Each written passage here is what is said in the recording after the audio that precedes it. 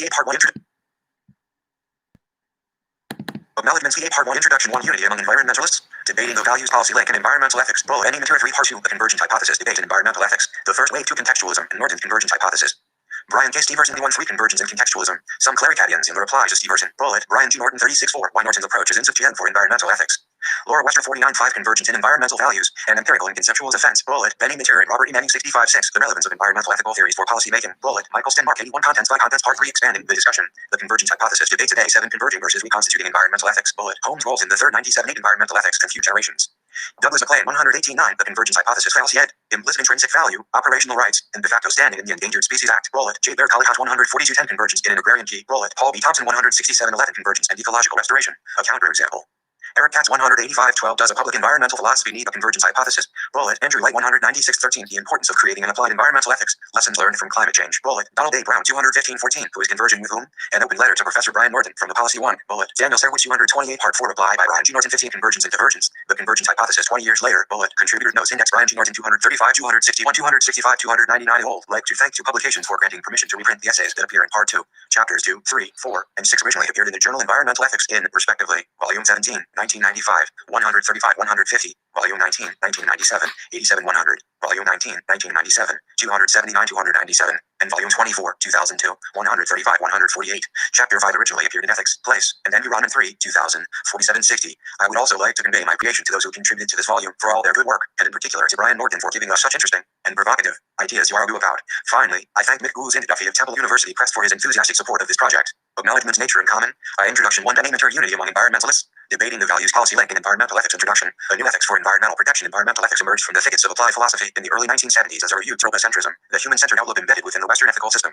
The anthropocentric worldview was singled out by the RFT generation of environmental philosophers for its failure to extend the boundaries of moral considerability and the attribution of intrinsic value to non-humans, including animals and plants, and to larger ecological communities. These new non-anthropocentric philosophers argued that the mainstream ethical traditions of the West, for example, Kantian ethics, utilitarianism, virtue ethics, and so forth, were not only insufficient as foundations for a new environmental ethic, but also philosophically hostile to developing a more respectful relationship to nature. The conventional ethical theories, they argued, only considered human interests and harms worth recognizing. Nature itself was accorded only instrumental value. It was not deemed worthy of direct moral concern. One of the earliest expressions of the desire to launch a new non-anthropocentric ethics of the environment appeared in a 1973 essay published by New Zealand philosopher Richard Rowley. Is there a need for a new and environmental ethic? One there, Rowley, who later changed his name to Sylvan, introduced what has since been referred to as the last man scenario, which he proposed as a kind of moral litmus test to separate the anthropocentrists for Chapter 1 from the non-anthropocentrists. According to the traditional ethical frameworks of the West, Rowley argued the last man surviving the collapse of the world system would be committing no wrong if he set about destroying every species of animal and plant on Earth. Since only humans have ultimate value in mainstream ethical theory, and since nature is therefore viewed as essentially valueless in itself, Rowley asserted that we have no established ethical principles that will allow us to condemn the destruction of nature on the grounds that it destroys intrinsic natural value.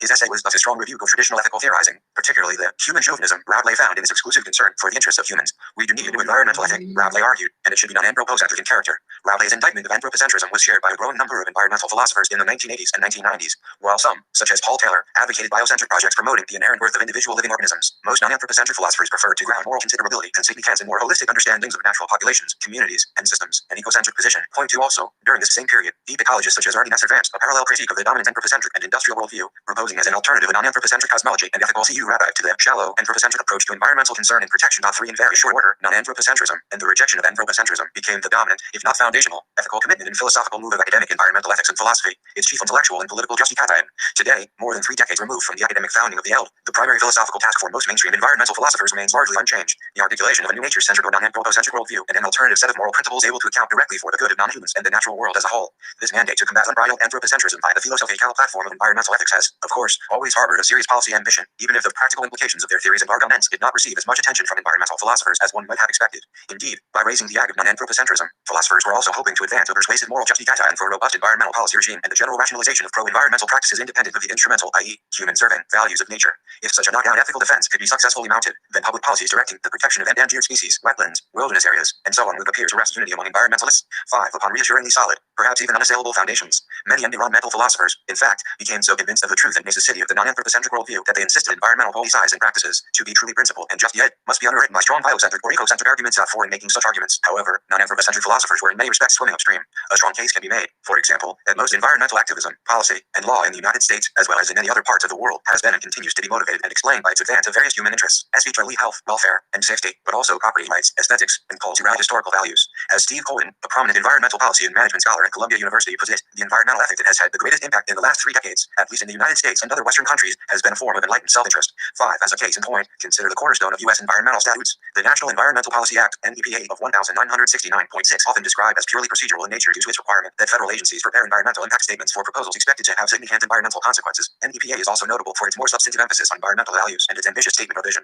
What ought to be generally understood, and is not, writes Lynn K. Caldwell, the Dean of Environmental Policy Scholars, is that NEPA is quasi-Cali legislation about values. 7. This is most obvious in the Declaration of Legislative Intent in the Act Section 2. The purposes of this Act are to declare a national policy which will encourage productive and enjoyable harmony between man and his environment, to promote efforts which will prevent or eliminate damage to the environment and biosphere and stimulate the health and welfare of man, to enrich the understanding of ecological systems and natural resources important to the nation. 8. The Act goes on to pronounce that it is the continuing policy of the federal government to use all available means in a manner calculated to foster and promote the general welfare, to create and maintain conditions under which man and nature can exist in productive harmony, and fall ill the social, economic, and other requirements of present and future generations of Americans. 9. The values expressed in the text of NEPA are clearly anthropocentric, pertaining to the health and welfare, economic and physical, of humans, including 6 Chapter 1 Future Generations. As written, NEPA does not state or even seriously imply that the environment itself has any interest independent of human welfare, or that it might have a moral claim against human agents who wish to alter or destroy natural features, wild species, and the like. Moreover, the harmony with the environment described in the Act is motivated by the term productive, which, although it could possibly be stretched to refer to biological productivity, is surrounded here by references to human ownership, man's environment, and anthropocentric designations of non-human nature, natural resources. In other words, the natural environment in NEPA is used instrumentally, though broadly, i.e., ecologically. It is not characterized as an intrinsically valuable entity apart from its contribution to human well-being. 10. This broadly anthropocentric rationale is, moreover, not peculiar to NEPA. Indeed, if we examine the language of some of the other major U.S. environmental laws, we indeed that their value statements are overwhelmingly human-centered in character, emphasizing the myriad contributions of the environment to human health, safety, and economic welfare. Even the ostensibly preservationist natural resource laws advance primarily anthropocentric interests, including those trumpeted by environmentalists for providing strict and seemingly quasi-non-anthropocentric expressions of environmental concern. Take, for example, the federal wetlands policy outlined in Section 404 of the Clean Water Act, which regulates the physical alteration or destruction of wetlands. 11. As legal scholar Alison Flower-Nay observes, Section 404 itself is viewed as one of the brightest stars of the environmental law constellation. 12. And yet the values expressed in Section 404, as with NEPA, may be generally described as anthropocentric in character, emphasizing economic productivity, property ownership, food hazards, recreation, navigation, water supply, and the overall needs and welfare of the people. 13. Although these values do re-ECT a larger ecological context and thus go beyond narrow calculations of FGENC abstracted from natural systems, at the end of the day they still terminate in human interests and therefore are anthropocentric rather than biocentric or ecocentric in nature. 14. The upshot is that many of the environmental protective policies set down in major U.S. environmental laws and regulations concerning air and water quality, waste disposal, the release of toxic chemicals, and so on, re-ECT broadly anthropocentric concerns about human health, safety, welfare, and related social BTS. This normative trend, moreover, goes beyond the statutory language of policy. Anthropocentric and, frequently, utilitarian values also appear to be the dominant motivational elements of the major international environmental advocacy groups, at least to the degree that these are reacted in their vision and mission statements. 15.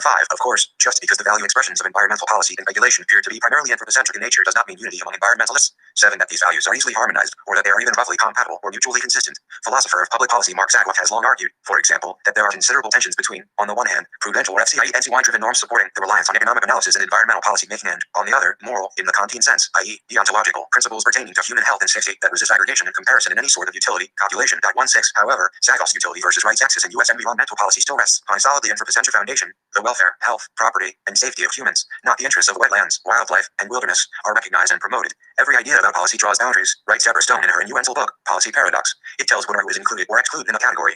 These boundaries are more than intellectual. They designate people in and out of the context or place them on different sides. 17. And non-anthropocentrists might argue that they debate not just people, but also environmental entities and processes. While species, habitats, and the like may count in environmental policy in the sense that their recovery and conservation are the codified targets of policy, they do not appear to count morality in the sense that policy and law codifies their moral standing or status. 18. In other words, environmental policy at best seems to only re-ECT an indirect regard for the environment. Of direct ethical concern are the many human interests served by the provision of clean air and water, species conservation, and so forth. Non-anthropocentrists, though, want more than this. Philosopher Eric Katz summarizes the general non-anthropocentrist position on the relationship between moral principle and environmental policy goals in the case of biodiversity protection. The real solution to problems in environmental policy lies in the species transformation of values. The transcendence of human-based value systems of ethics. Policies ensure the preservation of planetary biodiversity must express values derived from a non-anthropocentric moral size 10. 19. For theorists like Katz and J. Baird Collicott, even the broad anthropocentrism expressed in NEPA and similar environmental statutes and policies is not such yet. As Collicott puts it, conservation policy based on anthropocentrism alone, however broadened to include potential as well as actual resources, ecosystems, services, and the aesthetic, epistemic, and spiritual uses of nature by present and future people, is less robust and inclusive than conservation policy based on the intrinsic value of nature. 20. Clearly, a major fear of the non-anthropocentrists regarding the anthropocentric defense of environmental policy, regardless of how enlightened it may be, is that in the long run such rationales for policy choice will end up 8 Chapter 1 supporting actions that do not adequately protect endangered species from harm or safeguard protected areas from encroaching development. Non-anthropocentric environmentalists presumably do not wish to see NEPA and the other pillars of environmental policy toppled because they re-ECT an anthropocentric pedigree. but they do want to argue that non-anthropocentrism is a superior moral foundation for environmental protection, and that it also supports, in many cases, a more ambitious policy agenda than the traditional human regarding moral outlook. An illustration of this last point is the current rewilding campaign to restore the wilderness values of North America by actively recolonizing the landscape with biological analogs. For example, elephants, cheetahs, and lions, of its long-lost charismatic megafauna of the Pleistocene era. 21 going well beyond the stated policy goals of the Wilderness Act and the Endangered Species Act (ESA). The proposed rewilding effort is, its authors assert, just yet on ethical as well as ecological, aesthetic, and economic grounds. By ethical, the rewilding advocates clearly need to evoke the non-anthropocentric duty to restore biodiversity and wildness to the continent. Indeed, the Rewilding Institute, the umbrella organization for the Pleistocene rewilding proposal, describes itself as driven by unabashedly biocentric values. As their website states, we strive to protect and restore wild nature and wild species for their own sake, not just because they are of use to humans. 22 The upshot is that for many non-anthropocentrists, both within and outside academic environmental ethics, an alternative ethical system requiring deep value transformation, the shift from instrumental valuation of nature to seeing it as an end in itself, is necessary to motivate and justify sufficiently suitable environmental policy. Only assertions of the intrinsic value of nature, they argue, possess the kind of prompting power in environmental decision-making that can defeat traditional and traditionally powerful economic arguments for the exploitation and liquidation of environmental assets. Without such moral authority, non-anthropocentrists worry that environmentalists will have to compete directly with economic interests in environmental decision-making. A battle they fear is hopelessly lopsided, but ultimately avoidable. That is, if there is recourse to non-anthropocentric arguments. 23 Norton's toward unity among environmentalists and convergence hypothesis. Although it is still the dominant stance in the field, not all environmental ethicists have embraced the non-anthropocentric position and the view that unity among environmentalists 9 is essential to good environmental policy argument. For decades, the philosopher Brian Norton has advanced an intellectual counteroffensive, arguing that the non-anthropocentric worldview is both conceptually odd and pragmatically unnecessary within environmental ethics. 24 Speciality. Norton has challenged the popular notion that anthropocentrism is anathema to environmental protection by proposing an alternative and less aggressive version of human-centeredness, what he termed weak anthropocentrism. In his original formulation, Norton had in mind a kinder and gentler vision of humanist environmentalism that departed from the explorative and economistic readings of the anthropocentric worldview within environmental ethics. 25 For weak anthropocentrists, Norton wrote, non-human nature held an important, non-economic instrumental quality, a good he later described as transformative value. 26 The direct experience of nature, he suggested, had the potential to transform cell-sh human preferences into more enlightened ones. Nature can in effect be used as a means to criticize ecologically irrational desires, such as destructively consumptive views of nature. This transformative experience could in turn encourage the formation of higher ideals that affirm human harmony with the environment, now and in the future. 27 Among other things, Norton's argument demonstrated how a normative widening of anthropocentrism to countenance the full array of human goods and nature beyond narrow market values, and the temporal extension of these values so that they are properly understood as constraints imposed by the obligation to ensure resource sustainability for future generations, could put environmental humanism on much more solid ethical footing. It also showed that non-anthropocentric arguments were not necessary to criticize economistic views of nature. The latter could be shown to be to end by appeal to other instrumental but non-economic values in a reform anthropocentric framework. Norton's liberal humanism in environmental ethics was articulated in his influential 1991 book Toward Unity Among Environmentalists, in which he broke new ground with his broadly pragmatic approach to environmental philosophy, a methodological orientation wherein the practical policy goals of environmentalists took center stage and ethical theorizing moved to a justy category background. 28 Noting that environmentalists had not been able to rally around a consensus position about the ultimate value of endangered species, wetlands, wilderness, and so on, Norton's approach emphasized an important but frequently ignored distinction between the values of environmentalists and their policy goals. I will pursue a different strategy and look RST for the common ground, the shared policy goals and objectives that might characterize the unity of environmentalists. To support this strategy, I will employ a useful, if 10 chapter 1, somewhat arbitrarily drawn, distinction between values and objectives. An objective will be understood as some concrete goal such as a change in policy or the designation of a particular area as a wilderness preserve. Values will be understood more abstractly as the basis for an estimation of worth, which can serve as a justification and explanation for more concrete objectives. Thus, two environmentalists might work together to achieve the objective of prohibiting strip mining in a wilderness area, while justifying their activities by appeal to quite favorite values. One of them might, for example, value the wilderness as sacred, while the other wishes to perpetuate its recreational value for the use of the community. Differences in value may, therefore, lead to shifting coalitions regarding objectives. Once strip mining is effectively prohibited, supporters of recreational values may indeed themselves ally with the local chamber of commerce in supporting a larger parking lot for the access to the wilderness, while their former ally opposes both, insisting that ease of access will cheapen and degrade the sacred place. 29 Norton's focus on the unity of environmentalists at the level of policy preference, a view shaped by his analysis of key environmental decisions as well as interviews with leaders in the advocacy and policymaking communities, is the organizing principle of his 1991 book, a motif that resonates through a wide-ranging discussion of the values and objectives of population, energy, pollution control, land use, and biodiversity policy. It is also what led him to make a provocative claim that would have long been presented as the foundational rupture in the moral bedrock of environmental concern. That is, the deep chasm separating anthropocentrism and non-anthropocentrism was greatly exaggerated. Norton wrote instead that non-anthropocentric claims and his own pluralistic, liberal reading of anthropocentrism should, in practice, actually converge on the same set of environmental policy goals. While he had advanced earlier versions of this idea in several publications, in Toward Unity Norton provided a robust expression of the argument, which by now had taken on a rather grand designation, the convergence hypothesis. Although he described the convergence hypothesis, ch, as an article of environmentalist faith, Norton suggested that it was also an empirical hypothesis that could be falsified by subjecting it to experimental text. 30 Low D. Kelly, the ch is a hypothetical conditional. It predicts, for example, that if individual A is a consistently weak anthropocentrist, i.e., he or she embraces the full range of human values in the environment, aesthetic, spiritual, recreational, educational, etc., over time, and if individual B is a non-anthropocentrist who endorses a consistent notion of the intrinsic value of the unity among environmentalists, 11 Environment, then both A and B will end up supporting the same environmental policy positions. Norton predicted this convergence because he believed that, despite their different philosophical starting points, the weak anthropocentrists and the non-anthropocentrists embraced values that were ultimately dependent upon the long-term health or ecological sustainability of natural systems. The maintenance of multi-generational ecological processes, he argued, was the only way to protect ecological health, integrity, and biological diversity over the long run, whether these ends were just met by the comprehensive good of present and future generations of humans. The weak anthropocentric position, or for the value that ecological health, integrity, biological diversity, and the like possesses in or for itself, the non-anthropocentrist position. Norton briefly illustrated the CH toward unity by referencing environmentalists' efforts to protect wetlands, as discussed above, a policy objective that he described as uniting advocates of a variety of ethical hues, including sportsmen and traditional conservation organizations, e.g., Ducks Unlimited, the National Wildlife Federation, as well as Nature Wildlife Appreciation societies like Audubon and Defenders of Wildlife. 31, as he wrote, information about the crucial role of wetlands in absorbing nutrients and limiting algae growth, information showing the crucial role of submerged aquatic vegetation in supporting migrating waterfowl, and facts about the importance of wetlands for migratory patterns generally, all focus attention on the policy goal of wetlands protection. Ecology therefore directs environmental concern to the systematic level, focusing attention on protecting whole complexes of wetlands. National and local groups espousing the wide variety of values and worldviews are therefore focused on the importance of habitat protection, even while some are polishing their ale-glasses and others are cleaning their shotguns. 32, while Norton's prediction of the policy convergence of non-anthropocentric and anthropocentric positions was clearly a bold move in an environmental ethics held gripped by the view that these moral positions were polar opposites and thus irreconcilable, Norton soon drew a further conclusion in his argument that ensured the CH would become the lightning rod for criticism in Yale, since he believed in the empirical validity of the convergence thesis, and he also believed that there were a number of thorny and insurmountable philosophical and practical problems affecting non-anthropocentric theory. Norton concluded that it was more effective to argue for environmental policy goals from the weak anthropocentric point of view, that is, from the standpoint of the maintenance of options for future generations. 33, Norton's Convergence 12 Chapter 1 thesis thus took a pragmatic and consequentialist line on value debates in environmental ethics.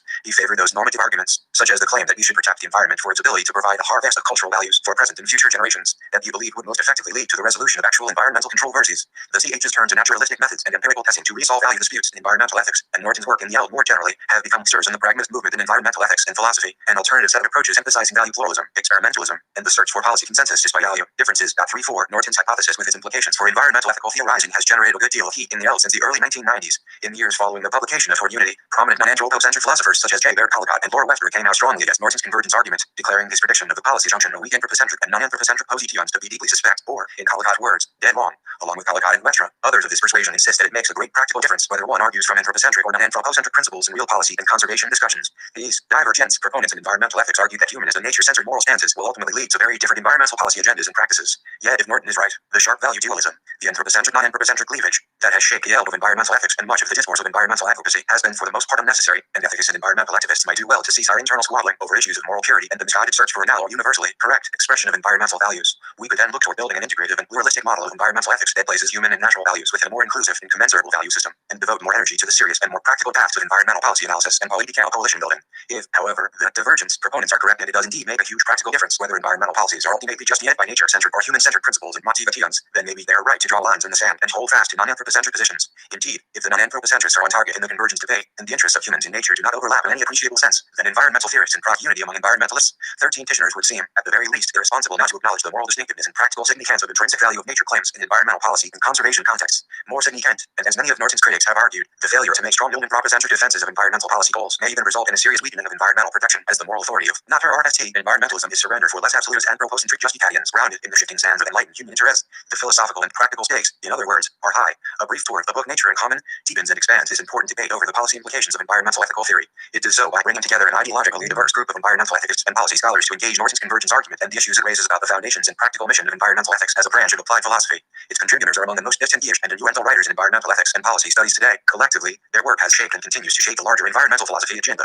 Given such philosophical breadth, it is probably not surprising that the authors of this volume are not of one mind regarding Norton's thesis and the policy import of environmental ethical arguments more generally. Chapters 2, 4, 6, 7, 9, and 11 provide a spirited defense of the non-anthropocentric tradition in environmental ethics and its necessary place in environmental policy argument. Others, however, including chapters 3, 5, 8, 10, 12, 13, and 14, argue that a broad, pluralistic anthropocentrism is a legitimate approach to environmental ethical theorizing and an effective, if not the most effective, rationale for sound environmental policy goals. And while all of the contributors to this volume engage a convergent idea in one manner or another, many authors also use the debate over Norton's thesis as a mechanism to explore a number of additional themes and issues in environmental ethics and policy studies, ensuring that the following discussion is both philosophically interesting and politically vital. The chapters in Part 2, the convergence hypothesis debate in environmental ethics. The first wave lay out the original debate over Norton's thesis that emerged in the mid-1990s. Chapters 2 and 3 contain an interchange between Brian Stevenson and Norton on the convergent idea, particularly its application to species conservation policy, and Norton's attempt to operationalize his arguments via a contextualist decision procedure. Stevenson claims that Norton's contextualism dooms his convergence arguments because it violates 14 Chapter 1, the commitment of the ecologist to preserve all species. For his part, Norton defends his convergent model and the contextualist method against Stevenson's criticisms, elaborating in the process logic and normative force of the safe minimum standard principle of conservation policy.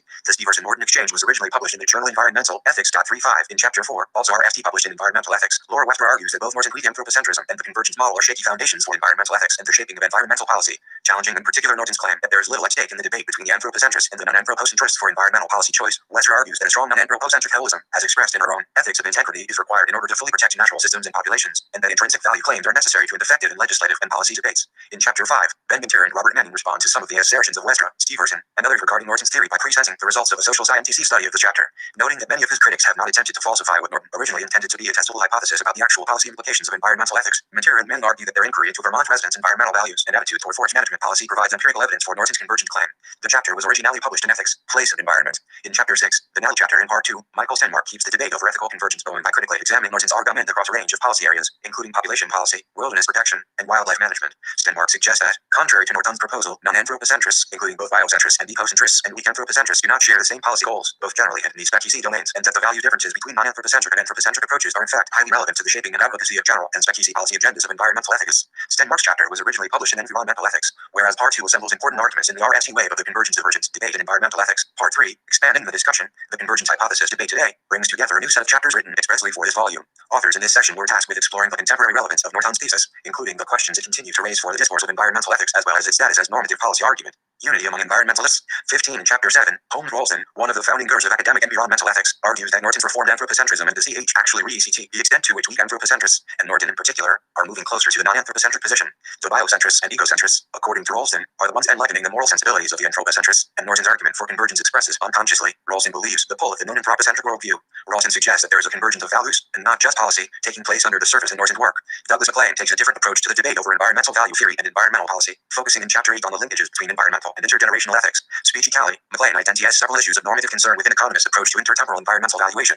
In doing so, he provides one possible elaboration of the long-sighted anthropocentrism that stands as a counterpoint to non-anthropocentric ethics. He also calls for more caution among philosophers in making arguments about policy based on general metaphysical views. Even though MacLean is deeply critical of the reliance on narrow economic reasoning in environmental decision-making, he concludes his chapter by suggesting that intrinsic value of nature arguments do not add much to the process of coming up with good reasons to protect the environment either today or in the future. This conclusion is not shared by J. Baird Collicott, an ardent defender of intrinsic value in nature arguments and their role in justifying environmental policy. In Chapter 9, Collicott argues that a careful interpretation of the ethical dimensions of legal decisions involving the ESA since its passage in 1973 effectively false Norton's convergence hypothesis. According to Collicott, while the ESA does not explicitly reference non-anthropocentric values, its citizen supervision confers implicit intrinsic value and operational rights on lists of threatened and endangered species. Had the act only accommodated anthropocentric reasoning, Collicott argues, it would be a different policy than the one we currently have. Therefore, he concludes, Norton's hypothesis is not valid. Intrinsic value of nature arguments do make a practical difference in environmental policy formulation and environmental decision-making. In Chapter 10, Paul B. Thompson focuses on how the CH has led Norton toward a more explicit philosophical pragmatism in the years following the publication of Toward Unity. Thompson considers the ways in which Norton's engagement with the ideas of Dewey, Pierce, and the rest of the pragmatist thinkers shape his subsequent embrace of adaptive management and overall approach to environmental philosophy since the early 1990s.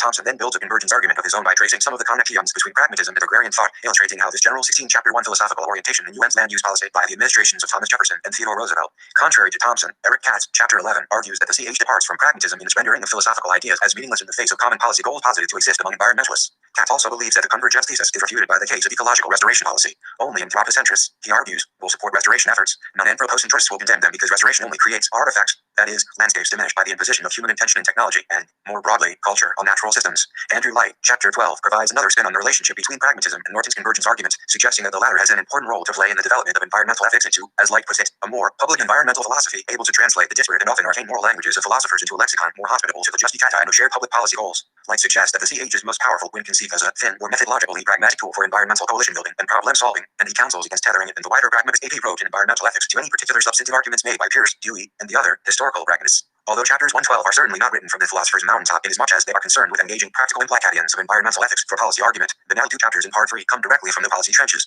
The authors are not environmental philosophers, but rather environmental law and policy scholars with extensive experience and expertise in environmental policy and politics. In Chapter 13, Donald Brown re-ECTs on the failure of environmental ethics to make inroads into environmental policymaking, suggesting that this is due in part to the abstract nature of much environmental ethical analysis, especially its neglect of the economic, scientific, and legal issues that are contested in particular policy disputes. Brown argues for a more applied environmental ethics that can address these concerns and offers the case of the ethical evaluation of climate change policy as an illustration of the potential of concrete ethical analysis in environmental decision-making. He concludes that Norton's convergence thesis is more frequently right than wrong in the climate policy example, though Brown emphasizes that the primary ethical context there is not anthropocentrism versus non-anthropocentrism, but rather tensions between anthropocentric ethical principles, e.g., rights-based and utility-based ethical considerations. Science policy scholar Daniel Sarowitz makes a similar point in his open letter to Norton in Chapter 14, arguing that non-anthropocentric rationale's unity among environmentalists, 17 and environmental policy are politically impotent. Sarowitz suggests that, rather than devoting so much energy to the anthropocentric-non-anthropocentric dispute, we should acknowledge that the business of environmental policy making is more about the political struggle between various human interests. For example, aesthetic and cultural values of nature versus survival-based welfare values. The real challenge for normative convergence in environmental policy, Sarowitz believes, concerns the political task of aligning the major anthropocentric interests in resource conservation and biodiversity protection so that these outcomes are achieved, not building policy bridges with the known anthropocentrists. It is an important point, especially given that environmental philosophers have strangely devoted comparatively little attention to understanding the moral and political motivations of those pressing anti-environmental agendas. 36. In the concluding chapter of his book, Convergence and Divergence, the Convergence Hypothesis 20 years later, Brian Norton replies to many of the criticisms raised in the preceding chapters while also providing deeper historical and intellectual context for his convergence argument.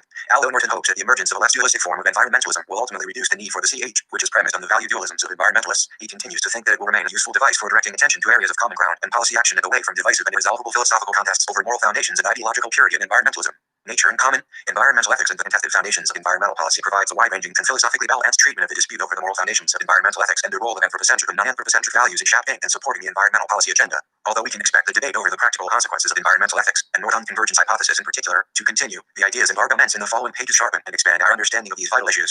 The chapters collected in this volume also signal, perhaps, the rise of a more engaged model of philosophical inquiry in environmental ethics, a particularly timely development given the growing concern that the L has not followed its potential as a normative discourse for environmental policy making. 37. Hopefully, then, this book will encourage environmental philosophiers to devote more serious attention to the complex intersection of environmental values and policy outcomes, a line of inquiry that can only render the concepts and arguments of environmental ethics more legible and relevant to intelligent environmental decision-making. To the convergence hypothesis debate in environmental ethics, the first wave to Brian K. Stevenson contextualism and Norton's convergence hypothesis introduction as a prominent voice in environmental philosophy for more than 2 decades. Brian Norton has labored to show that the intractable ideological debate between anthropocentrists and non-anthropocentrists, which has served to frame most discussions of environmental ethics, often distracts attention away from the fact that when it comes to practical principles of environmental management, the two opposing approaches for the most part converge. One, his argument has been that because the non-anthropocentric position involves highly questionable metaphysical and epistemological commitments, and because nothing of normative importance contained in non-anthropocentric theories is lost in dispensing with these commitments, environmentalists would be better served by adopting what he has called a weak anthropocentric standpoint. More recently, Norton has also been in the forefront of efforts to develop a conceptual apparatus for an approach to environmental management that is capable of accommodating both socio-economic and environmental perspectives without requiring extraordinary sacrifices from the supporters of either position. In a number of writings, he has worked to articulate and defend an approach to environmental management that adopts as its mandate the maintenance of ecological health, and that is from Brian K. Stevenson, Contextualism and Norton's Convergence Hypothesis, Environmental Ethics 17, 1995, 135-150. Reprinted with permission. 22 Chapter 2 loosely modeled on the paradigm of medical science, because social and economic systems can be viewed as being contextually embedded in larger environmental systems. Norton holds that such an approach is capable of integrating socioeconomic concerns with environmental concerns, in that the maintenance of the health of the environmental context in which socioeconomic activity takes place is necessary if such practices are to continue to exist and nourish. These two intellectual activities converge toward unity among environmentalists, where he argues that despite divergences regarding ultimate values and justificadians, a consensus on the broad outlines of an intelligent policy is possible among environmentalists of different stripes once their concerns are placed within a framework of environmental management centered on the maintenance of ecological health. A prime example of Norton's position can be found in a chapter devoted to interspecies ethics 3, where he continues his program of reconciliation by arguing that when analyzed in detail, deep ecology, the paradigmatic example of a non-anthropocentric approach to environmental ethics, would not, in general, issue policy positions different from those advanced by long-sighted anthropocentrists. Norton's conclusion is that introducing the idea that other species have intrinsic value, that humans should be fair to all other species, provides no operationally recognizable constraints on human behavior that are not already implicit in the generalized, cross-temporal obligations to protect a healthy, complex, and autonomously functioning system for the being of future generations of humans. For Norton's position is that this policy convergence takes the form of a bilateral commitment to the standpoint that all species should be protected as long as the socioeconomic costs of doing so are bearable, a point of view that has been labeled the safe minimum standard SMS criterion. 5. I argue that even if one grants the premise with regard to practical policy formation that deep ecologists are committed to or would accept the SMS criterion, the post-civil idea of convergence between deep ecology and long-sighted anthropocentrism is minimal, or even non-existent. This is because the overall methodological framework for policy formation within which Norton places the concerns of long-sighted anthropocentrism, a framework that he refers to as contextualism, is unlikely to generate an overall approach to policy formation that accommodates the axiological intuitions of deep ecologists, since it allows for the disappearance of species even when the costs of preserving them are bearable. I concede that, in the presence of scientific ignorance about the structure and functioning of ecological systems, the contextualist AP approach might commit environmental management to something at least as strong as the SMS criterion. Nevertheless, I argue that given the directive for ecological science set by contextualism, if ecological science does at some future time develop the required body of knowledge, then the most reasonable contextualism and Norton's convergence hypothesis 23 decision criterion for environmental management will be one that is considerably weaker than the SMS criterion, and too weak to capture the axiological intuitions of deep ecologists. The convergence argument, the controversial nature of Norton's claim about convergence lies in the fact that the basic value assumptions that underlie anthropocentric approaches on the one hand and the deep ecology movement on the other stand in rather stark contrast to one another. Consequently, proponents of approaches based on ascriptions of intrinsic value to non-human species may be hesitant to concede Norton's point regarding policy formation because they perceive it also to be a concession on the more basic axiological commitment. Put another way, their intuition about the inherent value of all non-human species, which is expressed as a philosophical claim about intrinsic value, might appear to them to be incompatible with anthropocentric-based policies, which, at least prima facie, subordinate the value of non-human species to that of humans. What Norton tries to show in unity among environmentalists is that in agreeing to the kind of preservationist policy that emerges from the long-sighted anthropocentric approach, deep ecologists need not, in effect, abandon their initial intuitions about the value of non-human species. Rather, what they are abandoning is a particular philosophical framework for translating those intuitions into axiological claims. As Norton notes, when forced to develop necessitates some killing, exploitation, and suppression. 7. This qualitation, however, as Norton points out, creates the possibility that a de facto hierarchy of value will supplant the ideal of biospherical egalitarianism, and, more seriously, that such a hierarchy will in effect map onto the phylogenetic scale in a predictably anthropocentric pattern, an outcome that is self-defeating for the deep ecologist position. 8. For Norton, this consideration reveals the problem with the deep ecologist approach to generating principles of policy. Its axiological framework is too individualistic. In committing themselves to the non-hierarchical ideal that all individual organisms are of equal inherent value, deep ecologists empty themselves bereft of a methodology that allows them to escape the dilemmas posed by axiological conics. Further, the implicit metaphysical atomism contained in this individualistic axiology directly clashes with the professed metaphysics of deep ecologists, namely holism. 24. Chapter 2. According to Norton, when the deep ecologist's intuitions about the value of non-human species are placed in a contextualist framework consistent with their own holistic commitments in which individuals are recognized as part of larger systematic wholes, the difficulties that emerge from an individualistic perspective, i.e., irresolvable conics, are avoided due to the fact that the continued health of larger ecological wholes, a concern for any realistic praxis, may require that some individuals be killed, exploited, or suppressed. Such ecological necessity does not entail that particular individuals are being treated in an unfair or unjust way because contextualism embodies an approach to environmental management based on the principle of interspecies impartiality, that is, the view that restraints on species populations and their activities, humans included, are to be based on standards of ecological health, not on strictly anthropocentric standards. As Norton notes, the principle of interspecies impartiality requires that humans are morally just yet in calling out only if the humans are willing, similarly and impartially, to limit their own populations when they exceed their carrying capacity. 9. Norton's conclusion, understood contextually rather than atomistically, is that the deep ecologist's intuitions about the inherent value of non-human species are not threatened by an anthropocentric approach in that no long-term human values can be protected without protecting the context in which they evolve, a diverse natural environment. 10. Instead, what one comes to expect is convergence. Human interests and non-human interests converge. Placed within the proper epistemological axiological framework, the deep ecologists call for the preservation of species will be identical to the demands of mainstream environmentalists that species be protected provided that the costs of doing so are bearable. The SMS approach rests on the presumption that all species are of value and that the burden of proof lies with those who would diminish this value to show that the socioeconomic cost of preserving species is prohibitive. As such, the concerns of such avowed non-anthropocentrists as the deep ecologists converge with those of anthropocentric mainstream environmentalists when one arrives at the point of general policy formation. In this context, I am not interested in exploring the validity of Norton's convergence hypothesis itself, although, of course, such a critical assessment is necessary. Norton grants the hypothesis a dual status. It is both a very general empirical hypothesis and an article of environmentalist faith. 11. Whether it can stand as an empirical hypothesis and whether it ought to be a committed guide for environmental management are important questions to consider, though not ones I wish to pursue here other than to argue that in the case of species preservation, deep ecologists might be more than a little suspicious about the possibility of convergence. Also, I am not interested in contextualism and Norton's convergence hypothesis. 25. Reviewing Norton's argument that deep ecologists would be driven to a decision criterion similar to the SMS criterion. It must be conceded, however, that Norton's claim is at least plausible. Deep ecologists must be able to translate their normative claims into reasonably speculative positions regarding action, both individual and collective. One would expect that in order to preserve their belief in the intrinsic value of non-human nature, deep ecologists would opt for a decision criterion that minimizes as far as possible the extent to which such value can be allowed to disappear or diminish. The SMS criterion is, prima facie, an appropriate candidate in that it represents an attempt to maximize the preservation of species by requiring that only prohibitive costs count as legitimate reasons for engaging in activities that threaten species diversity. An important point of dispute will, of course, be the question, what counts as prohibitive? Nonetheless, supposing that this issue could be settled to the satisfaction of deep ecologists and alongside anthropocentrists, which might prove to be quite a difficult task, it is quite plausible to believe that deep ecologists would be comfortable with the SMS criterion and convergence would be achieved. Apart from whether or not the SMS criterion is the most plausible decision criterion for deep ecologists to consent to, the question I wish to explore is whether the SMS criterion is the most reasonable decision criterion for contextually framed, long-sighted anthropocentrism to accept. If it is not, then the convergence question has to be restated in terms of the decision criterion that the contextually based environmental manager would commit to. Understood this way, I think it becomes clear that no such policy convergence would occur and, in this spec-EC context, that Norton's convergence hypothesis is not supported. Demonstrating this point requires an exploration of what Norton means by contextualism. Contextualism in a number of articles and in Toward Unity Among Environmentalists, Norton develops the methodological framework for policy formation that he refers to as the contextualist approach. 1.2. Contextualism is a synthesis of a pared-down version of the traditional organicist metaphor and hierarchy theory, a contemporary approach to systems ecology. As Norton puts it, expressed metaphorically, contextualism is organism. The biota is a living system which has an internal, self-perpetuating organization, but organism minus teleology. 13. Minus teleology, qualication is intended to demystify organism by stripping it of any connotations of intentional activity on the part of ecological systems. What is left is a methodological metaphorical version of organism that Norton refers to as minimal holism.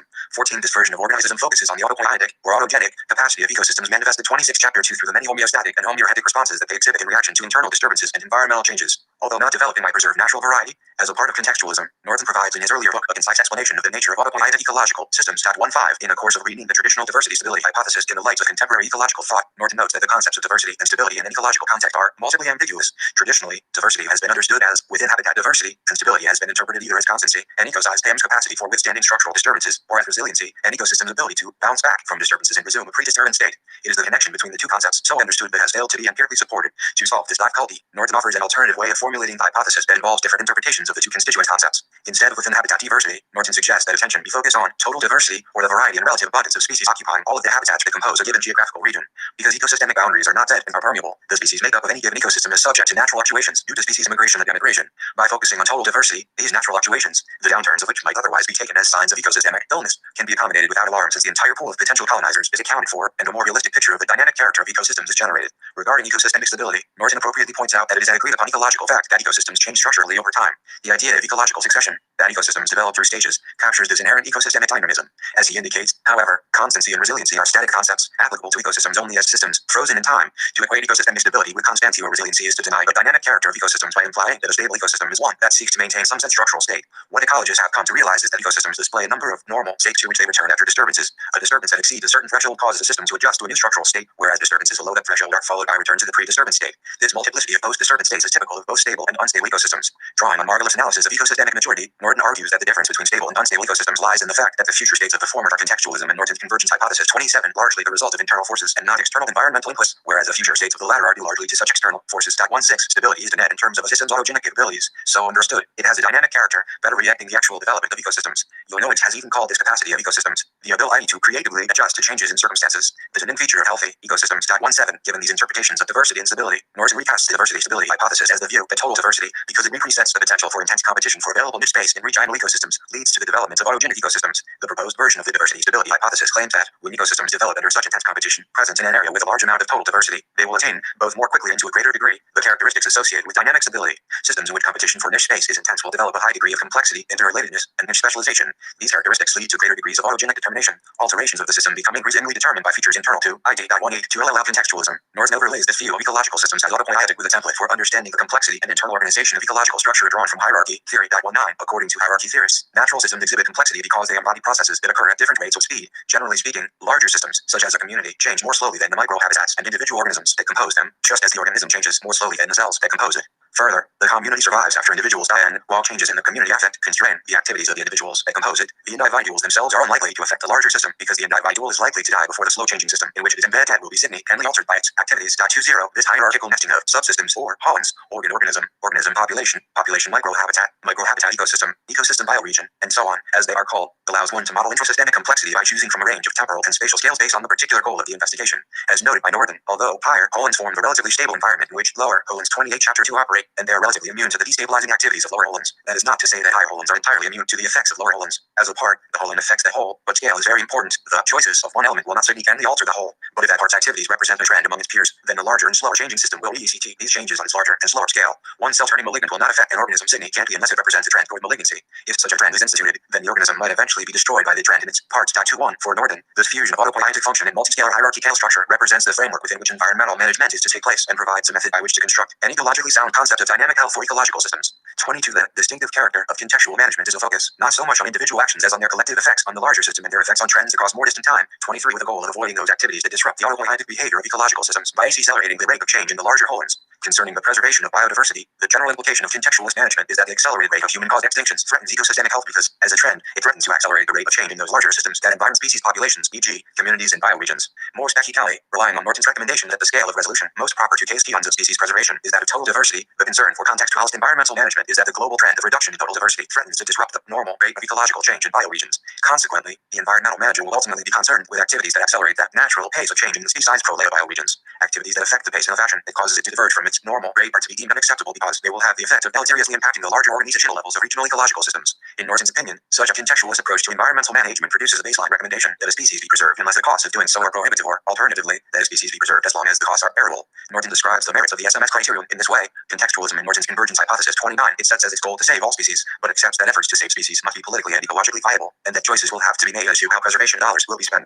The SMS criterion states the common sense position. In the extreme case, costs might override the strong presumption in favor of preservation, but the burden of proof always rests on those who would degrade a resource or destroy a species. 24 Norton acknowledges it might preserve natural variety, that you adopt the SMS criterion because it embodies the central assumption that all species have value, and he puts the burden of proof on those who would diminish or destroy such value to show that such a loss is unavoidable or necessary to satisfy some other equally stringent moral obligation. 25 It is clear from his later writings that his endorsement of of the SMS criterion is also based on his belief that it is the most reasonable approach to protecting large-scale ecosystem-like processes, inasmuch as protecting such processes is dependent on the maintenance of total diversity, and that it represents a presumptive commitment to protecting as many species as possible. 26. Contextualism, decision criteria, and convergence. As mentioned earlier, setting aside questions about the acceptability of the SMS criterion from the perspective of deep ecology, the other half of the convergence hypothesis can be questioned. Would long-sighted or weak anthropocentrism, understood within a contextualist framework, result in the SMS criterion? My position is that it would not. The problem is that contextualism provides inadequate support for the presumption that species can be allowed to diminish in abundance or go extinct locally, regionally, or blah blah blah, only in those cases where the costs of preservation are prohibitive.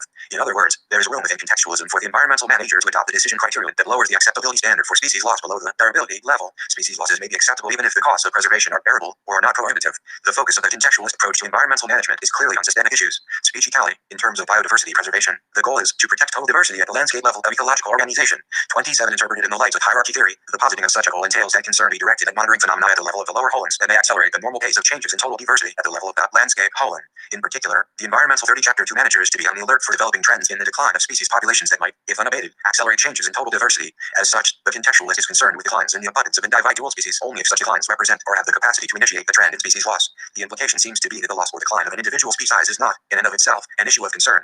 As hierarchy theorists admit, the activities of lower-level holons tend not to affect the higher-level processes unless such activities represent a trend among its peers. If so, then the loss or decline of an individual species ought not to be cause for alarm unless one has good reason to think that such loss or decline has the potential to initiate, or in fact is already part of, a regional trend in species decline and loss. Is it plausible to believe that in fact there may be instances in which the loss or substantial decline of an individual species or small set of species does not represent or does not have the potential to initiate trends in its peers? Or is such a scenario inherently implausible because every species loss or decline either represents the beginning of such a trend or has the potential to initiate one? I argue that such a scenario is indeed quite plausible. As mentioned earlier, it is the nature of ecosystems, as autopoietic-sized stems, to display the capacity for creative responses to environmental changes and internal disturbances, such as fluctuations in species abundance and demographics. If so, then it makes sense to assume that ecosystems have tolerance levels. Due to their structural and functional complexity, within certain parameters they may perhaps withstand the loss or decline of individual species size and still maintain their autopoietic capacity at higher levels of organization.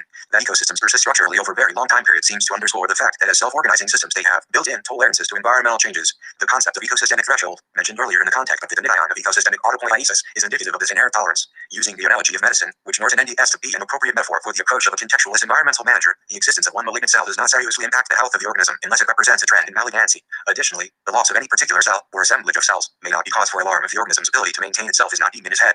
In either case, what is evidenced is the ability of an organism, a particular type of autopoietic system, to tolerate the loss or diminishment of some particular component. If so, then calls for invasive procedures to remove the malignant cell or avoid the loss of cells are medically unnecessary. Applied to species preservation, if the decline or loss of an individual species poses no threat to the health of the larger system, then calls for intervention to pre-contextualism and Norton's convergence hypothesis 31 that further decline or to prevent the local or global extinction of such species, though not prohibited, are ecologically unnecessary. When the decline or loss of some individual species poses no threat to the autopoietic capacities of the larger systems, the socioeconomic costs required to reverse the decline or save the species from extinction take on greater significance than they do in cases where one is faced with a developing trend in species impoverishment. Once the ecological necessity of preserving an individual species no longer holds, one can plausibly argue that since society can avoid the socioeconomic costs that would be incurred if attempts were made to save the species, and in doing so create no or little risk to ecosystemic health, then, in accordance with the management goal of balancing environmental and socioeconomic concerns, the most reasonable management decision is to allow the species to continue to decline or go extinct, because, as quoted above, Norton defends the view that questions about how to spend resources, natural and otherwise, are essential to decisions about species preservation. It is reasonable to assume that the contextualist manager could, in specie cases, decide to allow socioeconomic BTS are derived from activities that impact the abundance of certain species, but where such impact does not represent an ecologically dangerous trend. In either case, the existence of certain species becomes a variable commodity that can be exchanged for other BTS or to avoid certain costs. If so, then contextualism entails a much weaker decision criterion than the SMS criterion. Most likely, the actual decision criterion would be to avoid trends in species decline or loss unless the costs of doing so are prohibitive, which clearly marks a move away from assigning presumptive protection to species on an individual basis. Of course, even this weaker decision criterion contains a presumptive commitment to preserving many species. A failure to do so would represent a trend in species decline or loss since species are interrelated. Nevertheless, this commitment, given the quantitative vagueness of many, is far different from a presumptive commitment to preserve all species if possible, and quite different from a commitment to preserve as many species as possible. 28. These differences follow from the fact that it is plausible to believe that ecosystems are structured so as to be capable of tolerating significant changes in the composition and amount of total diversity. Norton acknowledges as much when he remarks that diversity must be understood dynamically in terms of healthy processes rather than merely as maintenance of current elements of the system. 29. If existing species patterns are not the ultimate object of concern, 32 Chapter 2 for the contextualist environmental manager, then the goal of preserving all species or as many as possible is no longer operative. Noticeable changes in the current elements of any particular ecosystem become allowable not only in cases where preventive costs are prohibitive but also in cases where such costs are bearable. When the implications of contextualist environmental management are spelled out in this way, the possibility that deep ecology and long-sighted anthropocentrism would converge at the level of policy formation seems less likely, bordering on the non-existent. Norton's criticism of deep ecology's axiological individualism turns out to be a double-edged sword. True, unpoietic egalitarianism leads to irresolvable policy conflicts. However, thoroughgoing contextualism, despite its apparent ability to achieve consistent policy formation, fails to provide adequate support for the preservation of individual species. It fails to do so because it turns the focus of environmental preservation away from individual species and toward ecosystemic processes. The shift in focus is mirrored by a shift in normative goals, unlike the deep ecologist, who will be committed to preserving as many species as possible, and who will try to eliminate possible in such a way as to maximize the amount of species diversity preserved without requiring extraordinary socioeconomic decreases. The contextualist environmental manager will be committed to the much weaker normative goal of avoiding trends in species loss. These different normative goals, easily translatable into equivalent decision criteria. The intractability of the debate at the normative level is not relieved at the level of policy formation. The optimism expressed for the convergence hypothesis seems to wane when the issue of devising a single comprehensive decision criterion by which to develop practical policy is addressed, at least as regards species preservation. Conclusion: there is an obvious and potentially powerful response to my argument that deserves consideration. It could be argued that my criticism of Norton's convergence hypothesis rests on a false assumption, namely, that we are in a position to predict which lower level phenomena will or will not accelerate processes at higher systemic levels. Such an assumption, it can be argued, is simply false. We do not have at our disposal the requisite knowledge of ecological structure to make such predictions. As ecologists have come to recognize, ecosystems are so complex that simple linear explanations of ecological phenomena and their interrelatedness are grossly unrealistic. The fact that higher level systemic processes occur over such long periods of time makes it terribly difficult, if not outright impossible, to accumulate the kind of data necessary to generate reasonably comprehensive principles of ecosystemic contextualism and Norton's convergence hypothesis 33 functioning and to test theories and models. Because of the short temporal scale of the studies that have been undertaken, the available data is at best uncertain. Consequently, cases in which species can be said because of their ecological unimportance are in the best of circumstances only hypothetical, since the kind of ecological knowledge required in such cases is itself non-existent. In the presence of ecological ignorance, the contextualist manager must be committed to the stronger version of the SMS criterion. Because we are not in a position to determine whether the loss of any particular species will initiate the trend, all species should be protected if the socioeconomic costs of doing so are bearable. The appropriate response to this objection depends on the strength of the epistemological claim embedded in it. First, it is obviously true that we are far from the kind of ecological enlightenment necessary to make such cases a real possibility, and as long as that situation remains unchanged, my argument is at best a theoretical one. As a result, Norton can easily respond that such a theoretical problem is not worrisome because it has no impact on policy formation. At that level, the SMS criterion will be the most reasonable such criterion for the contextualist manager to adopt, and if it is also the most reasonable criterion for deep ecologists to adopt, then the convergence hypothesis holds for species preservation. However, some questions must be in his word. Is our present ecological ignorance simply a contingent phenomenon, or ecological structure so complex that it is inconceivable we will ever come to acquire sufficient knowledge to generate causal principles linking phenomena in lower wholes with processes in higher ones? Are we suffering from temporary or permanent ecological blindness? If ecological science continues to develop and ecologists begin to generate a body of principled knowledge capable of grounding predictive hypotheses, then the ability to predict the impact of lower level phenomena on higher level systemic processes may become a real possibility. If so, however, the appropriateness of the SMS criterion for contextualist environmental management will only be temporary. At some future point, the weaker version of the SMS criterion will become more reasonable. Convergence, if it is realized, will be a simple historical fact, not a principled position. Furthermore, Norton and others who defend an approach to environmental management based on the metaphor of medical science operate with an overall framework that requires the availability of such ecological knowledge. 30, as Norton remarks, scientific contextualism places a heavy burden on scientific models to help us determine which activities may have long delayed, but potentially catastrophic consequences. 31 With regard to modeling environmental management on medical science, Norton writes, just as medical research must follow both the criterion of methodological rigor and the criterion of 34 Chapter 2 relevance, usefulness in healing patients, conservation biologists are likewise obligated to characterize ecological systems in ways that are not only accurate, but useful in protection and recovery programs. 32 Norton acknowledges that the application of ecological principles of diagnosis and treatment to environmental management continues to be difficult because there is no adequate characterization of the physiology of ecological systems, which is primarily the result of difficulties in resolving scale issues. Nevertheless, if environmental management is to be guided by the mandate, protect ecosystemic health, then it must have at its disposal a body of knowledge that allows it to engage in diagnostic, curative, and preventive ecological medicine.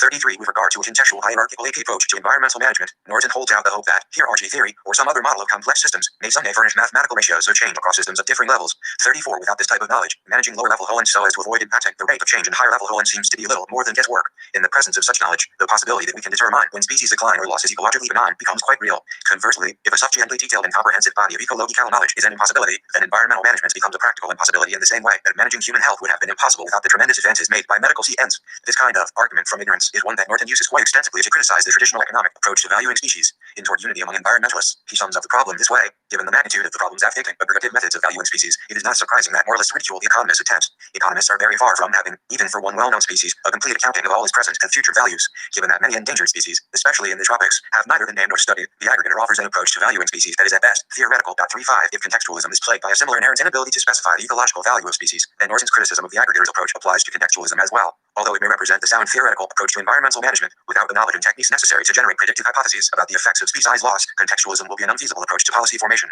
Thus, on the one hand, if ecological science is capable of developing the kind of clinical knowledge necessary to make contextualism work as a form of contextualism and Norton's convergence hypothesis 35 environmental management, then it is both conceptually and pragmatically unlikely that Norton's convergence hypothesis will hold with regard to species preservation. On the other hand, if clinical ecology is a conceptual impossibility, then contextualist environmental management will suffer a similar fate as a practical approach to environmental decision-making.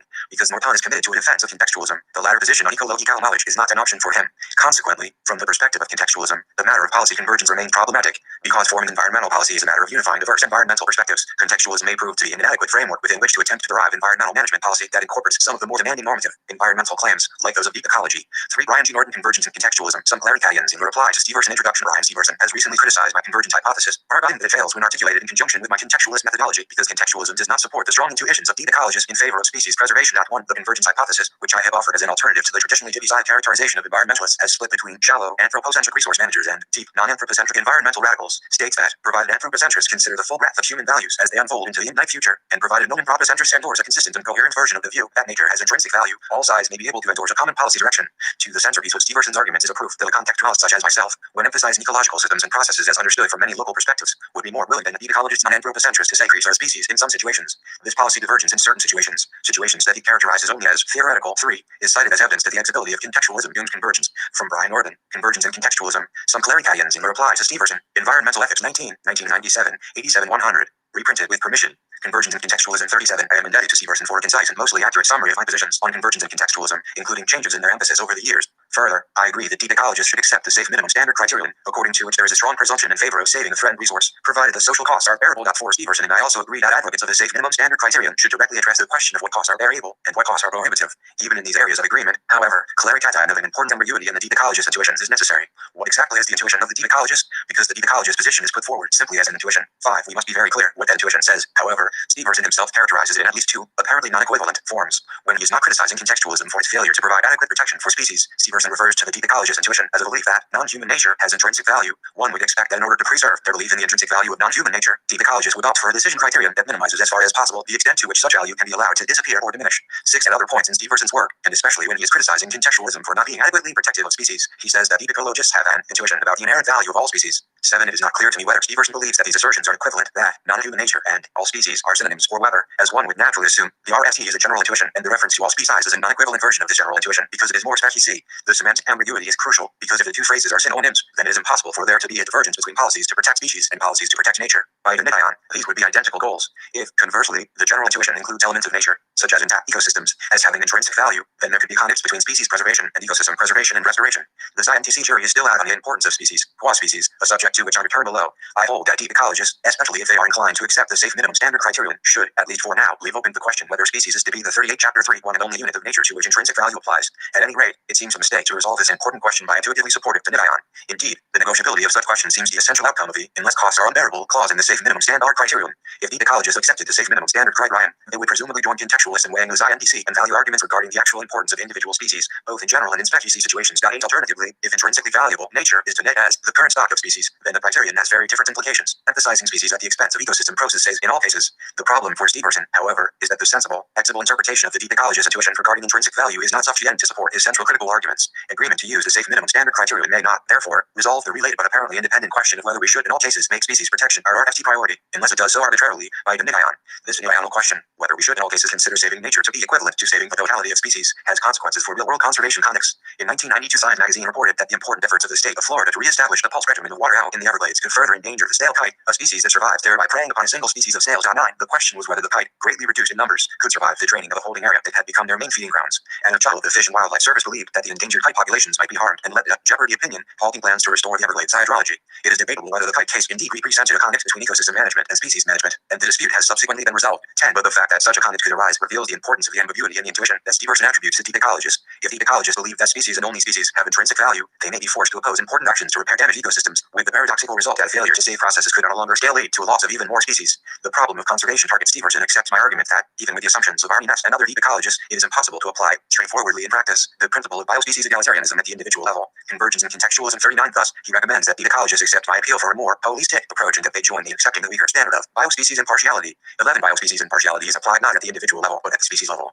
Driven by recognition that deep ecologists must formulate some species policy recommendation on species protection, and convinced by this argument, Steverson concludes that deep ecologists would probably embrace the safe minimum standard criterion as I formulated. Nevertheless, Steverson's argument is confusing because the dichotomy of individualism versus holism represents, in the present policy context, only 2/3 of a trichotomy. The issue is not simply whether to protect individuals or species, but whether to protect individuals, species, or ecosystems processes. It appears to me that Steverson has not sufficiently distinguished three separable problems. The RFT problem is that of conservation targets what should be the object of most conservation efforts: genes, populations, species, ecosystems, or something else. 12. A second problem, which becomes unavoidable if one endorses the cost accounting approach that constitutes safe minimum standard reasoning, is that of defining prohibitive costs in a non-arbitrary manner. At what point, and based on what types of evidence, might a society conclude that a species, a population, or an ecosystem might be allowed to disappear or decline? Stevenson mainly addresses a third, more theoretical problem, determining which objects in nature have ultimate value, which he associates with having intrinsic value. 13. Choosing the correct conservation target seems to me to be more a matter of good science than of having good intuitions regarding what has intrinsic value. For example, suppose we refrain from restoring the pulse of the Everglades to save the kite, only to empty that the populations of their prey snail gradually disappear over decades because more and more populations of their host plant are lost during every drought and fail to replace themselves. How should we balance impacts on these different scales? Note that, in some situations, almost anything you might do puts some species at risk either directly or indirectly, and it is not clear how a general intuition that all species have intrinsic value can resolve real management decisions in such situations. My current views on the importance of the Endangered Species Act, that we should retain the act, continuing to protect all species as long as the costs are bearable, are summarized in another publication. 14. I conclude that, given current knowledge, we should retain the Endangered Species Act, but that we should begin to experiment, as some amendments from supporters propose, with pilot programs and experiments that attempt to protect clusters or communities of species. I have taken it as obvious, based on my reading of biology and ecology, that species are important and that ecosystem 40 chapter 3 processes are important. However, I doubt that the question of which is most important in particular context can be resolved with intuitions regarding what objects in nature have intrinsic value. If there are cases in which actions to protect species and actions to protect ecosystems habitats are in conflict, then I think we face soul-searching investigations that may require the best scientific and philosophical minds to resolve the issues. Nevertheless, I hope that scientific information, such as the importance of a given species to ecological processes, whether the species is indigenous to the system or not, and other empirical questions will at least be relevant to the resolution of these difficult issues. If I were, in some contexts, to advocate protecting ecological processes at the cost of increasing risk for some identified and protected species, it would be on the grounds of scientific understanding of the case and based on a hypothesis about what policy is likely to be most effective. I do not see how Steverson's intuitions about intrinsic value help to resolve these practical questions. Scientific uncertainty and prohibitive social costs. The general intuition of deep ecologists also does not do much to clarify what we should count as a prohibitive cost, whatever our philosophical beliefs. In this section, I explore the inevitably intertwined questions of how to define prohibitive costs and the problem of choosing policies in the context of partial knowledge about consequences of human activities. I treat these two cases together because uncertainty and lack of knowledge are inevitable, of 10 dominant aspects of every real-world decision situation, and it is in such situations that some reasonable workings in of bearable versus prohibitive costs of protection efforts will be hammered out. I am unable to respond directly to Steverson's views on the problem of prohibitive costs because I see his views confusing. Having assumed that deep ecologists know that species are the object of ultimate value in every case, one would think that Steverson could address questions of strategy quite straightforwardly, that he would consider no cost to be prohibitive when dealing with the protection of an object of ultimate value. However, his endorsement of the safe minimum standard criterion, which itself makes preservation negotiable according to cost, already indicates that Steverson does not want to use intuitions regarding ultimate value as a direct determinant of policy in all cases. So what do Steverson and the deep ecologists say about the complicated questions of strategy and tactics to face conservation biologists, ecological engineers, and restoration ecologists in situations representing real contexts? Convergence and contextualism. 41. Assume for the moment that the Everglades case really is one that sets efforts to save the kite at odds with protecting the health of the Everglades ecosystem, and ask what strategy should be followed by someone who believes species are of ultimate value. If the kite is of ultimate value, apparently we should set the prohibitive cost value of the species very high, hence Steverson's implication that the deep ecologists are more steadfast in defense of species. However, to save the kite in this case may be to threaten several other species over the coming decades. At this point, it seems unlikely that an intuition of the ultimate value of all species will help resolve the conflict, nor does an intuition seem likely to resolve the equally interesting case that results if we modify the story to say that no other endangered species exist in the Everglades, thereby pitting the species against an ecosystem simply either. The only thing to do in these cases is to step from behind the facade of intuitionism, set aside generalizations about ultimate values, and look at the real-world situation. In the real-world situation, it is often necessary to emphasize ecosystem-level processes over species because of what we know and do not know about the organization of ecological communities and about interspecies relationships. Contextualism advocates addressing the question of conservation targets, especially whether to emphasize species or ecosystem processes, on a case-by-case basis. In each case, one applies what is known, both generally about species and species-ecosystem interactions, and about species and local ecosystems, to seek a policy that will protect as much as possible in the particular local situation. Because the contextualist approach places so much emphasis on knowledge and its role in determining prohibitive costs, it is necessary to respond to Steverson's central argument that contextualists face a destructive dilemma regarding knowledge. Steverson considers the contextualist method to be a commitment to minimal holism and a belief that the goal should be to protect total diversity at the landscape level. 15. He argues that it turns the focus of environmental preservation away from individual species and toward ecosystematic processes. 16. And that a contextualist should adopt the much weaker normative goal of avoiding trends in species loss. 17. He supports this claim by discussing my idea that ecosystem can be viewed from the inside as autopoietic, self-organizing systems, and my associated approach to policy, in which I recommend that we seek to protect the health of ecological systems and processes. In particular, based on his interpretation of contextualism, Steverson correctly attributes to me the view that built-in redundancies in natural systems entail that there are thresholds in nature. From this view, he incorrectly infers that I believe that the loss or decline of an individual species is not, in and of itself, an issue of concern. 18. It is essential to recognize that the latter view is derived from the former on the assumption that decision makers 42 chapter 3 will, in crucial cases in which I am willing to dispatch species, have full knowledge of the consequences of the loss of the species in question. But, of course, as Steverson recognizes, such knowledge involves a counterfactual assumption.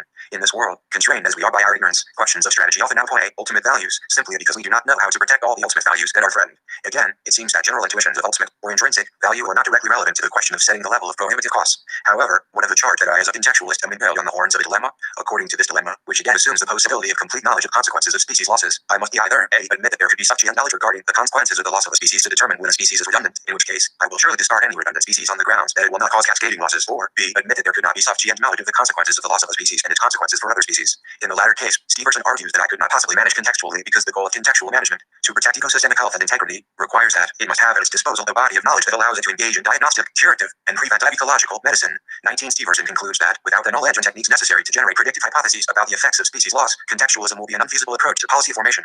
20 Notice here that the prosecution of Steverson's dilemma against contextualists assumes that it is species loss, and only species loss, that should concern contextual managers. Notice also that this assumption is simply the embodiment of the less equitable, denial resolution of the question discussed above, whether species should always be the dominant priority in nature protection. Below I show that without this denial assumption, the sting of the second horn of Steverson's dilemma loses its force.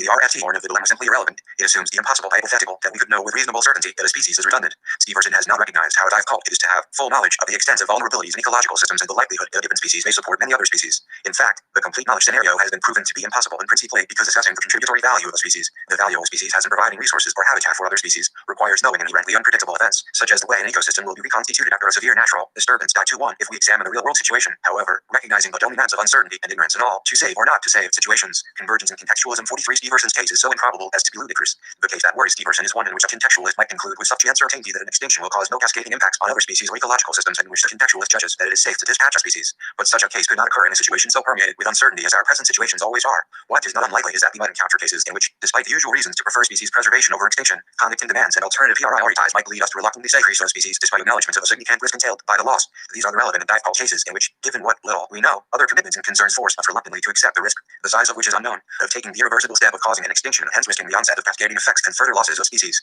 In these cases, what is important is some sense of the scale of possible negative impacts of adaptation, a healthy respect for the dangers of irreversibility, and the willingness to view complex problems on multiple scales and levels. While Steverson correctly notes that I insist on counting total diversity as the target, which includes diversity of habitat as an important element, he does not mention my use of what might be called Whittaker's law, which is relevant here. R. H. Whittaker argues that, while we cannot claim straightforwardly that diversity begets stability, it does seem unquestionable that diversity begets more diversity, and that losses of diversity tend to cause more losses. 22 In other words, any loss of species increases the likelihood of further losses, justifying the general presupposition in favor of resource protection that is embodied in the safe minimum standard criterion. Whittaker's law has not, to my knowledge, been challenged by biologists. 23 It seems to me that this law, coupled with realistic assessment of the scientific uncertain ties involved in predicting short and long-term effects of species losses on other species and ecosystem processes, provides an adequate support for the safe minimum standard rule, which is currently applied in U.S. social policy, that there should be a presumption in favor of saving each and every species, provided that the cost of saving that species is bearable. Scientific uncertainty, some elements of which are explained later in this section, combined with the presumption created by Whittaker's law, seems to me to render irrelevant the case in which a contextualist too quickly dispenses with redundant species.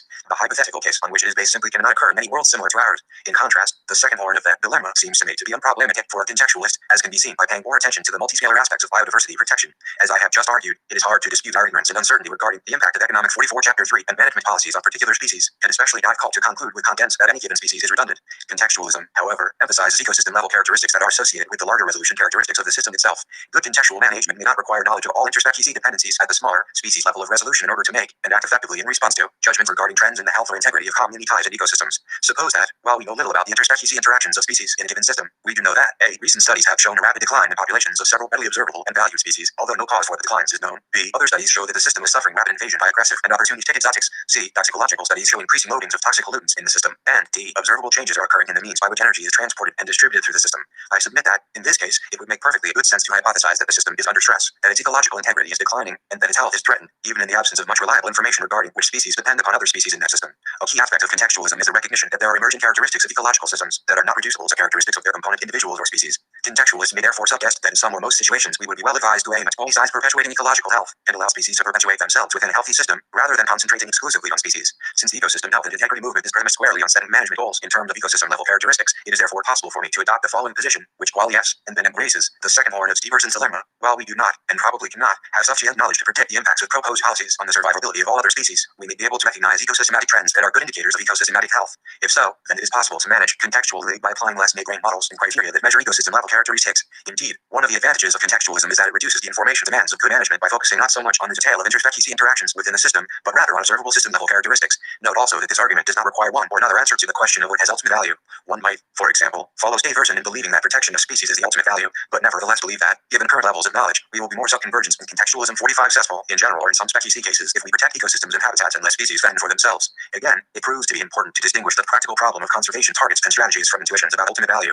It may be useful to summarize briefly why some of the scientific results that make me so cautious in applying universal principles to resolve complex real-world cases such as priority conflicts among different species and ecosystems. Some very good scientists and dedicated conservationists believe that we should concentrate on species protection. Other experts favor a habitat emphasis. In their arguments for these differing positions, they often mix theoretical, empirical, and practical reasons, but their discussion is mainly strategic and not based on a priori intuitions. It is an unquestioned advantage of the species-by-species approach that species are observable and countable entities, which goes a long way toward simplifying the statement and pursuit of conservation goals. Nevertheless, other experts place more emphasis on habitat. 24. We know that extensive fragmentation of habitat causes loss of species, and that it is the most serious cause of species endangerment and extinction worldwide. We know that some species are keystones in their ecosystem and play important roles in maintaining the structure of the landscape. Their loss would set in motion changes that would no doubt stress many other species. The alligator, for instance, is a keystone species in many southern ecosystems because its abandoned wallows sustain other wildlife through periodic droughts. Other species, such as the northern spotted owl, can be argued to be indicator species, those that would be the most likely to decline as their habitat is fragmented.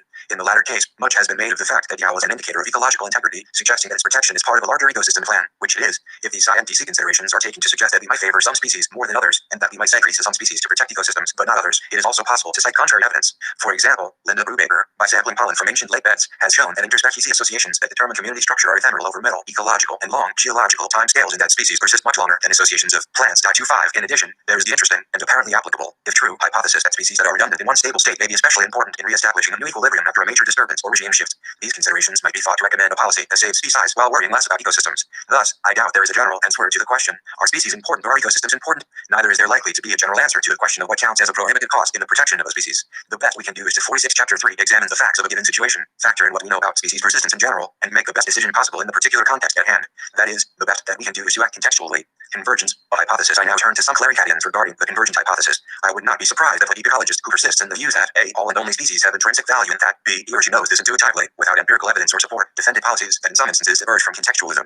Contextualism seeks relevant scientific and other empirical information to guide policy. Anyone who insists that general policy goals, such as placing higher priority on species than on processes in every situation, are intuitive and beyond evidence would eventually hold divergent policy recommendations from the contextualist who advocates an experimental, open, and adaptive approach to setting management goals. Nevertheless, the situation does not call convergence into question. Rather, it provides a perfect example of what a convergent hypothesis is intended to avoid. Reliance on intuitions and ideology in setting conservation goals narrows the range of policy actions that are examined, and opportunities for unique and behind spec policies are lost. The convergent hypothesis is about what would happen if intuitions and ideology shifted their attention from abstractions to how we can resolve real and difficult cases. The convergence hypothesis is a general, empirical hypothesis about policy. It claims that policies designed to protect the biological bequests of future generations will overlap significantly with policies that would follow from a clearly spec-yet and coherent belief that non-human nature has intrinsic value.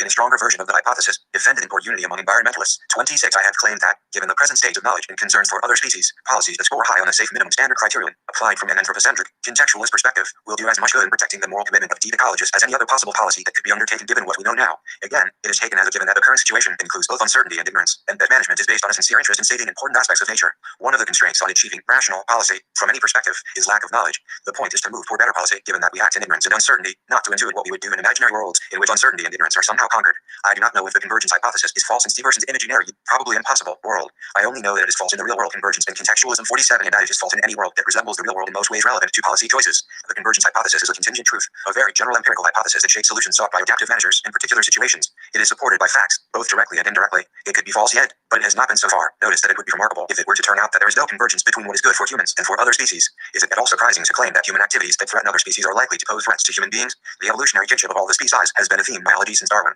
Leopold, Carson, and many other environmentalists all operate on the expectation that caring in detail for human well-being broadly understood usually converges with the well-being of other species. 27. We share our evolutionary history with other species, especially those that are closely related to us, and it is hardly surprising that we share many of their vulnerabilities.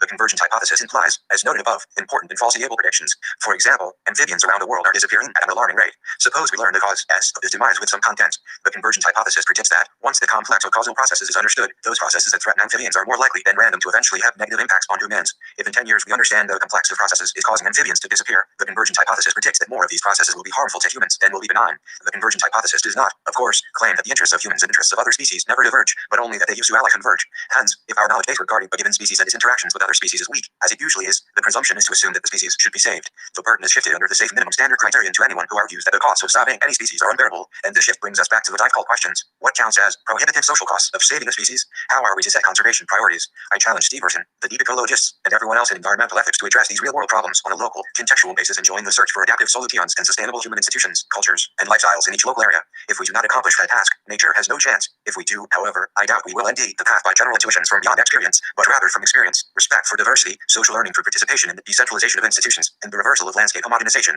What is needed are many local sciences of the integrity of many places, as well as the particularity of their species, of their 48 Chapter 3 natural history, and so forth. In the process of many experiments, given a management approach guided by the overall goal of minimizing human impacts on important processes and to save species whenever possible, we may learn how important species really are, and what the costs of losing a species are as compared with losing an important process. By pursuing convergent goals and experimenting in areas where local viewpoints differ, we can learn which strategies to choose in various situations and therefore improve our ability to minimize anthropogenic impacts at all levels and scales. As Dewey argued, this sort of social learning is more likely to occur in an open and democratic process in which science works for the public good. 28, but I doubt that intuitive pronouncements, asserted to be known without empirical evidence, will have a significant role in this process. For Laura Webster, why Norton's approach is insufficient for environmental ethics. The environment is man's RST right. We should not allow it to suffer blight. The air we breathe we must not poison. They who should be sent to prison. Our streams must remain clean. All season polluting, that is clearly treason. The land is life for man and aura, fauna and all, should wear that aura, protected from the greed and folly of man and companies unholy. Ken Sarley won the ecological point of view in the Canadian Fish Wars on the 10th of March 1995. A story appeared on the front page of Canada's national newspaper, The Globe and Mail. 4 warning bursts of machine gunnery across the Bow brought the Spanish trawler as tied to a halt after a 4-hour chase through the foggy Atlantic. The problem was overshooting beyond the 200-mile limit in the Grand Banks off the coast of Newfoundland. When increased national quotas and the use internationally of complex modern technologies reduced the availability of SH in the North Atlantic, to the Spanish years pushed their trawlers beyond the legal 200-mile limit, thus coming too close to the already depleted waters surrounding the Canadian mainland. Use of gunpowder in defense of SH stocks is almost unprecedented in Canadian history, but Clyde Bells, the Newfoundland's premier, explained his action.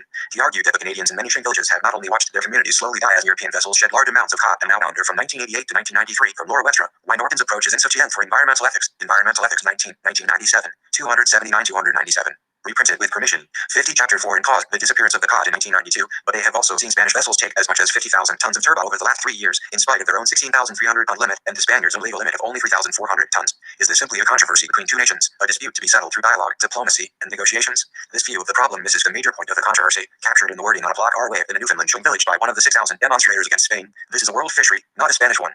3. The turbot battle was eventually settled through an international deal between then Canadian Cherries Minister Brian Tobin and the European Community's representatives. It was clearly a world issue in the eyes of the Newfoundland Shares, who had already seen the results of the collapse of the cod stocks and the resulting disappearance of their economy and traditional lifestyles. Canada and all other countries must learn to curb their overall economic goals, and even reduce them from previous years' expectations, if they are not prepared to face complete extinctions, not only of species, but also of traditional lifestyles. The quest for increased protests based on increased quotas, even if they are sought to support traditional lifestyles, is not necessarily desirable. For instance, although natives in the Amazon claim to be living harmoniously with nature, and they are indeed less disruptive to natural processes than commercially exploited foreign practices in the area, their goals and those of conservation biology do not necessarily mesh. For the problem is that native hunters, for instance, may pursue a species to extinction and then move on to exploit another resource beyond its capacity to recover. From the scientific perspective of the ecosystem approach and with complex systems theory, there is no guaranteed, safe, commercial, sustainable catch, but there is also no clear linear causality showing the connection between the overshin of resources such as cod and their extinction. 5 such factors as climatic changes, increases in ultraviolet rays because of ozone depletion, increased pollution and dumping in the oceans, and toxic rain may all be contributing causes. Hence, it is not acceptable to argue that because some practice was followed in past years, on the basis of earlier quotas, the same guidelines should be followed in the future, and that continued increases in shrimp quotas cannot be supported on the available scientific evidence. For instance, new shrimp technologies may need to be abandoned, such as gill nets, which Carl Walters calls one of the more destructive and wasteful Asian gears ever invented. 6 further, neither Canada nor any other country can simply focus on the economic aspects of a natural resource as its only value. The value of natural ecosystems far transcends this narrow view. Plants and animals all play in why Norton's approach is insufficient for environmental ethics. 51 important parts in the ecosystems in which they live and they fall LL spec EC functions that would no longer be present if they were extinct, or even if their numbers were not sufficient to support their ecosystem function. For instance, in a discussion of ecosystems and sustainability in Sherry's, Monica Hammer, Anne Marie Jansen, and Benko Jensen state, whereas species diversity is a property of the population level, the functional diversity, what the organisms do and the variety of responses to environmental changes, especially the diverse space and time scales to which organisms react to each other and the environment, is a property of the ecosystem. 7. To limit oneself to dealing with the areas in which our interests lie, e.g., areas of ecosystem health, viewed and treated as instrumentally valuable, is to ignore the larger picture and the life support and benchmark functions of the wild in landscapes of appropriate geographical size, biomes. Hence, the primary concern must focus on the wild, core areas, even when sustainability is the question and issue. Sustainability is here understood as undiminished head function capacity, supported by the undiminished structural systems of wild areas of appropriate size. 8. To put it plainly, sustainable agriculture, forestry, and cherries make little sense unless the sustainability of wild ecosystems is addressed RST, at least in the long term that is anticipated in fact required by most North American and global regulations and treaties, all of which include future generations in their reach. Some will argue that as we do not have a precise reference point or baseline for ecosystem integrity, we do not need anything to which we ought to conform or to return environmentally. But we do not need to know the species composition or the detailed structure of a landscape in order to know when it no longer functions. Because of all pervasive pollution and environmental degradation, we cannot be assured that any area is as it should be, meaning that the changes that have occurred, including biodiversity losses, are purely due to its natural trajectory into non-anthropogenic stresses. But we do know when a system has collapsed, that is, when it has lost all its natural capacity to function appropriately for its scale and geographical location. Read not rights. Ecosystems remain viable only when their processes, nutrient-cycling, energy, hydrology, disturbance recovery regimes, predator-prey dynamics, etc., continue to operate within their natural range of variability. Furthermore, the integrity of aquatic ecosystems is directly linked to the condition of the landscape around them. 9. In a general sense, neither species systemic processes nor predator-prey dynamics can remain unaffected when either naturally occurring predators or prey are eliminated from the system. We also know that when whole areas, 52 chapter 4, or whole countries, are so affected, they no longer function in support of humans. Because ecological sustainability must remain primary. 10. I argue that, 1, as many others have noted, current evaluations of technology and of the business enterprises that depend on these technologies are insufficient for public policy if they are only based on cost-benefit analyses, and that, 2, even the necessary introduction of traditional moral theories and of respect for democratic institutions and practices is not sufficient to acknowledge the required ecological component of public policy decisions, as the wars indicate, in spite of the free, informed citizen choices that prevailed at the time. In the next section, I examine the limits of economic evaluations based purely on human preferences. I then turn to a major stumbling block one encounters when proposing a biocentric, holistic approach, that is, the belief that non-anthropocentric theories fail when they are used in support of environmental choices. Some view all holistic theories as lacking, from both a philosophical and a practical point of view. I argue, instead, that they are superior on both theoretical and practical grounds, using an example that deals with natural systems and populations, the wars, and that we need to go far beyond both economic and even traditional intra-human moral evaluations in order to achieve sound environmental policy. The limits of economic evaluation and anthropocentrism. Although the use of rearms to protect the natural world was new to Canada in March 1995, illegal protests and even violence had occurred elsewhere. For example, in 1994, protesters from Canada and the United States made their way to British Columbia, threatened violence, and chained themselves to trees to subvert corporate activities and prevent the logging of old-growth forests in Clay Idaho Sound. In taking this action, protesters were appealing to international law and to regulated bodies beyond those of the countries involved in the dispute.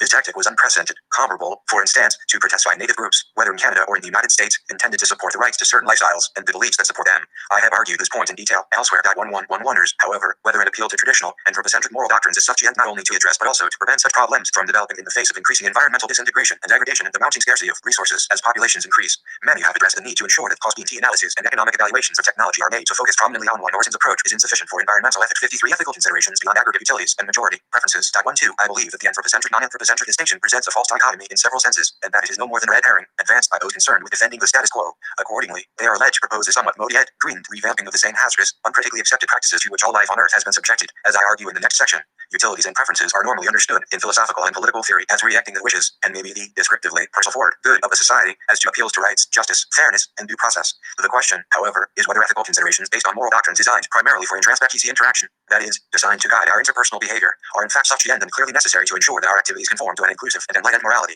Recent global change affecting our resource base everywhere proves the inadequacy of calculations. It depends solely on economics, so that evaluations founded on moral doctrines and upholding both natural and civil rights indeed appear mandatory. Would that approach have been sufficient in the case of the Newfoundland shares and the North Atlantic SH stocks? The shares' earlier arguments, even before the decline of the population, could have been supported from the standpoint of human ethics and anthropocentrism.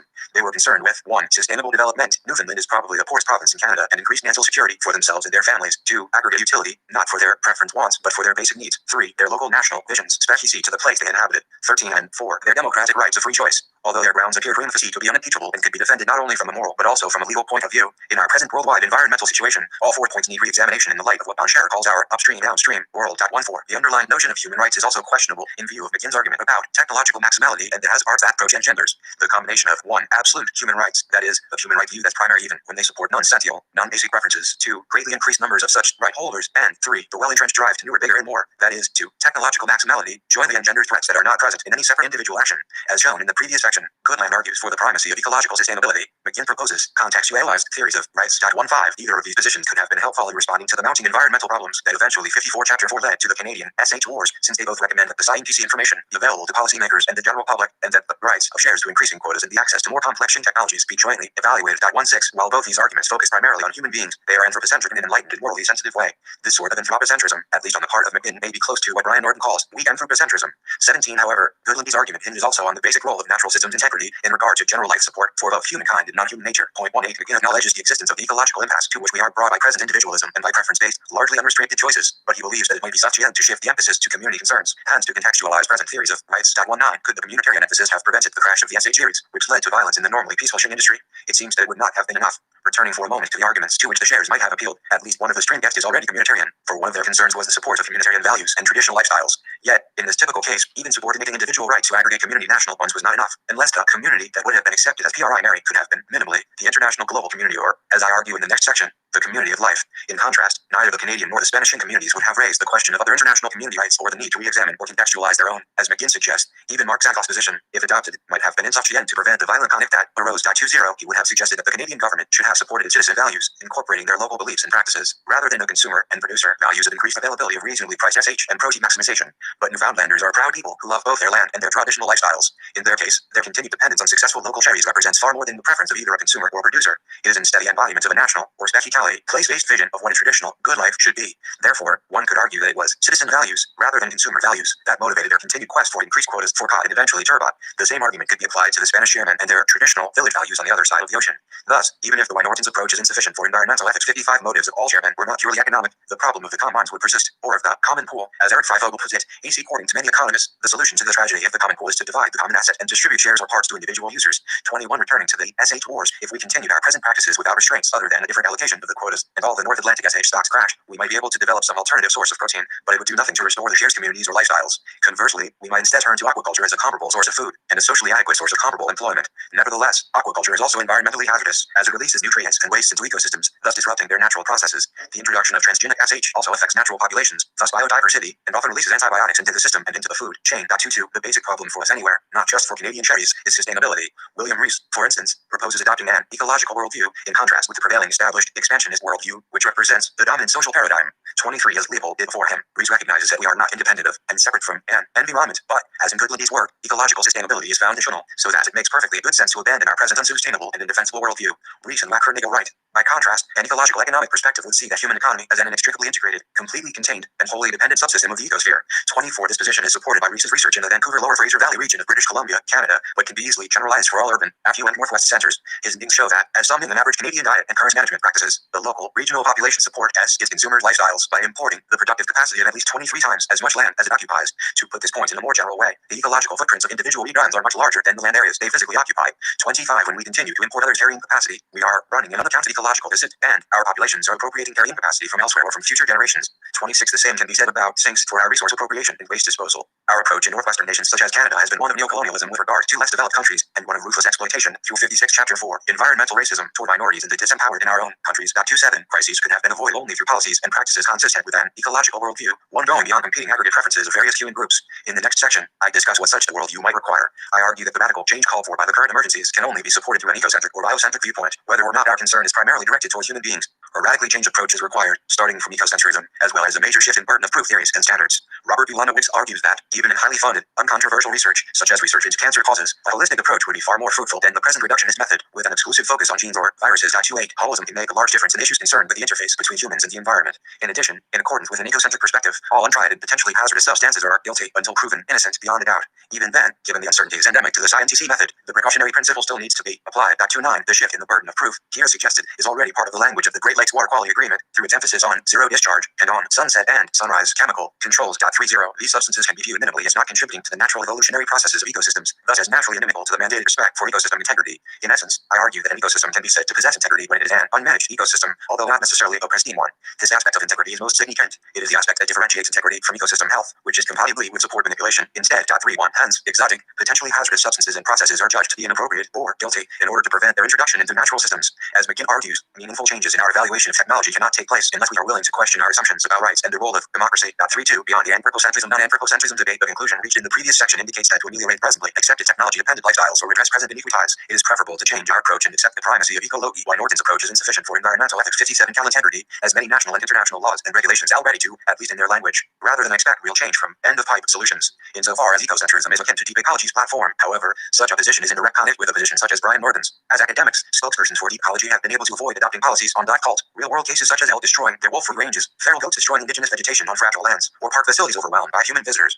33. To the contrary, a truly holistic position, such as the one supporting the primacy of integrity, has clear-cut, though not necessarily popular, answers for all such questions, as can be seen from our approach to the SH wars. In every case, when there is human interference giving rise to problems in the wild, it is not only acceptable but also mandatory to interfere again temporarily to redress the difficulty, and with the clear goal of withdrawing when the system's evolutionary path has been restored, according to the best scientific information available and under the guidance of the precautionary principle. PLE.34. The goal in the case mentioned is one of restoration. When the area affected is wild, wild. That is to say, although the present goal is to restore natural function and systemic health, the ultimate goal is to withdraw all support and manipulation so that some restored systems can return to a state of integrity or of unmanaged evolutionary processes once again. Hence, the present call for the establishment of marine cherries reserves. 35. This approach does not mean that we must discontinue altogether human-centered practices everywhere. It simply indicates that we must recognize the necessity of 1. Leaving appropriately sized areas wild and unmanipulated on both land and seas. The sizes required need to be established in dialogue with conservation biology and aquatic ecosystem science. And 2. Limiting our intrusive practices upon the rest of the earth to whatever will not have an adverse impact on integrity core wild areas. 36. Conservation biology, entomology, ecology, and biology all contribute to the necessary dialogue to establish the scales appropriate to either one or the other of these approaches in different landscapes globally.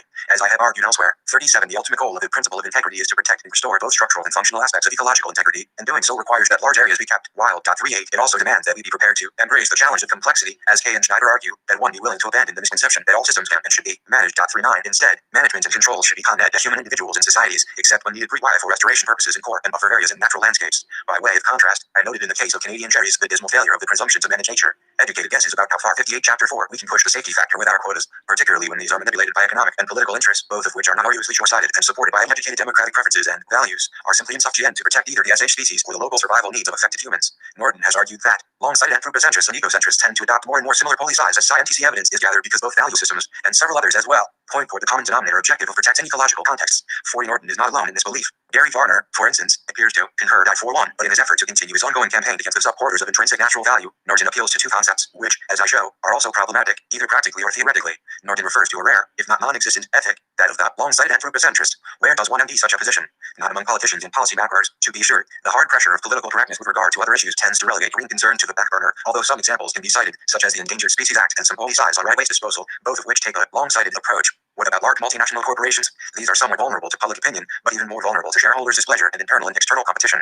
It is hard to empty much long-sightedness in those boardrooms beyond public relations campaigns to calm the public's irrationality and their fears. If one were to encounter that rare avis, long-sighted anthropocentrists, how would one distinguish them from their ecocentric counterparts? Norton describes their salient characteristics. They would appreciate, see NPC evidence, and thus be disposed to share with the ecocentrist the objective of protecting ecological contexts.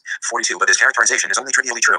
That is, they would be willing to follow that path if and only if they were convinced that no other path would support their interests equally well. Such beliefs and sentiments are indeed shared by politicians, industry giants, and many others. They are easy to voice because they remain vague and unspecific. Serious questions can be raised. For instance, how far would the weak long-sighted anthropocentrist go to protect such systems? For what would they understand that protection to be necessary? For the weak long-sighted anthropocentrist, continued exploitation, variously to net, might be a convincing candidate. However, given sciences and precision, the challenge of complexity, and thus the impossibility of a guaranteed point of safe pollution exploitation, particularly in the face of cumulative and synergistic stresses, how easy it would be to convince the weak long-sighted anthropo why Norton's approach is insufficient for environmental ethics. 59 centrist, that his or her interest would be amply served by an ecologically untenable position.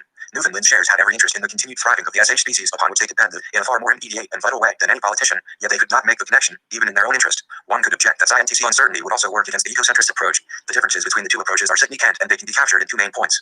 First, the ecocentrists start from the primacy and value of wilderness, hence, they begin by KST1ing any intrusive or risky practices and shift the burden of proof to the would-be risk imposers. Their criteria becomes progressively more stringent when the proposed technology and economic activity is intended for human settlements and cities or for areas of ecosystem health, sustainable agriculture or forestry areas. For instance, most technological intrusion would be excluded from wild core areas as required in order to protect their role and function. 43. Second, given the primary value of preserving or restoring natural evolutionary function in certain designated areas and the necessity to ensure this function through human activities compatible with this goal, the non-anthropocentric holist would use the precautionary principle to decide on all economic and technological issues. The precautionary principle, Principle 15 of the Rio Declaration on Environment and Development, states, in order to protect the environment, the precautionary approach shall be widely applied by states according to their capabilities. Where there are threats of serious or irreversible damage, lack of full scientific certainty shall not be used as a reason for postponing cost-effective measures to prevent environmental damage. 44. Finally, how will the weak long-sighted anthropocentrists vote and act with environmental protection conflicts with local jobs or other legitimate human aspirations without relying entirely on the example I have proposed? This question, it seems to me, is the litmus test for the convergence of ends that Norton envisions between his weak long-sighted anthropocentrist and the ecocentrists, despite Norton's assertion that his position recognizes the crucial role of creative, self-organizing systems in support of economic, recreational, aesthetic, and spiritual values.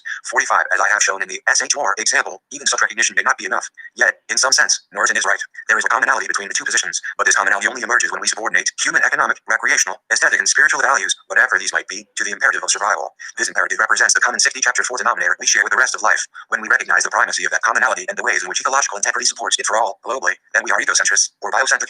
The term I have chosen, because our anthropocentrism has been so weakened as to be non-existent, dissolved into the reality of our presence, are FT and foremost, as part of the biodata of natural systems. 46. Some will argue perhaps that it is not necessary to argue for intrinsic value for other non-human animals and other individuals and wholes. Rather, it is sufficient to recognize that we are a part of the biodata of natural systems and that we share our habitat with the rest of life.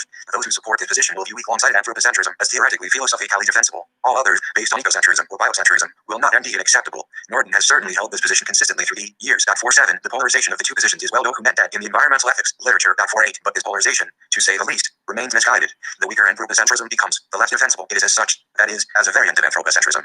But why should we weaken anthropocentrism in the RSC place? Norton's answer, if I understand him correctly, is because humankind has more than economic interests. These other interests represent values that mitigate the crassest forms of purely economic anthropocentrism, thus making the position more acceptable. Norton begins his position as follows. A value theory is weakly anthropocentric if all value countenance by it is explained by reference to some felt preferences of a human individual or by reference to its bearing upon the ideals which exist as elements in a worldview essential to determinations of considered preferences. 49. This position is therefore weak from the standpoint of moral theory as well. It is open to all the charges to which utilitarianism is open in its media formulation. Based upon Norton's position, all we can offer to any group of individuals or policymakers intent upon advancing their common interests, which might be strongly anthropocentric, is our plea for the support of values, explained by reference to some felt or considered preferences of a human individual. 50. Whether or not these are aggregate rather than individual preferences, and whether they even embody some ideal, the answer is still the same. The result can be purely utilitarian in a time-limited sense. Although his position might mitigate it to some extent. Choices based on preference satisfaction are often blind to other individual rights and to justice considerations. They can also be culturally relative. For example, for some cultures, female genital mutilation is part of a moral, family-oriented ideal. Hence, many such preferences may not be universally defensible from a moral standpoint. Why Norton's approach is insufficient for environmental ethics. 61. The example of the S8 wars, where citizen as well as consumer preferences were involved, shows how useless such a position would have been from the standpoint of reaching an environmentally fair and ecologically sound solution. Any position that presents a choice between considered preferences A and considered preferences B offers no ground other than accounting of heads, F, G, and C, or for a policymaker, perhaps political expediency, for the ultimate result. Hence, the proponents of such a position must bear the responsibility for their stance, even if, in their individual case, their choice might have been just as sound and prudent as one reached on egocentric grounds. The problem is one envisioned by Plato, that is, of knowing the road to Larissa without knowing why. In other words, even reaching the right decision on wrong principles may not be sufficient if the principles are such that they would permit a morally bad decision on another occasion. The issue is not exclusively a matter of personal moral purity, it also involves responsibility for consequences to which others, even human innocence now and in the future, may be subjected to our choices and our choice with principles. Norton rejects all defenses of intrinsic value in non-human nature, whether holistic or individualistic. 51. Although he aims his attack primarily at Collicott's own position and his interpretation of the land ethic of Aldo Leo, P. Old. 52, leaving aside for the moment individual grounds for intrinsic value in non-human animals, a holistic perspective supports respect for all parts of natural systems, as well as the wholes within which they function. We ourselves are parts, at least physically, of these structures. They also respect system functions, that is, the process they engender, which involve their biotic and abiotic parts, a necessity when we wish to defend the survival of any species. 53. An ecocentric position such as the biocentric holism recommended by the principle of integrity recognizes 1. The interrelationship between human and non-human nature and their naturality. 54. And kinship. 55. Hence 2. The intrinsic value of natural evolutionary processes. 56. And 3. The foundational value of life support systems for ecological sustainability. 57. It also acknowledges that 4. Ecological sustainability is primary, as it alone supports economic and social sustainability. 58. Therefore, 5. At the most basic level, that is, at the life level, the dichotomy between anthropocentrism and non-anthropocentrism is a false one. I believe it is false not because anthropocentrism is the only defensible theory, but rather because preferences sometimes address want interests as well as need interests, and because at the basic survival level only, we have no interests that are completely separate from those of all other life, so that their values and our values coincide. 59. Hence, the argument proposed here is not that humans have interests that are defensible because they are intrinsically valuable beings unlike anything 62 chapter 4 else, but because humans and non-humans share an interest, a need for a safe habitat, and, whether or not it is consciously acknowledged, the value of survival conditions persists and includes the valuable contributions of all participants in ecosystemic processes. This view does not render all life equal, but it shows that all living things are possessed of value singly and collectively, for themselves and for all else, rather than relying on preference satisfaction indicators, a position that has been found morally lacking in risk assessment and technology assessment. 60. My approach defends the general, human and non-human value of integrity and health for various habitats, in appropriate proportions. 61. Norton prefers to isolate another common regulatory and legislative strand, which, like appeals to ecological integrity, can also be found in many documents. The issue and rights of future generations of humans, if I understand him correctly. If he is looking for a publicly accepted legislative priority, he is correct. If, however, Norton is seeking a moral basis that is less hard to defend, or less controversial than intrinsic value for non-humans, then the future generations emphasis he has chosen is both controversial and debated, and even harder to sell to the man or woman in the street as a possible preference in ecological life support, with all its prudential implications. 62. In conclusion, Hayes Norton, there is no clear, obvious, and philosophically defensible difference between the concepts and values that sustain the argument of the weak one-sided anthropocentrist and those that support the intrinsic value beliefs of the ecocentrist, nor is ecocentrism as vacuous and exotic as Norton claims. 63. In practice, Norton claims holistic intrinsic value arguments are impotent, but when dealing with agencies and government bodies, such as Environment Canada or the Great Lakes International Joint Commission, or major organizations such as the International Union for Conservation of Nature, IUCN, it is no easier to attempt to support environmental action by appealing to the details of philosophical debate regarding future generations than it is to appeal to intrinsic value arguments. At the level of scientific evidence and with the support of ecology, the intrinsic value arguments are not only easier to use, particularly for wholes and processes, though, admittedly, less so for individual animals, and less endangered, but by the very same arguments called from ecology, they are a necessary and integral part of the arguments of future generations that Norton prefers. In order to accept the determinate role for duties to future generations, we must understand why we need to respect the life support function of systemic processes. In other words, if the consequences of unrestrained technological and economic activities were simply various changes in the natural environment requiring changes in preferences in the exercise of our ingenuity and our technological abilities, we would have little or no reason reason to moderate our activities in respect for the future, as some argue. 64. Why Norton's approach is insufficient for environmental ethics. 63. It is only because of the mounting evidence showing the life support function of systemic processes and the role of their component parts that we must accept that it is not the deprivation of this or that resource that we may emit on the future, but the limitation of the very basis for any life at all. It goes without saying that neither ecology nor biology can make absolute pronouncement about these issues. However, the evidence mentioned in our discussion of agricultural and ranching practices appears to be on the side of the defense of naturally evolving entities. We affect severely the health of all human and non-human animals through anthropogenic stress to ecosystems leading to non-evolutionary changes. 65. Warming trends represent indirect global changes that affect reproduction, hence individuals as well as species. Recent research has shown that direct impacts extending to reproductive function and well beyond it can be traced to certain features of our technological lifestyles and the corporate activities that foster and support them. The groundbreaking research of Theo Goldberg and others has shown how human-made chemicals, long known to be hazardous and carcinogenic, and also many others that were thought to be biologically inert, affect the reproductive organs and related capacities of most species from SH to birds to mammals, including humans. As hormone mimics, they also alter significantly our behavior, intellectual capacities, and parenting abilities. 66. The results of Goldberg's research present a clear indictment of the way we interact with corporations and industry. After cataloging the litany of horrors resulting from even minute exposures to polychlorinated biphenyls, PCBs, affecting vulnerable persons, women of reproductive age, infants, fetuses, and children, Goldberg says if the move to reduce PCBs, content of their safety as well as their utility, there's one chemical company, which would soon become part of Monsanto Chemical Company in 1935, quickly moved them into production and onto the market. 67. In essence, it is the corporations, the large businesses that have the resources to research, test, and market these complex and novel products and processes. Even in democratic nations, however, we have no institutional or collective mechanism to oversee these industrial giants, acquire information about them, impossible because of trade secrets, laws, or debate their activity ties, let alone impose limits on them. Even the tiniest molecule of a PCB compound is not biodegradable. Moreover, it is durable, it travels, and it persists. Hence, it has a range of negative effects. Researchers studying decline seal populations have found that 70 parts per million of PCBs is enough to cause serious problems for females, including suppressed immune systems and deformities of the uterus and of the fallopian tubes. 68. PCBs are not the only chemicals with far-reaching transgenerational effects. In addition to dichlorodiphenyltrichloroethane, EDT, PCBs, 20964 Chapter 4 compounds, 75 bioetins, and 135 furans were invented by chemists in laboratories to kill insect-threatening crops and to give manufacturers new materials such as plastics. Inadvertently, however, the chemical engineers had also created chemicals that jeopardize fertility and the unborn. Even worse, we have unknowingly spread them far and wide across the face of the earth. 69. As long as our quietism permits the continuation of present practices, and because governments do not appear to be eager to mandate controls given the present unemployment and slow economies, emphasis is on deregulation rather than on tighter controls. In that case, although Goldberg and her collaborators propose principles of mitigation and change based on the Wingspread Consensus Statement 70 within the present political and institutional system, it may be hard to achieve acceptance of and compliance with her recommendations. Right as they are, the tobacco industry resisted regulation and controls for a very long time, although there were clear, unambiguous links between their products and the number of deaths they caused. 71. I argue that we need to understand and accept this responsibility and recognize our obligation to respect life support systems from a biocentric standpoint in order to support the changes indicated by the existence of these hazards. From Norton's point of view, in order to introduce arguments about future generations, we also need to understand the many ways that we may have negative impacts upon them.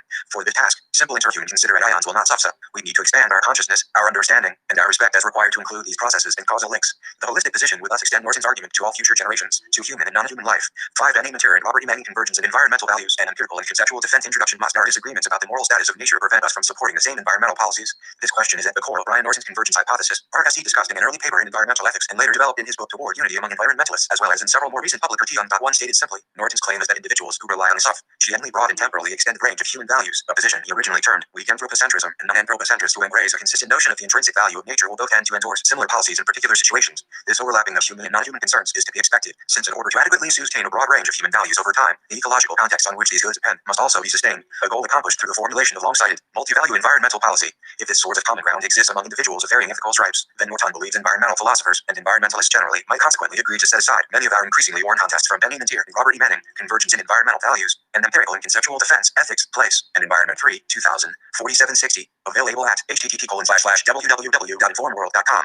Reprinted with permission. 66 Chapter 5 over the philosophical bearing of various environmental commitments. Once this happens, attention could be turned toward more concrete and therefore more useful analyses of the location and character of environmental values in actual policy discussions.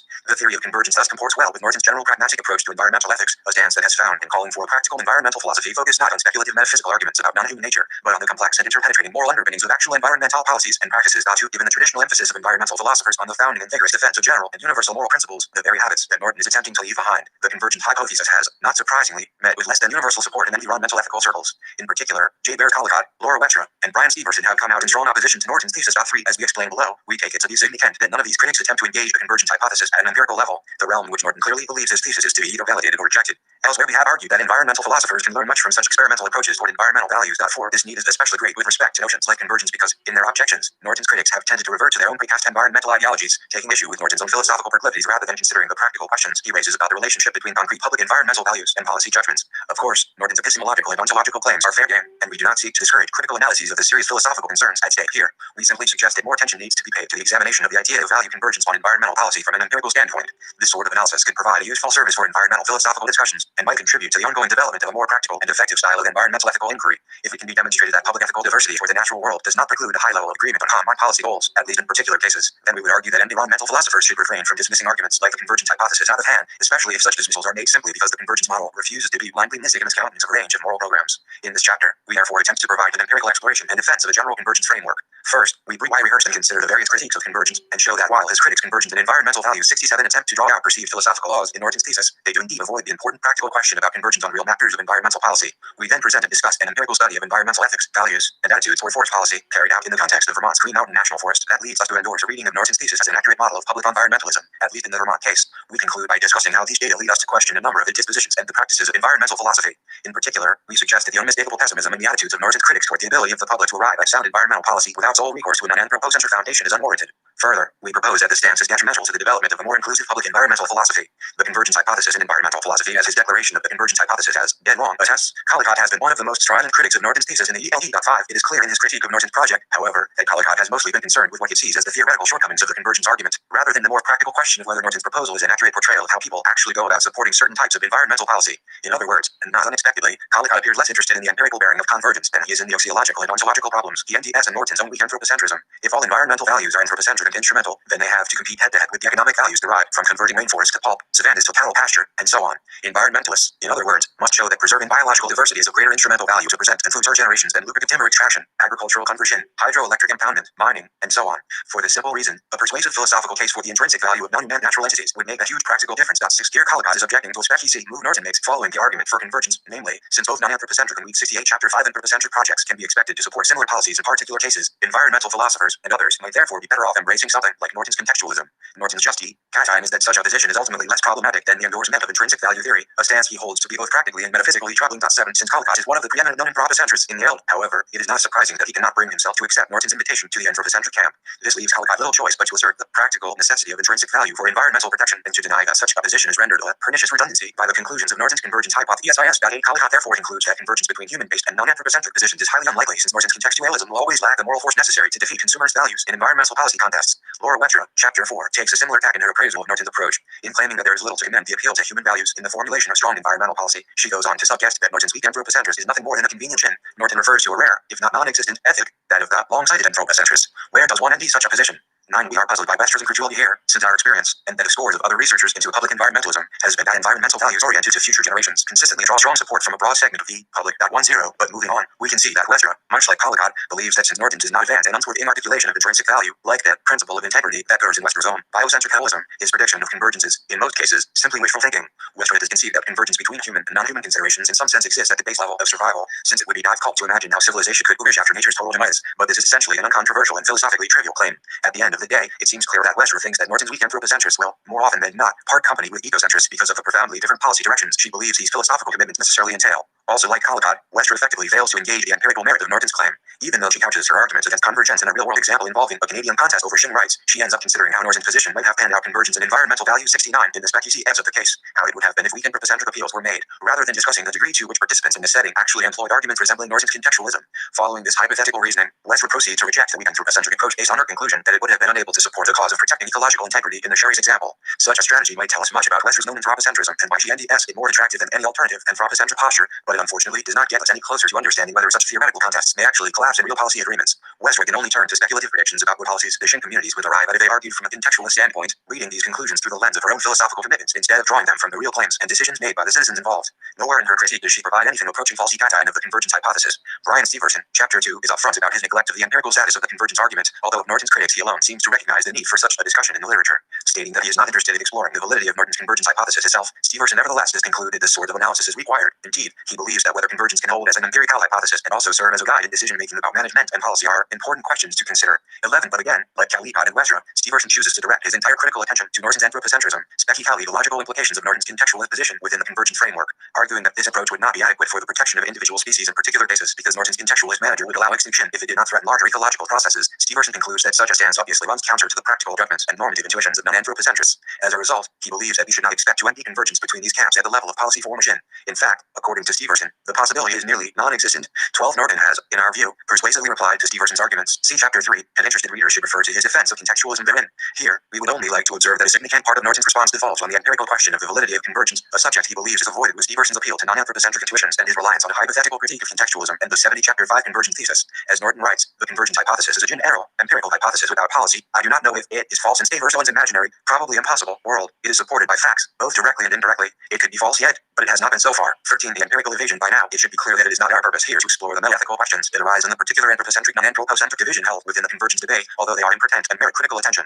Hopefully, our discussion has revealed that there are at least two distinct paths of inquiry pertaining to the convergence argument. The RSE concerns matters of ontological and epistemological import and the consequences for philosophical practice that followed from Norton's hypothesis. These are the issues that Collicott, Westra, and Steverson are obviously concerned with. It is the reason they fall back on strong arguments for the necessity of non-anthropocentrism and intrinsic value theory, and why they assert the improbability of convergence based on an innate view of the philosophical determination of public policy choices. The second path of inquiry, the primary concern of our chapter, addresses the empirical validity of Norton's prediction of convergence of differing ethical stances on similar environmental policies. On this point, as mentioned above, his critics have little to say. Collicott simply assumes that an unshakable commitment to intrinsic value, one held prior to inquiry into the varying context of specie environmental problems, makes a practical difference in discussions over policy options. Westra, despite her promising setup of a real-world case involving Sherry's management, retreats to hypotheticals and ideological criticisms of the weaknesses of the anthropocentric claims in Norton's framework, and Steverson openly discards the empirical question altogether, preferring to address the faults of the NDS and the contextualist position and its divergence from the intuitions of non-anthropocentrists. By taking aim at Norton's anthropocentrism rather than attempting to refute the empirical claims of the convergence hypothesis through false caution, we feel that his critics have essentially backed away from the real-world problems and questions to which environmental philosophy was originally intended to speak. Collicott, Westra, and Steverson seem to be saying that Norton's understanding of convergence is somehow philosophically wrong and should therefore be swept aside, regardless of whether it might actually hold in particular cases. For Norton's critics, the moral justification of environmental practice and policy is delivered through their universal non-anthropocentric principles, i.e., Collicott's ecocentric reading of Leopold's Land Ethic, Convergence in Environmental Values 71, and Westra's Principle of Integrity, under which all cases and situations must ultimately be subsumed. What concerns us here is that the biophysical and cultural settings in which actual public moral inquiry occurs is, for these theorists, essentially deemed irrelevant to ethical judgment.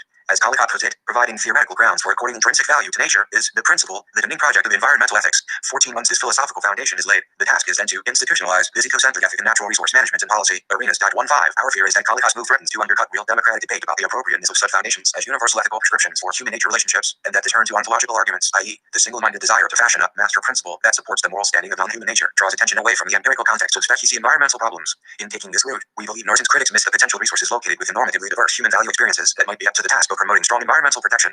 Westra, for example, also appears to subscribe to a foundational view of moral judgment and decision-making, as evidenced by her remark that even reaching a right decision on wrong principles may not be sufficient if the principles are such that it would permit a morally bad decision on another occasion. 16. Implicit here is that only those justicarians that rely on the narrow set of non-anthropocentric claims articulated prior to moral deliberation will be able to meet the demands of protective environmental attitudes. In other words, to the extent that ethical debate over the multiple values at play in specie decision-making context does not reduce these goods to a non-anthropocentric principle, the net in advance, it can produce only second-rate, weedy justicarians for environmental policy, or possibly the philosophical equivalent of dumb luck. We do not think that there is much to be gained by these approaches to moral argument in environmental philosophy, since one of us has written elsewhere about the virtues of an alternative, pragmatic approach toward ethical justification regarding nature that draws upon Dewey's moral contextualism. We do not rehearse the specie ends of this sort of project here. 17. Rather, our present purpose is simply to suggest that stances like Collicott's, Westra's, and Steverson seem to discount the relevance of actual public opinion for the business of supporting our environmental commitments through management and policy actions. Indeed, there seems to be an open dismissal of the legitimacy of citizens' environmental philosophies by Norton's non-anthropocentric critics. This refusal to engage the specie claims in the convergence hypothesis reveals an anti-empirical sentiment that we feel is counterproductive to the practical policy goals of environmental ethics. Accordingly, we turn our 72 Chapter 5 discussion toward one example in an empirical study that we think illuminates the usefulness of Norton's convergence hypothesis, the Vermont Policy's general environmental commitments and their specie attitude toward Green Mountain National Forest policy. Specifically, we believe our research in this arena addresses the main question raised in Norton's thesis, that is, does public value pluralism regarding nature necessarily prevent practical agreement at the level of sustainable environmental policy? If the Vermont data we report on below are at all accurate, the answer to this question would appear to be a resounding no. An empirical test to empirically measure public environmental ethics, values, and forest policy attitudes, we adopted the mail survey technique commonly used in social science research. Specifically, we administered a study questionnaire to a representative sample of 1,500 Vermont households, as drawn from telephone directories covering the state. The questionnaire was administered in the spring of 1995 following procedures recommended by Dillman. 18. There were 272 questionnaires returned as undeliverable, reducing our sample size to 1,228, and 612 were completed and returned, yielding a response rate of 50%. Because our study was designed to measure the Vermont public support for a range of environmental ethical positions, we needed to construct a typology of philosophical claims about human nature relationships. We did this through an analysis and synthesis of a wide selection of philosophical and historical literature in environmental thought. 19. The resulting typology of 17 environmental ethics, grouped in thematic categories, is presented in Table 5.1. Since we were interested in developing an extensive, though by no means exhaustive, list of potential environmental ethics, our study identified an additional number of moral stances that fell outside the weak anthropocentric and biocentric ecocentric positions that Norton sets up in his convergence framework, although biocentric and weak anthropocentric positions are clearly included in our analysis. If the notion of convergence can hold among the positions captured within our broader philosophical net, then we think that Norton's thesis is even more persuasive and of greater practical import. Furthermore, This extended typology resonates with our approach to a set of metaphilosophical issues in environmental ethics. Specifically, we believe that a contextual and situation-centered understanding of ethical judgments is a more appropriate model of moral experience, a stance that suggests individuals are and should be less ideological and categorical in their views of what actions are right regarding nature. 20. If this is so, then our investigations into public environmentalism need to adopt an unabashedly experimental spirit, employing materials and tools that are convergence in environmental values 73 shaped, but not entirely determined, by well-known theoretical debates in environmental philosophy. To test public support for these ethical positions regarding nature, we composed a battery of 64 statements designed to measure agreement with each of the 17 environmental ethics included in our typology type scale. Summary results of respondents' mean scores for these 17 ethics are presented in Figure 5.1. In addition to this examination of citizen support for SPECC environmental ethical claims, we also investigated the more general types of values that nature, in this case, Vermont's Green Mountain National Forest, might provide for the public. These were drawn from several conceptual classifications of the Table 5.1 Environmental Ethics TYPOLOGY Environmental Ethics Anti-Environment 1. Physical threat 2. Spiritual evil benign indifference 3. Storehouse of raw materials 4. Religious dualism 5. Intellectual dualism utilitarian conservation 6. Old humanitarianism 7. FGNC 8. Quality of life 9. Ecological survival stewardship 10. Religious spiritual duty 11. Future generations 12. God's creation 13. Life-based/mysticism Radical environmentalism 14. Humanitarianism 15. Organicism animism 16. Pantheism 17. Natural rights representative statement 1. Nature can be dangerous to human survival 2. Nature can be spiritually evil 3. Nature is a storehouse of raw materials that should be used by humans as needed 4. Humans were created as more important than the rest of nature 5. Because humans can think, they are more important than the rest of nature 6. Cruelty toward animals makes people less human 7. The supply of goods and services provided by nature is limited 8. Nature adds to the quality of our lives, for example, outdoor recreation, natural beauty 9. Human survival depends on nature and natural processes 10. It is our religious responsibility to take care of nature 11. Nature will be important to future generations 12. Nature is God's creation 13. All living things are sacred 14. Animals should be free from needless pain and suffering 15. All living things are interconnected 16. All living things have a spirit 17. All living things have a moral right to exist 74. Chapter 5543210 1, 2, 3, 4, 5. Anti-environment, benign indifference, utilitarian conservation, stewardship, radical environmentalism. Figure 5.1. Environmental ethics, potential social values supported by B. Environment. 21. Respondent support for these 11 human values of nature was measured by means of a 6-point scale, ranging from not at all important to extremely important. Results of this investigation are reported in Table 5.2. As we have discussed in more detail elsewhere, our study of public environmental ethics reveals a strong moral pluralism embraced by Vermont City, Zen's. 22. Even a quick glance at the results presented in Figure 5.1 suggests not only that respondents subscribe to a diverse mix of moral claims about matter, from utilitarian views to radical environmental stances, but also that a considerable number of these positions drew high levels of agreement from the study sample. We can see that the future generations ethic, a claim that is the centerpiece to Norton's contextualism, and the organicism animism, and natural rights ethics, elements common to much biocentric and ecocentric theory, all enjoy a substantial level of public support. This pluralism and public environmental commitments is further bolstered by the results of the human values of nature analysis reported in Table 5.2. A number of these values produce high average importance ratings, especially aesthetic, ecological, recreational, and educational values. Significantly, economic values agreement, spiritual, evil, physical, fleet, religious dualism, religious duty, pantheism, intellectual dualism, storehouse, God, creation, mysticism, natural rights, efficiency, old humanitarianism, organicism, animism, humanitarianism, ecological survival, quality of life, future generations, convergence, and environmental values 75 were at the bottom of the heap, suggesting, contra colloqui, that non-consumptive human-based environmental values are not always held hostage to commercial values and public opinion. Turning to the question of support for environmental policy, we constructed a series of statements concerning various ecosystem-based goals and objectives for managing Vermont's Green Mountain National Forest. 23. Support for these items was recorded on a VE point agreement scale, ranging from strong disagreement to strong agreement with the policy items. These statements, along with respondents' average agreement scores, are presented in Table 5.3. Taken as a whole, these statements effectively map out the sort of long-sighted and multi-value environmental policies described by Norton in the convergence hypothesis. Table 5.2. Value aesthetic, ecological, recreation, education, moral, ethical, historical, cultural, therapeutic, CNTC, intellectual, spiritual, economic, human values of nature statement. The opportunity to enjoy the beauty of nature, the opportunity to protect nature in order to ensure human well-being and survival, the opportunity to camp, hike, and participate in other recreation activities in nature, the opportunity to learn more about nature, the opportunity to exercise a moral and ethical obligation to respect and protect nature and other living things, the opportunity to see and experience nature as our ancestors did, the opportunity to maintain or regain physical health or mental well-being through contact with nature, the opportunity for scientists to study nature and ecology, the opportunity to think creatively and be inspired by nature, the opportunity to get closer to God or obtain other spiritual meaning through contact with nature, the opportunity to get timber, minerals, and other natural resources from nature. Average importance rating asterisk 4.97, 4.95, 4.83, 4.68, 4.53, 4.44, 4.35, 4.33, 3.93, 3.81, 2.98. 1 equals not at all important. 6 equals extremely important. Table 5.3 Forest Policy Attitude Statement 1. Greater protection should be given to SH and wildlife habitats on the Green Mountain National Forest. 2. Greater efforts should be made to protect the remaining undisturbed forests on the Green Mountain National Forest. 3. Management of the Green Mountain National Forest should emphasize a wide range of BTS and issues rather than timber and wood products alone. 4. Management of the Green Mountain National Forest should focus on the forest as a whole and not on its individual parts, such as bears and trees. 5. Logging on the Green Mountain National Forest should not be allowed to disrupt the habitats of animals such as bears. 6. The Green Mountain National Forest should be managed to protect basic ecological processes and not to favor individual plant or animal species. 7. The Green Mountain National Forest should be managed to meet human needs and desires as long as the basic ecological integrity of the forest is protected. Strongly agree. 42.837.347.832.036.150.921.954.126.445.913.146.212.159.1 uncertain. No opinion. 11.7, 11.27.5, 8.6, 13.4, 20.0, 13.4. Strongly mean disagree. Disagree score asterisk 7.4.8, 1.86, 7.4, 1.5, 1.83, 4.3, 1.2, 1.84, 13.0, 2.4, 2.2, 11.8, 2.5, 2.18, 17.13, 0.52, 0.52, 11.93, 0.52.36 level of agreement percent. Table 5.3 continued. State Statement 8. Human and economic uses of the Green Mountain National Forest should be managed so that they are sustainable over the long run. 9. The Green Mountain National Forest should be managed as a complete ecosystem and not as a series of towns or other political jurisdictions. 10. The Green Mountain National Forest should be managed to protect the natural diversity of plant and animal life. 11. The Green Mountain National Forest should be managed to meet the needs of this generation while maintaining the options for future generations to meet their needs. Strongly agree. 28.860.931.551.13357.825.756.4 uncertain. No opinion. 7.311.76.5 Strongly mean disagree. Disagree score asterisk 2.01.0 1.865.2.5 1.922.3.3.1.7996.5 level of agreement percent. 1 equals strongly agree. 5 equals strongly disagree. As the results suggest, our Vermont sample overwhelmingly supported this kind of sustainable forest policy. Speech equality. Respondents endorsed a holistic model of environmental management, strongly agreeing with the importance of protecting species diversity, wildlife habitat, and the overall ecological and social sustainability of the Green Mountain National Forest. Discussion and conclusions. How do our study results bear on the question of convergence? Based on our findings, we can conclude that, at least in the case of the Vermont citizenry and the Green Mountain National Forest, a convergence model is empirically valid for the understanding of the integration of ethical pluralism at the level of sound environmental policy. Our sample visibly subscribed to a wide range of environmental ethics and human values of nature, including traditionally 78 Chapter 5 identity anthropocentric and biocentric positions. Rather than discouraging agreement in attitudes towards sustainable forest management, however, the philosophical diversity seems to have converged on an ecosystem-based policy regime in the manner predicted by Norton. As mentioned above, we believe that his hypothesis is even more persuasive in light of our data because it holds not among narrower camps of environmentalists, but among the broader Vermont public. While ours is but one empirical study offered in support of Norton's thesis, and is obviously constrained by demographic and situational parameters, we believe that our results nevertheless provide support for his convergence hypothesis. Moreover, we think that our findings provide our end response to Norton's philosophical critics, according to their predictions, which again we would suggest stem from their commitment to a priori moral foundations. The potential for public convergence on common policy goals ranged from the highly unlikely to the nearly non-existent. It should be clear from our analysis, however, that Norton's detractors have taken an overly cynical view of the likelihood of convergence on spec-PC environmental policy regimes. We would therefore suggest that contributors like Collicott, Westra, and Staverson be much more cautious when making empirical predictions about the actual policy preferences and environmental values of the general public. One of the more intriguing facets of Norton's project is, we believe, its applicability to interdisciplinary and transdisciplinary discussions outside the walls of environmental philosophy. Because of its inclusive ethos and empirical spirit, we consider the notion of convergence to be a valuable tool for inspiring and guiding collaborative, multidimensional studies of human-nature relationships. Along these lines, we are heartened by the growing number of nature culture analyses that complement the virtues of the general pragmatic approach in environmental ethics. In particular, several researchers laboring in the environmental history arena appear to be charting a parallel course in their localized, place-based studies of environmental values. Indeed, the history is provided by Robert McCulloch and Richard Judd, which examine the regional beginnings of the American conservation impulse, mark an emerging contextual trend in several elements of environmental thought. 24. By tracing the neglected story of New England communal landscape norms and management, these authors construct intricate portraits of the region's complex and evolving moral geography, demonstrating the weaknesses of the dogmatic utilitarian narratives commonly ascribed to this place and its people throughout the 19th century.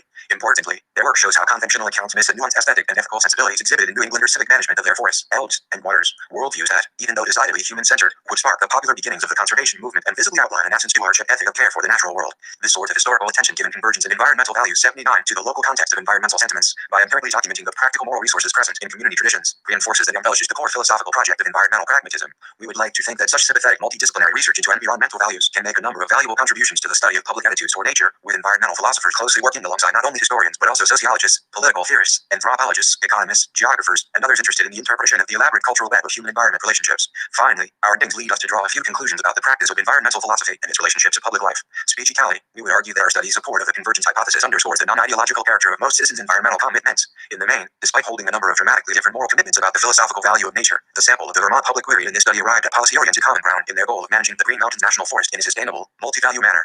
This makes us question some of the assumptions prevalent in environmental philosophy, especially the notion that equate environmental protection is unattainable absent the guarantees provided by some sort of universal, non-anthropocentric master principle. For example, as his remarks excerpted earlier illustrate, Collicott is worried that the convergence argument will force a head-to-head competition between economic and environmental values, a contest it seeks to avoid through an appeal to ecocentric considerations, values he presumably feels are able to trump all other goods in discussions about environmental policy. What concerns us in this sort of pessimism toward the virtues of citizen environmental debate is the extent to which such an attitude acts to forestall the development of a truly public philosophy of the environment. One carries that by an open interchange between professional philosophical argument and everyday public discourse. Instead, since Collicott states that he is interested in giving the right reasons for environmental protection, those foundational intrinsic value arguments that get their moral weight from philosophical purity rather than from public debate and discussion, the citizenry is effectively left out of the serious moral project of environmentalism. 25. And even though Collicott clearly wants to assert the practicality of an intrinsic value stance, he views Norton's project as anti-philosophical and open argue about pragmatism, a post that only underscores his aversion to empirical discussions about public environmental values and their relationship to policy. 26. As the political theorist Benjamin Barber observes, the consequence of such positions is often the construction of a barrier to a fully democratic conversation about the environment as a fount of common values. 80 Chapter 5 Nowadays, rather than developing the discussion on behalf of the civic good, environmentalists often feel compelled to engage defensively in strident, unlistening polemics focused as much on their own moral self-righteousness as on the common good, or on, say, the rights of hitters and bird watchers deployed as counterweight to the rights of snowmobilers and loggers.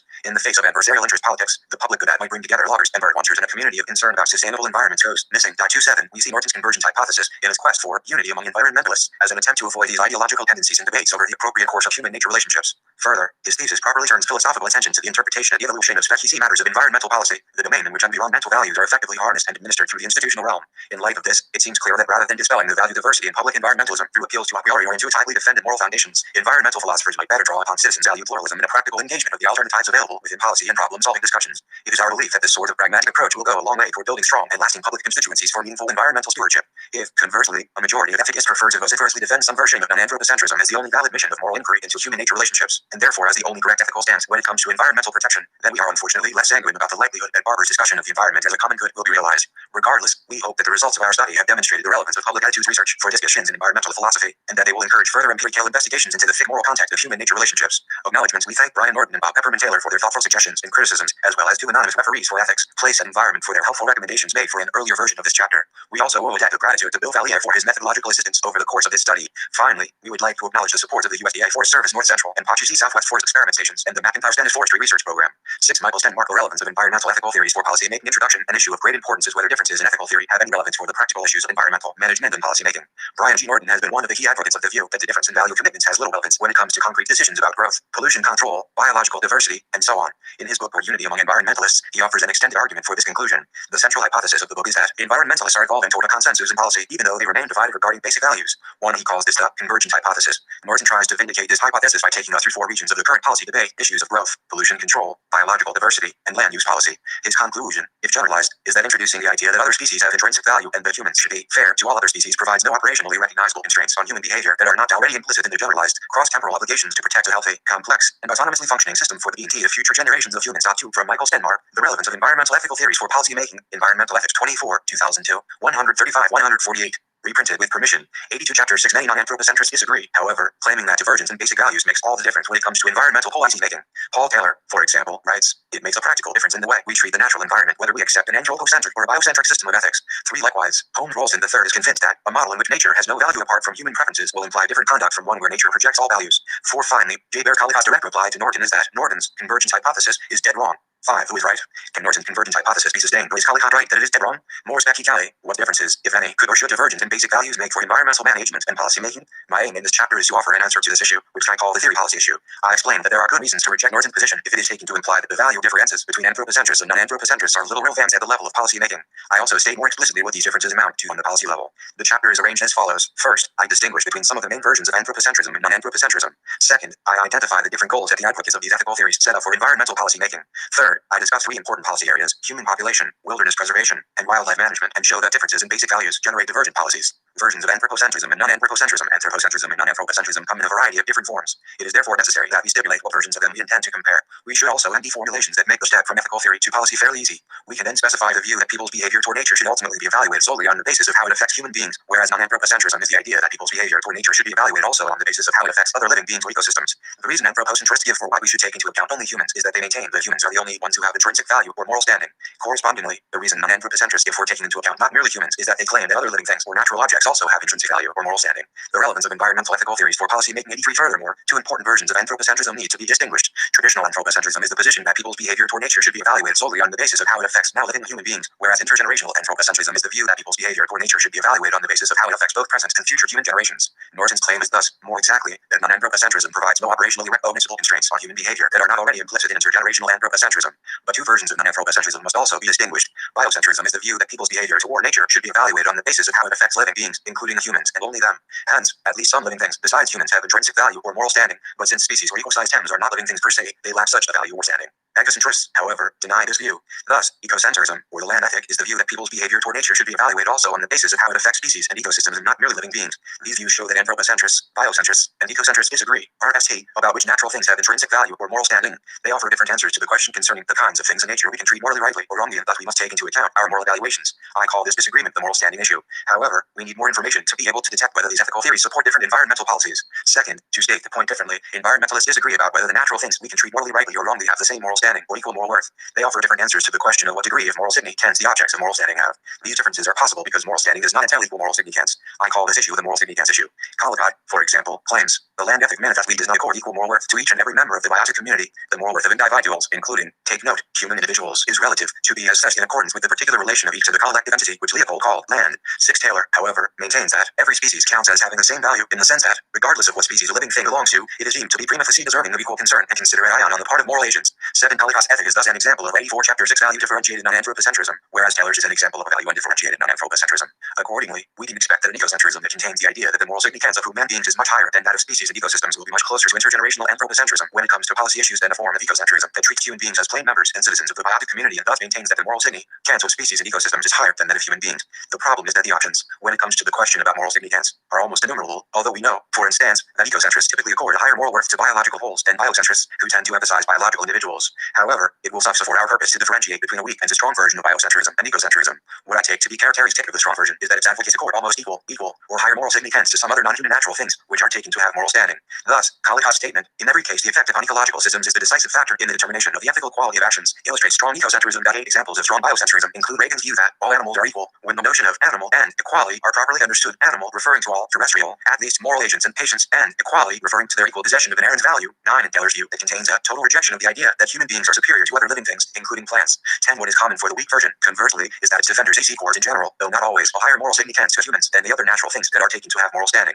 On these grounds, Ralston is an example of an advocate of weak ecocentrism. In contrast to Collicott, who takes the effect of decisions upon ecological systems to be the decisive factor, Ralston writes, an important ethical constraint in environmental decisions is concern for the integrity, stability, and beauty of biotic communities. 11 in other words, the effect upon ecological systems is important, but not necessarily the most important constraint on human behavior. Ralston thinks, for instance, that it has been necessary in the course of human history to centuries most of the wild lands, converting them to rural and urban settlements, and this is both good and ecological. 12 a Swedish professor of ethics, Carl Henrik Brenholm, has defended a weak version of biocentrism.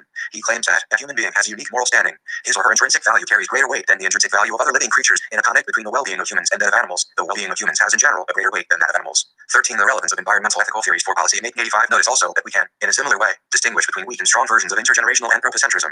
We can say that those anthropocentrists who maintain that future human generations have almost equal, or higher moral significance than now living human generations are defenders of strong intergenerational anthropocentrism, whereas those who deny this are defenders of the weak version.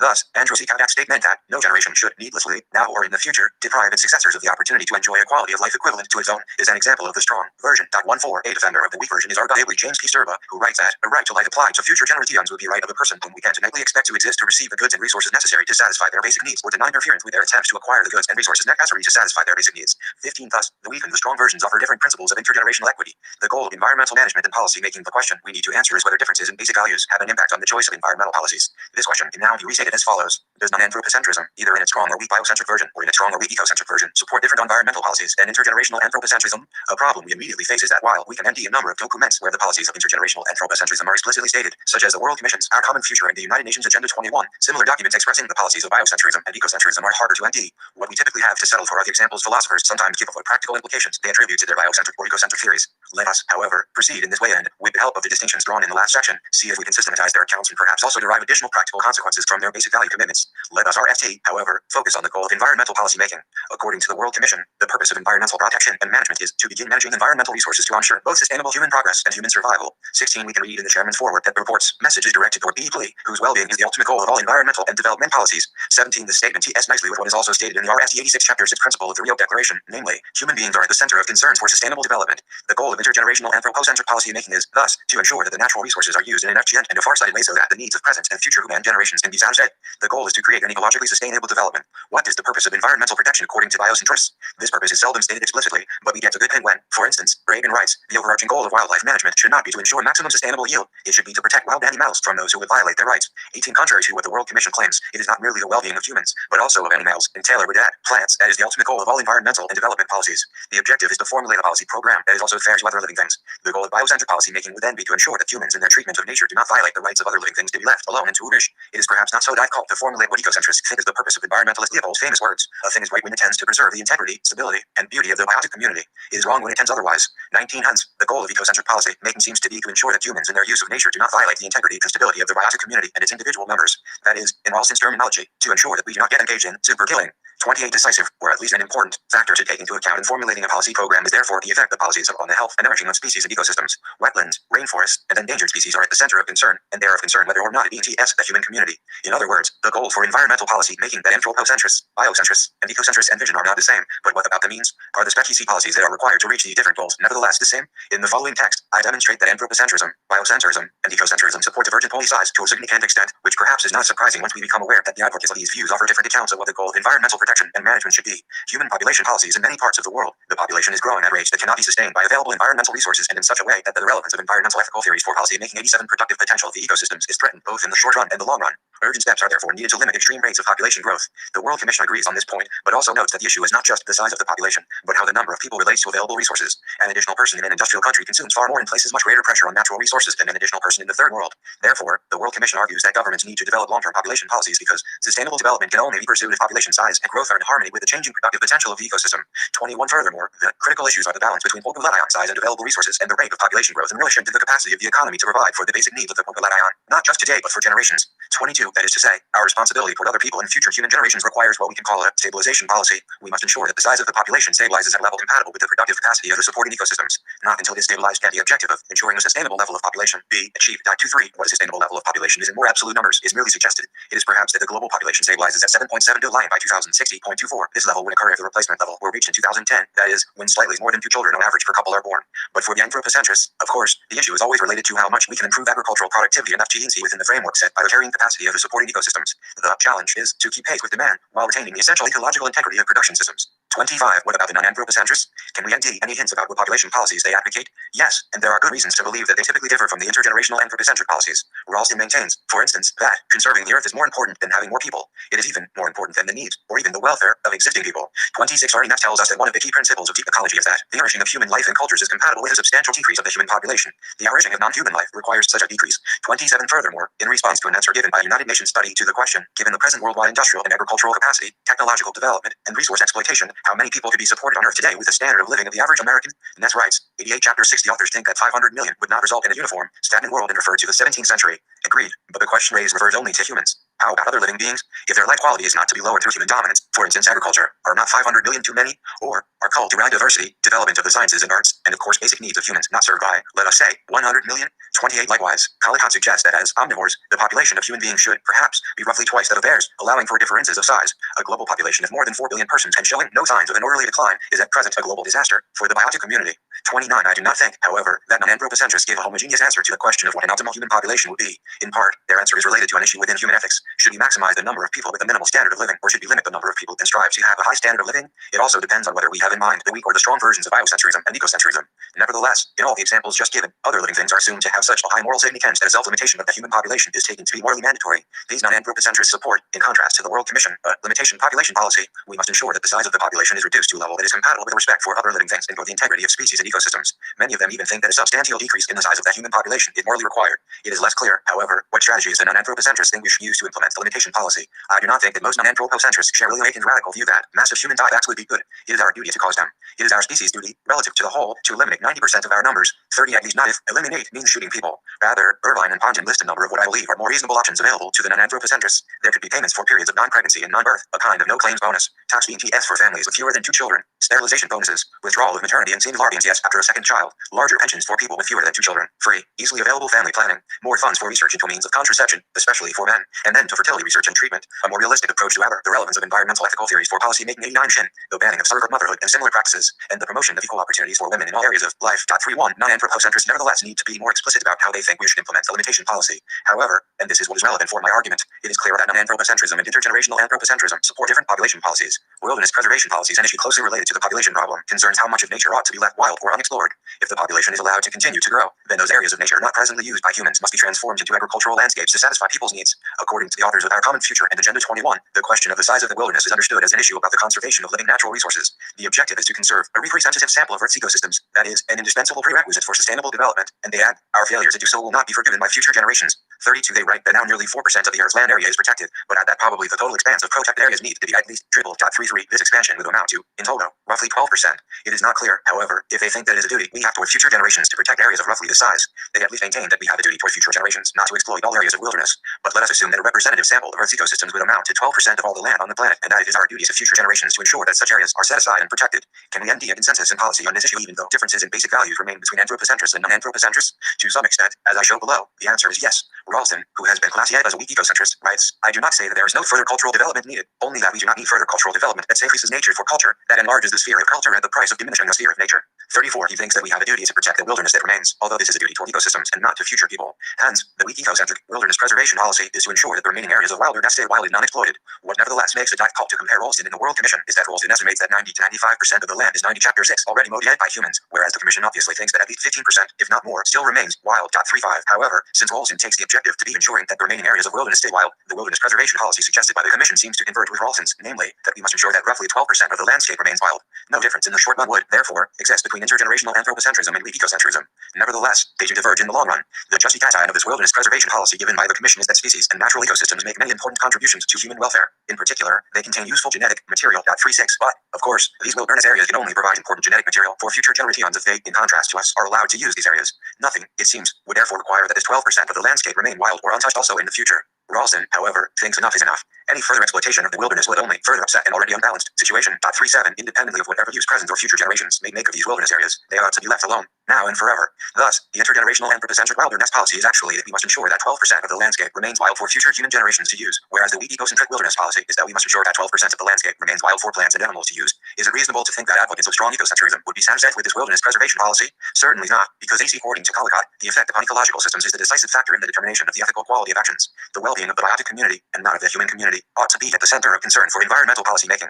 It is therefore likely that a strong ecocentric ethic would imply that humans should live in such a way that much less of the natural ecosystems would be modified for human purposes than is actually the case. Thus, Bill Duvall and George Sessions write that we should live with minimum rather than maximum impact on other species and on the earth in general. 38. And Collicott tells us the land ethic requires a shrinkage, if at all possible, of the domestic sphere. 39. But a shrinkage of the domestic sphere possible, or phrased differently, could we successfully restore cultivated land if we wanted to? Ralston argues that it is possible to restore, for instance, a prairie that has been not too badly overgrazed. Revegetating after strip mining cannot properly be called rehabilitation because there is in fact nothing left to rehabilitate. But when the relevance of environmental ethical theories for policy making 91 can rehabilitate a prairie that has been not too badly overgrazed. Overgrazing allows many introduced weeds to outcompete the natives. Perhaps all one has to do is pull the weeds and let nature do the rest. Overgrazing allows some native plants to outcompete other natives, those that once reproduced in the shade of the taller grasses. So perhaps, after the taller grasses return, one will have to dig on holes, put in some seeds that have been gathered from elsewhere, cover them up, go home, and let nature do the rest. The naturalness returns. 40. Let us therefore grant that once we put the parts back in place, nature can heal itself.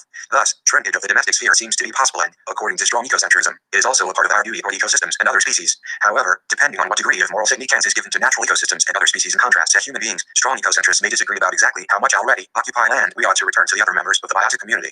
Nevertheless, we can certainly assume that their basic values lead them to an environmental protection program that not only contains the wildlife preservation policy, but also a restoration policy. That is, a wildlife restoration policy that states we should rehabilitate those, or at least parts of those areas of the land that can still be restored to pristine nature. We ought to back off from these occupied areas for the sake of the wildlife, so that they can once more live there and the land can heal itself.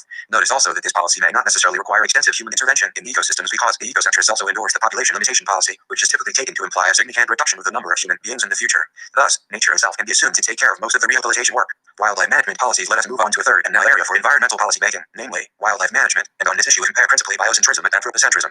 The focus of biocentrists is not so much on biological wholes such as wetlands and rainforests as on the individual inhabitants of the land. According to a strong biocentrist such as Reagan, environmental policy making is about defending wild animals in the possession of their rights, providing them with the opportunity to live their own life by their own lights as best they can. 41. Hence, wildlife management should be designed to protect wild animals against humans. We ought to let wildlife be and let the 92 Chapter 6 members of these other species carve out their own destiny. Likewise, Taylor explains that the biocentric rule of non-interference means that we must not try to manipulate, control, modify, or manage natural ecosystems or otherwise intervene in their normal functioning.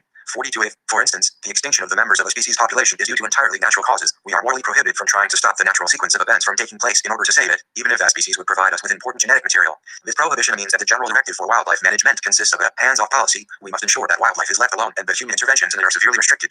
Furthermore, strong biocentrism generates a hunting and shing policy that tells us to ensure that hunting, trapping, and shing are severely restricted or even prohibited. Reagan maintains that woodhunters do is wrong because they are parties to a practice that treats animals as if they were a naturally occurring renewable resource. 43. Taylor writes that besides breaking the rule of fidelity, hunting, trapping, and shing also, of course, involve gross violations of the rules of non-malsense and non-interference. 44. But these strong biocentric policies seem to come in direct conflict with intergenerational anthropocentrism as it is developed in our common future and Agenda 21.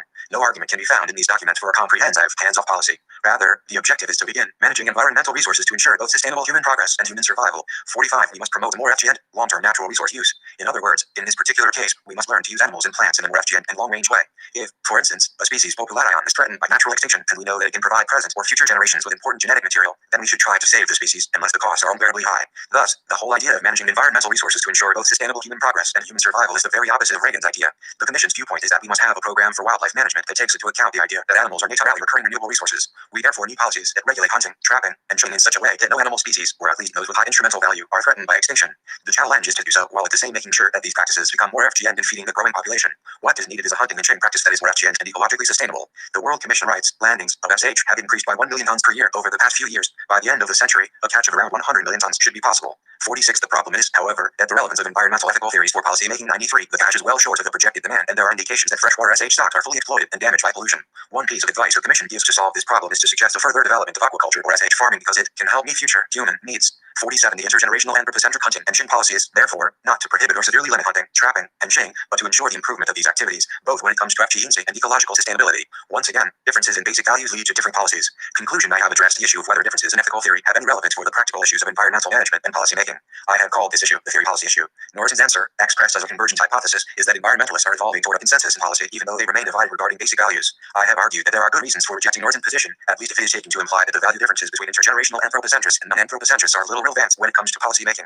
I have done so by 1. Distinguishing between different forms of anthropocentrism and non-anthropocentrism, 2. Contrasting the different goals that anthropocentrists, biocentrists, and ecocentrists set up for environmental policy making, and 3. Identifying 3 important policy areas: population growth, wilderness preservation, and wildlife management, where differences in basic values generate divergent policies. 3. Expanding the discussion. The convergent hypothesis debate today. 7. Holmes R. O. LSTO and pre-convergent versus reconstituting environmental ethics and lightening anthropocentrism. Brian Norton propounds a convergent hypothesis. He also predicts that convergence is taking place between the anthropocentrists and the non-anthropocentrists. Further, he promotes this anthropocentrism, also called homocentrism or human chauvinism, is the view that the earth and all its non-human contents exist or are available for man's ease and to serve his interests, and hence that man is entitled to manipulate the world and its systems as he wants, that is, in his interests. 1. As Norton writes, the thesis of anthropocentrism is that only humans are the locus of intrinsic value, and the value of all other objects derives from their contribution to who man values. 2. Non-anthropocentrism, variously including biocentrism, ecocentrism, and deep ecology, is the contrasting view that there are intrinsic values in nature, whether at the level of individuals or collectives, species, ecosystems, products, or processes, which at times constrain such human entitlements and interests. Natural things can and ought to count morally for what they are in themselves. 3. The convergent claim is that environmentalists are evolving toward a consensus in policy, even though they remain divided regarding basic values.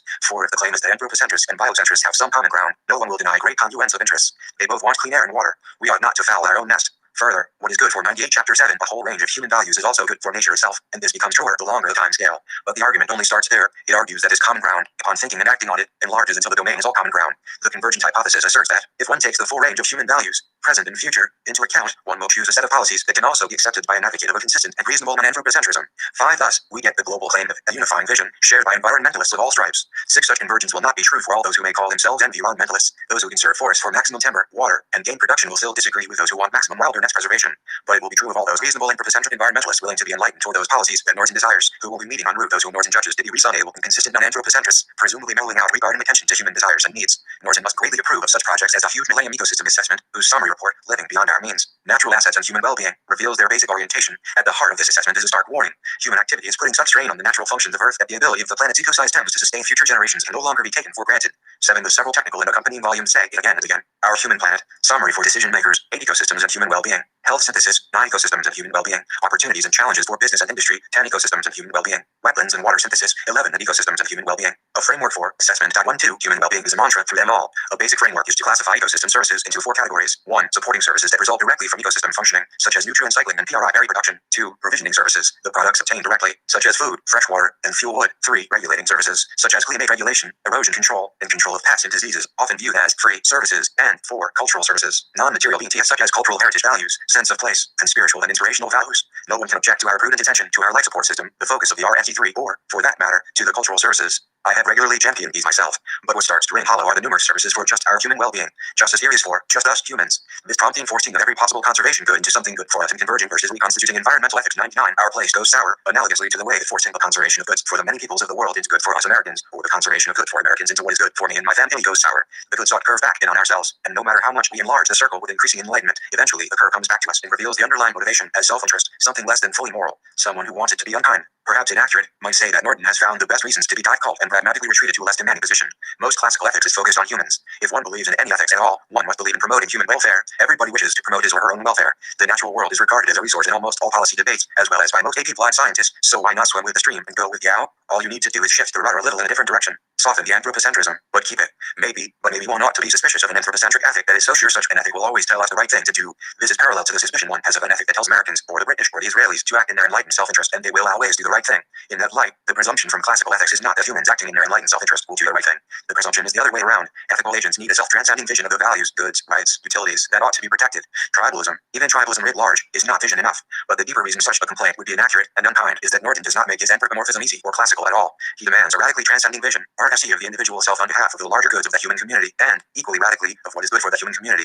Norton NDS wide-ranging possible goods from biodiversity. Spiders build endless fun and surprisingly strong webs. Whales communicate underwater. Boa constrictors go long periods of time without food. Camels without water. Humans might learn something from such species. Some species are R-selected, some K-selected, differing reproductive strategies. This contrast provides a powerful metaphor for human population policy. 13 Norton is likely right, often enough that saving species as resources, rivets in our ecosystems, indicator species, Rosetta Stones, recreational species, and study species makes good anthropocentric sense in setting national policy. But will these arguments do enough work? An anthropocentrist might RC suppose that a healthy and productive life in harmony with nature is quite possible without wolves on the landscape. 100 Chapter 7, but this is not so. When Norton, as an anthropocentric advocate of wolf protection, considers wolf policy in Norway, presumably similarly in Montana, he argues that legislation is needed to force the sheep herders to accept the wolves, and, accompanying that, they need to be persuaded to see that the wolves are good for them.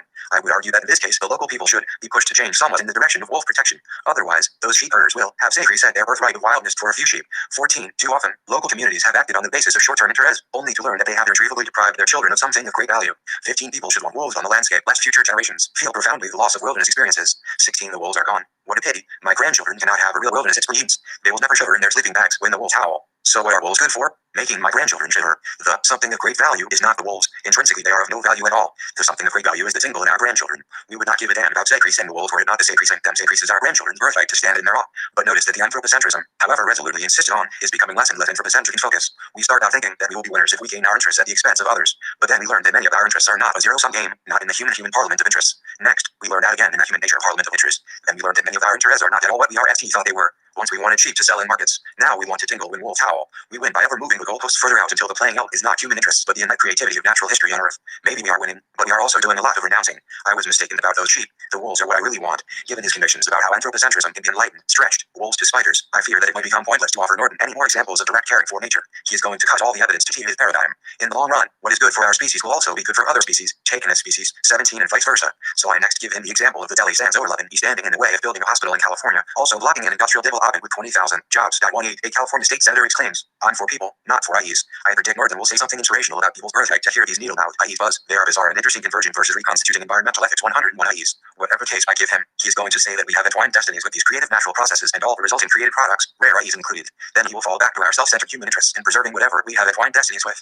But, against Norton, I am doubting that entwined destinies with IEs is going to be as politically persuasive as a respect for a unique species with a clever form of life defending the good of its own. I too claim that no species among the 50 or 10 million on Earth is worthless. Each has a good of its kind. Each is a good kind.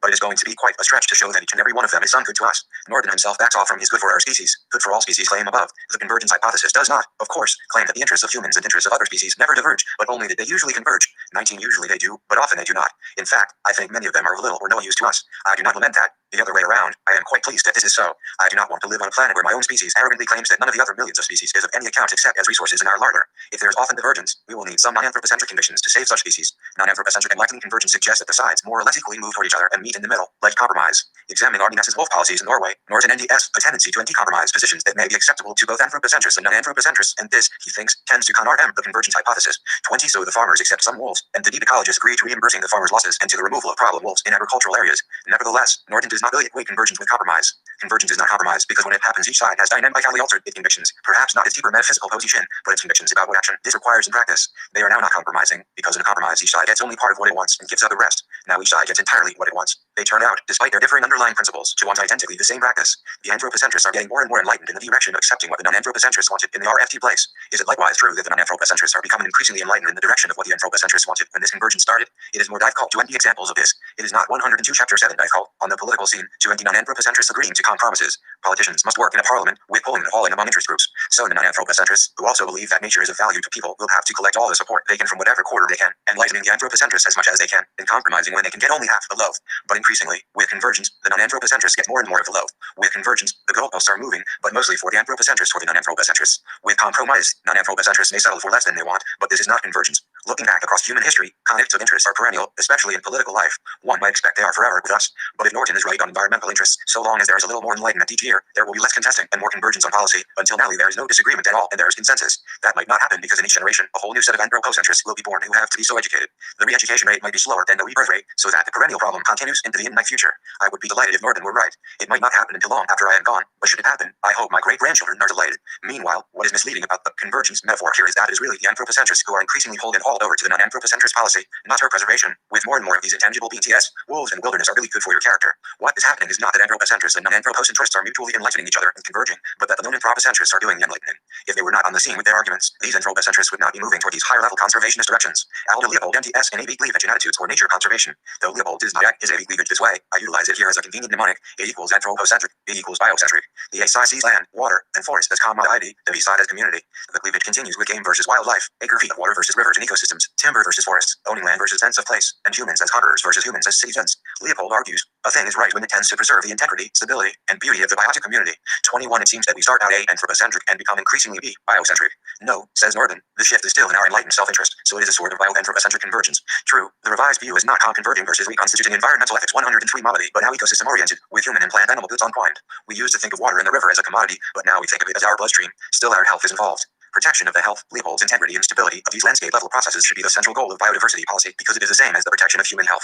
But, meanwhile, is not Leopold's integrity of the biotic community pulling these anthropocentrists as far as they have come in the land health direction? That land as community is the basic concept of ecology, but that land is to be loved and respected as an extension of ethics. 22 Without Leopold's non-anthropocentric love and respect for land, which Norton considers an unfortunate interpretation of Aldo Leopold's land ethic. 23 These anthropocentrists would never have become so enlightened. Consider animal experimentation. For more than a decade, the University of Pennsylvania Head Injury Clinic conducted a series of experiments using primates upon whom they deliberately inflicted massive head injuries in order to simulate the sort of injuries humans experience in sports injuries and automobile crashes. Scientists could study such injuries and also practice innovative brain surgery. The research was federally funded at $1 million annually through the National Institute of Health. When the nutter of these experiments was revealed, then U.S. Department of Health and Human Services Secretary Margaret Hackler terminated the government funding .24 on Norton's account, since there is not any intrinsic value in animal welfare. What policy we set depends on whether the experiment genes are human welfare. Norton seeks long-term horizons, and in the long term, there are likely to be such BTS. On the animal welfare account, these BTS have to be traded off against decades of intense animal suffering, a disvalue that outweighs any promised human BTS. Anthropocentrists and non-anthropocentrists do not agree on policy. To get convergence here, Norton will have to empty some way to convince the anthropocentric researchers and their supporters that it is in the best interests of humans not to do such experiments. A National Institute of Health spokesman initially praised the laboratory, but with continuing protests and investigation found the laboratory to be unsanitary, deficient in surgical techniques, and poor record keeping, and the researchers were inadequately supervised. So, why not clean up the lab and continue? Possibly because such experiments make the researchers sadistic, make us humans callous to animal pain, or because humans need to appreciate the great apes as relatives, or some such argument. But, of course, if there is no value present in these monkeys, baboons, and apes, and therefore no disvalue in the animal suffering, then one ought to be 104 Chapter 7 callous to it. Perhaps the great apes are ancient relatives, but since value only appears with humans, only that humans are valuing agents. 25 There is no reason to count the primates at all. In fact, the real force driving those who insisted on the change of policy was that this is unethical treatment of these animals, not simply that it does not well serve our human interests. One effectively has to stop being anthropocentric to stop such experiments. Ducks feed on spent shot that fall into their ponds, needing grit for their gizzards, and afterward die slowly from lead poisoning.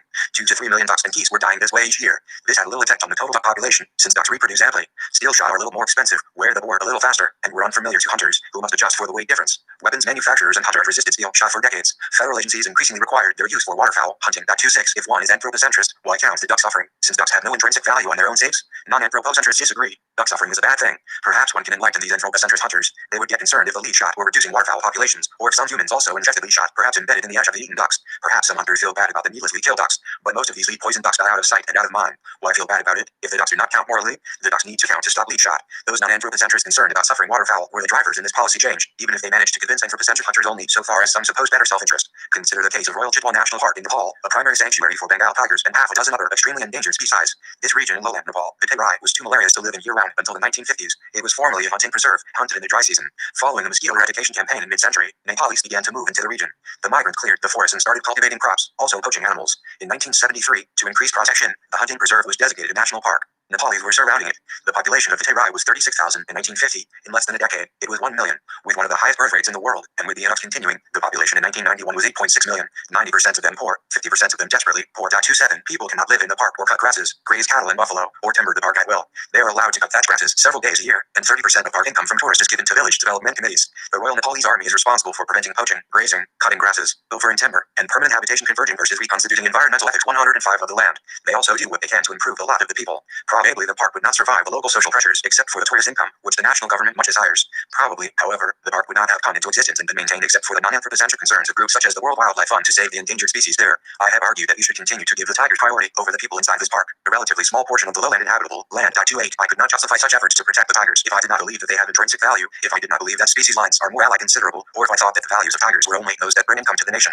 Northern will have 20 anthropocentric reasons to save the tigers. Some are not far to seek. Tourist income, a biodiversity reserve, some national pride in the tigers, but enough anthropocentric being to justify keeping tens of thousands of persons hungry in order to save the tiger could be hard to empty. Nepalese have, I suppose, a birthright to hear teachers roar like the Norwegians and Montagnans and their wolves. Northern advocates adaptive management, which is both ecologically sound and community-based, a process that can guide a community toward shared goals to create an environmental policy that protects many or most of the values that are articulated by community members. And to do so, demo CRATICALLY.29. He wants to be contextual and pragmatic, helping communities to rename goals through iterative discussions among stakeholders. 30 His challenge is to environmental ethics to address these real-world problems on a locale, contextual basis and join the search for adaptive solutions and sustainable human institutions, cultures, and lifestyles in each local area. If we do not accomplish the task, nature has no chance. 31 Alas, however, if Nepal were to become a functioning democracy, otherwise, much to be desired, and these 9 million Terai people set policy by voting their pragmatic and contextual stakeholder preferences, the tigers would likely be voted out repeatedly.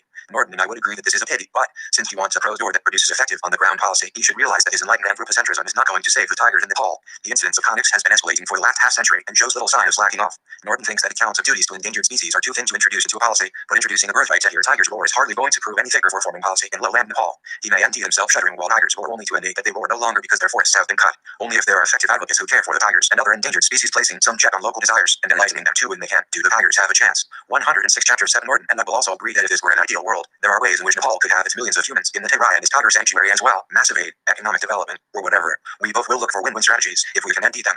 I also concede that some strategies I might be morally desirable are not politically possible, hence I might compromise. Meanwhile, on present policy in the real world and in this park, the tigers are being given priority over poor people, and I approve. One of my arguments for this is that decreasing the park provides no long-term solution to the human problem. Human problems have to be set where they arise, in unjust and malfunctional social structures. But that complements my main non-anthropocentric motivation. The teachers as a species ought not to be set on the altar of human mistakes, regardless of what persons made mistakes and were in their complex chains of events. Fixing those mistakes is something I also desire. Otherwise, maybe the tigers cannot be saved forever, and that will be good for people. Norton might hold out at saving the tigers is valuable because it gives humans an opportunity to correct these mistakes, but such remote humanistic reasons will never save the tigers today. For that, policymakers will also need the enlightenment that non-anthropocentrists can provide. When we get to the convergence, what do we have? Anthropocentrism, biocentrism, ecocentrism, something polyglot? Sometimes Norton will just say that he does not have to answer metaphysical questions. He is agnostic about all these deeper issues, just a pragmatist who wants to get the conservation job done, and functional anthropocentrism will work, nay, at least it will work, nay, if we can enlighten it sufficiently. There are many different ways of justifying wise environmental principles and policies. Norton teaches in a school of public policy, and if I worked there, I might myself have gotten diluted or become more inclusive and come around to his position. If he and I were on the of the Georgia legislature, defending the Georgia wetlands, or the of the U.S. Congress defending the Endangered Species Act, his position would be my fallback position. I would be trying to transform those legislators into becoming more enlightened environmentalists. I would stoop to conquer, but afterward I would be sorry I had to stoop to conquer. I might congratulate myself on my political insight or on my psychological analysis of the way average citizens think, but I would think I had fallen back from philosophical high ground. A day or two later, I might be apologizing to ordinary people, as well as to Georgia legislators, for selling them short as though they were never able to occupy any high moral ground respecting God's good creation. Norton allows that what we have is many worldviews, anthropocentrists and non-anthropocentrists of all stripes, but he also steadily claims that all we need is anthropocentrism. He tells us, with considerable enthusiasm, why I converging versus reconstituting environmental ethics 107 am not a non-anthropocentrist. 32 The problem, as he sees it, is not the anthropocentrism ipso facto, but that anthropocentrists have been short-sighted and gross about what their interests really are. He needs resolute but weak anthropocentrism. 33 The problem, as I see it, is that without the non-anthropocentrists making their strong stand and weakening his anthropocentrism, the anthropocentrists will never see how short-sighted and narrow-sighted they are. The anthropocentrists need the non-anthropocentrists as their educators. At times Norton seems to think that nobody's worldviews change, only their policy gets more enlightened. Environmentalists have not accepted a common and shared worldview, and those who look for unity in the explanations and rhetoric of environmentalists will be disappointed. I will pursue a different strategy and look earnestly for the common ground, the shared policy goals and objectives that might characterize the unity of environmentalists. 34 So, Norton remains an anthropocentrist, though becoming a weaker one. Paul Taylor remains a biocentrist, and I remain a true believer in intrinsic value in nature. The result, diverging worldviews, converging policies. 35 At times, however, it seems as if worldviews change. Perhaps Norton will want to say they get enlightened about what their larger, longer-range interests are, but on my account, we can better frame what is going on by saying that their goals get reconstituted, their sense of personal identity gets reconstituted. The more comprehensive their relative identity, the less and less plausible it is to speak of this as anthropocentric group self-interest. Norton thinks his convergence hypothesis is a false able hypothesis about real-world policies. 36 in real-world policies. As everyone knows, resource-based anthropocentrists, like James Watt, disagree with non-anthropocentrists, like Edward Abbey, so Norton has to appeal to less polar anthropocentrists and non-anthropocentrists. These two often disagree, sustainable foresters versus wilderness advocates in the Podgy Northwest, so Norton has to suppose still more enlightened anthropocentrists, those who think our birthright owls overrides clear-cutting and replanting. Those in this projected dialogue about increasing convergence become less obviously those in fact contending in real-world politics. Some such persons can actually be found in the world. Norton is one of them, but being such a minority is not much evidence for the hypothesis in real-world politics. One needs evidence that such persons are increasing in number, or that the strength of these most enlightened convictions can determine and set policy equally well as do strong convictions about intrinsic value in nature. Even if Norton were right that the various schools of environmentalism all come out desiring the same policy, it is still important to clarify motives. An ethicist wants the best reasons for action, not simply those that are good enough. Perhaps a political pragmatist will be satisfied to get the policy right, no matter who the supporters are and what their motives, as long as they are 108 chapter 7 in serving the environment. John saves the whales because he respects and admires their skills. Jack saves the whales because he runs the tour boat and makes money taking John and others to see them. Susan cares for her aging mother because she loves her. Sally cares lest she be cut out of her mother's will. Behaviors converge, but we are more impressed with John's motive than Jack's. We admire Susan's behavior and are depressed by Sally's. When mother becomes incompetent and can no longer change her will, when tourists no longer come because the whales are sparse, behaviors will change. Perhaps we can enlighten Jack. He too will come to admire the whales and continue to operate his tour boat. Maybe even Sally, taking turns with Susan caring for their mother, will come to admire her resolution and courage in prospect of death, and will both love her and desire the inheritance. But to be at all savior in conservation policy, we need transformations of values driving behavior, not simply convergence of behavior. Perhaps Norton's enlarging anthropocentrism can affect such transformations. He next advocates transformative value. Transformative value consider Norton's account of sand dollars on a Florida beach, which, since it is autobiographical, must be a real-world case. He chooses admirably to place his memorable encounter with a little girl collecting sand dollars on a Florida beach as an introduction to his board unity among environmentalists. The sand dollar is featured on the book jacket. I share Norton's hope that she and her mother can indeed better ways of valuing sand dollars than to toss them into Clorox to kill and bleach them, make ornaments to sell, and sell the extras for a nickel each at the local craft store. But when he tries to give a rationale to imagine what might be said to such utilitarian mentality, he indeed gets himself stuttering, unable to escape his environmentalist dilemma. 37 Perhaps he and the little girl and her mother, who was nearby, strip minting sand dollars. 38 Can have a conversation, and there will be convergence. So Norton says, they are alive and I interact with them with character building transformative value. 39 I get an enlarged sense of my place in the world. And you could, too. The little girl replies, at RST, I know they aren't alive. That's why we throw them into Clorox, to kill them. But I want to make them into dry shells for the ornaments my mother makes, and I value them for that. The mother adds that she has won prizes for her artistry with the shells, for her transformative experience building her sense of self-worth. So far, the conversation will be just Norton's interactive experience against those of the collectors. His interactive acts lead to his behavior. Their interactive acts lead to converging versus reconstituting environmental ethics 109 another. Different spokes for different folks. Norton ended his conversation on the beach, in ideological impasse, in a dilemma in values. I fell silent, stymied. This dilemma with sand dollars, he muses, is a microcosm of a human relation to the whole biosphere. Tag 40. Nothing will change until Norton can appeal to a better appreciation of what is actually there. He might bring the two exploiters around to his view. Convergence on the transformative value of respecting of sand dollars for what they are in themselves, living creatures with a good of their own, but only by pulling the girl and her mother far into the orbit of respecting intrinsic value in living organisms, as he himself has learned to do. He shifts their goalposts, as his goalposts have been shifted. No, Norton may reply, the goalposts have always been the same, to maximize human well-being. All that has changed is strategy. Once, the girl and her mother found a sense of self-worth collecting the shells and making lovely ornaments. Now they are more enlightened to the sand dollar for what it is in itself, but this feeds into a more enlightened sense of self-worth in respecting all things, great and small. So they join Norton in wishing to conserve the sand dollars and feel proud of themselves in a new way. They now have new, more enlightened virtues. Norton dislikes any hint of correspondence theories of truth. Following C.S. Pierce and John Dewey, he refocuses discussions of truth and objectivity from a search for correspondence to an external world. The conformed approach to a more forward-looking, transform approach. A pragmatist, transform approach to inquiry such as Dewey's may provide a way around the fact-value gulf. 41 First, we might have thought that what is in our interest, exploiting the sand dollars, differs in such cases from what we take an interest in, the welfare of the sand dollars. But now it seems that whatever we take a being child interest in, the welfare of the sand dollars, is in our being. Child interest transforming us. Usually we think we can sometimes distinguish between what we take an interest in, the well-being of the sand dollars, and what is in our interests, getting to be better persons. But no more. Meanwhile, Norton's behavior belies his logic. What Norton himself clearly feels is this sense of respect for sand dollars as living creatures. 42 For value present there, it ought not to be safely said for a nickel. He gets transformed, yes, but he gets transformed because his knowledge conforms, God forbid that we should say, corresponds to facts of the matter about the living sand dollar. Something matters to the sand dollars. That is the problem with killing them so trivially. Norton hit reality when he encountered the sand dollars. Something that matters to him, and he lamented the little girl making a resource of them. But he has yet to face up to the epistemic crisis that contact with sand dollars entails. 110 Chapter 7 Celebrating creativity. More recently, Norton values nature for the creativity of its processes. As he writes, it is possible to recognize a deeper source of value in nature, what might be called nature as creativity.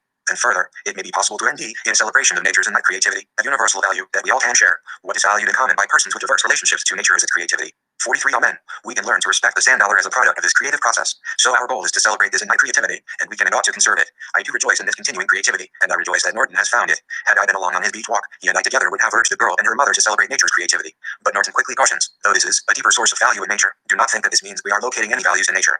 Nature's creativity is valued both in the present and for the future because it is the very basis of human opportunity. As he puts it, these creative processes, we can further say, are valued by humans because a creative and building nature provides options and opportunities of all human values, whatever these human values are.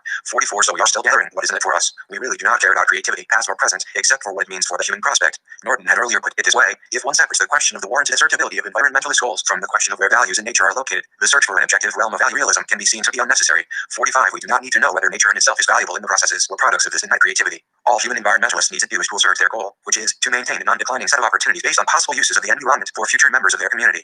46. It is just us, after all. So I was too quick with my amen. I had jumped to the conclusion that Norton had found value in nature's creativity and was celebrating that. If I now try to say that celebrating this innate creativity seems to exceed whatever human utilities are forthcoming from it, and that this innate creativity does not sound like an anthropocentric goalpost anymore, Norton will pull back and start celebrating human transformation. These environmentalist goals in the presence of such innate creativity, denying that it is an object type of realm of value realism.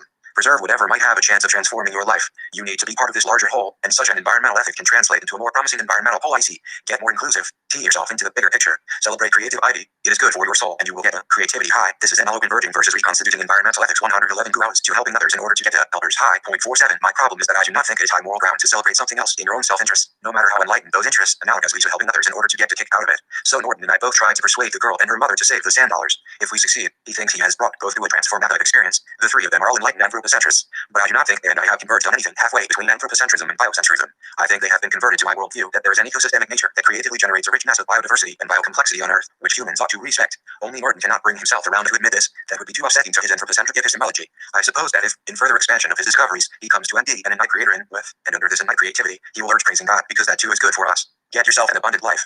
He does not think humans generally are able to face the universe without asking, what's in it for us? Or if some among them can, they do not need to. Introducing the idea that other species have intrinsic value, that humans should be fair to all other species, provides no operationally recognizable constraints on human behavior that are not already implicit in the generalized, cross-temporal obligations to protect a healthy, complex, and also no-mousely functioning ecosystem for the being of future generations of humans. 48. Continuing, introducing the idea that there is innate creativity to be celebrated in nature provides no operationally recognizable constraints on human behavior that are not already implicit in protecting healthy ecosystems in order that humans can flourish by celebrating such creativity. Well, stretch it this far, and maybe it is not operationally different for the super enlightened, but it has gone far astray logically, stretching self-interest to the breaking point, which probably also means that it will not in fact do all that well operationally either. In fact, Norton says to the little girl, put most of the sand dollars back. 49. I say to her, put them all back. Well, no, Norton will reply. You were not listening when I championed transformative value. This ethic can be transforming. The enlightened environmentalist wants photosynthesis in place, fresh water in streams, a stable climate, and spiritual inspiration, transformative encounter with sand dollars. Nature preservation is just yet because it leads to the fostering of multiple levels of values in human life and culture worth preserving. True, we can all agree about the basic, vital, lower order values, but the convergence is toward nobler, higher order values, equally vital to human well-being, and these are not reducible to the familiar anthropocentric array of demand or preference values. 112 Chapter 7. This is a metamorphic transformation, maybe analogously radical to a caterpillar becoming a butterfly. Norton once explored Henry David Thoreau's use of insect analogies, wondering if humans, like butterflies, can be transformed from the larval stage, mostly consuming the world, to a perfect state in which consumption is less important, and in which freedom and contemplation are the ends of life. There is a dynamic dualism in which the animal and the spiritual self remain in tension, but in which the majority of the individual, transcendence of economic demands as imposed by society, emerges through personal growth based on observation of nature. 50. So there is transformation from bodily growth, consumption, to personal growth, spiritually. It does seem as though the goalposts have changed, or have they, since we are still seeking to win, only the sort of growth we seek has shifted from physical to spiritual? Norton insists, right through to the end of his book Searching for Unity Among Environmentalists, moralists among environmental ethicists have words in looking for value in living things that is independent of human valuing. They have therefore forgotten a most elementary point about valuing anything. Valuing always occurs from the viewpoint of a conscious valuer, only that humans are valuing agents. 51. Maybe there is much transformation of people and what they choose to value, but this nowhere leaves him well placed to celebrate this creativity that nature has expressed in the non-conscious sand dollars, much less nature's global innate creativity. Are we to conclude, well, there is innate creativity out there, independent of us humans, but it is of no value until we conscious humans come along and evaluate it as being entitled to, transformative of our human character? The creative force is outside us, but we keep the original idea of anthropocentrism, that all value will be perceived from the viewpoint of conscious human beings intact. 52. Maybe Norton can keep the subtlety clear in his mind, in my creativity out there, all value in here, in my transformation, but my mind is not subtle enough to keep that difference intact in my head for long. I doubt whether the citizens he wishes to persuade toward better environmental decisions will see the difference either. I can make good sense of the idea that we humans are the only species that can become consciously aware of this innate creativity. We alone can celebrate it. I might say that we humans are at the apex of creation, the most valuable species. As far as we know, human culture is now the leading story on the planet, but that does not justify any conclusions about humans being the solitary locus of value. Norton also dislikes too much human self-centering. He fears its arrogance. Once we needed the rhetoric of the non-anthropocentrists, he says, that helped us reframe our picture of ourselves in the world. Now that we recognize our nitude, we no longer need such rhetoric. Converging versus reconstituting environmental ethics 113. The attack on human arrogance, which was mounted as a response to anthropocentrism, was well motivated but badly directed. one need not pose an interest contrary to human ones in order to recognize our nitude. If the target is arrogance, a scientifically informed contextualism that sees us as one animal species existing derivatively, even parasitically, as part of a larger, awesomely wonderful whole should cut us down to size. 53. That is what those wolves are good for, making my grandchildren sugar, cutting them down to size. That is how nature served our interests, cutting us down and forcing us to confront this awesomely wonderful whole. I myself have argued that the encounter with nature protects us from pride. 54. Norden seemed right on target until we start to wonder if seeing nature as value is until we, the only valuing agents, get cut down to size keeps ourselves at the center of it. After all, by cutting nature, with its innate creativity, down to our size. Norton's convergence at this point has become rather similar to Peter Wenz's environmental synergism. Environmental synergists believe that synergy exists between respect for people and respect for nature. Overall and in the long run, simultaneous respect for people and nature improves outcomes for both. Respect for nature promotes respect for people, so the best way to serve people as a group is to care about nature for itself. 55. Wenz, too, can push this argument way past an intelligent exploitation of nature to a thoroughgoing caring for nature, still being the major push our own post-enlightened self-interest. He concludes, people as a group get more from the environment by caring about nature for its own sake, which limits attempts to dominate nature, than by trying to manipulate it for maximal human advantage. 56. This is a kind of battery argument. You anthropocentrists should care for nature lest you get too pushy. Caring for nature is good for us. It cuts down our covetousness. If you want the most out of nature, less is more. That too sounds right, until we ask whether there is anything in nature on its own sake worth caring for, anything of value that justifies such care. Here, Lenz will answer yes. Norton will reply, do not ask. All you need to know is that caring for nature is good for you. Why do Americans want their national parks and wilderness areas? Because they can recreate their, of course. The outdoor experience enriches their lives. That is true enough, and it is where we must begin. It may be as far as we get on the Oar of Congress, but it is only a beginning when we are in the L, whether as hikers on the trail or park managers. We NT ourselves enlarging our vision. Norton will say, we ND ourselves transformed, and that enriches us. But is this the best way to phrase it? Roger de Silvestro NDS something radically novel about humans setting aside for protection their wildland parks. 114 Chapter 7 territorial boundaries are ancient. They are artifacts dating from a primordial world. They are, in essence, established for the exploration of the earth. Only in the past century has humanity begun to set the protection of wildlands as a broad social goal, creating national parks, national forests, wildlife refuges, even protected wilderness areas. This is something truly new under the sun, and every protected wild place is a monument to humanity's uniqueness. The greatest qualitative difference between us and non-human animals is not that we can change and modify our environment. Practically every living creature does that, but they are the RSE living things, as far as we know, to make a choice about the extent to which we will apply our abilities to and nuance the environment. We not only can do, but we can choose not to do. Thus, what is unique about the boundaries we place around parks and other sanctuaries is that these boundaries are created to protect a region from our own actions. No longer can we think of ourselves as masters of the natural world. Rather, we are partners with ID.57. Norton may concur, provided that we recognize how we are still partners with nature, not masters but being trees of setting such boundaries, gaining a new vision of ourselves in so doing. But this is a curious kind of anthropocentrism, which resolves to let wildlife be, to place wildness in sanctuaries protected from human mastery and control. Maybe the human uniqueness is that we are the one species that can care enough about other species to draw back and set some territories that are not our own, where we only visit and celebrate the wildness there. Parks are for people, the anthropocentrist will say. Yes, but here the park boundaries set sanctuaries to protect wildlife from people as much as for people. Winning and losing since I have been pushing Norton further and further toward non-anthropocentric goals, and lamenting his refusal to renounce his ever-weakening anthropocentrism. I must conclude by conceding that when I think about winners and losers, I sometimes myself move closer toward his convergence hypothesis. 58. The issue whether those who do the right thing are losers is as old as Socrates, with his puzzling claim that no evil can come to a good man. 59. Doing the wrong thing ruins the soul, the worst result imaginable. Doing the right thing ennobles character. Yes, but can we translate this into environmental ethics? Environmental virtue ethics think so. An inclusive moral virtue, well-rounded excellence of character, requires that we be properly sensitive to the converging versus reconstituting environmental ethics. 115. How is nature through us and its bearing on our habits of life? Otherwise, life lacks propriety. We do not know our place under the sun. Norton has said the same thing. Wallace Stegner epitomizes this memorably. Something will have gone out of us as a people if we ever let the remaining wilderness be destroyed. That wild country can be a means of reassuring ourselves of our sanity as creatures, a part of the geography of hope. 60. Walt Whitman found this out. Now I see the secret of the making of the best persons. It is to grow in the open air, and to eat and sleep with the earth. 61. So, for the sake of our own identities, of being who we are where we are, of being at home in the world, of being the best persons, we need to maintain the integrities of the fauna and flora on our landscapes. This is not as much getting cut down to size as being lifted up to our noblest self-understanding. I advocate this enthusiastically, but these wild others cannot be seen simply as a source of personal transformation. We must make the model at least an ellipse with two foci, human virtue and natural value. In an environmental virtue ethics, human excellence and nature's excellence are necessarily entwined. 62. Yet, an environmental virtue ethics may start from a concern for human interests, but it cannot remain there. 63. To be truly virtuous, one must respect values in nature for their own sake, and not simply as tributary to human nourishing. And enriched humanity results with values in persons, the anthropocentric ones, and values in nature, non-anthropocentric ones, compounded, but only if the loci of value are not confounded. It seems cheap and philistine to say that excellence of human character is all that we seek when we preserve endangered species. Excellence of human character does indeed result, but only when human virtue cherishes, celebrates the value found in nature. Winning, interpreted as becoming more virtuous, requires getting your goals right. My ancestors lost in the Civil War. They lost their slaves. They lost the war. But then again, they did not really lose. Without this loss, the South would not be anywhere close to the prosperous society that exists today, where whites and blacks have more genuine and more productive relationships, trade riches, people are autonomous, human rights defended, and so on. The South may have lost the war, but it did not really lose, because the war was wrong. When the right thing was done, things turned out win-win in the long term. 64. But I would not have said to the slave-owning whites, free your slaves because you will get B&T from it. For us men, granting equality to women has been a similar experience. I would not have thought, as a man, that I should treat women equally in order to increase my opportunities. Can we extend such reasoning to environmental ethics? Consider the posse Northwest. There will be some losers, in the sense that some loggers will have to change jobs. They will, meanwhile, come to reside in a community 116 Chapter 7 that is stable in its relationship to the forest in which it is embedded, and that makes them winners. They once lived in a community with a worldview that saw the great forests of the Northwest as a resource to be taken possession of, exploited. But that is not an appropriate worldview. It sees matter as commodity for human gratisation, and nothing else. The idea of winning is to consume. The more the better. When the goalposts are moved, these losers at the exploitation game will come to live in a community with a new worldview, that of a sustainable relationship with the forested landscape, and that is a new idea of winning. What they really lose is what it is a good thing to lose, an exploitative attitude toward forests. What they gain is a good thing to gain, a land ethic. 65, I can say, get the land ethic. It's good for you, but with misgivings analogous to those above about whites freeing slaves, or men treating women more equitably. If someone protests that this is cheating, written in winning by moving the goalposts, I reply that the analogy is bad. If such a person is wrong, the goalposts, since they are misperceived, will have to be moved. That is not cheating to win, that is facing up to the truth. What was before thought to be winning is losing. 66, but we do want to make sure we know where those goalposts are and what winning means for all concerned. This is not so much converging anthropocentrists and non-anthropocentrists, any more than whites and blacks converging on freeing as slaves, or men and women converging on equality. This is reconstituting an ethic where the anthropocentrists, like us whites and us men, get the focus off themselves and focus on the inclusive conservation of values outside, no less than inside them in their gang.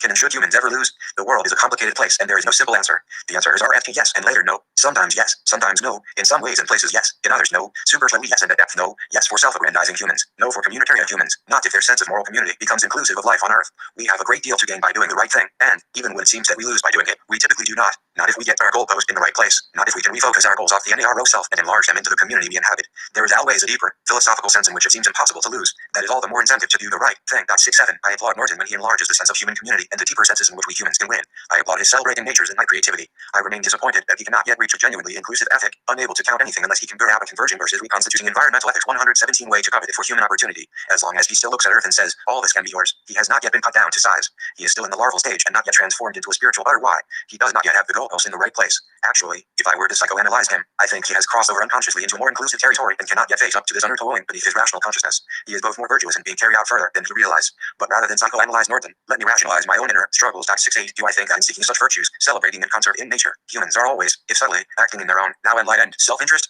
Here I twist and turn, torn between the natural world I seek to enjoy and the classic self-defeating character of self-interest. These fauna and flora have a good of their own. They are located in a good place. They are desired for their own sake, and appreciating them is my nourishing. That is a win-win situation. Oppositely, losing them is losing the quality of life that comes based on them, as well as their being lost in their own right. That is a lose-lose situation.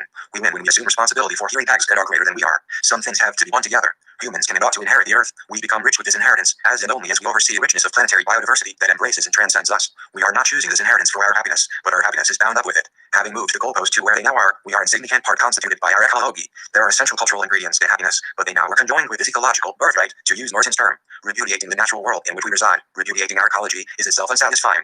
Not choosing these ecological goods in order to gain authentic alpiness, therefore, is a logical, empirical, psychological impossibility. So, in the end, Norton and I may be converging after all. H. Douglas Maclean, Environmental Ethics and Future Generations, in a number of innuendo books and articles published over the past 20 years, Brian Norton has described and defended themes in environmental philosophy that deservedly command the attention of philosophers and policymakers alike. His views emphasize common sense over extremism, pragmatism over other ideologies, and the importance of philosophers not only to apply their ethical theories to real problems, but to do so in a way that gives practical advice to those who must make important decisions and want to do the right thing. This last theme invites some controversy, which I discuss in the last section of this chapter. One of the traits I admire most in Norton's writings, and from which I have been well and usefully instructed, is a perspective that looks both to the past and to the future. He traces many of the philosophical views he wishes to reject to the Cartesian tradition of epistemology and metaphysics, which the kind of pragmatism he shares with Dewey and Rorty is keen to overcome. He also traces divisions within environmental philosophy to the origins of the environmental movement in America more generally, especially to the contrasts of the often colorful debates among such figures as Gifford Pinchot, John Muir, and Norton's own hero, Aldo Leopold. One yet another of Norton's themes, which looks both to the past and to the future, is what he calls contextualism. This is the idea that we must understand our relationship to and our responsibilities for nature in a historical context in which we recognize that our current state of ecological fragility, environmental ethics, and future generations 119 coupled with our technological powers must shape our sense of responsibility to future generations. Looking to the future more spectrally, Norton has argued that different periods and themes in the environmental movement can be understood in large measure by the time scales of the issues that have been their concern.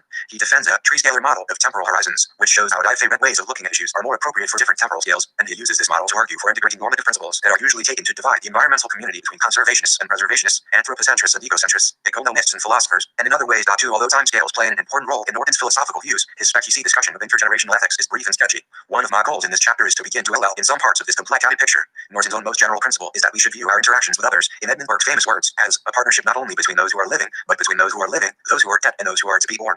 3. That is to say, our values must in part be understood in terms of our relationship to the world in which we live, including its history and its future. But how do we make that idea practical, as Norton insists we must try to do? He suggests that we could apply John Rawls's technique for justifying principles of justice to this problem.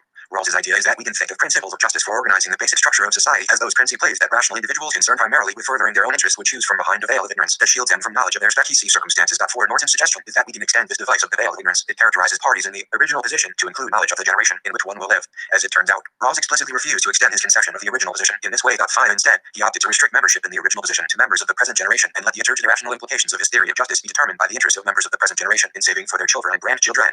Rawls's saving principle is thus compatible with arguments for discounting future costs and BTS that are familiar in the economics literature, for surely a person's natural interest in saving for his heirs decreases over time and probably does not extend for more than 2 or 3 generations at most. This way of thinking may not help us adequately to cope with the kinds of longer-term environmental issues with which Norton and others 120 chapter 8 are concerned, but there are some deeper problems involved in trying to extend the idea of the original position to include members of future generations. Rawls was surely aware of these difficulties, for he claimed that the question of justice between generations subjects any ethical theory to severe if not impossible test. 6. My argument in this chapter has 4 parts. First, I characterize in a very general way the kind of impersonal ethical issues that are involved in thinking about environmental values and responsibilities to future generations. Then I discuss the issue of discounting future costs and BTS in evaluating alternative environmental policies. That argument leads to a discussion of what is called the non-identity problem and the difficulties of extending Rawls's framework to the intergenerational case. I conclude with some remarks about the relation between these issues and the debate within environmental philosophy about anthropocentrism.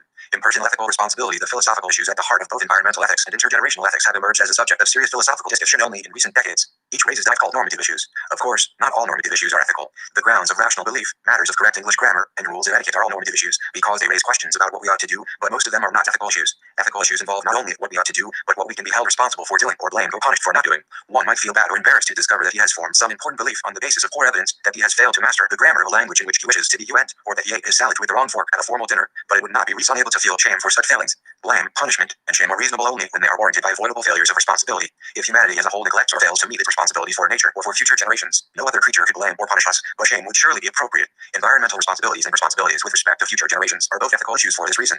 But if these are ethical issues, they are also unusual. They involve the kind of responsibility for which it makes sense to talk about duties or obligations in the most general sense in which we use these concepts in ethics, but it is not clear that there is any person to whom or object to which we owe these duties. This is a puzzling feature about this kind of ethical responsibility. The history of moral philosophy, at least in the modern era, has been primarily concerned with what people owe to each other, that is to say, with the environmental ethics and future generations 121 set of rights, claims, and obligations that determine the norms of our interpersonal relationships. A renewed recent interest in the moral virtues also connects our ethical thinking to the personal concerns the ancient philosophers about the ideals that govern how a human being ought to live. This new kind of responsibility is impersonal. It may be related to ethical virtues, but these are not easily interpreted as duties we owe to ourselves, nor are they duties we owe to anyone else. Yet they cannot be dismissed. They are parts, even if not yet central parts, of the subject of moral philosophy.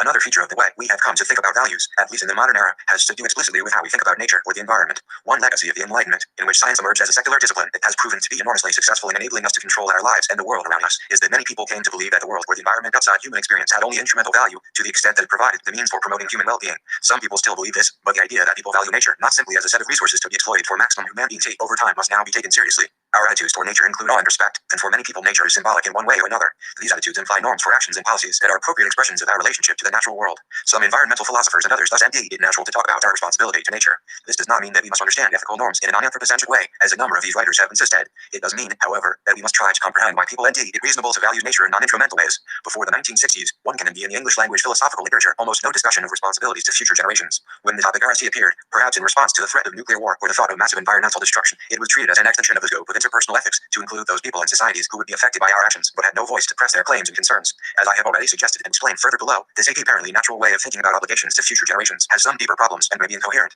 But no ethical theory would be found plausible today if it implied that we had no responsibilities with respect to the future of humanity. The best way to understand these responsibilities, I argue, is impersonally. But I approach this issue obliquely, begin with more familiar ways of thinking about our responsibility for the consequences of our actions as they extend into the further future. Environmental and intergenerational ethics are today closely linked by the problems of global warming and climate change. The question of what 122 chapter 8 actions, costs, and decreases, if any, we ought to take upon ourselves for the sake of preserving the environment and well-being of future generations has risen to the top of the political agenda in most countries. I turn now to discuss this issue. Intergenerational ethics, discounting and climate change. One of the difficulties of comparing the costs and BTS of different body size or actions involves time.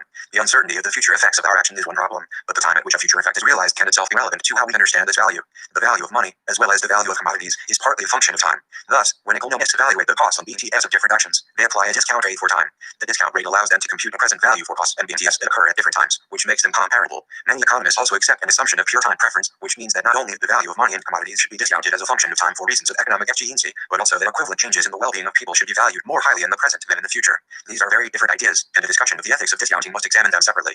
My purpose here is not to settle questions about what the discount rate should be. Rather, it is to show where and how ethical issues arise in thinking about what should be discounted and at what rate. 7 FGNC reasons for discounting. Suppose a person has a choice either to spend $78.35 today or to invest that money at a 5% rate of interest. This investment would yield $100 in B years. At 5% interest, $78 $78.35 is the present value of $100 years from now. If she is rational and chooses to spend the money today, and granting some other assumptions about her, then we can infer that she values $78.35 now more than $100 in V years. The opportunity cost of spending the money today is what the money could earn if invested, which is a function of time. This is as true of public spending as it is of private trade-offs of consumption versus savings. We should discount the value of money over time by its opportunity cost, which in this example is 5% per year. Discounting as a way of accounting for opportunity costs is a matter of economic FG&C. A different reason for discounting, which is also based on considerations of FG&C, rests on two empirical assumptions about the future. The RST Environmental Ethics and Future Generations 123 assumption is that the economy will continue to grow in the future, just as it has grown in the past. Economic growth means that the average wealth per person increases over time. The second assumption is about the decreasing marginal utility of the value of resources or commodities. The RST car a family purchases may lead to a large B&T for them. A second car will give them some additional B&T, but less than the RFT. The assumption of decreasing marginal utility says that a given amount of money will B&T a poor person more than the same amount of money will B&T a richer person. Another way to put this assumption is that the better off people become in terms of well-being, the less FG&A they are in converting additional resources to further increases in well-being. Most economists, as well as others who think about this issue, accept this assumption as a general truth. The assumption of economic growth implies that people who live in the future will be better off than we are. They will have more commodities or resources than we do, and their level of well-being will be higher than ours. The assumption about the decreasing marginal utility of additional resources implies that people living today will be more than people in the future from the same increments in resources or wealth. Saving for future generations thus involves a distribution of wealth from those who are worse off to those who are better off, in order to maximize the value of resources. Therefore, we should discount future costs and BTS. This too is an argument based on FG&C. Discounting is just yet as a way of maximizing the value of commodities or resources over time. The empirical assumptions behind the argument may be controversial, but the logic of the argument is hard to resist. Some experts deny that the economy will continue to grow in the future. They may believe that global climate change or some other event will have catastrophic implications that will bring economic growth to a halt or will cause the global economy to shrink. If these pessimists are right, then one implication might be that the discount rate due to increased productivity should be set at zero, or it should be negative. I am not an economist, so I do not address this issue here. By calling these arguments FCI-NCY-based reasons for discounting food costs and BTS, I mean to indicate that in at least one important respect, they are not based on controversial ethical assumptions. In particular, they are neutral with respect to how we should value the well-being of future generations compared to the well-being of members of the present generation. To see this, it is sufficient to notice that FCI-NCY-based reasons for discounting are compatible with utilitarianism, which claims that an action or policy is right if and only if, among the feasible alternatives, it maximizes the total or aggregate happiness or well-being. Because utilitarianism focuses only on aggregate well-being, it is insensitive to how well-being is distributed among individuals or groups. It is insensitive to inequalities in well-being per se, but 124 Chapter 8 given the assumption of diminishing marginal utility, utilitarianism is not insensitive to the distribution of commodities or resources over time. For reasons of FG&C, it supports policies that redistribute from those who are better off to those who are worse off. FCI-NCY-based reasons for discounting do not discount the well-being of future generations. Thus, a critic of discounting future costs and BTS who claims that discounting is simply a way of treating our children misses good mark if he objects to all discounting of future costs and BTS. This criticism does not apply to opportunity costs or to productivity reasons for discounting. Of course, these arguments leave unsettled what choice a person ought to make about consuming today or saving for the future, and they leave unsettled what decision a society or government ought to make, even when it knows the preferences of individuals regarding their own saving rates. These arguments also leave unsettled what kinds of things have opportunity costs, for which money is a reasonable server value. They leave other issues unsettled as well. It is with some of these issues that ethical questions about discounting arise. Before turning to these other issues, however, it may be worth illustrating just how important the choice of a discount rate is for evaluating policy proposals that will have significant future impacts. Where time horizons are large enough, small changes in the discount rate can overwhelm most other aspects of the cost-BT analysis. This effect is well illustrated in a recent debate about the urgency of nations to act now in order to reduce the future impact of climate change. The British economist Nicholas Stern produced a report for the British government in 2006 that argues that the best estimate of the correct discount rate to apply to the future costs of climate change is around 1.4% per year. 9 Stern concludes that his analysis supports our taking strong measures immediately to reduce these costs to future generations. Working with the same scientific data, a number of American and other economists argue that the discount rate we ought to apply to the cost of climate change is around 6%.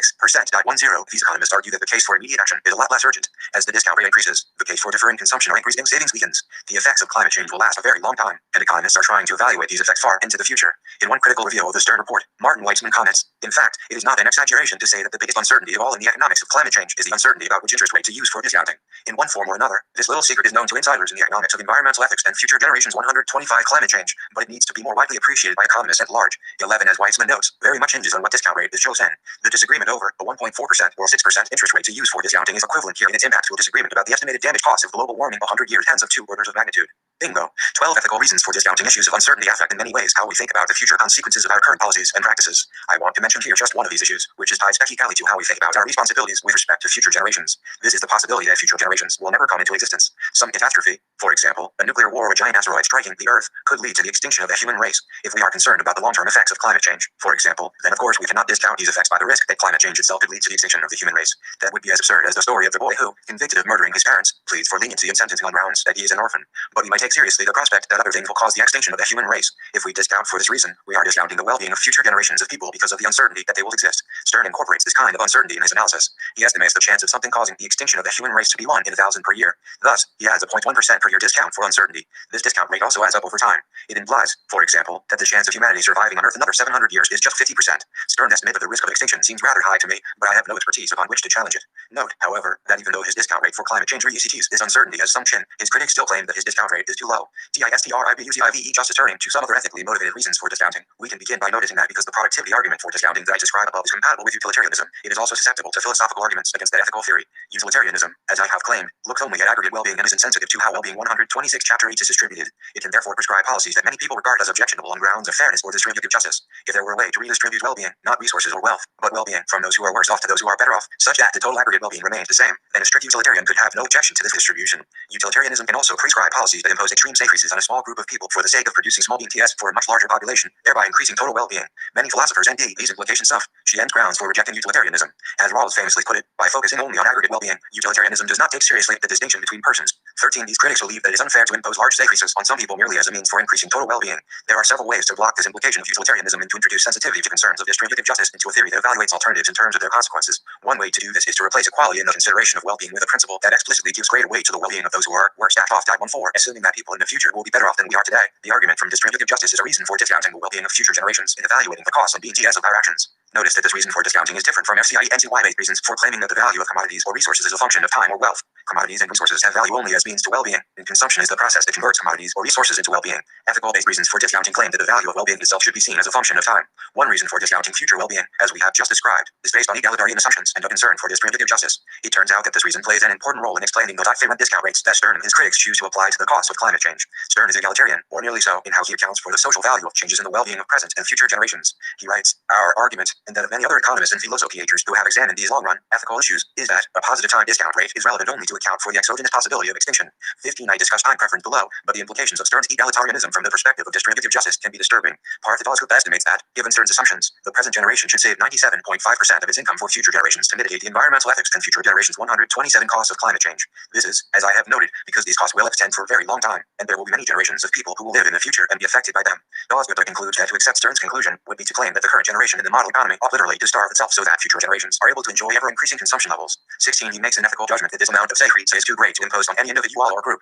There ought to be a limit to how much any generation must be required to secrecy in order to achieve the best consequences overall. Dawes-Gunther takes this judgment to be a reason to increase the discount rate applied to the costs and BTS of climate change. He writes, "The moral is this: we should be very circumspect before accepting numerical values for parameters for which we have little a priori feel. Discount values of 2-4% for changes in well-being yield more ethically satisfactory consequences." 17. He points out that setting the discount rate for well-being at 3% implies that the current generation would be required to save or invest 25% of its net output. This is considerably more than the current savings rate in most developed countries, but it seems neither unreasonable nor terribly disruptive. It would be nice to have a principle to decide how much secrecy it is reasonable to impose, but in the absence of such a principle, Dawes-Gunther's proposal strikes me as intuitively plausible. The philosophical point, however, is simply to show how discounting for well-being can be an instrument for reducing the secrecy demanded from those who are worse off as a means for maximizing well-being overall. To discount for this reason is to reject strict utilitarianism.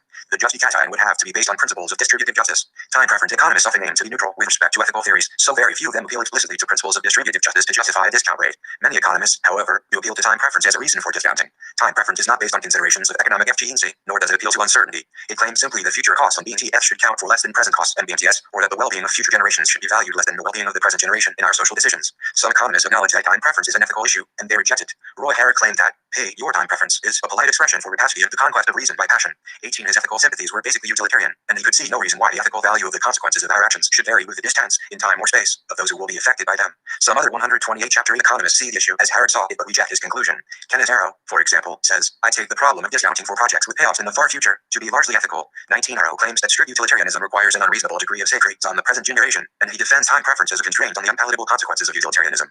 But unlike Dawes-Gunther, who suggests that discounting can express a different and connecting ethical principle of distributive justice, Arrow apparently accepts utilitarianism as an ethical theory, but sees the need to restrict the demands of ethics by allowing some agent relative considerations, or the principle of self-regard, to help guide our actions. Thus, he concludes that it is not necessarily obligatory to fully comply with impersonally moral obligation. 20. The conflict between Harrod and Arrow is clearly a philosophical one, but most economists who recommend the discount rate do not try to settle this conflict on philosophical grounds. They tend to avoid committing themselves to any non-trivial ethical principles, and yet many of them endorse a discount rate for reasons of time preference. This fact needs to be explained. We might begin to explain it by examining the implications of time preference. On one interpretation, time preference means that otherwise identical states of affairs have less value or count for less if they occur later rather than earlier. On this objective interpretation, time preference is an implausibly ethical principle. Why should the mere timing of events matter to their value?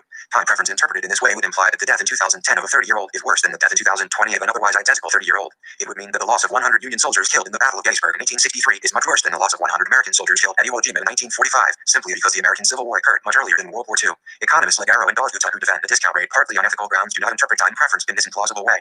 They rely instead on an agent-centered or relativistic interpretation.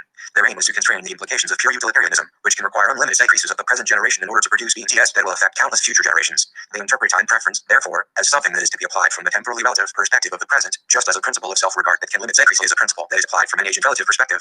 On this interpretation, time preference does not apply to the value of events in the past, which our actions cannot affect back to one. Rather, it applies from a time-relative perspective to events that are in the relative future. Arrow's preferred principle, in fact, is more narrowly tailored to prevent excessive increase in the present. He defends a principle that applies a discount environmental ethics on future generations 129 rate to the value of future states but then decreases until the rate falls to zero. The implication of this kind of principle is that future costs and BMTS should count for less than present costs and BMTS in evaluating alternative policies, but at some point in the future, this effect disappears, so that costs and BMTS in the further future do not count for less than costs and BMTS in the near future. Arrow's proposal would avoid the implication that with even a small discount rate, foreseeable effects in the distant future count for nothing. Should we accept time preference interpreted in this subjective or relativistic way? The ethical intuitions that favor time preference are intuitions that depart from utilitarianism. We should make explicit, therefore, some of the ethical assumptions of utilitarianism that we reject if we accept time preference. One assumption is about the impartiality of ethical judgments. Utilitarianism accepts Bentham's maxim that each counts for one and none for more than one. 22 time preference claims that the well-being of people living now counts for more than the well-being of future people. So time rejects the Benthamite principle of impartiality. Another utilitarian assumption that time preference rejects is neutrality, which claims that ethical value is not relative to a point of view. Time preference makes value relative to the present, and this has some disturbing consequences. To illustrate the issue, consider an individual trying to decide what is best for herself, now and in the future. If she applies time preference to her thinking about her alternatives, then she will give less value to her future states than to her present state. We have rejected the objective interpretation of time preference. Surely she does not think that her own happiness at a later time will be less important to her overall well-being than her happiness at an earlier time, holding everything else as equal as possible and trying to make such comparisons. If her time preference is for the present relative to the future, however, and if she knows that later times will someday be pre-spent, then she faces a different problem. As time passes, she will take up different temporal perspectives, and the value of events or states at different times will change. Thus, she may make the decision that is best from her present perspective, while having to acknowledge now that it will not be best from some future perspective. She may determine one policy to be best, while knowing that she will later correctly judge it to have been the worst alternative for her. John Broome calls attention to this implication of time preference and correctly concludes that it implies a strange dissociation in your judgments. It is hard to reconcile it with being a properly integrated person. 23. The analogous problem for social decisions involves intergenerational conflict. When economists talk about time preference, they often make simplifying assumptions that allow them to consider generations as discrete and separate entities. In reality, however, our world always contains members of overlapping generations. If different time perspectives are appropriate for 130 Chapter 8 members of different generations, then at any time we take to be the present, the time preferences of representatives of different generations may be irreconcilable. My interests might lead me to discount the welfare effects that we expect to result in 30 years from the policy we are considering today, but the interests of a child today might suggest that these welfare effects should not be discounted. If we consider the people alive today all to be members of the present generation, however, then we are excluding from fair consideration the interests of members of future generations. Time preference fails to give equal representation to these interests and decisions that will affect them. It is for this reason that economists like F.Q. Ramsey dismiss time preference as a practice which is ethically indefensible and arises merely from the weakness of the imagination.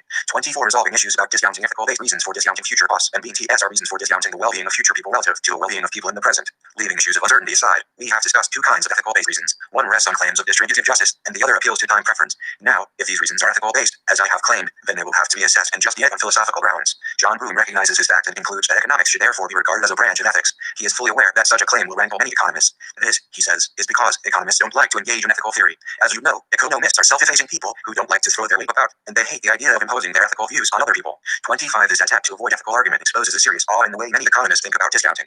The awe can be traced to some mistaken ideas that many economists hold about the nature of democracy and the role of experts within a democratic system. It is evident in the debate between Stern and his critics. Stern, as we have seen, accepts some version of strict utilitarianism, which he takes as his reason for rejecting time preference and choosing a low discount rate. He says little in his long report in defense of utilitarianism, but it is clear enough that this is his view. In order to defend time preference and a larger discount rate, his critics must reject this ethical view, but they tend not to take on this philosophical burden explicitly. William Nordhaus, for example, approaches the issue as follows. Stern argues that fundamental ethics require intergenerational neutrality as represented by a near zero discount rate. The logic, the environmental ethics, and future generations 131 Hein, Stern's social welfare function is not as universal as he would have us believe. It stems from the British utilitarian tradition with all the controversies and baggage that accompany that philosophical stance. Quite another ethical stance would be to hold that each generation should leave at least as much total societal capital, tangible, natural, human, and technological, as inherited. This would admit a wide array of time discount rates. A third alternative would be a Rawlsian perspective that societies should maximize the economic well-being of the poorest generation. The ethical implication of this policy would be that current consumption should increase sharply to ECT, the projected future improvements in productivity. Yet another approach would be a precautionary, mini-max principle in which societies maximize the minimum consumption along the riskiest path. This might involve stockpiling vaccines, grain, oil, and water in contemplation of possible plagues and famines. Yet further perspective would consider ecological values in addition to anthropocentric values. The moral morals of major religions, present and future, might clash with the utilitarian calculus of Ramsey growth theories. 26. Having described these alternative ethical stances, Nordhaus makes a point of refusing to discuss or to attempt to justify any of them. He simply states that A. Alternative perspectives provide vastly different prescriptions about desirable climate change policies.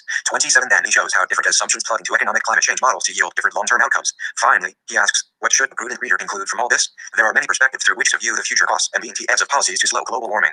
These perspectives differ in terms of normative assumptions, national interests, estimated behavioral structures, scientific data and modeling, risk aversion, and the prospects of future learning. No sensible policymaker would base the globe's future on a single model, a single set of computer runs, or a single national or ethical perspective. 28. Of course, it is very important to try to predict how different assumptions, behaviors, or policies will affect climate change and its future costs. But Nordhaus here lumps ethical and normative issues together with empirical assumptions. It is not for the economist to determine which scientific assumptions are most likely to be correct. His job is only to try to predict the economic outcomes that result from different assumptions that have been suggested. Apparently, Nordhaus believes the same is true for ethical or 132 Chapter 8 normative assumptions. It is not for the economist or the policymaker to choose ethical assumptions. His criticism of Stern, in the end, is not for having adopted an incorrect or unjustifiable ethical stance, but for committing himself to an ethical position at all. But then how should we decide among ethical principles or normative assumptions? Weitzman gives a standard economist answer when he criticizes Stern's critical error of rejecting time preference and relying mostly on a priori philosopher-king judgments about the immorality of treating future generations differently from current generations. Instead of trying to determine what possibly more representative members of society might be revealing from their behavior is their implicit rate of pure time preference. 29. This is how the economist who refuses to engage in philosophical discussion proposes to address normative ethical questions. An enormously important part of that discipline of economics is supposed to be that economists understand the difference between their own personal preferences for apples over oranges and the preferences of others for apples over oranges. Inferring society's revealed preference value of time preference is not an easy task in any event, but at least by good faith effort and such an inference might have gone some way towards convincing the public that the economists doing the studies are not drawing conclusions primarily from imposing their own value judgments on the rest of the world. 30. But he must ask, why should we look to society's revealed time preference value in choosing a discount rate for government climate change policies? Society's revealed time preference value is the aggregate of the revealed time preferences of individuals, the preferences of others for apples over oranges, which can be discovered empirically. But an ethical question can be raised about the normative weight we ought to give to these facts. Individuals express time preference for many reasons, including impatience, weakness of will, and, as Ramsey claims, failure of imagination. Figuring out how to discount costs and being TF for time is, as Weitzman points out, a very difficult thing to do, and many individuals would welcome expert advice about what it is reasonable to discount and by how much. We consider it entirely appropriate for a doctor to advise our patient about a complex medical decision that he may face. We consider it entirely appropriate for a financial planner to advise her clients about better and worse ways of planning for their retirements, and we consider it entirely appropriate for other experts, such as lawyers, accountants, engineers, physical therapists, kitchen designers, and so on, to advise their clients with respect to various normative questions that we face in life. In fact, we would consider it a dereliction of professional responsibility for environmental ethics and future generations 133 experts to refuse to advise people in appropriate situations about what they ought to do. Why is the situation different with respect to economists and the normative ethical questions that they recognize as essential parts of economic decisions? 1. I think economists believe they should defer to other experts, perhaps philosophers, to resolve normative ethical questions. But Weitzman's remarks clearly illustrate that this is not what they think. They believe that individuals should be left alone to resolve difficult ethical issues like the correct rate of time preference to apply to climate change policy. By keeping their own views to themselves, these economists will abandon their responsibility as experts to engage in discussion and argument about the essential normative and ethical dimensions of important economic decisions. This fault, I believe, can be traced to two assumptions about the nature of democratic societies and the role of economic experts in a democracy. The RSE assumption is the principle of citizen sovereignty, which claims that in a democratic society, the ultimate authority to make decisions rests with the citizens. The values and preferences of citizens should, in the end, determine public policy. The second assumption is that within a society that rests on citizen sovereignty, the role of an economic expert should be to advise policymakers on the science of economics. Where economic choice rests on or expresses preferences, then the economists should measure and report citizens' preferences. They should leave their own preferences at the doorstep. Both of these assumptions are mistaken, or at least overly simplistic. A democracy that respects citizen sovereignty has at least two tasks. One is to empty the means for expressing and interpreting the will of the citizens. But the other, equally important task is to inform citizens so that their will and preferences will be reasonable and, to the extent feasible, the result of sound judgment. This is why the democratic process of electing representatives, for example, involves not only elections, which could more accidentally be replaced by opinion polls or surveys, but also campaigns. The purpose of a campaign is to inform citizens in order to allow them to reach reasonable judgments about the views and values of candidates for IFSA, and the process of political campaigns, however odd it may be in practice, is an essential part of a democratic electoral system. It is only in the light of such a process that we believe elections are a reasonable or justifiable way to select representatives. With respect to difficult policy choices, citizens need to be aware of the relevant facts. Unless they are informed in this way, their preferences would count normatively for very little. Consent has little moral force if it is not informed, and where decisions require making choices among different and possibly competing ethical principles, then here citizens must be informed. But being informed about ethical principles does not mean being informed only about facts. Even less does it mean being informed only about the preferences 134 Chapter 8 of others. Our preferences about ethical principles, if they are to have any moral force, must be based on reasons and arguments. The responsibility of economic experts in a democratic society, therefore, includes not only recording and measuring the preferences of citizens, but also giving reasons and arguments for ethical principles so that citizens may make informed judgments about them. This is a responsibility that many economic experts have self-consciously abdicated. This brings us to the second assumption about the role of economic experts in advising policymakers. Neither economists nor philosophers have the power or authority to determine which ethical principles will guide our laws and policies. That responsibility is left to the political process. All any of us can do is offer reasons and arguments for our ethical principles and allow others to reach their own judgments about them. When an economist defers to more representative members of society or warned against imposing our own value judgments on the rest of the world, he suggests that it would be arrogant to argue for or accept a possibly controversial ethical principle. I am arguing that this is precisely what we must do in matters as complicated and ethically laden as select a discount rate for determining climate change policies. Broome is one philosopher-economist who correctly understands and calls attention to this issue. There is no arrogance in offering your judgments and arguments to the public. That is what an intellectual ought to do. The arrogance is on the other foot. The arrogant thing is to imagine that you yourself actually embody the democratic process. It is to imagine you have the job of bringing together the judgments of the people, and on the basis of them determining what the society does. That is how an economist thinks when she declines to offer ethical arguments and instead tries to pick up values from the public. She claims humility in declining to form judgments of her own, but actually she is arrogantly supposing she is not merely one thinker among all the others who are engaged in debate. She imagines she stands above the debate as the arbiter who gathers in other people's judgments and decides on the basis of them what society will actually do. 31 CERN has at least made his position about time preference clear. It is important to show the implications of his view, as Dawes tries to do, and to show how his assumptions interact with other economic assumptions to yield predictions about future costs and BTS, as Nordhaus and others have done. But if other economists want to reject CERN's view, then they should lay their cards on the table and offer us their reasons and arguments for choosing a different rate of time preference and a different discount rate. The fact Environmental Ethics and Future Generations 135 that the public, Weitzman's, more representative members of society, shows a time preference rate in its economic behavior is not by itself a compelling reason to adopt that rate of time preference in climate change policies. We ought to be discussing these issues explicitly, on their merits, in the hope that we can reach a consensus. That is how a democratic process ought to work. The non-identity problem and in personal ethics, one of the problems with selecting a discount rate by choosing the time preference that people reveal in their economic behavior is that future generations and their interests are not represented in this process. How should we address this issue? It would seem to be a straightforward matter of distributive justice or an extension of democratic principles to ensure that people who will bear significant effects from our climate change policies have some voice in choosing those policies. Of course, future generations do not exist when the policies are chosen, but they can be represented indirectly by trustees of their interests. 32. It turns out, however, that the suggestion has problems, which I believe must force us to abandon it. The proposal regards our responsibilities with respect to future generations as matters of distributive justice, or as rights that future people have against us, or as what we owe to people who will exist in the future and whose well-being we can affect. All of these ways of interpreting the proposal assimilate these responsibilities to the more familiar set of rights and duties that largely denote interpersonal ethics. These rights and duties, in turn, are based largely on person-affecting principles, that is, on ways that we might be or harm other people by our actions. Consider now actions that cause another person to exist. It is not unreasonable to claim that such actions cannot also be or harm the persons they cause to exist. 33. I will assume that this claim is true. We thus interpret person-affecting principles to mean that only people who do or would in any case exist are capable of being dead or harmed by an action. An example can help to bring out the implications of this assumption. 34. Consider St. the woman who knows that she is pregnant. Suppose she also knows that if, strictly for pleasure, she engages in a certain unnecessary activity, she will almost certainly cause serious harm to the fetus that she is carrying. But she decides to engage in it anyway, and as expected, she causes harm to the fetus. The child she later bears has a serious impairment. We would certainly say that what this woman did was ethically wrong. Her action harmed her child, even though the child was not yet born at the time of the action. 136. Chapter 8. Consider next a situation in which a woman has not yet conceived, but she is interested in having a child. She engages for pleasure in a certain unnecessary activity, and she knows that if she conceives a child during the period she is involved in this activity, that child will almost certainly be born with a serious impairment. She also knows that if she stops this activity and waits a month to conceive, her child will most likely be normal. Now suppose she decides to conceive a child without stopping her impairment causing activity, and the child is born with a serious impairment. We would certainly want to say that she acted in an ethically irresponsible way, just as the RST woman has, but we cannot explain the wrongness of her actions by saying that she harmed this child. Had she stopped her reckless behavior and waited to conceive, she would have given birth to a different child. Due to an unremarkable but true facts about reproduction, her alternative means that the impaired child would never have existed and a different child would have existed instead. If a couple could conceive at one time, or at some different time, then their choice will determine which of two genetically distinct and thus non-identical possible children they will conceive. Had your biological parents waited a year, or even a month, to have a child, it is not true that you would have been a year or a month younger than you are. You would never have existed, and the child they would have conceived would have been a different individual, no more identical to you than is your sibling. The woman who conceives a child while engaging in unnecessary risky activity may have done something just as wrong as the woman who engages in the activity while pregnant, but we cannot explain our ethical judgment of the RST woman's action by claiming that she harmed her child. How, then, should we explain what she has done wrong? This is the non-identity problem. The debate over climate change policy is about whether we should adopt strong and costly policies now to avoid or mitigate the future costs of our ACT funds, or whether we should apply higher discount rates to future costs, which would prescribe less drastic actions now in favor of a more gradual approach to changing behavior. Now, it is certainly true that the way we resolve this issue will have profound effects on our society, and perhaps more globally as well. The course of society and history under these alternative choices will certainly be different, and this difference will affect many aspects of life, including patterns of marriage and reproduction. This may seem an irrelevant or sophist-like point, but it has important implications for how we make sense of our ethical responsibilities. If our actions today affect the well-being of future people who would have existed no matter what we did, then we can talk about our ethical relationship to them in terms of BTS and harms, rights, and justice. But if we are dealing with non-identity situations, as we most likely are when thinking about the effects of climate change, then we cannot environmental ethics and future generations 137 explain our ethical responsibilities to future generations by appealing to these person-affecting principles and concepts. We have to empty a different way to understand them. This is the reason for thinking that most of this series is about our ethical responsibilities with respect to future generations are matters of impersonal ethics, in the same sense that our responsibilities with respect to nature and the environment are matters of impersonal ethics. We will not be able to understand or explain them in terms of what we owe to other people or objects. 35. A better way to understand issues of impersonal ethics is in terms of the more general reasons we have to value things in the ways we do and to adopt certain attitudes toward the world and our place in it, which of course includes appreciating how our temporal position, including our mortality, helps to shape our ethical values and attitudes. I cannot develop a theory of impersonal ethics here, but its contours will not be unfamiliar. Someone who has no concern for the well-being of future generations reveals an attitude similar to that of someone who views nature or the environment strictly as providing the means for his own pleasure or happiness. These attitudes are narrowly self-interested. They suggest that we think of well-being hedonistically or strictly in terms of our experiences. But these are not the attitudes we tend to embody most natural or that we most admire in ourselves and others. When we think about our lives, we ought to live in our responsibilities for other people and the world around us. Most people indeed reason to appreciate and value many things, not only for the experiences that these things make possible, but also for properties or traits in those things. Our normative attitudes are directed to a significant extent to things outside our own experiences. We admire people who dedicate themselves to making the world a better place in ways that may transcend what they will ever experience. This is the kind of attitude that motivates people to want to preserve natural beauty or cultural artifacts for future generations. An ethically responsible and virtuous person learns to appreciate and identify himself as occupying a small part of a much grander scheme of things. 36. Of course, this is only the starting point of an ethical discussion that needs to be included in the justification of public policies. The reasons to explain our attitudes and policies to others need to be articulated and made both plausible and compelling.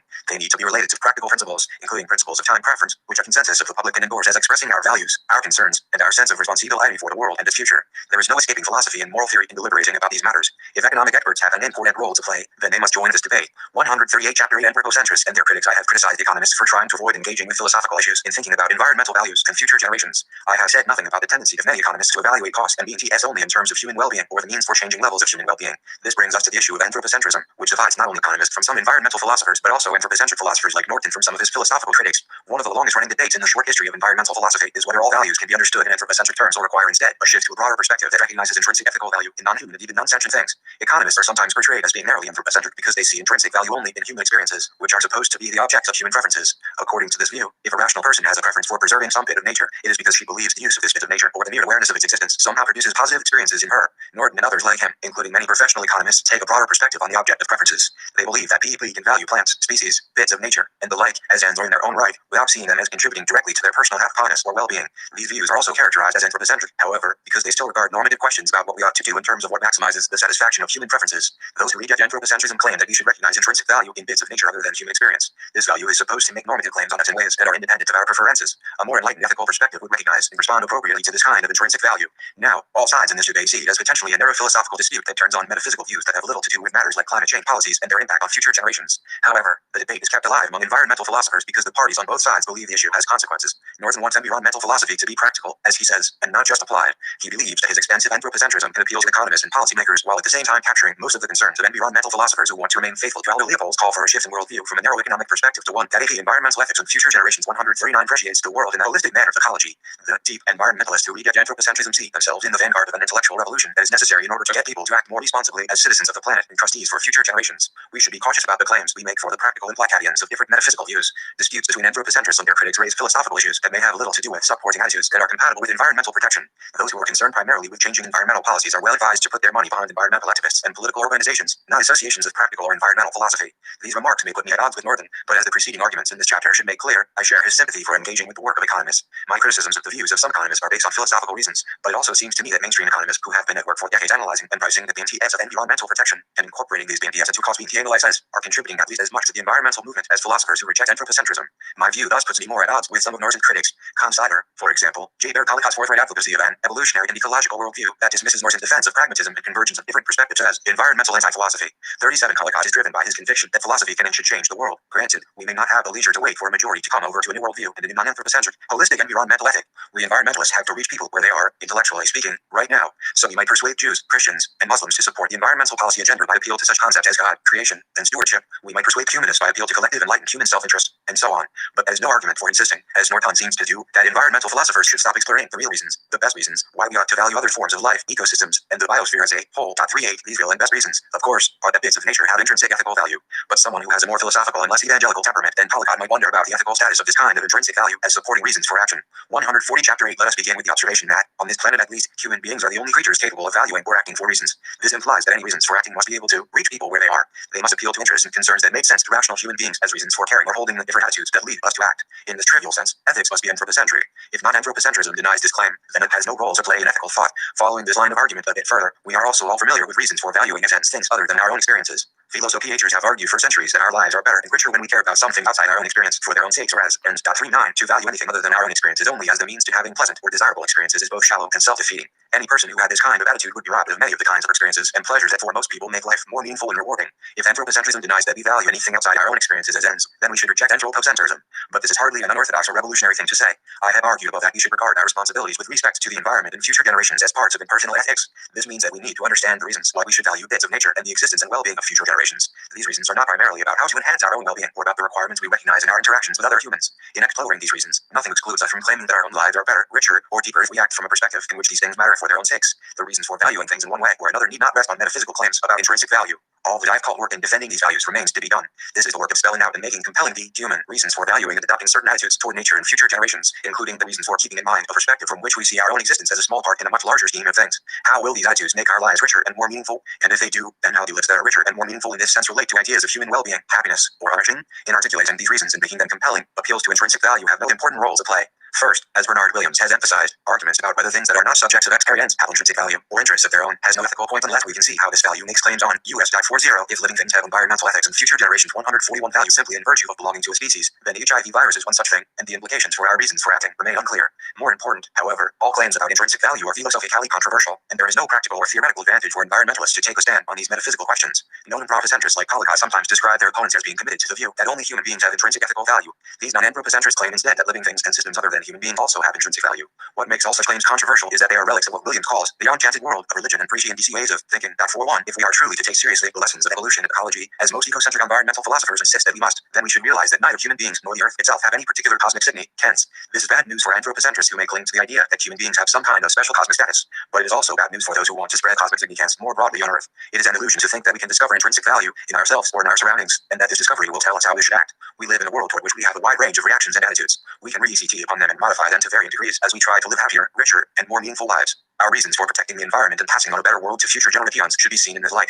Controversial metaphysical claims about intrinsic value will not help us either in making sense of these reasons or in making them effective. Acknowledgements for comments on discussions of these issues. I am grateful to Jeffrey Brennan, John Broom, Tom Hill, and Ben Mintier. 9J Bear Collicott, the convergent hypothesis, falsified implicit intrinsic value, operational rights, and de facto standing in the Endangered Species Act introduction stated plainly. The convergent hypothesis alleges that anthropocentric instrumental values and non-anthropocentric intrinsic values eventually lead to the same public policies. Also stated plainly, anthropocentrism is the doctrine that only human beings have intrinsic value and all non-human natural entities have only instrumental value. That is, they have value if and only if they serve in some way as means to human ends. The human ends served may be very broad indeed. They may be psychological and spiritual as well as material and consumptive, and they may be long. They may include the ends of future generations. Thus, to value and preserve the Grand Canyon as a scenic and recreational resource for human enjoyment in perpetuity is no less anthropocentrically instrumental than to value it as the potential site of a reservoir. If the convergence hypothesis is true, then environmental ethicists do not need to persuade the public to value non-human natural entities non-anthropocentrically in order to win popular support for policies designed to conserve or preserve those non-human natural entities. Thus, if the convergent hypothesis is true, for the pragmatic purposes of policymaking, non-anthropocentric intrinsic values are odious, and the time and effort that environmental philosophers have spent constructing non-anthropocentric environmental ethics has been but an intellectual exercise of no practical consequence. If the convergence hypothesis is a genuine hypothesis, not a philosophical dogma, it should be variable. That is, we should be able to test its truth. The convergence hypothesis falsified 143 empirically, and either confirm it or falsify it. How would we test this truth? If we can identify a public policy that is clearly based on non-anthropocentric intrinsic values, and it would not be the same policy had it been based exclusively on anthropocentric instrumental values, then the convergence hypothesis will be unequivocally false yet. There is one such public policy, the U.S. Endangered Species Act of 1973. Therefore, the convergence hypothesis is false. The concepts of instrumental and intrinsic value and the question of their allocation, Section 2A3 of the Endangered Species Act of 1973, ESA, explicitly identifies the following values of threatened and endangered species: aesthetic, ecological, educational, historical, recreational, and scientific. The order in which these values are stated appears to be alphabetical, not ordinal. In the literature of academic environmental philosophy and ethics, which merged at about the same time, the mid-1970s, values are classified dichotomously as A, instrumental, or B, intrinsic. The value of something as a means to an end other than itself is instrumental. The value of something for itself, for its own sake, as an end in itself, is intrinsic. Classically, Western philosophy and law invested only human beings with intrinsic value and regard everything else as only instrumentally valuable in service of human ends. Contemporary environmental philosophy and ethics challenged the anthropocentrism of classical Western philosophy and law and reopened the question of just how instrumental and intrinsic value should be allocated. The convergence hypothesis, in turn, challenges the practicality of this philosophical exercise. Instrumental and intrinsic values are not mutually exclusive. Some entities have both. Employees, for example, are of instrumental value to their employers, and of intrinsic value, if not to their employers, at least to themselves. Public recognition of the intrinsic value of employees is manifest in laws guaranteeing a minimum wage, occupational health and safety, and other protections of employees against the purely economic forces determining the labor market. Most of us hope to be of some use to others, family, friends, associates, employers, and to be responsible, contributing members of society. But when age or enormity reduces our instrumental value for others and for society to a degree approaching zero, we expect others in society to acknowledge our intrinsic value. If anthropocentric intrinsic value were not publicly recognized and legally institutionalized, we would simply dispose of one another. When that time comes, as we discard things that are of value solely instrumentally, such as broken tools, junk cars, and withered 144 Chapter 9 houseplants, hence, we can think of an entity's intrinsic value as the value that remains when all its instrumental value has been subtracted.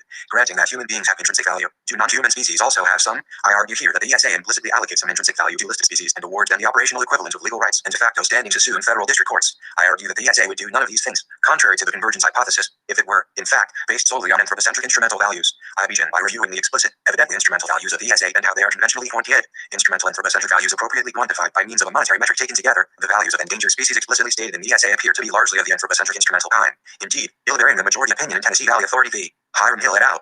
Chief Justice Warren Berger, in sampling and summarizing the legislative history of the ESA just prior to enactment in 1973, emphasizes the utility of threatened and endangered species. Congress was concerned about the unknown uses that endangered species might have. He quotes expert testimony declaring that it is in the best interest of mankind to minimize the losses of genetic variations. The reason is simple. They are potential resources. Two, if the values of endangered species are exclusively of the instrumental or utilitarian kind, they may be quantified in a monetary metric in order to compare them with other things that have instrumental value, such as livestock pasture, farmland, and shopping malls, for purposes of making ratio now choices between competing instrumental values. 3. Some environmental philosophers have objected to quantifying the value of non-human species and other aspects of the natural environment in the monetary metric because that would reduce such values as aesthetic, ecological, educational, historical, recreational, and scientific values to economic values. 4. From the point of view of contemporary economics, such objections are unfounded. Human beings instrumentally value many things in many ways. A car may be instrumentally valued as a means of transportation, an object of aesthetic delight, and a symbol of status. To aggregate the several and quite diverse values represented by cars, we need a common metric. Money is a convenient metric for the diverse values bundled in things like cars because it is quantitative and fungible. A car's market price is the sum of its several and quite diverse kinds of value expressed in the monetary metric. It's the convergence hypothesis. Falsified 145 price is not an additional economic value of a car. Rather, its price is the quantication of its transportation, aesthetic, and status symbol values. Thus, from the point of view of environmental economics, to quantify the presumably instrumental, aesthetic, ecological, educational, historical, recreational, and scientific values of endangered species in monetary terms is not to reduce these values to some other value, economic value. Rather, it is to express them in the same metric in which other competing instrumental values are expressed for purposes of comparison and rational choice. 5. Discomfort with quantifying the values of endangered species in the monetary metric may suggest, instead, a feeling that the values of endangered species are not solely of the instrumental kind, but that endangered species may also be intrinsically valuable. In his latest book, Sustainability, Norton seems to equivocate about the existence of a unique kind of economic value.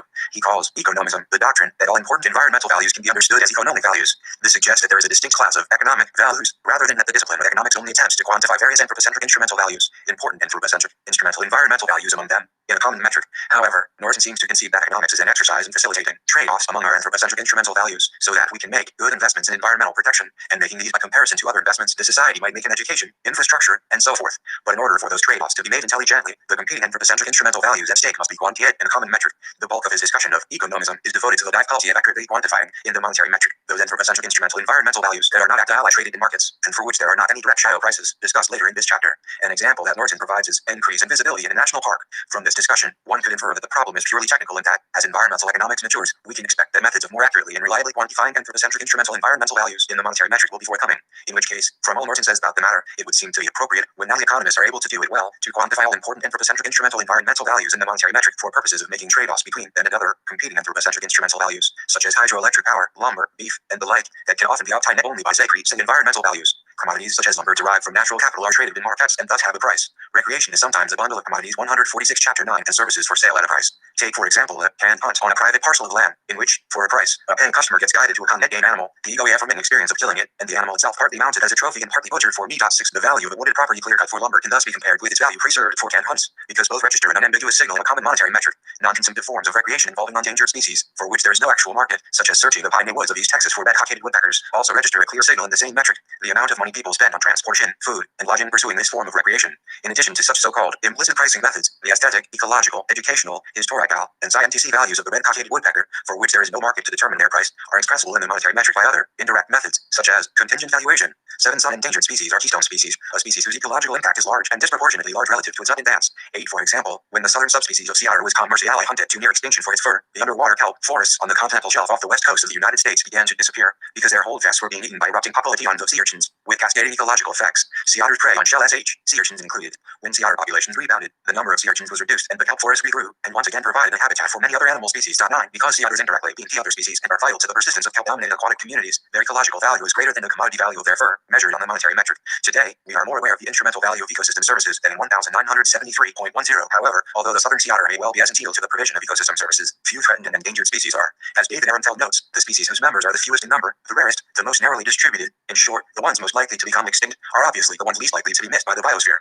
Many of these species were never common or ecologically innumerable. By no stretch of the imagination can we make them out to be vital cogs in the ecological machine. 11. The red-cockaded woodpecker, for example, is not a keystone species, nor does it play any other vital role in its ecosystem. The very fact that it is endangered by lumbering suggests that the red-cockaded woodpecker's instrumental value compares poorly with the competing instrumental values, quantity on the monetary metric, of the forests where it lives when they are clear-cut for timber. The convergence hypothesis falsified 147, but what about future generations? How palpably will they miss a red-cockaded woodpecker should it be rendered extinct by wholesale destruction of its habitat? We can answer that question by posing another. How palpably does the current generation miss the extinct Carolina parakeet, arguably a far more charismatic bird? I miss it. I lament its extinction.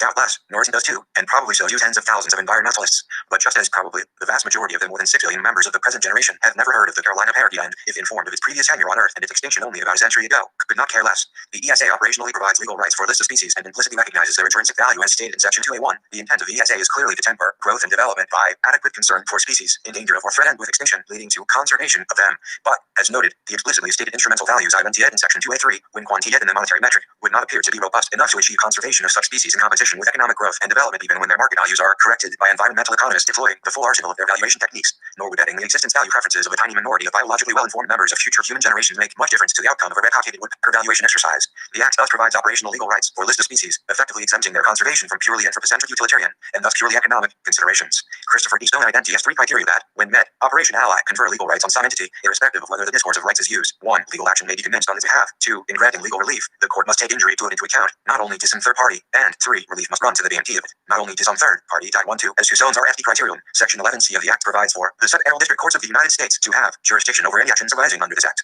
Section 11G1 provides that any person may commence a civil suit A against any other private person, the United States, or any agency thereof who is alleged to be in violation of the Act or any regulation issued under its authority. B. To compel the Secretary of the Interior to 148 Chapter 9 apply the provisions of the Act, or C. Against the Secretary for alleged failure to apply the provisions of the Act. The federal courts of the United States are established by Article 3 of the Constitution to adjudicate cases and controversies. Article 3 nowhere mentions standing, but in the virtually Talmudic tradition of U.S. case law and precedent, the concept of standing has evolved from the Article 3 circumscription of the jurisdiction of federal courts to cases and Conroe versus to satisfy Article I standing requirements. A would be plaintiff must show that 1. It has suffered injury in fact, that is A. concrete and particularized, and B. actual or imminent, not conjectural or hypothetical. 2. The injury is fairly traceable to the challenge action of the defendant, and 3. It is likely, as opposed to merely speculative, that the injury will be redressed by a favorable decision. 13. The ESA does not require the person bringing suit on behalf of a list of species in a U.S. district court to allege that he or she has been personally injured, in fact or otherwise. So in providing that any person may bring suit on behalf of a list of species, the ESA confers de facto standing on the listed species. The citizen who brings the suit is, in effect, representing the aggrieved species. This provision was noted with approval by Justice Berger, writing for the majority, in TDA v. Hill. Citizen involvement was encouraged by the Act, with provisions allowing interested persons to bring civil suits in United States district courts to force compliance with any provision of the Act. Interested persons, not injured persons. Further, because the citizen suit provision of the ESA confers de facto standing on the injurious species, the U.S. District Court, Northern District of California, took the next logical step and observed that de facto standing had been sometimes connotated with de jure standing. Some courts have permitted suits to go forward under the citizen suit provisions of the ESA with SH and wildlife species named as the plaintiffs. 14. I indicate these suits by name in the next section. As to Stone's criteria 2 and 3, Section 4A1 spec yes injury, in fact, to threaten an endangered species from A. destruction, modification, or curtailment of its habitat or range, or B. overutilization for commercial, recreational, scientific, or educational purposes as warrant for granting it legal relief, and Section 4D directs the Secretary of the Interior to issue such regulations as he deems necessary and advisable to provide for the conservation of such listed endangered species, especially in the mandate in Section 4B2 to conserve the critical habitat of endangered species. Relief of injury to listed endangered species clearly runs primarily to their BT. When these criteria are met, an entity acquires a legally recognized worth and dignity in its own right, and not merely to serve as means to bend the convergence hypothesis falsified 149 ET, us, whoever the contemporary group of rights holders may be, according to Stone.15. In other words, legal rights recognized and are based on the intrinsic value of the entities to which such rights are accorded. In short then, the ESA operationally, sensu Stone, confers legal rights on listed threatened and endangered species and thus implicitly recognizes their intrinsic value and awards and de facto, occasionally construed as de jure standing. How Stone's innovative legal theory may have insinuated itself into law, the ESA was the culmination, and one might say the crowning achievement, of an emergent environmental movement that had gained force over the previous decade, the 1960s, in response to a perceived environmental crisis. Several works were instrumental in creating an impression of an environmental crisis and galvanizing an environmental movement, most notably The Quiet Crisis by Stuart Udall, Secretary of the Interior in the Kennedy administration, and Silent Spring by Rachel Carson, an eminent marine biologist and gifted author. 16. A third book emerged as the Bible, in the words of one historian, of the nascent environmental movement, a Sand County Almanac by Aldo Leopold, a forester turned game manager turned wildlife ecologist. The capstone essay in Sand County was titled The Land Ethic, 17, in which Leopold suggested that species should have rights based on their intrinsic value. As to species rights, he avers, one basic weakness of a conservation system based wholly on economic motives is that most members of the land community have no economic value. Wild boars and songbirds are examples, yet these creatures are members of the biotic community and they are anti-led to continuance. When one of these non-economic categories is threatened, and if we happen to love it, we invent subterfuges to give it economic importance. At the beginning of the 20th century, songbirds were supposed to be disappearing. Ornithologists jumped to the rescue with some distinctly shaky evidence to the effect that insects would eat us up exotic bird failed to control them. The evidence had to be economic in order to be valid. It is painful to read these circumlocutions today. We have no land method yet, but we have at least drawn near the point of admitting that birds should continue as a matter of biotic right, regardless of the presence or absence of economic advantage to U.S.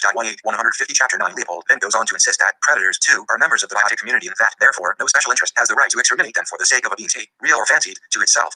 19 As to intrinsic value, Leopold writes, it is inconceivable to me that an ethical relation to land can exist without love, respect, and admiration for land, and a high regard for its value. By value I of course mean something far broader than mere economic value. I mean value in the philosophical sense.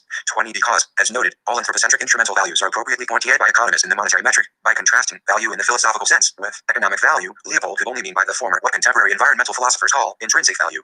21 Nor was Leopold the RSE famous environmentalist to suggest that having rights was not an exclusively human prerogative. In A 1,000-Mile Walk to the Gulf, John Muir wrote, how narrow we sh, conceited creatures are in our sympathies, how blind to the rights of all the rest of creation. 22 Unlike Leopold, however, Muir provided no theoretical support for expanding the realm of rights holders. Nevertheless, just as the context makes clear that Leopold is thinking of rights for non-human species, not for individual non-human beings, nor for less circumscribed entities, such as mountains or ecosystems, so the context suggests that the entities Muir regarded as candidates for rights are also species. His explanation comes in the midst of a disparaging discussion of the low regard that many people, whom Muir met in his trek through southern Georgia and northern Florida, had for the alligator. So before Stone had theorized the underpinnings of operational legal rights for natural objects, the idea of rights for threatened species, based on their intrinsic value, had become familiar in the environmental movement, because the matter had been broached by Muir and elaborated by Leopold. The critical migration of the idea of rights for natural objects, more especially rights for threatened species, as Leopold more narrowly envisioned it, from mere legal theory to cryptic federal law may have been facilitated by the Supreme Court. Stone had written his paper, Should Trees Have Standing? Specifically to nuance the court in a pending case, Sierra Club v. Roger C. B. Morton. 23, and while the court ultimately ruled that the Sierra Club lacked standing to sue to save the Mineral King Valley in the Sierra Nevada mountains from ski resort development by Walt Disney Enterprises, Justice William O. Douglas warmly endorsed Stone's theory in the very RSC paragraph of his dissenting opinion. The critical question of standing would be simplified and also put neatly into focus if we fashioned a federal rule that allowed environment the convergence hypothesis falsified 151 mental issues to be litigated before federal agencies or federal courts in the name of the inanimate object about to be despoiled, defaced, or invaded by roads and bulldozers, and where injury is the subject of public outrage. Contemporary public concern for protecting nature's ecological equilibrium should lead to the conferral of standing upon environmental objects to sue for their own preservation. C. Stone, Should Trees Have Standing? Toward Legal Rights for Natural Objects, 45 S. Cal. L. Rev. 450, 1972. The suit would therefore more properly be labeled as Mineral King v. Morton. 24, perhaps not inconsequentially, Douglas cited in his last paragraph Aldo Leopold's The Land Ethic. Also subconsciously innuencing Douglas's thinking might have been his knowledge that Muir, the RSE took the concept of rights for non-human species, was the founder of the Sierra Club, the plaintiff in the Mineral King case, that a Supreme Court justice, albeit in the minority, took Stone's operational legal rights for natural objects theory seriously may have legitimated it among those who make and dispense federal laws. In any event, Congress enacted the ESA the next year, and the years after that, the Supreme Court allowed Hiram Hill to sue the Tennessee Valley Authority on behalf of the snail darter, Roger Z. B. Morton of Sierra Club v. Morton was Secretary of the Interior in the Nixon administration. Hiram Hank Hill was a student of the University of Tennessee law professor Zygmunt J. B. Plater, who successfully argued the famous Tellico Dam case before the Supreme Court. The choice to lay the case in Hank Hill's name appears to have been a symbolic assertion of the citizen supervision of the ESA, for certainly Hill would not, in fact, be injured individually, concretely, particularly, and materially by the willful extinction of the snail darter. To repeat, the ESA does not provide intrinsic value, legal rights, and standing for list of species. Rather, it provides implicit intrinsic value, operational legal rights, and de facto standing for listed species. It was, however, a short step from de facto standing to presumed de jure standing for listed species. After the TVA v. Hill decision in 1978, the state of Hawaii was sued by a bird in 1979. Palillo v. Hawaii Department of Land and Natural Resources 25. It was a somewhat longer, 10-year step from presumed de jure standing for listed species to affirmative de jure standing for them. Upon review in 1988, the Ninth Circuit Court of Appeal appeared unequivocally to grant standing to the injured species. The court wrote that the Palillo had earned the right to be capitalized since it is a party to these proceedings, and that it has legal status and wins its way into federal court as a plaintiff in its own right. 26 After the decision, a number of other suits were brought in the name of enjoying species as plaintiffs. The northern spotted owl, the Mount Graham red 152 Chapter 9 squirrel, the Hawaiian crow, the marbled morelis, the Florida key deer, the hawksbill sea turtle, the loggerhead turtle, the coho salmon, and, most expansively, the cetacean community. 27. Some of these cases are discussed in more detail in the penultimate section of this chapter, and the standing saga for list of species has taken many a twisted turn in the nearly 20 years that have elapsed since the Palillo case was ultimately decided. Why intrinsic value should not be quantified in the monetary metric dispute rages in the large literature on intrinsic value and environmental philosophy about its ontological status. 28. Is intrinsic value, as its name would suggest, an objective property of something that has intrinsic value, like its length or weight, or is intrinsic value subjectively conferred, like something being loved or hated? In 1973, did the U.S. Congress implicitly ratify a new moral discovery that endangered species have intrinsic value, analogous to a new scientific discovery, such as the discovery of new forms of life near volcanic vents on the oceans, or did the Congress implicitly grant endangered species intrinsic value, as it might grant amnesty and guest worker status to undocumented foreign nationals living in the United States? There is an even larger literature in legal philosophy on the ontological status of rights. 29. Are rights natural and real, or are they artificial and conventional? While these questions are philosophically interesting and important, their answers make no practical difference. Whether endangered species literally have intrinsic value, like birds have feathers and plants have chlorophyll, or they are valued intrinsically, like X is a target only when Y aims at it, and whether their rights are natural or artificial, the practical consequences are the same.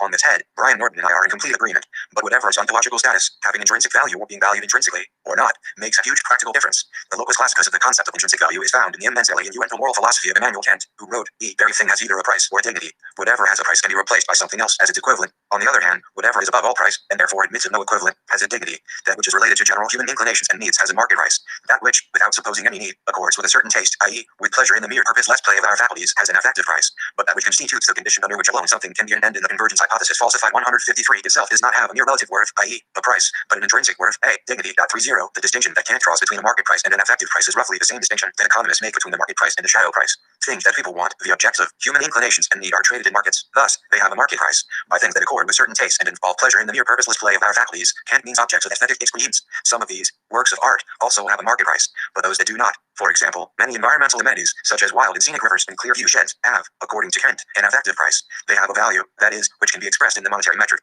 but it is inappropriate, Kant thinks, to price things that have intrinsic value. It is wrong to value them in monetary terms. Two schools of thought have dominated Western moral culture since the late 18th century: utilitarianism and Kantianism. In the former, the aim of public policy should be to achieve the greatest happiness of the greatest number of human beings, happiness then being understood to consist of a greater balance of pleasure over pain. 31. Later utilitarians substituted welfare for happiness into net welfare in terms of preference satisfaction. 32. Preferences are treated as in themselves neither good nor bad, and they are aggregated among preference satisfying individuals, who are regarded as counting equally. Thus, a preference for the music of Beethoven is not better than a preference for the music of LL Cool J, nor are those who prefer Beethoven given more weight in welfare calculations than those who prefer LL Cool J. The rational aim of each private person is to maximize his or her own welfare, and the aim of public policy is to maximize aggregate welfare. From the point of view of the contemporary utilitarian school, however, aggregate preference satisfaction or total welfare may, in some circumstances, be maximized at an extreme cost to a few individuals. John Rawls's example is slavery. 33. The aggregate welfare of a pre-industrial slave-owning society may be greater than that of a pre-industrial egalitarian society. Ancient Athenian society is a case in point. Without slaves to do all the vital work, the privileged Athenian intelligentsia would have lacked the leisure to create the ancient Greek science, philosophy, literature, and art that we still enjoy 2.5 millennia later. Thus, in such circumstances, no self-consistent utilitarian argument can be deployed against the institution of slavery. Amartya example is torture. 34. It seems to me that the most graphic example is gladiator shows. Thousands of Romans took great pleasure in watching a few people compelled to GHT to the death in the Colosseum. 154. Chapter 9 and similar arenas. 35. The modest but significant welfare gain of a gladiatorial spectator multiplied by 5,000. The seeking capacity of the Colosseum might well outweigh the extreme welfare loss of a few vanquished gladiatorial contestants.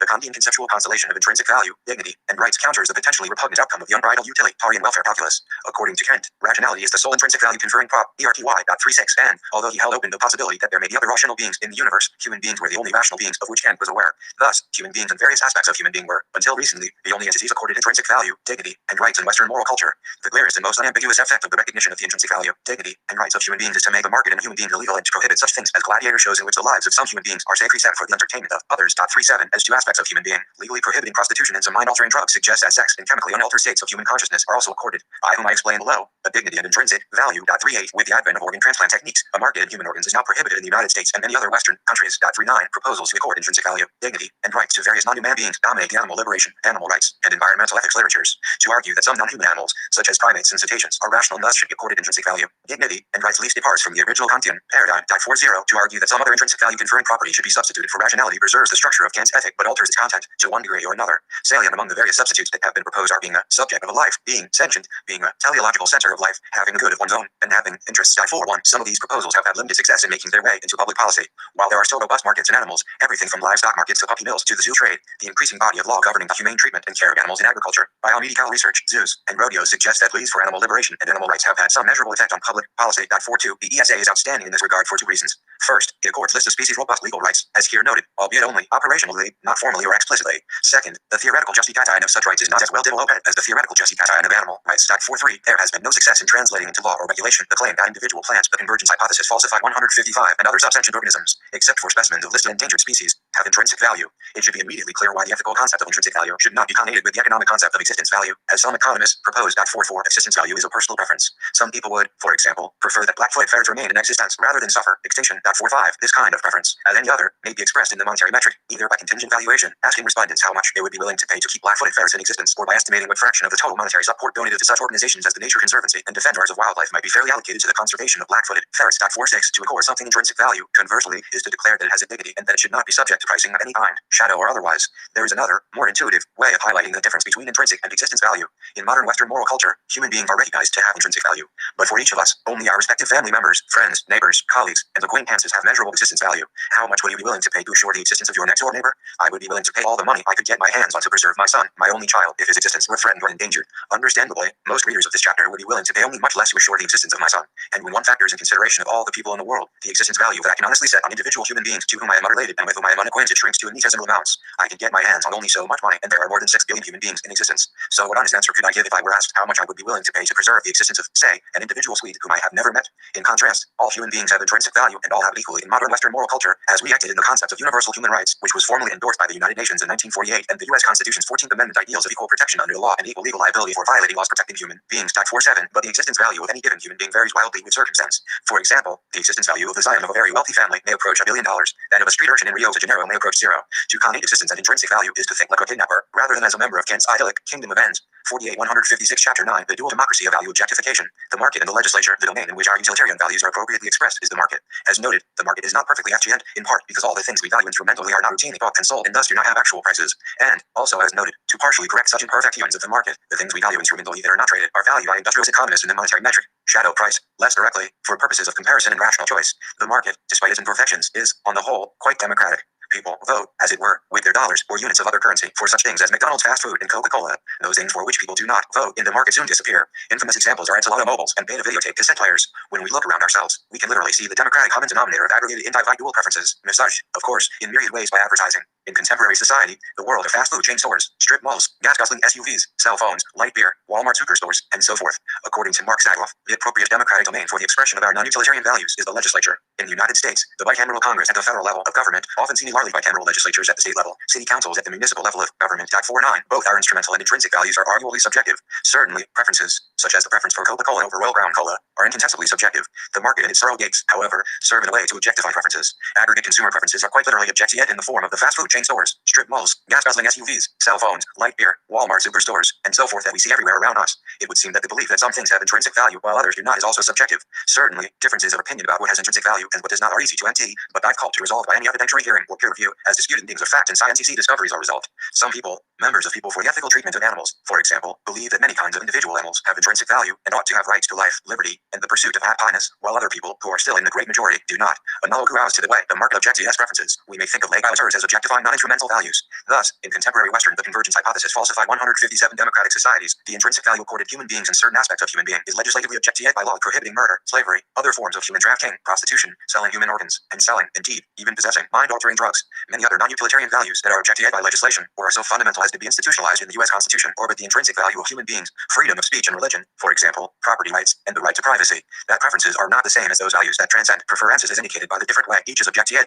Preferences are objectified through aggregate choice. Intrinsic value and the transcendent values surrounding it, freedom of speech and religion, property rights, and the right to privacy, are objectified through public debate. Legalized segregation and racial discrimination in the South were not abandoned because they were no longer preferred by a majority of Americans. Indeed, the persistence of de facto segregation and racial discrimination suggests that they are still preferred by a majority of Americans. Rather, we democratically decide to objectify, through legislation and sometimes subsequent judicial interpretation, intrinsic value and the transcendent satellite values on the basis of principle and argument from principle, irrespective of our preferences, and often in bands of 10.50. The wider extension of intrinsic value by legislation to human fetuses, for example, is the subject of intense and often acrimonious public debate. Quite remarkably, the ESA objectives the intrinsic value of listed endangered species. Listed endangered species are in effect awarded legal rights, and their intrinsic value is implicitly recognized by the democratically elected Congress of the United States. In that special sense, the intrinsic value of listed endangered species has become objective. Congress immediately responded to the TVAV Hill decision by amending the ESA with Section 7E to create a cabinet-level endangered space size committee, irreverently known as the God Squad, invested with a very power that the Supreme Court abjured.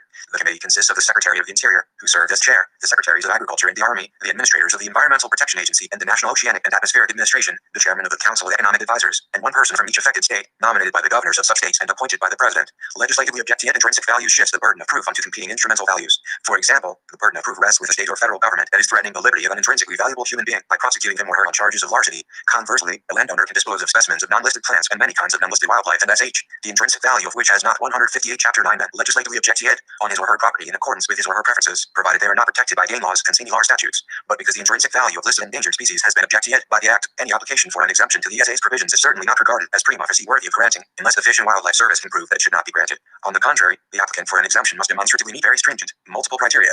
Among these are, as specified in Section 7H2, the necessity to show that the BNTS of any such action that would violate any provisions of the Act clearly outweigh the BNTS of alternative courses of action consistent with conserving the species or its critical habitat. Moreover, the BNTS at stake must not be merely a private protee. The applicant must also demonstrate that such action is in the public interest. The God Squad has only convened 3 times and approved an exemption only once. 51. Warwick Fox has identified and clearly explained the burden of proof shifting effect of legislatively objectifying intrinsic value. 52 is the Endangered Species Act endangered. The ESA has not been popular among political political conservatives for whom any expansion of the class of rights holders, except to human embryos, is anathema, and for whom the property rights of traditional rights holders is para. Mount Act 5-3 in the 1995 Babbitt v. Sweet Home decision, the Supreme Court upheld the interpretation of harm in the ESA to include critical habitat destruction, an interpretation that had been in place as an Interior Department regulation since 1975.54. Thus, if a private property owner logs the critical habitat of the northern spotted owl or the marbled morelet, that would constitute a prohibited take under the provisions of the Act. For that reason, the ESA is perennially a target of ultra-conservative activists who argue that enforcement of the ESA prohibitions on taking a list of species through destruction of its habitat is equivalent to a different kind of taking, the taking of private property, as an eminent domain. Act 5.5. Therefore, just as in an eminent domain taking, they argue, the Fifth Amendment of the Constitution requires the government to render just compensation to property owners for effectively appropriating their land. Act 5.6. Of course, among the ultra-conservative amalgam of shibboleths are also smaller government and tax and spending cuts, and so proposals to compensate aggrieved property owners are not accompanied by proposals to fund compensation through the convergence hypothesis falsified. 159. Taxation. Act 5.7. The ultimate effect would be to undermine the ability of risk and civil agencies to enforce the taking prohibitions of the ESA against private property owners. Thus, when ultra-conservatives controlled the Congress as well as the presidency, we should not have been surprised to see the ESA under assault. H.R. 3824, a bill to amend the ESA, was passed by the House in 2005 and sent to the Senate, which, fortunately, took no action on it. In the now popular Orwellian fashion of greenwashing anti-environmental policy and legislation with innocuous, even progressive-sounding labels, the bill was keep-led, Threatened and Endangered Species Recovery Act of 2005. In addition to compensating property owners for putative opportunity losses from the existing budget allocation of the Department of Interior, it would direct the Secretary to list new species sparingly, thus empowering the Secretary, a like appointee, to decide which data represents the best scientific data available, and would amend that phrase to read, best scientific and commercial data available. Worst of all, perhaps, it legally reveals the authority of the Secretary to designate critical habitat. His sponsor, Richard Humbo, was defeated in his re-election bid in 2006, thanks in part to a concerted effort by environmental groups, as were many of his ultra-conservative Republican colleagues. Thus, with Congress currently controlled by Democrats, the ESA is safe for the time being from ultra-conservative congressional attack. The ESA, however, has also come under ultra-conservative judicial assault. When the favorable judgment of Palawa v. Hawaii in the Department of Land and Natural Resources was upheld in 1988, the appellate court appeared to grant standing to a list of species to sue in its own right. 58. In a subsequent case, Marbled Morelet v. Pachusi Lumber, defendants challenged the standing of the named species. Act 5.9, relying on the appellate court's 1988 Palala ruling, the district court allowed suit to be brought in the name of the injured species and expressly granted its standing. Quoting the 1988 Palala judgment, the court specifically ruled that, as a protected species under the ESA, the Marbled Morelet has standing to sue in its own right. 60. In Loggerhead Turtle v. County Council of Volusia County, Florida, the standing of the turtle was also challenged by the defendant, along with the standing of Shirley Reynolds and Rhea Alexander, who joined the turtle as plaintiffs. Act 6.1. The district court declined to rule on the challenge to Reynolds and Alexander's standing and accepted jurisdiction for the case solely on the strength of the turtle's standing, citing Marbled Morelet v. Pachusi Lumber as precedent to do so. On AP appeal, the defendant abandoned the claim that the turtle should not be granted standing because it was not human, but pressed the claim against its standing because the defendant alleged the turtle was not injured in fact by Volusia County, and that a decision in favor of the species against the county 160 Chapter 9 would not redress its injuries even if it were. 6.2. The appellate court disagreed and ruled that the turtle had standing. 6.3. In these and other suits brought in the name of endangered species, see note 34, the scale was small. This or that single species, Palala, Alala, spotted owl, etc. Sued this or that public or private party, a county, corporation, State Department of Natural Resources, the current Secretary of the Interior, for relief. Thus, they ran pretty much under the judicial radar and could be ignored as amusing anomalies. But in 2003, a suit was brought on a global scale in the name not of a single species, but of a whole taxonomic order against the President of the United States and his Secretary of Defense, the cetacean community v. Bush. Act 6.4. The cetacean sought relief from the U.S. Navy's use of surveillance towed array sensor system low-frequency active sonar, which injures them, in fact, in various ways. The District Court of Hawaii agreed with the defendants that the cetacean's lap standing. The cetacean's AP appealed in the Ninth Circuit Court of Appeals upheld the District Court's ruling. But how could this ruling be consistent with the ruling by the same Court of Appeals in the Palala case? A point argued by the cetaceans. With sleight of hand dexterity, the three-judge panel, Judges Hunt, Alarco, combining a few accent, and Fletcher of the 2004 Ninth Circuit hearing the cetacean case decided that the three-judge panel, Judges O'Scanlan, Schroeber, and Noonan of the 1988 Ninth Circuit hearing the Palala case used non-binding dicta when they wrote that the Hawaiian honey creeper had legal status and linked its way to federal court as a plaintiff of its own right. 65. As the 2004 panel noted, a statement is dictum when it is made during the course of delivering a judicial opinion but is unnecessary to the decision in the case and is therefore not precedential. 66. Because the Palala's standing had not been challenged, the statements about the legal status of the honey creeper and its being a plaintiff in its own right did not address points at issue and so could be rendered moot as dicta. Then shouldn't the Palala decision be overruled for lack of a plaintiff with standing to sue? No, because the species was joined as plaintiff by the Sierra Club, the National Audubon Society, the Hawaii Audubon Society, and Alan C. Ziegler, whose standing had always been clear. Despite Sierra Club v. Morton, we must suppose. 6.7. However, in the cetacean case, the cetaceans were not joined by conventional plaintiffs, and their standing was the central bone of contention in the case. In Cetacean Community v. Bush, the appellate court reasoned that the language of the ESA forecloses any interpretation of the meaning of a person who may bring suit to include the injured species itself. Section 313 is person to mean an individual, corporation, partnership, trust, association, or any other private entity, or any external employee, agent, department, or instrumentality of the federal government, or any state, municipality, or political subdivision of a state, or any other entity subject to the convergent hypothesis falsified 161 jurisdiction of the United States. Even though the latter clause appears to be so broad as to plausibly include list of species, the court contended that it does not because Section 3 also provides separate denions of threatened and endangered species and of SH and wildlife. It is obvious from the scheme of the statute, as well as the statute's explicit denions of its terms, that animals are the protected rather than the protectors. Thus, animals are not authorized to sue in their own names to protect themselves. 68. Interestingly, in Cetacean Community v. Bush, Judge Fletcher noted that there is nothing in the Constitution to prevent prevent threatened and endangered species from being plaintiffs in their own right. Indeed, he quotes Stone, who, in defense of his own proposal to grant standing to trees and other environmental entities, wrote, "The world of the lawyer is peopled with inanimate right holders, trusts, corporations, joint ventures, municipalities, subchapter R partnerships, and nation states, to mention but a few." 69. And thus, if the ESA had specifically included them under its definition of person, they could, constitutionally, sue in their own names. Accordingly, Catherine Burke has suggested the possibility of amending the ESA to permit them to do so. Standard 70. However, even though after citation community v. Bush, threatened and endangered species cannot sue in their own names and in their own right, it makes no practical difference. Being wild and mute, the only way they can sue is by representative proxy. They may no longer be recognized to have actual legal rights and de jure standing, but they still do have operational legal rights, sensu stone, and de facto standing. If a threatened or endangered species retains standing to sue as its own protector, it must necessarily be represented by a lawyer, just as any other incompetent plaintiff must be. But since any human person has been named by the act, has standing to sue as its protector, regardless of injury, in fact, to himself or herself, the practical effect is the same. It has a protector able to litigate on its behalf for injury, in fact, to it, in the remedies of a favorable judgment run to its being out of the frying pan and into the reed. A 1992 Supreme Court decision, Lujan v. Defenders, threatens to undercut even the operational or de facto standing and legal rights of threatened and endangered species by questioning the constitutionality of the ESA's citizen supervision. Defenders of wildlife and other environmental organizations sued the Secretary of the Interior to abandon revised regulation promulgated in 1983 by the Reagan administration, exempting federally funded activities abroad from the provisions of the ESA. 71. The district court granted Secretary Odell's motion to dismiss for lack of standing. Defenders of wildlife appealed to the 8th Circuit Court, which reversed the decision of the district court. 72. After all, the ESA Section 11G1, the Citizen Suit 162 Chapter 9 provision, plainly states that any person may commence a civil suit against the Secretary of the Interior to compel enforcement of the provisions of the Act. On further appeal by the Secretary, the case then went to the Supreme Court. Defenders of wildlife alleged, on appeal, that two members, more particularly, of the organization, Joyce Kelly and Amy Steele Red, both conservation scientists, would be liable to injury by the new regulation. Putatively, Kelly's interest in making future observations of the Nile crocodile and Steele Red's in making future observations of the Asian elephant would be variously harmed. Opining for the majority, Justice Scalia argued that their alleged injuries do not rise to the level of standing as rooted in Article 3 of the Constitution and elaborated in numerous precedent cases. Scalia, however, did not leave it at that. He questioned the constitutionality of the ESA Section 11G1, vindicating the public interest, including the public interest in governor and its observance of the Constitution and laws, is the function of Congress and the chief executive. The question presented here is whether the public interest in proper administration of the laws, specifically in agencies' observance of particular statutorily prescribed procedure, can be converted into an individual right by a statute, the ESA, that denominates it as such, and that permits all citizens, or, for that matter, a subclass of citizens who suffer no distinctive concrete harm, to sue. If the concrete injury requirement has the separation of powers significance, we have always said, the answer must be obvious. 73. Ironically, as in TDA v. Hill, which affirmed and reinforced the ESA, and also in Lujan v. Defenders, the decision was based on judicial restraint. In the former case, the court refused to presume to calculate the incalculable value of an endangered species and weigh it against the guarantees of a nearly completed dam. In the latter, the court refused to protect the public interest, claiming that the Constitution only established courts to adjudicate cases in controversies as to claims of infringement of individual rights, whether by unlawful action of private persons or by the exertion of unauthorized administrative power. 74. In sharp contrast, TDA v. Hill expressly states the following separation of powers doctrine. Once Congress, exercising its delegated powers, has decided the order of priorities in a given area, it is for the executive to administer the laws and for the courts to enforce them when enforcement is sought. 75. The question of citizen supervisions in general and the constitutional separation of powers is reviewed by Robert B. Jones and Stephen M. Johnson. 76. According to the argument of this chapter, the operational legal rights and de facto standing of list of species turns on the citizen supervision of the convergent hypothesis falsified 163 ESA. If Scalia's opinion were presidential, the citizen supervision of the ESA would have been invalidated. However, because the issue in Lujan v. Defenders was whether Kelly and Steele Red had standing to sue, not whether the citizen supervision was constitutional, Scalia's attack on it is clearly dicta, ominous dicta, but non-binding dicta nonetheless. Fortunately, when the ESA's citizen supervision came before the Supreme Court in 1997 as the issue in contention, it did so in a way that so attracted ultra-conservative support that its constitutionality was expressly affirmed by Justice Scalia, no less, opining for the court's unanimous judgment. In Bennett v. Speer, lower courts had ruled that the plaintiffs lacked standing under ESA's citizen supervision, essentially because they were not environmentalists suing on behalf of endangered species. The zone of interest sought to be protected by the Act, but irrigation districts and ranchers. 77. The would-be plaintiffs claimed that the federal agencies involved had not given due consideration to economic impact, as the Act also requires. 78. Scalia St. revisits the standing requirements rooted in Article 3 of the Constitution, as talmudically evolved through many precedent cases, including both Sierra Club v. Morton and Lujan v. Defenders, which, if anything, narrow them. In addition, the courts may further restrict standing by imposing prudential limitations. 79. According to Scalia, constitutional limitations are both immutable and an irreducible minimum, but prudential limitations may be modified or abrogated by Congress. Accordingly, the investigation in this case, Bennett v. Speer, is whether the ESA's citizen supervision negates the zone of interest test, or perhaps more accurately expands it. We think it does. The parenthetical remark is cryptic and ambiguous, but, as we shall see, it seems to mean that Congress can in fact relax the irreducible constitutional minimum required for standing and expand the class of those who have constitutional standing, as well as negate the additional prudential requirements imposed by jurists. Scalia notes that the citizen suit provision says that any person may commence a civil suit and comments that it is an authorization of remarkable breadth when compared with the language Congress ordinarily uses. Then he goes on to say that our readiness to take the term any person at face value is greatly augmented by two interrelated considerations, that the overall subject matter of this legislation is the environment, a matter in which it is common to think all persons have an interest, and that the obvious purpose of the particular provision in question is to encourage enforcement by so-called private attorneys general.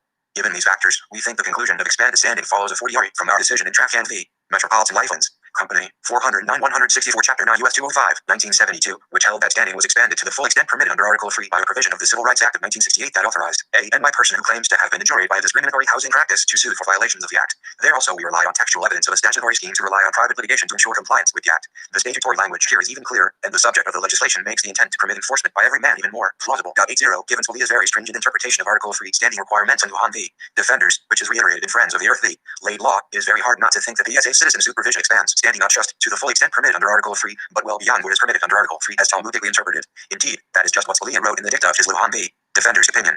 Fortunately, the more recent Bennett v. Speer decision not only contradicts but lays to rest those dicta, because it was a victory for plaintiffs seeking to redress economic grievances, not to protect endangered species. It may appear to be a battle lost for the cause of species preservation, just what one would expect from a decision crafted by Justice Scalia about 8-1. While it may indeed be a battle lost for the cause of species preservation, it also appears to be a more far-reaching victory for the crucial and controversial citizen supervision of the Act, on which turns the operational rights and de facto standing of listed species. Not only does Bennett v. Speer confirm the constitutionality of the citizen supervision by creating a more equal balance between environmental and economic interests, it may, according to the N. Barney, relieve pressure on Congress to dismember the Act. Conclusion. While the overt language of the ESA itself and that of TVA v. Hill is free of references to rights and intrinsic value, non-instrumental rhetoric occasionally bubbles to the surface in the latter. For example, it is conceivable that the welfare of an endangered species may weigh more heavily upon the public conscience, as expressed by the now will of Congress, than the write-off of those millions of dollars already expended for Teleco in excess of its present salvageable value. 82. The loss of a potential natural resource, something of mere instrumental option value, something especially of as little potential utility as the sale of otter, can be regrettable, but hardly a matter of conscience, nor can an entity that has no intrinsic value have a welfare of its own.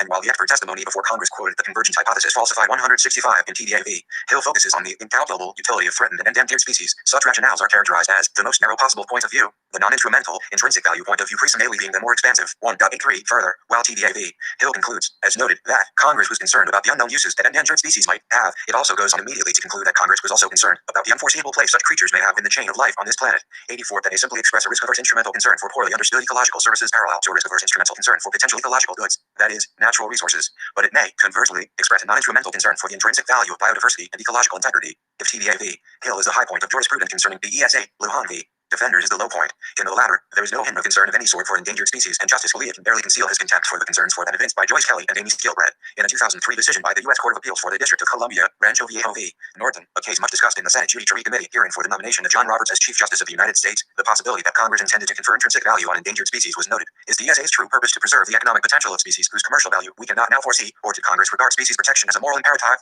For courts to insist on making these kinds of determinations a prerequisite for upholding the validity of congressional legislation is a recipe for judicial intervention in the political process. 85. The majority presumed that Congress regarded species protection as a non-anthropocentric moral imperative. Judge Roberts dissented. To quote once again the words of Christopher Stone, when legislation such as the ESA creates a legally recognized worth and dignity in its own right for an entity, and not merely to serve as means to being us, whoever the contemporary group of rights holders may be, then the contemporary group of rights holders may come to resent it. ESA in effect created a legally recognized worth and dignity in its own right for each list of species by stealth, because the discourse of intrinsic value, dignity, and rights does not appear in the Act. But when RFC tested in the courts, TVA v. Hill showed the effects to be the same.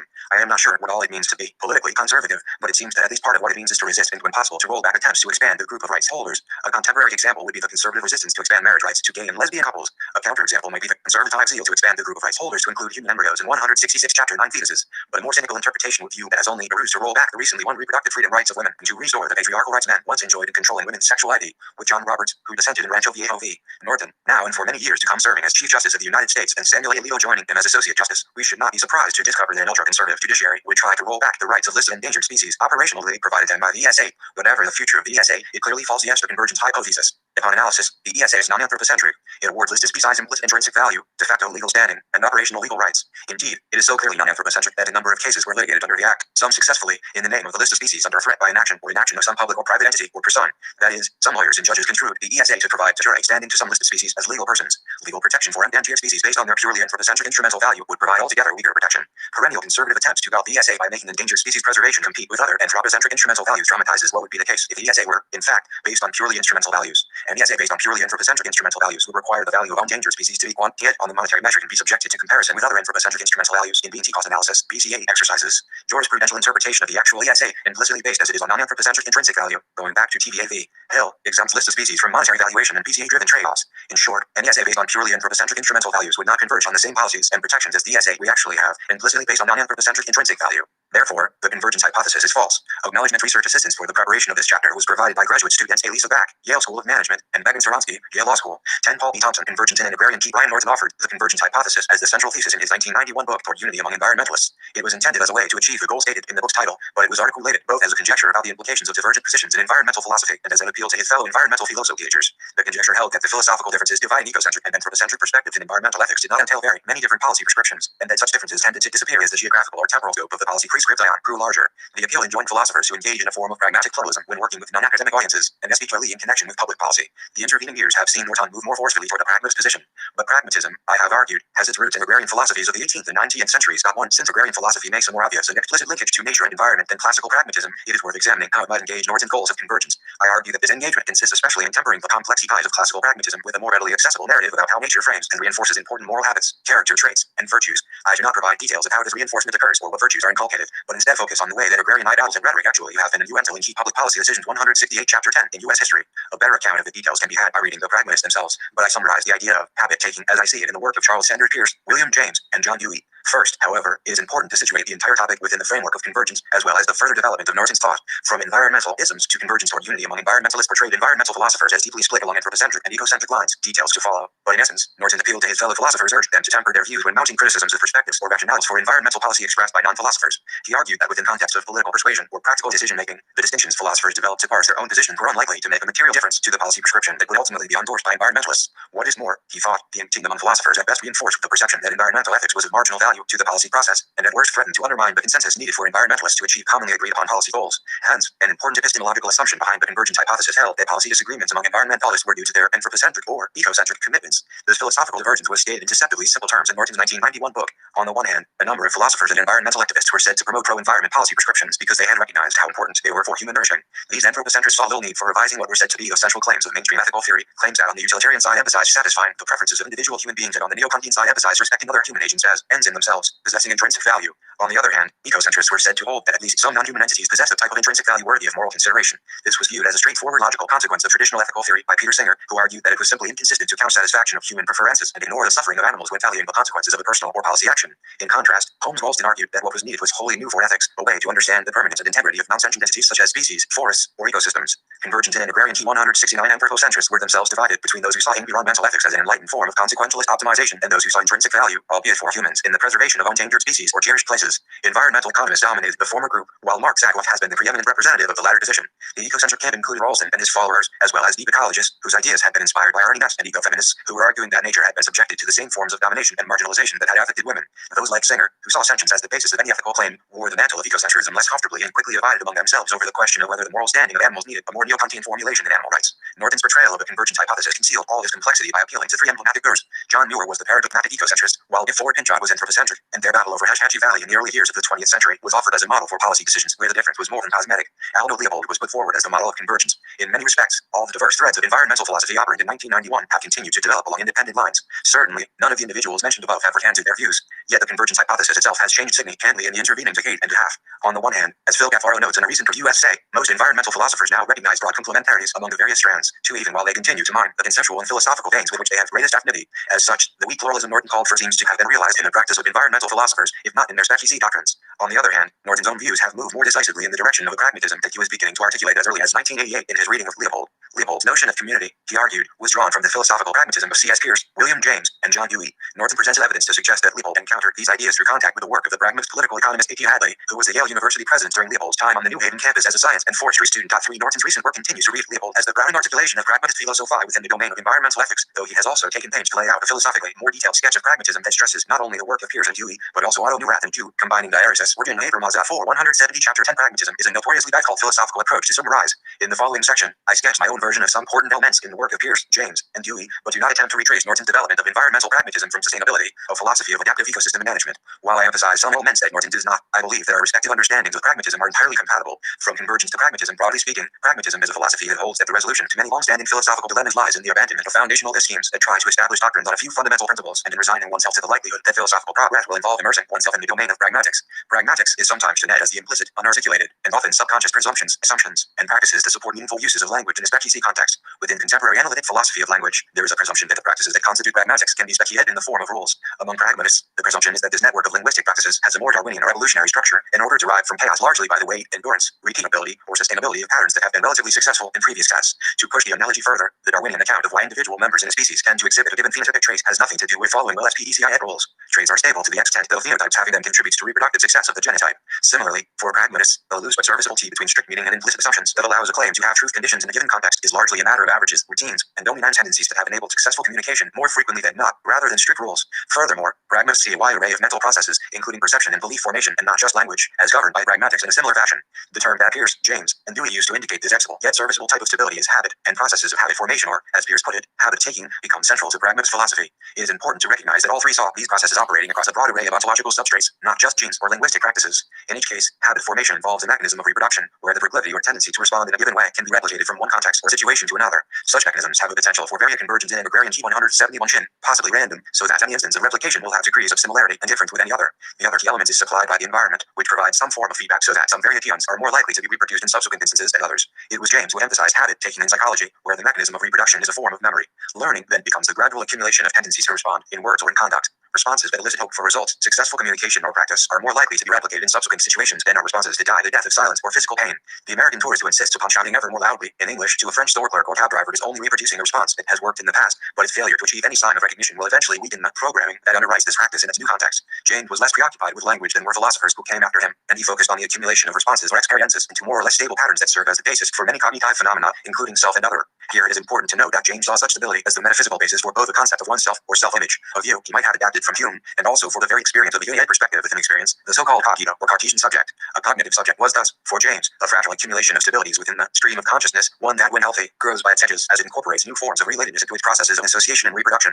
Pierce also has a strongly metaphysical understanding of the accumulative, but contingent ordering that evolutionary processes achieve, but he saw them operating even in physics and chemistry. Rejecting determinism and embracing metaphysical chance, Pierce's view of the reproduction, variation, and selection nexus that constitutes habit taking extends to the material world. Going a step beyond Hume in another direction, Pierce argued that causal relations just are such stabilities exist in a fundamentally random universe. His view anticipates contemporary speculation that constants in the laws of physics may represent evolutionarily established moments of order, with the possibility that alternative worlds inaccessible from ours have evolved with different values for these constants. Pierce and Dewey were more inclined to take pragmatism into ethics than was James, and both recognized the role of social reinforcers such as praise, ostracism, and approbation in creating the effective environment for taking on psychological habits. Both believed that it was impossible to make sense of individual habits without such an environment, yet both also believed that social reinforcing mechanisms could become dysfunctional, reinforcing behaviors. 172 Chapter 10 Attitudes, e.g., habits that prevent people from urging or that actually contribute to a breakdown in the social environment itself. As such, pragmatist ethics consists in seeking the balance between personal habits, perhaps construed as values or virtues, and social habits or institutions, the norms, prejudices, and social rules that provide the reinforcers for personal conduct. This balance point cannot be speculated in advance or in detail, in part because the moral discourse we use to specify and communicate is itself the product of prior habit-taking processes. When philosophers do ethics, they are replicating sociolinguistic forms that have been associated with choice and with social control in the past. If these forms have resonant and communicative effects in the present, they will be incorporated into effective social norms. Pierce and Dewey insisted that the precariousness of this situation is less worrying than it might initially appear, for while we do not privilege any single element in our existing set of institutions and proclivities, neither do we ever throw out the lot of them in some futile attempt to start over from new foundations. As such, ethics consists in taking a constantly critical and dialectical attitude to norms, institutions, or values, one that takes all challenges seriously and attempts to evolve better social and personal responses. We may not know that a response is better in advance of trying it, but the feedback gained from experimentation provides the basis for either reproducing the probe in new contexts or discarding it and moving on. Norton makes this point in sustainability through frequent references to New Raph's boat, where the carpenters on board during a long sea voyage eventually replace every plank and timber one by one, while the ship sails merrily above the ocean waves without incident. From pragmatism to adaptive management, Dewey, in particular, was most sensitive to the increasing importance of formal institutions within the environment of social reinforcers that establish personal habits. Most institutions are informal. Queuing for service is a good example. People learn to queue up based on seeing others do it, and from the negative reinforcement they get when they fail to follow suit. The ontological substrate for standing in line is thus just the collective memory, attitudes, and behavior of individuals. It is a norm because everybody conforms to it, serving its own social reproduction without the need for explicit, conscious effort to do so. Formal laws and public policy, however, exist because organizations such as legislatures, enforcement agencies, and courts of law employ people with the explicit purpose of ensuring that norms are established and enforced, and convergence in an agrarian T173 organizations such as schools, hospitals, and businesses have their own apparatus for creating, reproducing, and reinforcing institutions as well. Dewey recognized that both informal and especially formal institutions could continue to reproduce habits and patterns of reinforcement long after they had ceased to have value for any conceivable human purpose. He was particularly attentive to the way that schools were perpetuating patterns of reinforcement that had lost all usefulness, and that were, in fact, inculcating dysfunctional habits and norms in the population. Formal education is the preeminent social institution dedicated to reproducing the norms, attitudes, and mental routines that are needed not only for individuals to navigate the vicissitudes of daily life and career, but also for society as a whole to develop well-functioning organizations, like governments, capable of developing and enforcing good public policies. As such, Education took a central role in Dewey's thought and career, and various school institutions, such as curriculum or disciplines, were a natural target for his critical eye. Within higher education, disciplines achieve a certain amount of independence from immediate social reinforcers. Formal mechanisms are created that launch practitioners on forms of inquiry that may have no short-term value for problem solving outside the academy. In this, schools provide both a place for experimentation into wholly new modes of discourse and thinking, and also serve as a repository where modes of discourse and thinking are reproduced in an environment sheltered from the feedback mechanisms that would otherwise lead to their demise. Higher education exposes students to these new and old ideas, and at advanced levels continues to reproduce, remake, or develop them. In this, it provides a route to what Dewey called the method of intelligence, where trial and error selection of problem-solving probes can develop a more critically active and potentially effective mode of thinking. But the hothouse environment of the schools can also go wrong if academic disciplines become wholly detached from the problem environment of society as a whole. Late in life, Dewey undertook a study of how the academic discipline with which he was most familiar, philosophy, had become bogged down in meaningless repetition of inquiries about the foundations of knowledge, a quest for certainty. These inquiries had once contributed to the rise of modern science, but by the 1920s, they were, in Dewey's view, subsisting largely because the mechanisms for reproducing the discipline of philosophy, curriculum, publication in academic outlets, and recruitment of new faculty had become isolated from any selection mechanism, any form of feedback that would allow unhelpful inquiries to be dropped and new ones to be initiated. Particularly problematic were a nexus of philosophical doctrines that revolved around the abstraction of the Cartesian subject, a self, soul, or psyche that was presumed to have a thing like unity and integrity. Although Jamesian 174 Chapter 10 Psychology had abandoned this view without loss, in Dewey's view, it persisted both because a number of philosophical doctrines deeply beloved in philosophy departments depended on either defending or rebutting it, keeping the discourse stuck in a closed loop, and because ethics in particular seemed limited to either Kantian or utilitarian conceptions of the right and the good that were grounded in human subjectivity. What is more, since the work philosophers did in universities was largely unconnected to matters such as whether buildings fall down, wars are won, or fortunes are made, there was little external reinforcement that could penetrate the shell that academic philosophy had built for itself. As such, Dewey dedicated his last decade to a variety of philosophical projects that were intended to show how critical awareness and the willingness to experiment could yield an ethics capable of effecting change in public policy, the public and its problems, or within the discipline of philosophy itself, reconstruction in philosophy. For present purposes, we can cut to 1991 and note the extent to which many of the isms that motivated Norton's original plea for convergence were still rooted in the metaphysics of the Cartesian subject. Certainly, the most obvious versions of anthropocentrism were committed to the idea that value has a truth in the subjective experience of human beings. For utilitarians, experiences of pleasure, pain, or satisfaction of preferences were experiences had by Cartesian subjects. With no subject, there was no locus or grounding for value. Neo-Kantians like Sagoff are equally committed to the subject, whose autonomy is the basis for any defensible notion of intrinsic value. Animal liberationists of all stripes take here as well, insisting that it is either the subject's experiences or the subjects themselves that are the only defensible place to locate value, and taking issue only with the limitation of subjectivity to the human species. And to the extent that other ecocentrists were wedded to the idea of intrinsic value, they were launched on a quest of naming some property or trait that links species, forests, or ecosystems to subjectivity in a manner that permits one to say that they are, or at least are sufficiently like Cartesian subjects to warrant an attribution of intrinsic value. In contrast to philosophical strategies that use the subject as the foundation for ethics, a pragmatist view would regard ethical commitments, norms and practices, rights, virtues, and values as temporary nodes of stability within blocks of experiences, habits, social institutions, and feedback from the natural world. Philosophy should examine any of these nodes, but to do so it must rely on the stability and accumulated wisdom or experience reacted in the larger network of fluctuating but relatively stable ethical practices. Along with this stability, we are constantly plagued by problems, felt needs, and elements of social controversy or contest that suggest all is not well. Since we cannot examine the entire network at any given time, we use intuition, see convergence in an agrarian T175 ends, and experiment to selectively tweak a given pattern of practice and try to gauge what happens as a result. If problems improve, we tend to incorporate the tweak more deeply into the network, but whether that will succeed is not totally at our disposal. The tweak may be at odds with some other habit of thought or action, or there may be institutions at work that will eventually quash it. When we become more fully aware that this is what our philosophical, ethical practice in environmental affairs is all about, we become environmental pragmatists. Norton calls this adaptive management, acknowledging Leopold as the originator of this mode of philosophy in the domain of game management. None of this means that an environmental pragmatist abandons the arguments that are familiar in other domains of ethics or environmental philosophy. It is still appropriate to argue that some policy is necessary in order to respect the rights of the poor, or that it is contrary to utilitarian goals of optimizing trade-offs between being and cost. These are institutionalized modes of communicating ethical problems and raising critical consciousness. But for a pragmatist, while these arguments may be the planks we stand on while trying to X one set of problems, they can just as readily become the planks that need to be tweaked, or perhaps removed altogether when in the context of another problem we become aware that they are the source of what we diagnose as problematic. We can expect that others will complain if we try to rip out planks in our ethical load to no purpose, and the fact that they is one of the forces that yield whatever stability and integrity our network of habits has in the RST place. Their complaints are a problem, and one to which we must attend. From adaptive management to public policy by way of agrarianism, one goal of convergence, however, was policy effectiveness, and one can question whether the philosophy of adaptive management sketched above real has it. On the one hand, the term adaptive management seems like it could apply to almost any method of natural resource policy formulation, even those that remain committed to the view that some environmentalism has given us a certain and incontrovertible account of which things matter in nature and why. It is a term that has been in wide use by people who have no knowledge and little interest in the pragmatist pedigree that Norton and I are attempting to tag onto it. On the other hand, this pragmatist pedigree has not shown remarkable ability to work itself into the nexus of philosophical doctrines and theories pursued by academic philosophers to any significant degree. After all, the vast majority of environmental philosophers continue to 176 Chapter 10 follow lines of inquiry deeply tied to the abstractions of the Cartesian subject, and many popularizers of environmental ideas are deeply attracted to the thought of subjects in nature as well. Michael Pollan, for example, has pursued this thought in his wonderful book, The Ecology of Desire. Philosophical pragmatism is complex and complicated stuff. The ideas of Peirce, James, and Dewey may percolate into the common person's consciousness eventually, just as Descartes' ideas have been realized for the mass consciousness in LMs like the Matrix. But the whole point of environmental philosophy is that we may not have that long.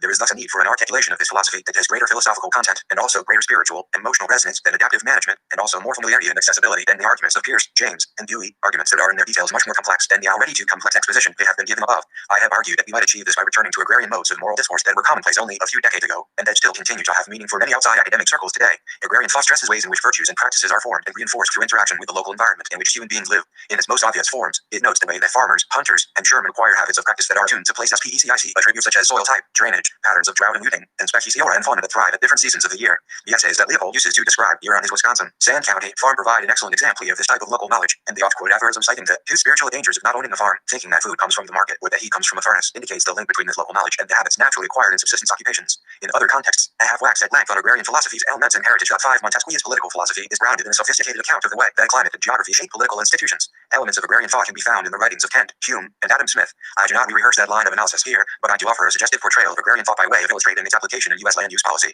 But it is also important to interject a note of caution.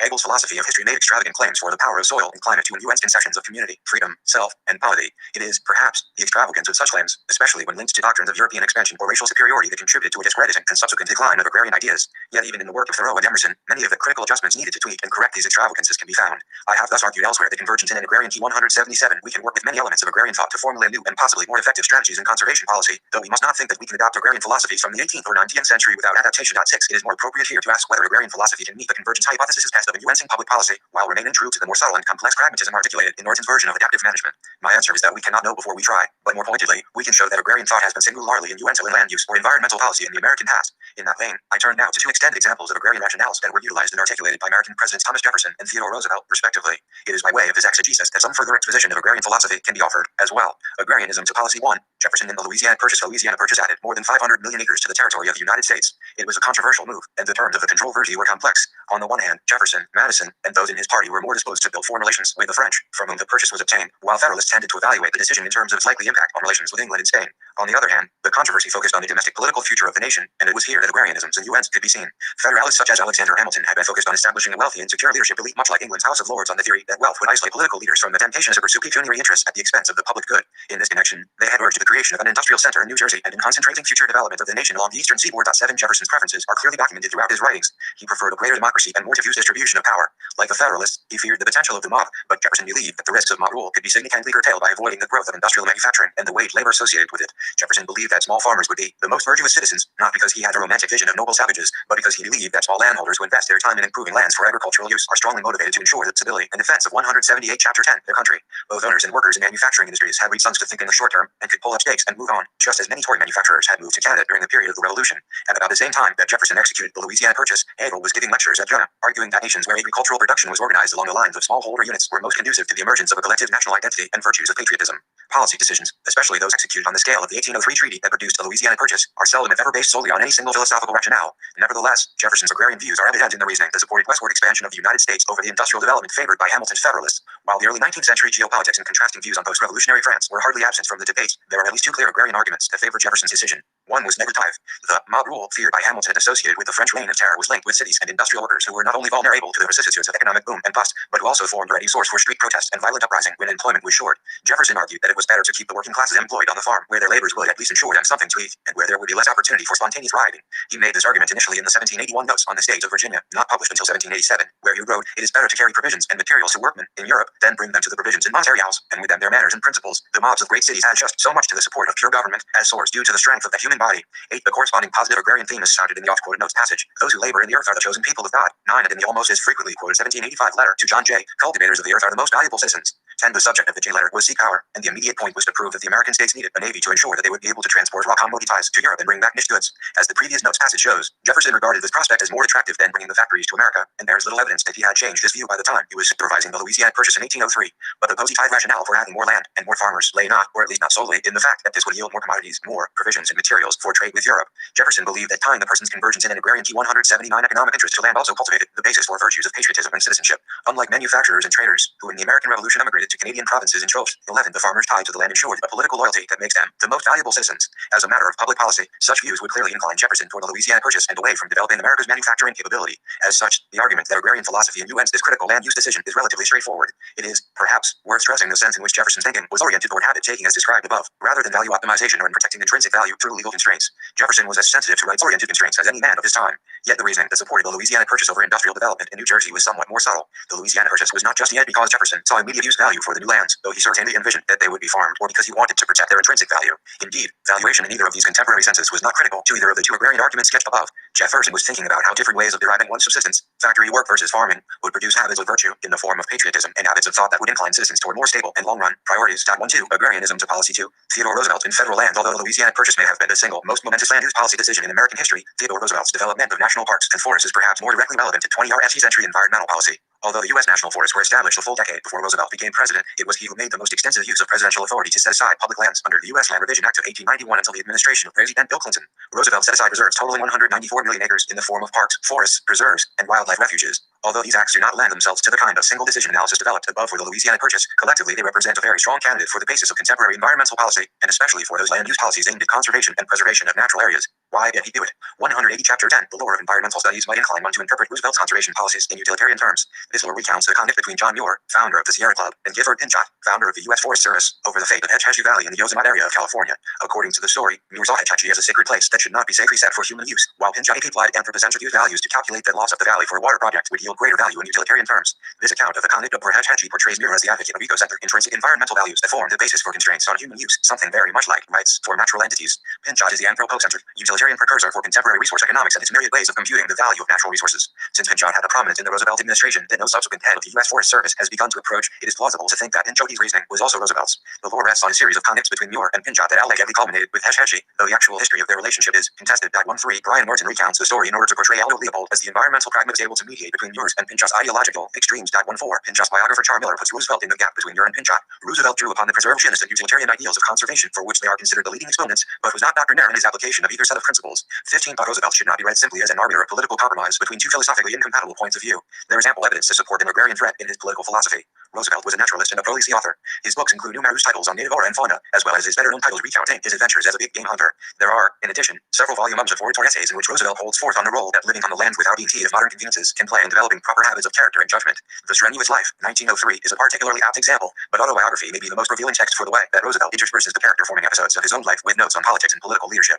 Here, Roosevelt recounts a life balance between intellectual pursuits, especially reading, and vigorous activities including riding and hunting. He describes himself as having won successes of that commoner type that are owed to the development of qualities found in an average man who has no remarkable mental or physical abilities, but who gets just as much as possible in the way of work out of the aptitudes that he does possess. 16 Conversions in an Agrarian Key 181. While much of autobiography is devoted to Roosevelt's political career, he describes the year that he spent in the West, in cowboy land, between 1883 and 1889 as particularly important for his own character development. He writes, I owe more than I can ever express to the West. 17 The chapter describes a series of personalities and adventures encountered while Roosevelt occupied himself with a ranching partnership.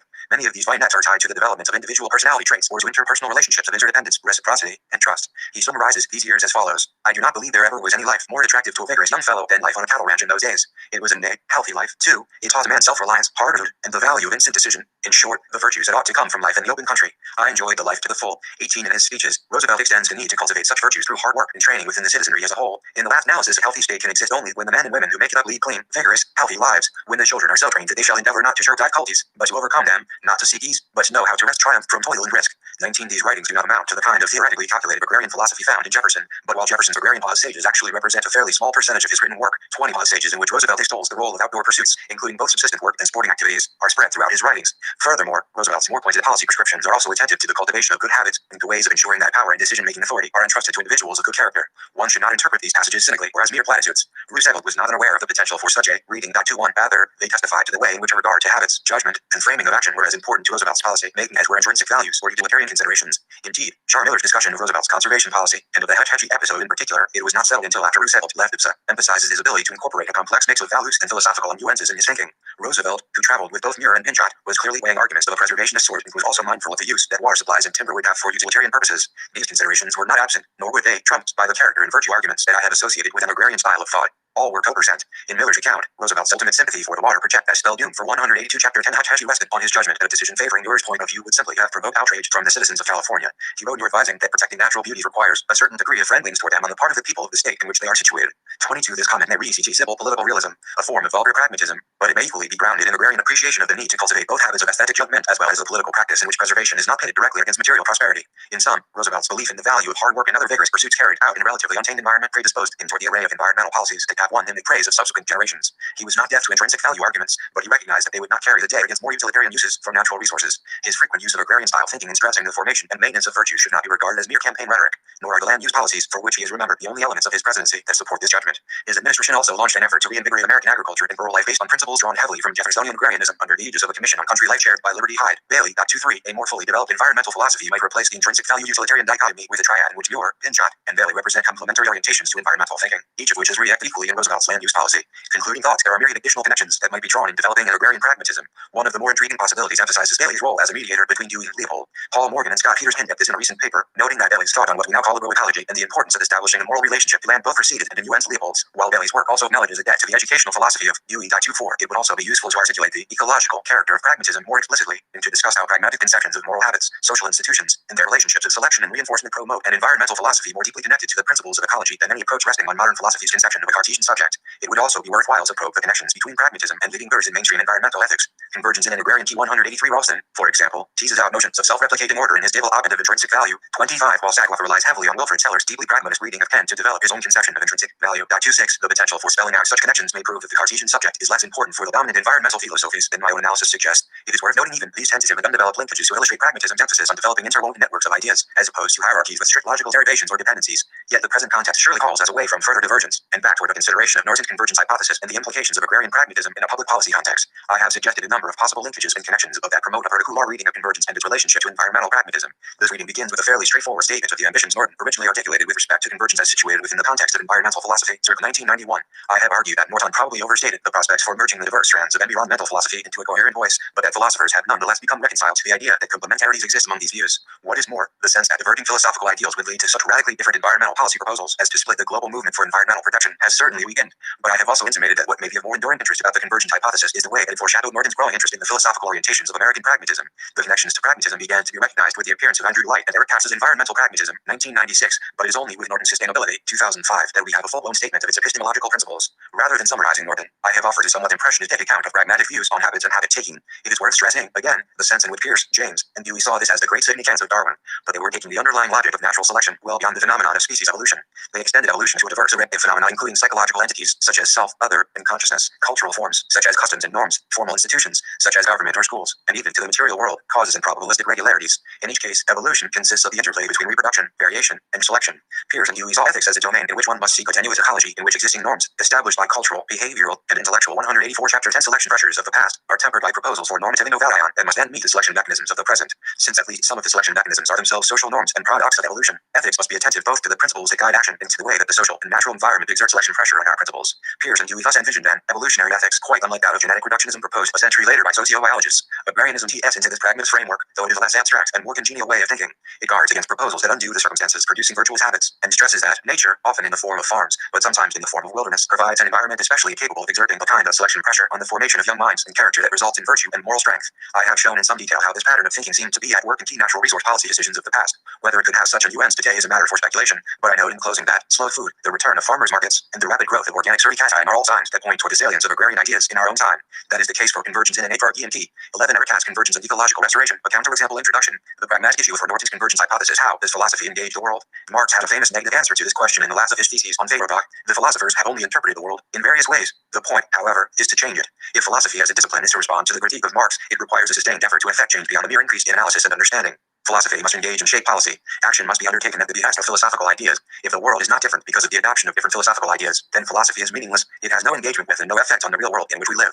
The view that philosophy has a concrete effect on policy, action, and the world is, of course, the fundamental assumption of American pragmatism. The philosophy of pragmatism is primarily about the justification of ideas, validating them as being true or false. The truth of an idea is determined, according to pragmatism, by the efficacy of the idea in the real world. True ideas are those that work, that have a positive effect on the activities of human beings and human institutions in the world. This philosophical worldview requires that ideas have an effect on policy and action. If they have no effect, they are meaningless. Pragmatism is thus the most powerful response to Marx's negative critique of the general impotence of the practice of philosophy. 186 Chapter 11 Brian Norton's Convergence Hypothesis purports to be a pragmatic response to the failure of environmental philosophy and the help of environmental ethics to solve, or even to help to solve, the environmental problems that surround us in the contemporary world. Norton has argued that environmentalists with different philosophical worldviews about the source and meaning of value in the natural world do not, in fact, disagree about fundamental environmental policies. Despite differing different starting points in their environmental thinking. The policies that environmentalists advocate tend to converge around an overall goal of long-term sustainability for humans in natural ecosystems in various contexts of time and space. Because there is this convergence in policy, Norton claims that much of the theorizing and debate on environmental philosophy is pointless. Following what appears to be a pragmatic line, Norton argues that we should be devoting our philosophical energies to areas where they will do the most good. For example, reaming and clarifying environmental policies devoted to long-term sustainability and educating environmental professionals and the general public, rather than continuing to engage in fruitless theoretical debates about, for example, anthropocentrism and non-anthropocentrism or the intrinsic value of natural entities. Note that I have stated that Norton's convergence hypothesis purports or appears to be a thesis derived from pragmatism. I do not believe that the convergence hypothesis actually expresses the spirit of pragmatic thought. Indeed, I believe that the convergence hypothesis, if true, would undermine the basic assumption of pragmatism that philosophical ideas must engage with actions in the real world. If the convergence hypothesis is true, then it makes no difference what philosophical ideas about the environment anyone holds. All policies will be the same. Differing philosophical ideas about humanity and its relationship to the natural world would not have different effects in the real world. How then can ideas be subject to a pragmatic test? If the convergence hypothesis is true, then philosophy is irrelevant to the development of policy. Ideas are impotent, and Marx's critique of the practice of philosophy stands unchallenged. But the convergence hypothesis is not true. Environmentalists with die-fearing basic worldviews about the value and meaning of humanity and the natural world do not always tend to develop converging environmental policies based on long-term sustainability. Norton's hypothesis is an empirical claim that must be tested by examining real-life cases of the development of environmental policies from differing philosophical worldviews. In the past, I have examined the cases of development in the Amazon rainforest and the prevention of beach erosion on Fire Island, and have shown that the adoption of an anthropocentric worldview will lead to different policies than the adoption of a non-anthropocentric worldview. 1. In this chapter, I examine the third case, the practice of ecological restoration. Convergence and ecological restoration. 187. Norton's theory of convergence. Although all of the chapters in this volume examine, explain, and discuss Norton's convergence hypothesis, it will be useful to begin with a summary of Norton's position. Without attaching a species name or label to the idea, Norton originally introduced the convergence hypothesis as a bit of shameless speculation in an article in 1986 in Environmental Ethics. If Leopold's argument from ecological holism is sound, if the interests of the human species interpenetrate those of the living earth, then it follows that anthropocentric and non-anthropocentric policies will converge in the infinite future. 2. Even then, Norton was almost exclusively focused on the idea of the long-range sustainability of humans and natural systems and entities. Showing respect for nature may just be an alternative formulation of the injunction to show concern for resource stability essential to human survival over the long death term. 3. This shameless speculation became the theme and thesis of Norton's important 1991 book Toward Unity Among Environmentalists. 4. The book reviews the history of environmental thought in the United States, beginning with John Muir and Gifford Pinchot, examines the differing worldviews of environmentalists. Norton designates 7 different worldviews, and looks at the convergence of policy in several different areas of environmental concern: growth and population and economics, pollution control, biological diversity, and land use. Here, the key to the argument is the commitment to scientific naturalism. The vision of environmentalism is unity, not by a shared commitment to a single value, but by a shared belief in scientific naturalism, and its associated belief that all things in nature are related and complex, hierarchically organized systems. 5. These systems are shaped and limited by hierarchical constraints that are also shaped by a cultural context. 6. Scientific naturalism thereby enforces upon all environmentalists a basically holistic, non-atomistic approach to environmental problems. 7. Scientific naturalism thus leads to the convergence in policy. Active environmentalists accept an empirical hypothesis, the convergence hypothesis. Environmentalists believe that policies serving the interests of the human species as a whole, and in the long run, will serve also the interests of nature, and vice versa. 8. Presumably, Norton's review and analysis of several environmental problems and policies earlier in the book offer empirical evidence for this convergence. Consider the review and analysis of U.S. Forest Service policy that Norton cites as one example of the environmentalist argument for constraints on commercial development of natural resources. 9. Environmentalists who hold a conservationist or wise use worldview, the disciples of Pinchot, dominate the Forest Service, but according to Norton, a shared policy consensus has developed with environmentalists who hold a 188 Chapter 11 preservationist worldview, the followers of Muir. The consensus position is contextual management. The Forest Service no longer focuses on the production of timber and the protection of single isolated species, but also includes a consideration of the amenities and broader social values represented by forest landscapes. From the other side, preservationists now debate the variety of land use options in and around the forest ecosystems. They do not simply demand the preservation of all natural entities. Thus, a consensus policy question emerges: what is the proper mix of economic management and contribution to non-commercial values? For Norton, an essential aspect of this consensus is that management must take into account the important role of health and stability of the larger landscape in which productive and recreational units are embedded. 10. It is not clear to me how this broadened contextual management of the forest represents a policy consensus or convergence. It is definitely a kind of compromise, in that Forest Service utilitarians are considering a wider range of value-producing human activities in the forests. But the consensus or convergence only seems possible, the way Norton describes it, if we ignore all the preservationist intuitions about the importance of non-anthropocentrism for the evaluation of non-human entities. The convergence of policy options that traditionally divide anthropocentrists from non-anthropocentrists only comes about if we ignore the view of the non-anthropocentrists. We consider a wider range of human value, productive and recreational, but we no longer consider the intrinsic value of natural non-human entities. Perhaps the dive policy in demonstrating a real-life convergence is what causes Norton to offer a crucial caveat to the validity of the convergence hypothesis. He acknowledges that there are problems in testing the hypothesis. While empirical in nature, the convergence hypothesis is not a precisely formulated hypothesis open to direct test in a series of dramatic experiments. 11. It is rather both a very general empirical hypothesis and an article of environmentalist faith. 12. This is a strange empirical hypothesis indeed. Norton thus claims that when faced with a counterexample to the convergence hypothesis, such as a case where the long-range interests of a non-human species appear to connect with the long-range interests of humans, advocates of the hypothesis will dismiss the case and the evidence, claiming the example has not yet been viewed in sufficiently long temporal terms. 13. If nothing else, such a methodology is extremely convenient for determining the absolute validity of one's own favorite position. In more recent discussions of the convergence hypothesis, Norton AP pairs who make a position more spec-EC, and thus, presumably, open to more direct testing, but the new characterization weakens the hypothesis considerably. He uses identical language to discuss the hypothesis in two essays RFT published about a decade ago. 1.4. Norton here describes the convergence hypoconvergence and ecological restoration 189 as thus, provided anthropocentrists consider the full breadth of human values as they unfold into the infinite future, and provided non-anthropocentrists endorse a consistent and coherent version of the view that nature has intrinsic value, all sides may be able to endorse a common policy direction. 15. Note that there may be a common policy, a convergence, so this version of the hypothesis is a much weaker claim than the original formulation toward unity. Norton continues to specify the new version, apparently limiting its application to policies that protect the future of biological processes on Earth. The convergence hypothesis is a general, empirical hypothesis about policy. It claims that policies designed to protect the biological bequest of future will overlap significantly with policies that would follow from a clearly spec-yet and coherent belief that non-human matter has intrinsic value. 16. Now, there is a significant overlap in policies about environmental issues regarding future generations. The convergence of environmental policies of all kinds seems to be melting away. In Norton's most recent book, Sustainability, his major synthesis of more than 20 years of environmental philosophy, he barely mentions the convergence hypothesis, so perhaps the hypothesis has melted away. 17. Here, he claims that it is a conditional thesis, premised on a worldview that accepts dualistic categories that may be in opposition to each other, such as human interests and non-human interests. But Norton denies the existence of these dualisms, so the convergence hypothesis will wither away. All we need to do is adopt the non-dualistic perspective of the human place in nature expressed by deep ecologists. Since humans are not severed from nature, there is no need for a convergence. 18. Let us ignore the irony of Norton adopting. He uses the word embrace, a deep ecology perspective. Since non-anthropocentric deep ecology was one of the two sides in environmental policy debates that Norton believed needed to converge with anthropocentric management practices, and instead focus on the problem of proving or disproving the convergence hypothesis.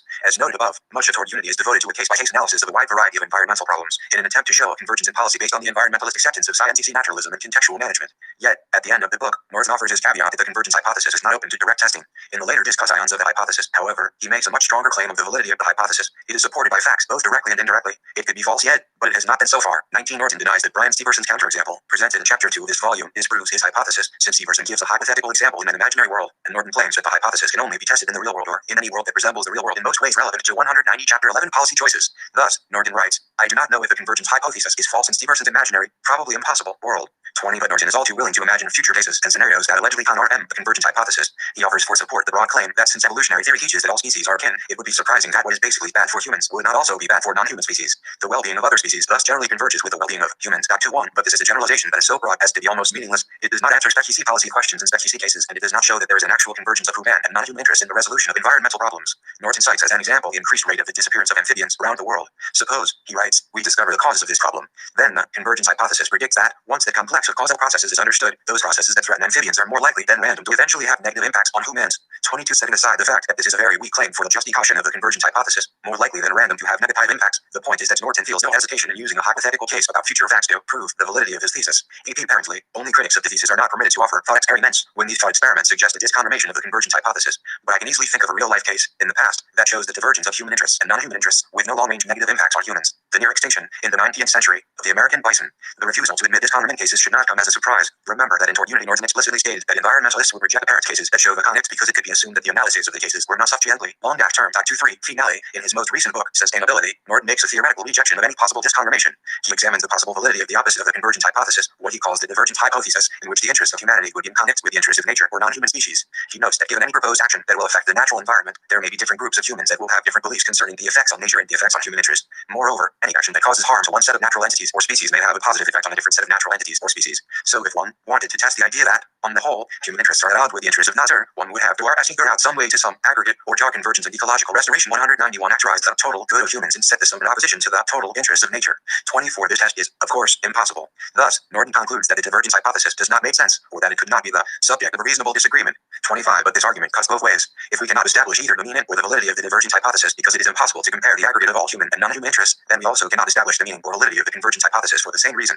How would one know that human and non-human interests converge unless one could view all human and non-human interests extending out to an infinite future? A policy of action might appear to produce convergent interests when we analyze it now, but with more information in the future, we might see that the interests are really divergent, or what seem to be divergent interests now might later be seen as convergent. Norton's theoretical argument against the divergence hypothesis actually undermines the convergence hypothesis as well. It is actually very easy to disprove the convergence hypothesis. All we need to do is cite real-life cases where the interests of humans and non-human species and ecosystems diverge. Norton's defense that no hypothetical or real-life case can provide us with all the information that we require to show a true divergence is an argument that also serves to invalidate any hypothetical or real-life case that con-RMS the convergence hypothesis. But enough of these theoretical arguments. The convergence hypothesis purports to be a general empirical hypothesis testable in the real world. So let us turn to a real case of environmental policy and see how these ideas about the convergence and divergence of interests actually cash out. Restoration and convergence consider the policy of ecological restoration. Ecological restoration is a scientific and technological enterprise geared to the restoration, repair, and recreation of natural ecosystems and landscapes. At one extreme, it is the mere cleanup and mitigation of systems damaged by human interference, such as the cleaning up of the Exxon Valdez oil spill. At the other extreme, it is an attempt to cover up literally an intentional disruption of natural areas, such as the recreation and replanting of the mountainside after strip mining for coal. There are also various middle positions, such as the sincere attempts by environmentalists to restore endangered or extinct habitats.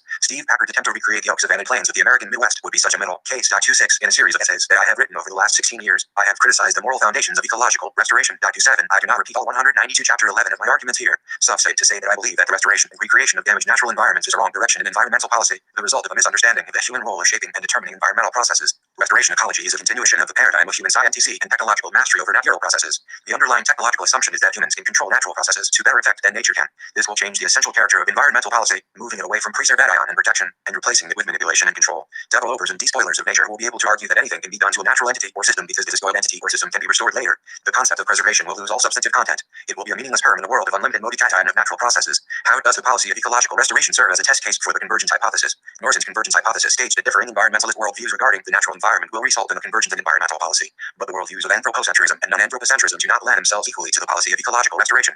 Ecological restoration is a policy of action that is derived from an anthropocentric worldview. Non-anthropocentrists who value the processes and entities of nature will not advocate the policy of ecological restoration. To see that ecological restoration is an anthropocentric environmental policy, we need to examine more closely the meaning and the motivation of the restoration process. What does it mean to restore a natural environment? The idea that human technology and science can restore a natural environment is a perversion of the word restore. We cannot restore a natural environment. At best, we can create the perfect substitute, but this substitute is an artifact created by human beings, not a naturally occurring entity or system. The difference between natural entities and human artifacts is the presence of human intentionality in the artifacts. A natural system that has been motivated by human actions, however benign, is a system that has within it the effects of human design. But truly authentic natural entities and systems lack any conception of design. If we are to believe in a post-Darwinian science, once we inject our intentional designs into a natural system, we no longer have a natural system. We have a garden, perhaps a forest plantation, or a farm. We may create a landscape that appears to be a natural wilderness because for various reasons we appreciate the look and experience of wilderness, but this wilderness is a human-made artifact that merely resembles the wilderness produced by natural processes. Convergence of ecological restoration 193. Since the process of ecological restoration is actually the creation of artifactual systems, a process imbued with human intentionality, it is the logical outcome of an anthropocentric worldview. Anthropocentrism dominates the practice of restoration. Our reasons and motives for performing restoration actions derive from the satisfaction of human interests. Perhaps we want to clean up an area that has been polluted and restore it to human use, or perhaps we want to restore a forest area for gains produced by an increase in vegetation.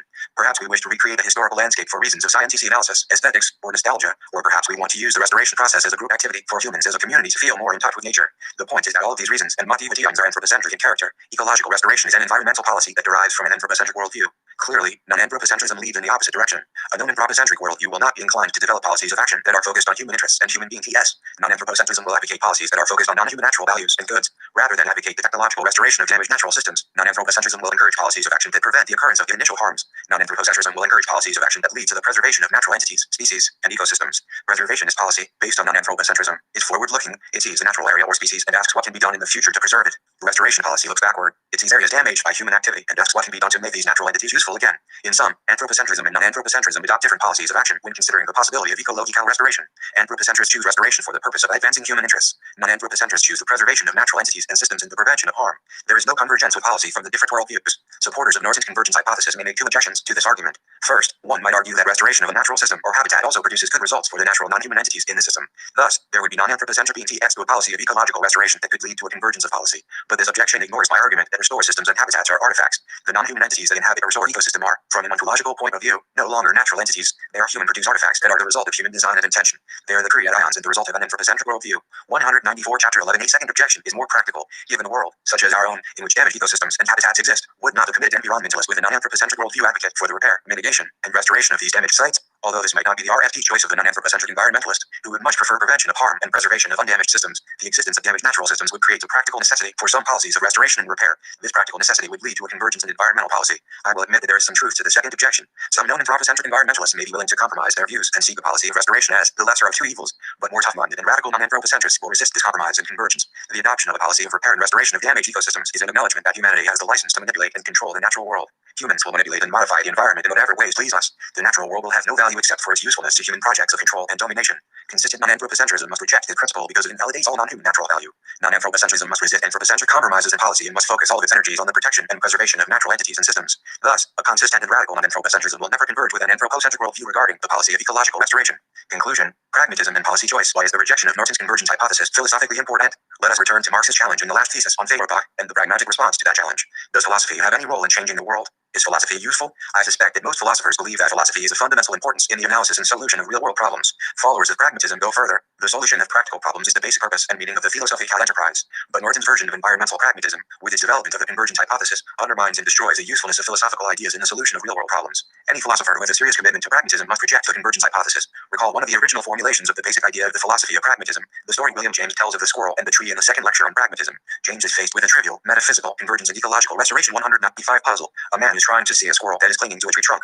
As the man moves his position, circling the tree, the squirrel continues to move, always keeping the trunk between it and its human pursuer. As the man circles the tree with the squirrel that is also circling the tree, the question is asked, does the man circle the squirrel or not? The answer James gives is a succinct explanation of the pragmatic method. The pragmatic method in such cases is to try to interpret each notion by tracing its respective practical consequences. What difference would it practically make to any of this notion, rather than that notion were true? Whenever a dispute is serious, we ought to be able to show some practical difference that must follow from one side or the other's being right. 28. In short, pragmatism argues that all meaningful ideas have practical consequences. Different ideas have different practical consequences. If there were no practical difference between two sets of competing ideas, then the apparent difference between the ideas would be meaningless. But Norton's convergence hypothesis argues for this meaninglessness. According to the convergence hypothesis, different worldviews, different philosophical ideas about the meaning and value of the human relationship to the natural world will all lead to the same policy of action regarding the natural environment. Therefore, it makes no difference what worldview we adopt regarding the natural world and its relationship to humanity. There is no pragmatic difference among ideas regarding the value of nature. Norton's convergence hypothesis thus destroys the practical effectiveness of philosophia. The practical result of all ideas is the same. It can M.S. Marx's criticism that philosophy is impotent, that the philosophical enterprise cannot change the world. For this theoretical reason alone, we should reject Norton's hypothesis. Fortunately, however, we also have good pragmatic and empirical reasons for rejecting the convergence hypothesis. As I have shown here and elsewhere, there are numerous examples of the divergence of environmental policy based on differing worldviews. Continued belief in the convergence of environmentalist policies from distinct but different worldviews is a dangerous illusion that threatens both a sound environmental policy and the continued development of a philosophy that can seriously engage the world. 12. Andrew Light, does a public environmental philosophy need a convergence hypothesis? The convergence hypothesis, which Brian Norton rolled out at the end of Toward Unity Among Environmentalists, is often held as offering a core challenge to one of the received dogmas of contemporary environmental ethics, namely, that a truly environmental ethic would have to embrace some form of philosophical non-anthropocentrism, which in turn would ground some account of the non-instrumental or intrinsic value of matter. According to this largely empirical claim, provided anthropocentrists consider the full breadth of human values as they unfold into the infinite future, and provided non-anthropocentrists endorse a consistent and coherent version of the view that nature has intrinsic value, all sides may be able to endorse a common policy direction. One upshot of this fairly straightforward claim was to free up environmental ethicists from towing the line of the non-anthropocentric orthodoxy that had dominated the field since the early 1970s. If a more fully head out, or as he later put it, broad anthropocentrism could provide reasons for more morally responsible environmental policies, such as claims about our obliquity to future human generations that entailed substantial environments that converge with the policies advocated by non-anthropocentrists, then it was not necessary to always start the moral defense of such policies with non-anthropocentric claims for the non-instrumental value of nature. If true, this would mean that environmental ethicists did not need to see their views as necessarily at odds with other ethical arguments aimed at promoting other aspects of human welfare. For those of us interested in doing, does a public environmental philosophy need a convergence hypothesis? 197. Environmental philosophy in a way that was more likely to make an impact on public policy. This view was most welcome given the overwhelming, and not necessarily inappropriate, anthropocentrism of the policy process. In his 2005 book, Sustainability, A Philosophy of Adaptive Ecosystem Management, Norton claims that the convergence hypothesis is only appropriate in a world dominated by dualistic categories of analysis, namely that human interests are necessarily at odds with the interests of nature, whatever those may be. If we were to follow his advice in sustainability and reject all such dualistic approaches, then the convergence hypothesis will wither away for lack of polarized interests to be brought together. To such a view seems to advise that those publicly engaged environmental ethicists who agree with Norton's approach should set a priority on working with him for the elimination of these dualisms. In this chapter, I argue that environmental philosophy intends at making a contribution to environmental policy. What I call a public environmental philosophy may need to hold on to the convergence hypothesis. I do not think this is a view that Norton will necessarily disagree with, but the discussion of the importance of the convergence hypothesis will help to highlight some interesting differences between our respective approaches to what has become known as environmental pragmatism and also provide an opportunity to extend and defend the hypothesis. I begin with a discussion of our different approaches to environmental pragmatism, summarize my own pragmatist view, and finish with a defense of what I believe is one of the most useful tools that Norton has provided us in a career that continues to produce some of the most important insights in environmental ethics. Two kinds of environmental pragmatism. In 1992, I began developing a position in environmental ethics that I called environmental pragmatism.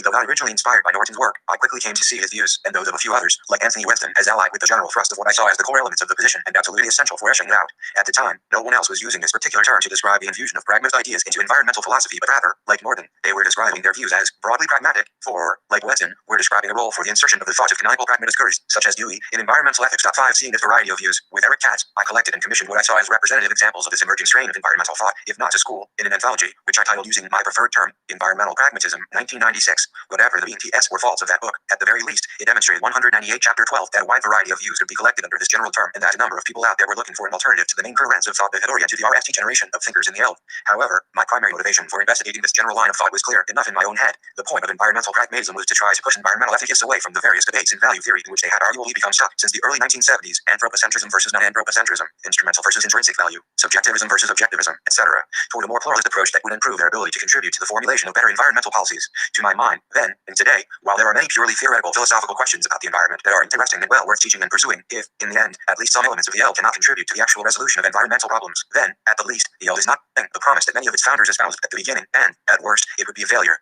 To strike an analogy, if environmental ethicists had nothing to offer the policy or advocacy process, it would be like a counterfactual history of medical ethics that had nothing of use to offer medical practitioners, policymakers, or patients, given that the realms of human health and environmental health, broadly construed, clearly contain substantial, pressing, and critical moral issues. A medical ethics or environmental ethics without a robust capacity to engage these issues on the ground would mark some kind of intellectual or moral failure. At RST glance, however, one may worry that my goal of policy relevance for environmental ethics under the name pragmatism is fraught with a fundamental complication.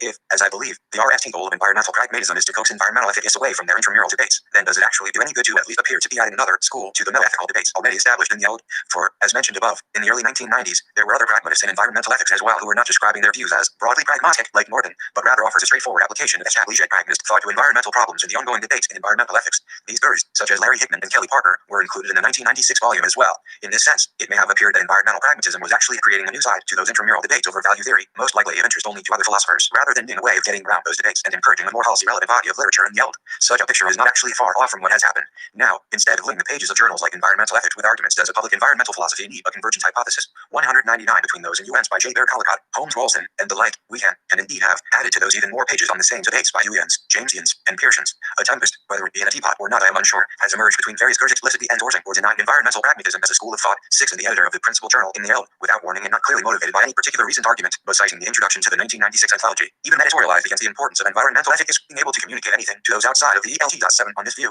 The hard problem of environmental ethics was not applying time to actual environmental issues, but getting the theoretical foundations of natural value right. Norton and I continue to agree that the goal of environmental pragmatists should be to come up with a more pluralistic and practical environmental ethic, and in that sense agree on the core idea of what environmental pragmatists should strive to achieve. But where we have parted over the years is how explicitly pragmatist environmental pragmatism needs to be. Into War Unity Among Environmentalists, a book that helps to cement my ideas on the relationship that environmental ethic is sought to have with environmental advocates, and hence today the mission of environmental pragmatists. Norton eschewed an explicitly pragmatist metaphysics or epistemology, claiming that his pragmatism was never to be used as a premise but only as a constant guide. 8 in his monumental work Sustainability, however, he has brought together what has been emerging in his work for some time, namely, a fully edged and historically faithful pragmatist metaphysics and epistemology, relying mainly on Dewey and Peirce, without explicitly criticizing those of us who endorse what I have come to call methodological environmental pragmatism. The more recent Norton distances himself from those authors in the 1996 anthology who used the term, as he puts it, broadly to include any problem-oriented perspective on environmental theory and practice, and instead embraces an environmental pragmatism that accepts the historical pragmatist's understanding of the nature of language and logic in relation to the world of experience. 9. The point of this chapter is not to now dive into a protracted debate with Norton about the merits of methodological environmental pragmatism versus what I call a historical environmental pragmatism, by which I mean a philosophical view more faithful to the pragmatist canon toward the goal of stacking a claim as to which variety deserves the moniker environmental pragmatism.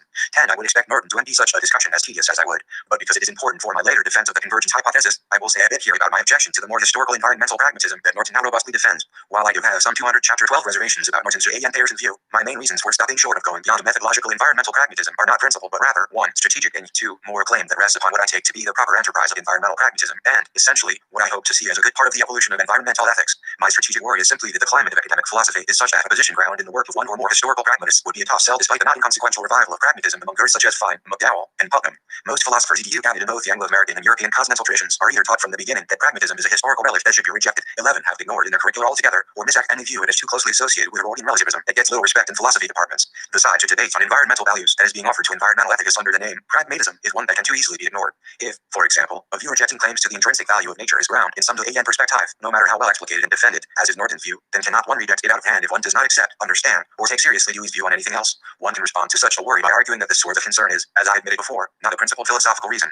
If Norton's view and Peirson environmental pragmatism gives us the best account of how to understand a critical concept like sustainability, then too bad for those unequipped or unwilling to engage it. But there are 2 answers to this reply, one straightforward and another that is a bit more subtle. The straightforward reply is one that, so far, has been most eloquently and thoroughly argued by Kevin Elliott, that at least some of Norton's most important substantive positions may not need the elaborate pragmatist works that he employs in Sustainability. 1, 2. The other reply gets to my second reason for preferring a methodological environmental pragmatism to a historical environmental pragmatism, that the point of a pragmatic environmental philosophy should be to encourage as many ethicists and ethically inclined environmental advocates and practitioners to be more fruitfully engaged in the advocacy process regardless of their particular metaphysical and epistemological views. To continue the analogy with medical ethics, part of the point of environmental pragmatism is to make us, as a philosophical community, more clinical. From the beginning, my version of environmental pragmatism explicitly argued that the point of the position was not to convince environmental ethicists that they should become pragmatists in the orthodox sense, or even that does a public environmental philosophy need a convergent hypothesis. 201 they needed to go back to school to learn their Dewey and others. The idea was instead to develop an approach to doing publicly engaged environmental philosophy that could allow us to set aside our debates in ethical theory, largely concerning the description of intrinsic, non-instrumental, or inherent natural value and the moral obligations that follow followed from that description 13, either because we actually believe those debates were off the mark in and of themselves or because we thought they could be given up in particular contexts when we were engaged in public endeavors.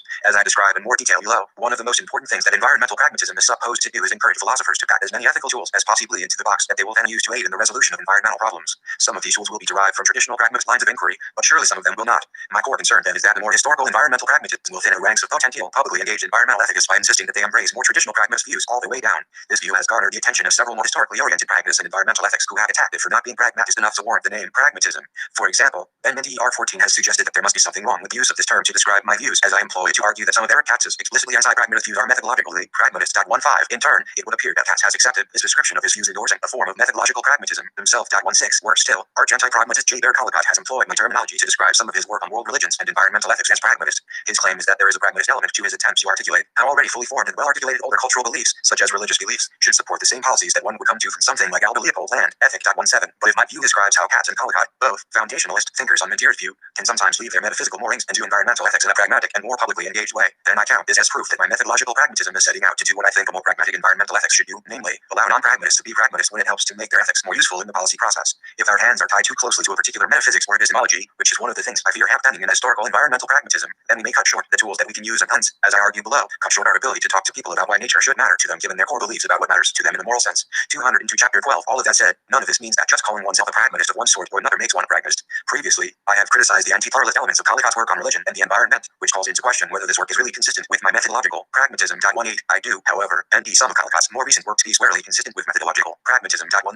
Cass's 1999 paper, which revises his views on restoration under the name of metaphilosophical pragmatism, is also odd to my mind, though I do not pursue those criticisms here. The point, however, is that both are trying to generate more pragmatic implications out of their more traditional views, which I count as a very positive turn in their work. One point of disagreement that I have with both of them, however, is their rejection of the convergence hypothesis. The shared view by both Collicott and Cass troubles me, as I anti the convergence hypothesis essential for providing the warrant for opening the big toolbox of moral arguments beyond the non-anthropocentric intrinsic value claims, but in such a way it allows non-anthropocentrists to do this in a consistent and coherent manner. I turn to some of those criticisms below, but are to summarize the essence of my particular version of methodological pragmatism and the role of the convergence hypothesis in it. Methodological environmental pragmatism. In brief, my methodological version of environmental pragmatism is fairly straightforward. The claim is essentially that, given the practical reasons for moral pluralism in environmental ethics, 20 in particular, that many people do in fact enter nature valuable for a variety of reasons, given the variety of experiences and modes of appreciation that something so complex as nature can provide, and given the democratic context in which at least people in developed countries will decide what to do about our environmental challenges. Then, given a view about the responsibilities of environmental ethicists explained below, we should in certain circumstances set aside our value theory debates in environmental ethics and embrace a more public form of our philosophical practice. This practice will entail adopting a strategic anthropocentrism whereby we use more enlightened or broad anthropocentric arguments in order to persuade a larger array of people to embrace better environmental policies, because such indirect anthropocentric justificatians for environmental protection can plausibly speak to our ordinary moral intuitions more persuasively than non-anthropocentric justificatians.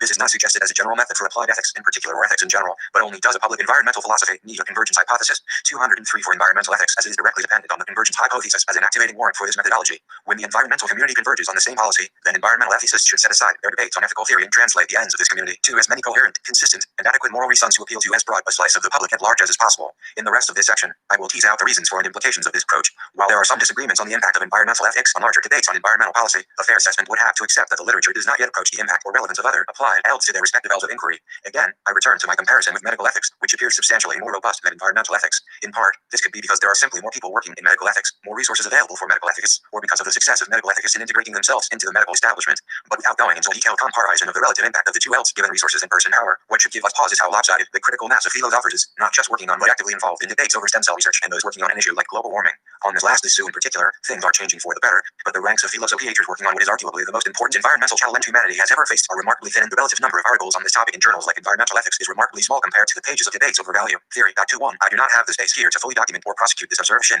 Collicott strongly disagrees with this view, citing the innuends of environmental ethicists on conservation biologists and a few others. 22. After and I have responded to him, claiming in part that this impact is nonetheless relatively minor given what it could be. 23. If the worry over the relative impact thus far by environmental ethicists on advocacy and policy making is an intuitively plausible concern at all, then we may fairly ask if it matters, and if it does, if there is any way to improve this situation. It mattered to me, given something that I mentioned at the start of the last section. From the beginning, the ELD promised more than adding to the literature on value theory. Environmental ethics is one of the ELDs of study that arose in the academy in the late 1960s and early 1970s as a response to the growing awareness of the severity of anthropogenic environmental problems. As such, the ELD did not evolve as a part of professional philosophy in a vacuum, as just another interesting area of research in ethics, metaphysics, or epistemology, but instead as a spec attempt to use the 204 chapter 12 tools of philosophical analysis to both better understand and better resolve a set of spec problems facing humanity.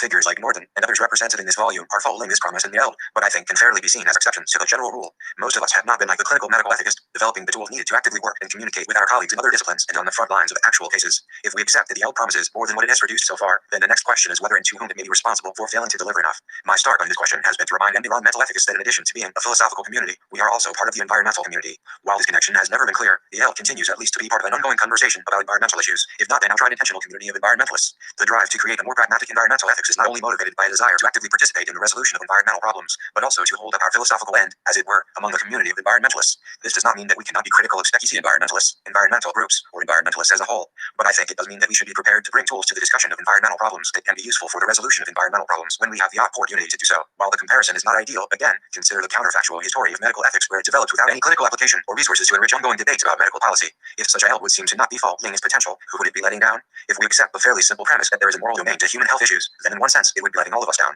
But more immediately, I think a case can be made that the L would be letting down the larger medical community. That community indicated a need for ethical analysis of health problems in medical education, practice, and policy. If trained ethicists had nothing to offer that would help with the difficult and sometimes tragic choices that exist in the medical arena, then the L would be failing in some sense. How could environmental ethicists better serve the environmental community? The answer for the methodological pragmatist begins in recognizing that if philosophy is to serve a larger community, then it must allow the interests of the community to help to determine the philosophical problems that the theorist addresses. This does not mean that the pragmatic philosopher, in my sense of this term, necessarily NDS all the problems that a given community is concerned with as the problems for her own work. Nor does it mean does a public environmental philosophy need a convergent hypothesis. 205 that she assumes her conclusions before analyzing a problem like a hired legal counsel who does not inquire as to the guilt or innocence of her client. It only means that a fair description of the work of the pragmatic philosopher is to investigate the problems of interest to their community as a community of inquirers. To go back to my analogy, the medical community as a whole needs an ethical analysis of stem cell research, and we should be able to produce something that is helpful to the issues that emerge in this debate. But if we really were to take seriously that we are not just part of a discussion, but part of an advocacy process, then I think we have a further public task as environmental ethicists that may be best captured by a methodological form of pragmatism. We could serve as an intermediary between the environmental community and the larger public by helping to articulate the policy recommendations of that community on these problems to those outside of their community. But articulation of the moral reasons, for example, of why the United States needs to sign on to a comprehensive international agreement on the regulation of greenhouse gases, which everyone seems to agree upon in the more limited environmental community, to a broader public should be done in terms closer to the moral intuitions of the broader public. Why? Because the issue is so pressing and important that we cannot wait for everyone to become non-anthropocentrists, nor can we wait until the dualisms that dominate our thinking concerning the relationship between humans and nature, as Norton puts it, wither away. One thing that philosophicators are well trained at doing is gathering out how commitment to one set of reasons, or philosophical positions, entails or does not entail commitment to another set. What we could help to do as a bridge between the environmental community and the broader public is to show the broader public how an embrace of their personal values, ought to lead to an embrace of some green goal. This work requires a form of moral translation, whereby the interest of the smaller community of environmentalists is translated into a range of appeals corresponding to the various moral intuitions that are represented in the broader public arena. We can think of this work of translation as the public task of a methodologically pragmatist environmental philosophy. It is necessarily a pluralist project, attempting to articulate the considered interests of the environmental community in as broad a set of moral appeals as is possible, so that a broad range of personal values, P1PN, can be shown to entail some common GNs. A public and pragmatic environmental philosophy would not rest with a mere description of, or series of debates on, the value of nature. A public environmental philosophy would further question whether the non-anthropocentric description of the value of nature that dominates the philosophical work of many, and possibly most environmental ethicists today, is likely to succeed in motivating most people to change their moral attitudes about nature. 206 Chapter 12 taking into account the overwhelming ethical anthropocentrism of most humans, amply demonstrated by studies like that of Kempton, Foster, and Hartley. 24 which shows that most people take obligations to future human generations as the most compelling reason to protect the environment. As Norton points out repeatedly in Sustainability, tools that chunk out a realm of the world that has a particular kind of natural value independent of other human values may not be the best tools to offer, as they do not help us to weigh combating policy priorities. As such, a public environmental ethics would have to either embrace the broad anthropocentrism about natural value, for example, arguing that nature has value either for aesthetic reasons or, as mentioned above, that its preservation fall LLS are obligations to future human generations, or that preserving or protecting it is required given some account of human virtues or endorsed pluralism that admitted the possibility, indeed the necessity, of sometimes using what I refer to above as strategic anthropocentric arguments to describe natural value in more conventional human-centric terms in order to help to achieve wider public support for a more morally responsible environmental policy. The empirically demonstrable prevalence of anthropocentric views on environmental issues in the public at large provides the stimulus for this approach rather than an antecedent commitment to any particular theory of value, pragmatist or otherwise. So, this approach does not insist that environmental ethicists should give up their various philosophical debates over the existence of non-anthropocentric natural value, nor their position on these debates. Such work can continue as another, more purely philosophical task for environmental ethicists, but ethicists following this methodology must also accept the public task that requires that they be willing to morally translate their philosophical views about the value of nature, when necessary, in terms that will more likely morally motivate policymakers and the general public even when they have come to their views about the value of nature through a non-anthropocentric approach. In other work, I have provided more detail on how such a two-task approach would work. Here, I only note that this strategy, asking that ethicists sometimes translate their views will and watch more resonate with the public, is only warranted where convergence on the ends of environmental policy has been reached and is therefore dependent on the convergence hypothesis. 25, that is, where the preponderance of views among environmentalists of various camps, as well as among environmental ethicists themselves, has converged on the same end, then the public task of the philosopher is to articulate the arguments that would most effectively motivate non-environmentalists to accept that end. Empirically, for many issues, this will involve making broad anthropocentric arguments, which also does a public environmental philosophy, need or convergence hypothesis. 207 have the virtue of often being less philosophically contentious, but one can imagine that in some cases non-anthropocentric claims would be more appealing as well. What appeals best is, like the convergence hypothesis itself, an empirical question, where convergence has not been achieved. However, this public task of moral translation is not warranted. Under those circumstances, we must continue with the more traditional philosophical task of environmental ethics, our version of an environmental RST philosophy, attempting to hammer out the most plausible and defensible moral foundations for the ethical consideration of non-human nature. There are many other details to complete this approach. I trust charitable interlocutors will allow for its full defense and explication elsewhere. But, to provide just one recent example, when a coalition of British evangelicals and American scientists recently set out to convince their American evangelical counterparts to support efforts to push the Bush administration to take climate change more seriously, at least some of these groups were engaging in a kind of methodological pragmatism. First, they recognized the convergence of views on the necessity of an international convention on regulation of greenhouse gases and, of course, the science behind those views. Second, they took this convergence as a warrant for action. Third, they translated the reasons for such an agreement to the language of Christian fundamentalism. And, finally, they found compelling ways to articulate those reasons to their target audience, American evangelicals. The method worked. A substantial community of American evangelicals organized an effort to lobby the Bush administration to do something about global warming and also committed themselves to changing their own consumptive practices. 26. It is not that all those involved in this campaign believe the claims. For example, that a Christian God commands us to be good stewards of the earth and that this has implications for how we should think about the threat of global warming. It is the case, though, that these gurus saw that their core task was to open up the toolbox of ethical reasons for environmental protection and translate the end of a comprehensive agreement on climate change to the moral lingua franca of an audience that they believed to be particularly important to move in the Bush administration to take this issue more seriously. The strategy proved correct, even though the Bush administration never adopted the Kyoto Protocol or initiated its own program of mandatory cuts. At the end, at least, it acknowledged the scientific consensus on anthropogenic global warming, and, perhaps more important, the Republican Party in general acknowledged that it cannot ignore this issue any longer, nor can it cling to wholesale climate change skepticism. 27. Given the dependence of my version of methodological pragmatism on the convergence hypothesis, I would now like to tease out a bit more of the 208 chapter 12 continuing importance for the methodological environmental pragmatist, and perhaps even the historical environmental pragmatist, defending it against some criticisms along the way. Defending convergence one who shares Norton's views that we should welcome, if not aim for, but wither in the way of the dualisms of how we understand the relationship between humans and nature that have dominated Western thinking may not agree with my embrace of the evangelical climate initiative just mentioned. When discussing such examples, I have often heard objections that they do not offer models for responsible environmental pragmatism or even a responsible environmental ethic, as the participants in such exercises are only leaving in place the bad old dualisms, if not completely false views that people cling to, which will continue to cause problems for achieving long-term strong sustainability. I do not know if Norton would share those words, but it is a question given his apparent desire for a non-dualistic world. As he puts it, a view that emphasizes placing humans within nature leads him to embrace a useful formulation developed by the deep ecologists who insist that we are not really separate from nature. Our skin is but a permeable membrane. When I consider myself to belong to a place, a community, insults to my immediate environment are insults to the broader self I embrace as a member of a community. On this view, which I think is implicit in Leopold's simile of thinking like a mountain, there will be little use for the convergence hypothesis. 28. Norton need not be assuming here a full-blown ecological metaphysics about the ontology of humans, that they are really, as Arnes puts it, a part of nature rather than apart from nature. He could be thinking of the deep ecologist's ideas in this regard as providing a helpful metaphor, but it seems there must be something more going on here than just a metaphor, that Norton really does envisage a non-dualistic world. If so, again, does the evangelical climate initiative help or hinder the coming about of this non-dualistic world? On the one hand, it seems clear that we can see these as compatible long-term and short-term projects. Even conservative estimates among the climate modelers see our window of opportunity for acting on climate change and mitigating some of the expected consequences of rising temperatures as rapidly shrinking. We therefore need to act now and so need to offer arguments that will resonate with the many moral languages that presently exist and that does a public environmental philosophy need a convergence hypothesis. 209. We will need to appeal to in order to generate enough public support to act ally do something about this problem.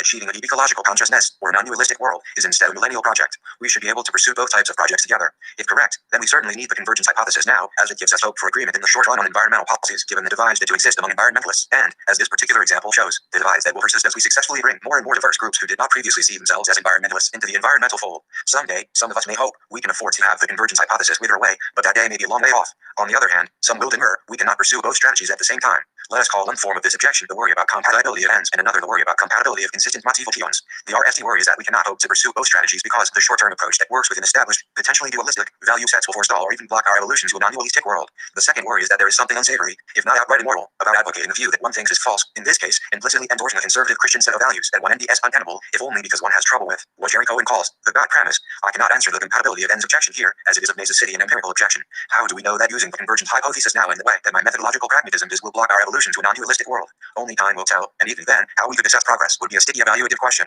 But beyond this answer, I also think it is important to take heart in the original articulation of the hypothesis. If it really is the case that provided antithetical anthropocentric and non-anthropocentric theories are formulated in their most defensible form, defensible, that is, in their own lights as independent theories, applications of the two theories would approve many, perhaps all, of the same policies. 29. Then perhaps a broad anthropocentric world, World 1, would in the end be identical to a non-anthropocentric world, World 2. And if that is true, perhaps both would be identical to Norton's non-dualistic world, World 3, so there is not so much to worry about after all. A world where people have different motivations to agree on the same environment environmental policies just puts us in the same condition of sustainability. What I mean by the idea of World 1, World 3 being identical is that, crudely put, they could contain the same stuff. They could have the same species richness and diversity, the same quality of resources available for future generations, the same scope of sense of place values, the same levels of integrity, 210 chapter 12 ecosystem health, or whatever else one wants in a sustainable world. I say could in describing what we might then be in these worlds rather than Norton's more forceful would, because we, of course, cannot know what any particular policy would necessarily deliver, whatever the motivation, but only what it could aspire to deliver. The issue for me on what World 1, World 3 could contain is answered by asking the question, what sort of environmental initiative could not be just directly or indirectly from the starting point of broad anthropocentrism, non-anthropocentrism, or non-dualism, if we admit that indirect moral reasons, for example, to protect endangered species, stabilize the climate, or advance ecosystemic health, can be subject to ground policies promoting these ends, then the three worlds start to look, if you will, aspirationally identical to me. If we add in the temporal dimension of what we can most plausibly achieve soonest, then World 1 seems most compelling for the strategic reasons I mentioned in the last section. Essentially, if the three worlds look identical, then I do not feel that we need to worry about the road that got us there. 30 Caldecott, however, has raised a few objections to the convergence hypothesis that may weaken my response to the compatibility of ends claim.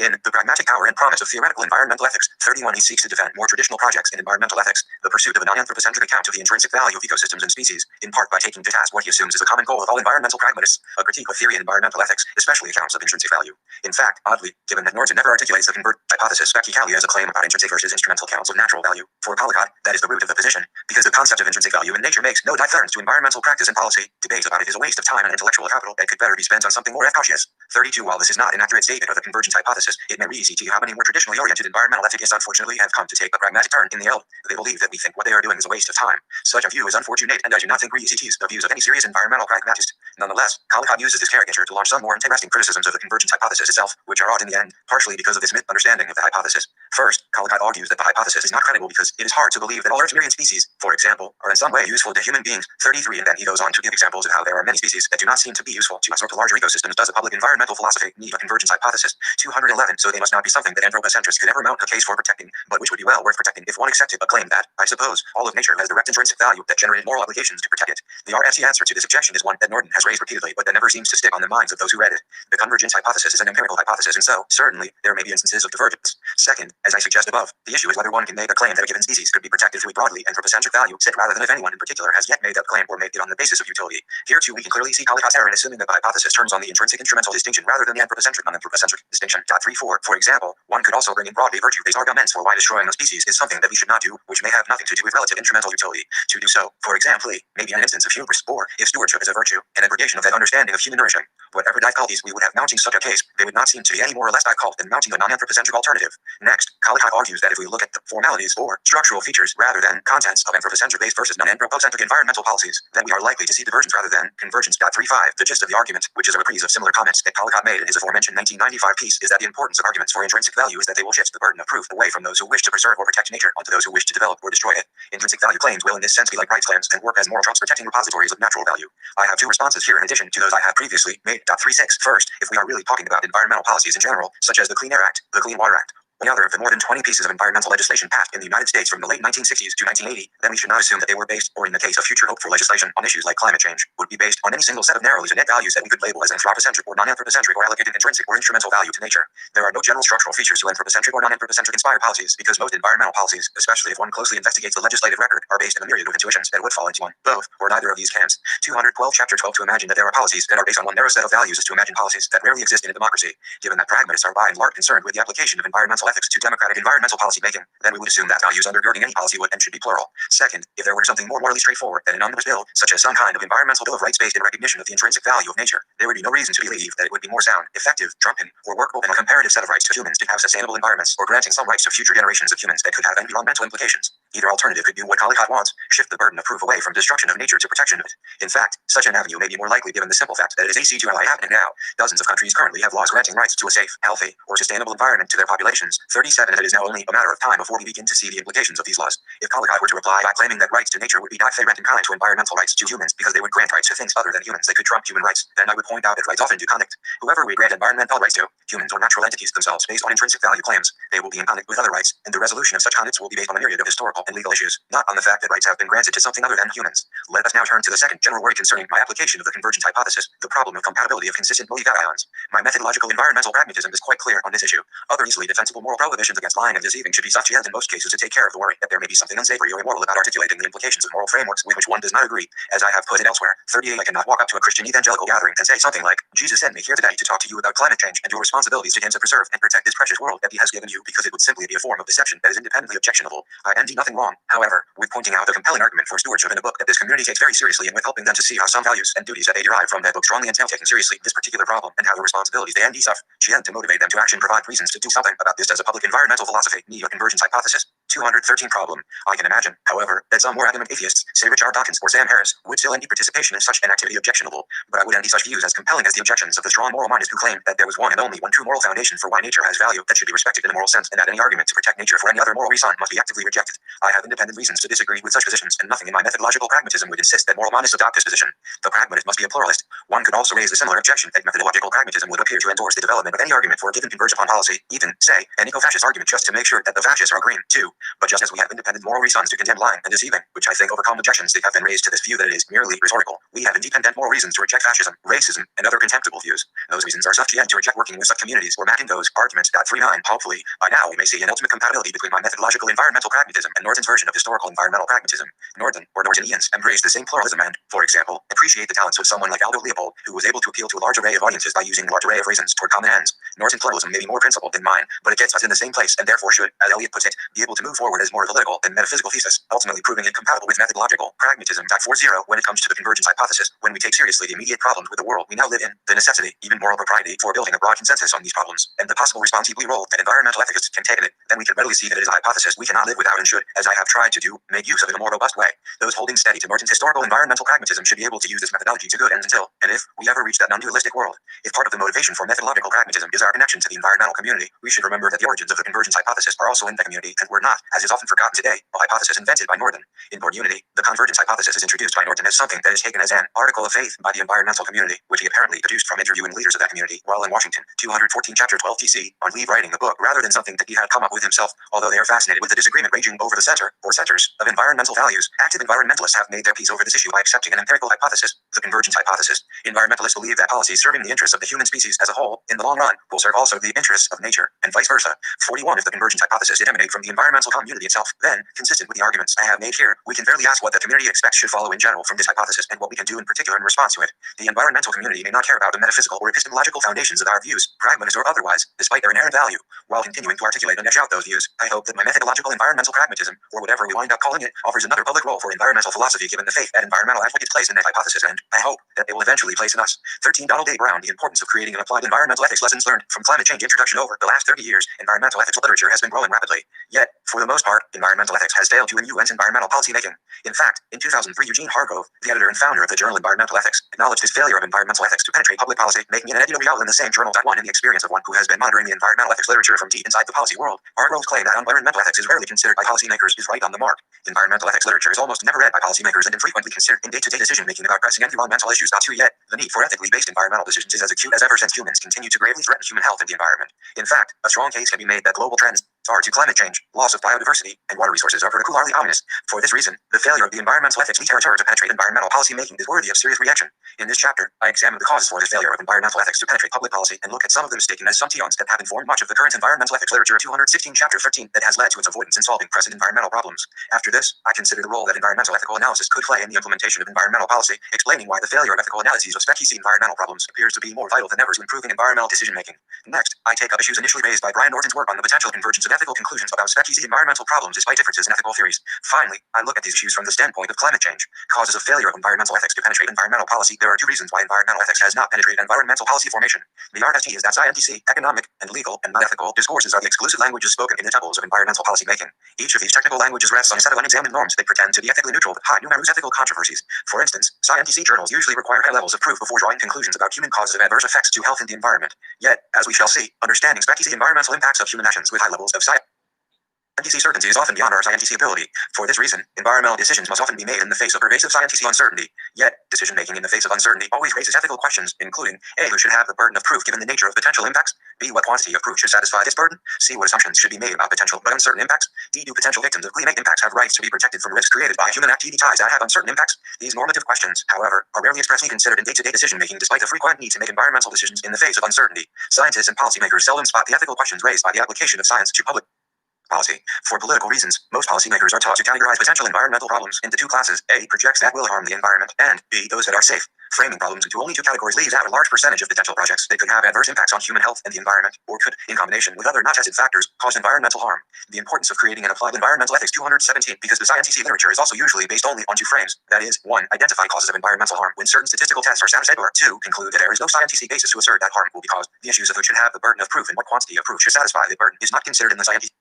Sometimes scientists create the two-frame analysis of a problem where the questions look at are reduced to whether a proposed site for disposal of waste is suitable or unsuitable. 3. What makes such a limited framing particularly problematic from an environmental ethics perspective is the propensity of decision-makers to assume that if a site or project is not proven to be unsuitable, applying the logical fallacy of appeal to ignorance, a proposed site must be suitable. 4. That is, the absence of proof of harm is often treated by both policymakers and scientists as the basis for concluding that no harm will result. Uncertainty is a very frequent attribute of problems faced by environmental decision-makers, both because of theoretical and practical reasons. Theoretical uncertainty in environmental decision-making is frequently encountered for a variety of reasons, including the lack of clear understanding of how complex ecological systems work and the resulting inability to predict with confidence the impacts of human activities on ecological systems. In fact, complex systems are known to contain thresholds that, if exceeded, could result in rapid nonlinear changes in these systems. Knowing where these thresholds exist may be key to describing the response of ecological systems, yet these thresholds are often poorly understood. These uncertainties are the basis for lack of confidence in environmental models that are often used to predict future states of ecological systems that are stressed by human activities. A recent book entitled Useless Arithmetic: Why Environmental Scientists Can't Predict the Future identifies some of the many limits in models used to predict various projects' impacts on human health and the environment. Top 5 to deal with these uncertainties. Environmental scientists sometimes try to put upper and lower bounds on likely impacts, but these bounds must often rely upon the assessor's subjectively derived probabilities when there is no empirical basis for determining the probability of different outcomes.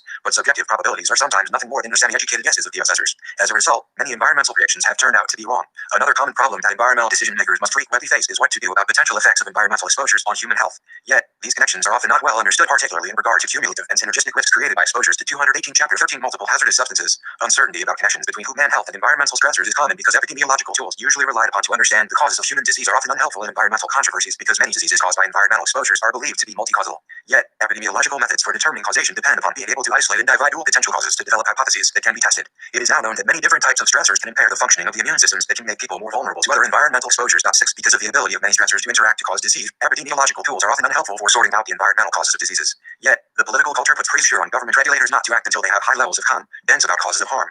For some environmental problems, the causes of scientific uncertainty are not theoretical limitations but practical realities. That is, because of limits of time and money, collecting the data to understand impacts of human activities on human health and the environment is not an option for decision makers, even in cases where there are no theoretical problems. For instance, relatively theoretically unproblematic problems such as determining the direction of groundwater out often force a policymaker to make a decision in the face of uncertainty because of prohibitive costs of gathering such data needed to determine groundwater outs with high levels of scientific confidence. 7. That is, as it costs more than $10,000 to drill a well that identifies the stratigraphic setting of a project, a step necessary to determine groundwater out direction, and since many wells may be necessary to reach high levels of confidence about a site's geology in places where the geology is varied, decision makers are often forced to limit the number of wells to that which is economically reasonable. For these and other reasons, decision makers are often plagued by questions about how much data are enough given high costs of requiring additional data. Because data are not practically available, environmental decision makers must frequently make decisions in the face of uncertainty. Environmental decision makers are also frequently plagued by time constraints. Although it may be theoretically possible to perform a long-term study on which to make a decision, to wait too long may doom projects in which investors need quicker answers. For instance, to have condensed and groundwater background conditions, several years of seasonable variant data may be necessary, yet waiting several years to make a decision on a proposed project is often deemed to be politically unacceptable. In case after case, decision makers tell potential project managers to give them as much data as they can in a time frame that is reasonable. Yet, these shortcuts frequently guarantee that a decision will need to be made in the face of uncertainty. The importance of creating and applied environmental ethics 219. For these reasons, the dirty little secret in environmental decision making is that decisions must be made under conditions of pervasive scientific uncertainty. Yet, as we have seen, decision making in the face of uncertainty raises several different types of unacknowledged ethical questions. Yet, these ethical issues are usually hidden from the public and rarely exposed to ethical scrutiny. The ethical questions raised by scientific uncertainty for the most part remain unexamined, and decision makers usually make decisions that are poorly guided by ethical considerations. In such cases, the ethical problem is not differences between whether the decision should protect human interests or ecological concerns because most projects will hurt both interests if they are injurious. For instance, if groundwater gets contaminated by hazardous substances, both adverse human health and ecological impacts can be foreseen, and the decision maker is usually required by law to deny a proposed project if any adverse impacts are determined. The most pressing ethical problem is not whether humans or the environment will be harmed, but who should have the burden of proof in cases where there is great pressure on the decision maker to authorize a project unless he or she can prove that harm will be caused. In addition, where prescriptive questions are acknowledged by environmental decision makers, those empowered to make decisions often rely upon traditional cost-benefit analyses or other economic balancing tests. That is, when values issues arise about the impact of human actions on human health and the environment, policymakers assume that they should be guided by traditional economic analyses of policy options. Yet, standard economic analyses raise a host of ethical questions, including whether a. rights to human health and security should be jeopardized by a proposed action that could be justified on narrow utilitarian grounds. b. issues of distributive justice should be considered when harms and BTS are very disaggregated. c. future generations' rights may be harmed because of discounting methods employed in standard cost BT analyses that greatly diminish the value of BTS that are experienced in the future. And d. all values should be reduced to monetary terms measured in markets. Policymakers are taught to use scientific tools to determine the environmental impacts of human activities, economic tools to determine and balance competing values, and the law to look for relevant prescriptions where they exist to guide decision-making. Ethics simply never comes up in day-to-day 220 Chapter 13 Environmental Decision-Making. The only priests allowed into the temple of environmental decision-making are scientists, engineers, economists, and lawyers. Each of these disciplines is based upon norms that may be ethically problematic in some environmental controversies. Environmental ethics literature occasionally has acknowledged problems with this narrow instrumental rationality employed in decision-making, yet even this literature is rarely tied to spec-EC environmental controversies. But because certain value-neutral policy language is structured spec-EC environmental controversies, most environmental ethics literature is much too abstract to play a role in environmental decision-making. For these reasons, the RFT order problem for environmental ethics is not deciding the appropriate meta-ethical guidance, it is rather to get ethics considered at all in policymaking.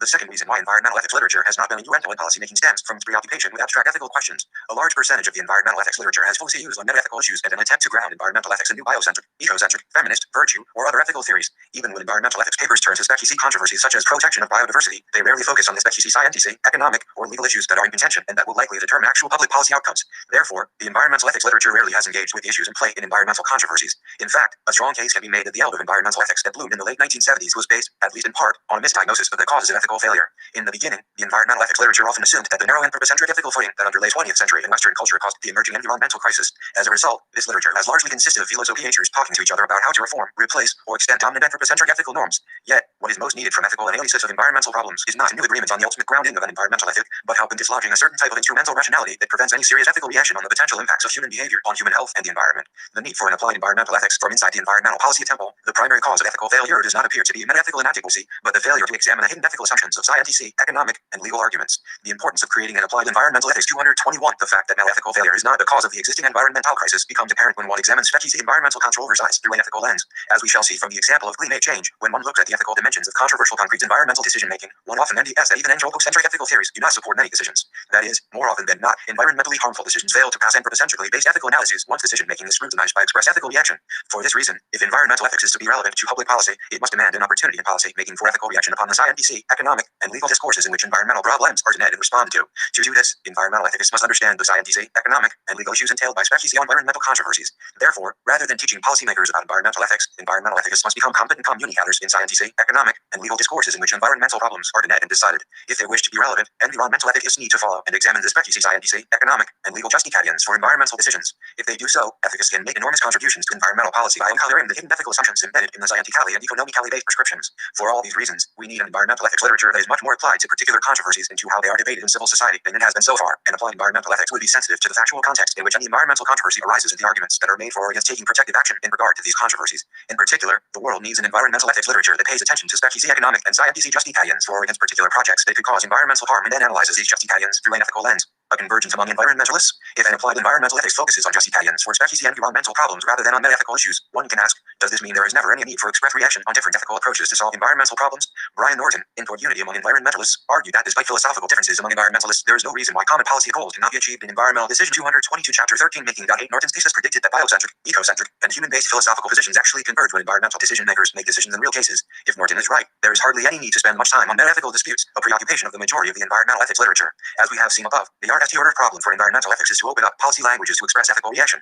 This conclusion, by itself, however, does not guarantee that there are never any potential disputes among different ethical premises worthy of reaction once the policy languages are open to express ethical analysis. The conclusion about a need to start with the actual disputes does, however, agree with part of the pragmatist agenda that advises that ethical analyses should not begin with a particular ethical theory, but instead start with an ion of the problem under consideration. Norton's thesis has been very controversial and has been attacked particularly by some biocentric and ecocentric theorists who have argued that anthropocentric theories are not sufficient to protect biodiversity and ecological integrity. Some have pointed out that Norton's thesis and its opposition have too infrequently been tested by empirical analysis, e.g., see Chapter 5 on this volume. Until there is exhaustive testing of the Norton hypothesis, it may be difficult to draw out conclusions about whether the Norton hypothesis is right all of the time, most of the time, or rarely. If opening up policy making to express ethical reaction is needed initially to reform environmental policy making, one could be critical of the environmental ethics literature and its meta-ethical focus without necessarily agreeing that there will always be a convergence on values among environmentalists on all issues once ethical reaction is initiated. Climate change policy making proves to be an interesting empirical test of both Norton's theory and the idea that our RFT order problem is to open up policy justifications to express ethical reaction as previously argued in this chapter. Lessons learned from climate change. The following are conclusions relevant to this chapter drawn from the white paper on the ethical dimensions of climate change. 9. A product of the collaborative program on the ethical dimensions of climate change, EDCC. The EDCC was created because human-induced climate change raises many profound ethical questions, yet these ethical issues have not been addressed adequately in climate change policy debates and discussions. The importance of creating an applied environmental ethics 223. Given that those most responsible for climate change are not the same people as those most vulnerable to adverse climate change impacts, an equitable approach to climate change may be practically necessary to achieve a globally acceptable climate change solution. Climate change policy options are often discussed exclusively in the languages of science and economics that frequently hide or ignore important ethical questions. An ethical analysis of climate change policy options must be mindful of the scientific, economic, and social contexts that frame the ethical inquiry. This program began by working with environmental scientists, economists, and policymakers in 2005, and by following issues in contention in actual climate change negotiations. The program then identified the most important ethical issues raised by the current state of the international debate on climate change. These issues had to be teased out of the scientific and economic justifications for or against taking action on climate change. They included the following high priority issues that need to be faced to move the climate change agenda forward. Who should have responsibility for damages caused by climate change? What ethical principles should guide the selection of an atmospheric greenhouse gas (GHG) target?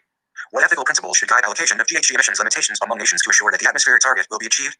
What does ethics have to say about the use of scientific uncertainty as justification for non-action on climate change? What does ethics have to say about the use of cost arguments as justification for non-action on climate change? What do ethics have to say about the need of nations to act to reduce GHG emissions despite the fact that other nations have not acted? What do ethics have to say about justifications for non-action on climate change on the basis that new, less costly technologies will be invented in the future? What elements of procedural justice should be followed to assure that victims of climate change can adequately participate in global climate change decisions? Because ethical analysis must be sensitive to the factual context that sets the context for environmental issues. The white paper began discussion of 224 chapter 13 each of these issues by describing the scientific, economic, and legal background and premises of these issues. 10. It then did an ethical analysis of each of these issues that included identification of which conclusions could be based on an overlapping ethical consensus despite different ethical starting points. The authors were surprised to see that many ethical conclusions could be stated with relatively high levels of confidence and could be based upon overlapping ethical consensus positions, thus confirming the Norton hypothesis. For instance, no matter what meta-ethical approach was the initial starting point, the white paper concluded that all nations need to reduce their GHG emissions to their fair share of safe global emissions as soon as possible, unless the victims of climate change consented to be put at risk to higher levels. Atmospheric targets for GHGs must be set at the lowest level possible, unless victims of climate change consented to higher levels. The argument that a nation need not reduce its GHG emissions because of scientific uncertainty about consequences of time and magnitude does not withstand minimum ethical scrutiny. If nations justify their refusal to take action to reduce GHG emissions on the basis of cost to them alone, their position is ethically unsupportable because no person or nation has a right either to harm others as a means to achieve their economic health or to endanger others' lives, health, or security. The use of cost as a basis for determining the limits of national responsibility to reduce GHG emissions, to be distinguished from the use of cost to determine the least costly methods to achieve a SBCC goal, is ethically problematic because responsibility for reducing emissions should be derived from rights theories and principles of distributive justice, not on cost to the polluter. A nation's use of cost-benefit analysis (CBA) as a prescriptive justification for its unwillingness to reduce GHG emission to levels consistent with just allocations is ethically problematic. Since principles of justice would give all people equal rights to use the atmosphere in absence of morally relevant criteria that would entitle people to different levels of use, those who advocate that use of cost as a basis for determining responsibility for GHG reductions bear the burden of identifying morally relevant criteria that justify the use of cost of reductions as a basis for determining responsibility. CBAs that aggregate costs and BTS in analyses of climate change policies fail to satisfy principles of justice that require a just the importance of creating and applying environmental ethics. 225 Sharing of harms and BTS among people who will be affected by climate change policy. Although some developing nations can make a presentable ethical argument that they could increase GHG emissions without exceeding their just share of global emissions, some of the developed nations cannot make this argument because they have already exceeded their just share of global emissions that are needed to stabilize atmospheric concentrations at safe levels. The duty to cease activities that harm others is not diminished if others who are contributing to the harm fail to cease their own harmful behavior. This is so because no nation or person has a right to continue destructive behavior on the basis that others who are contributing to the damage have not ceased their destructive behavior. Given basic human rights to life, health, and security, those who might be harmed by climate change policy options have a right to free, informed consent to being exposed to climate change risks. In order to give free, informed consent about climate change policy options, persons must A. Not be forced to consent, B. Be in possession of all relevant information, and C. Understand policy options. Although many issues looked at in the white paper were found to be resolvable on the basis of ethical consensus, not all issues could be resolved by appealing to an overlapping ethical agreement. For instance, the following issues were identified as not resolvable on the basis of a consensus ethical position, at least at the early stages of the program's ethical analyses. How to allocate each nation's just share of safe global emissions other than the conclusion that the allocation must be made on ethically relevant criteria. If nation states have responsibility to reduce GHG emissions, what can be said about the ethical responsibility of other units of government, organizations, and individuals or other non-state actors within those nation states? What ethical principles should be followed for determining liability within nations given disparities among those who have been fed from past GHG emissions and those who have not, and differences? 226 Chapter 13.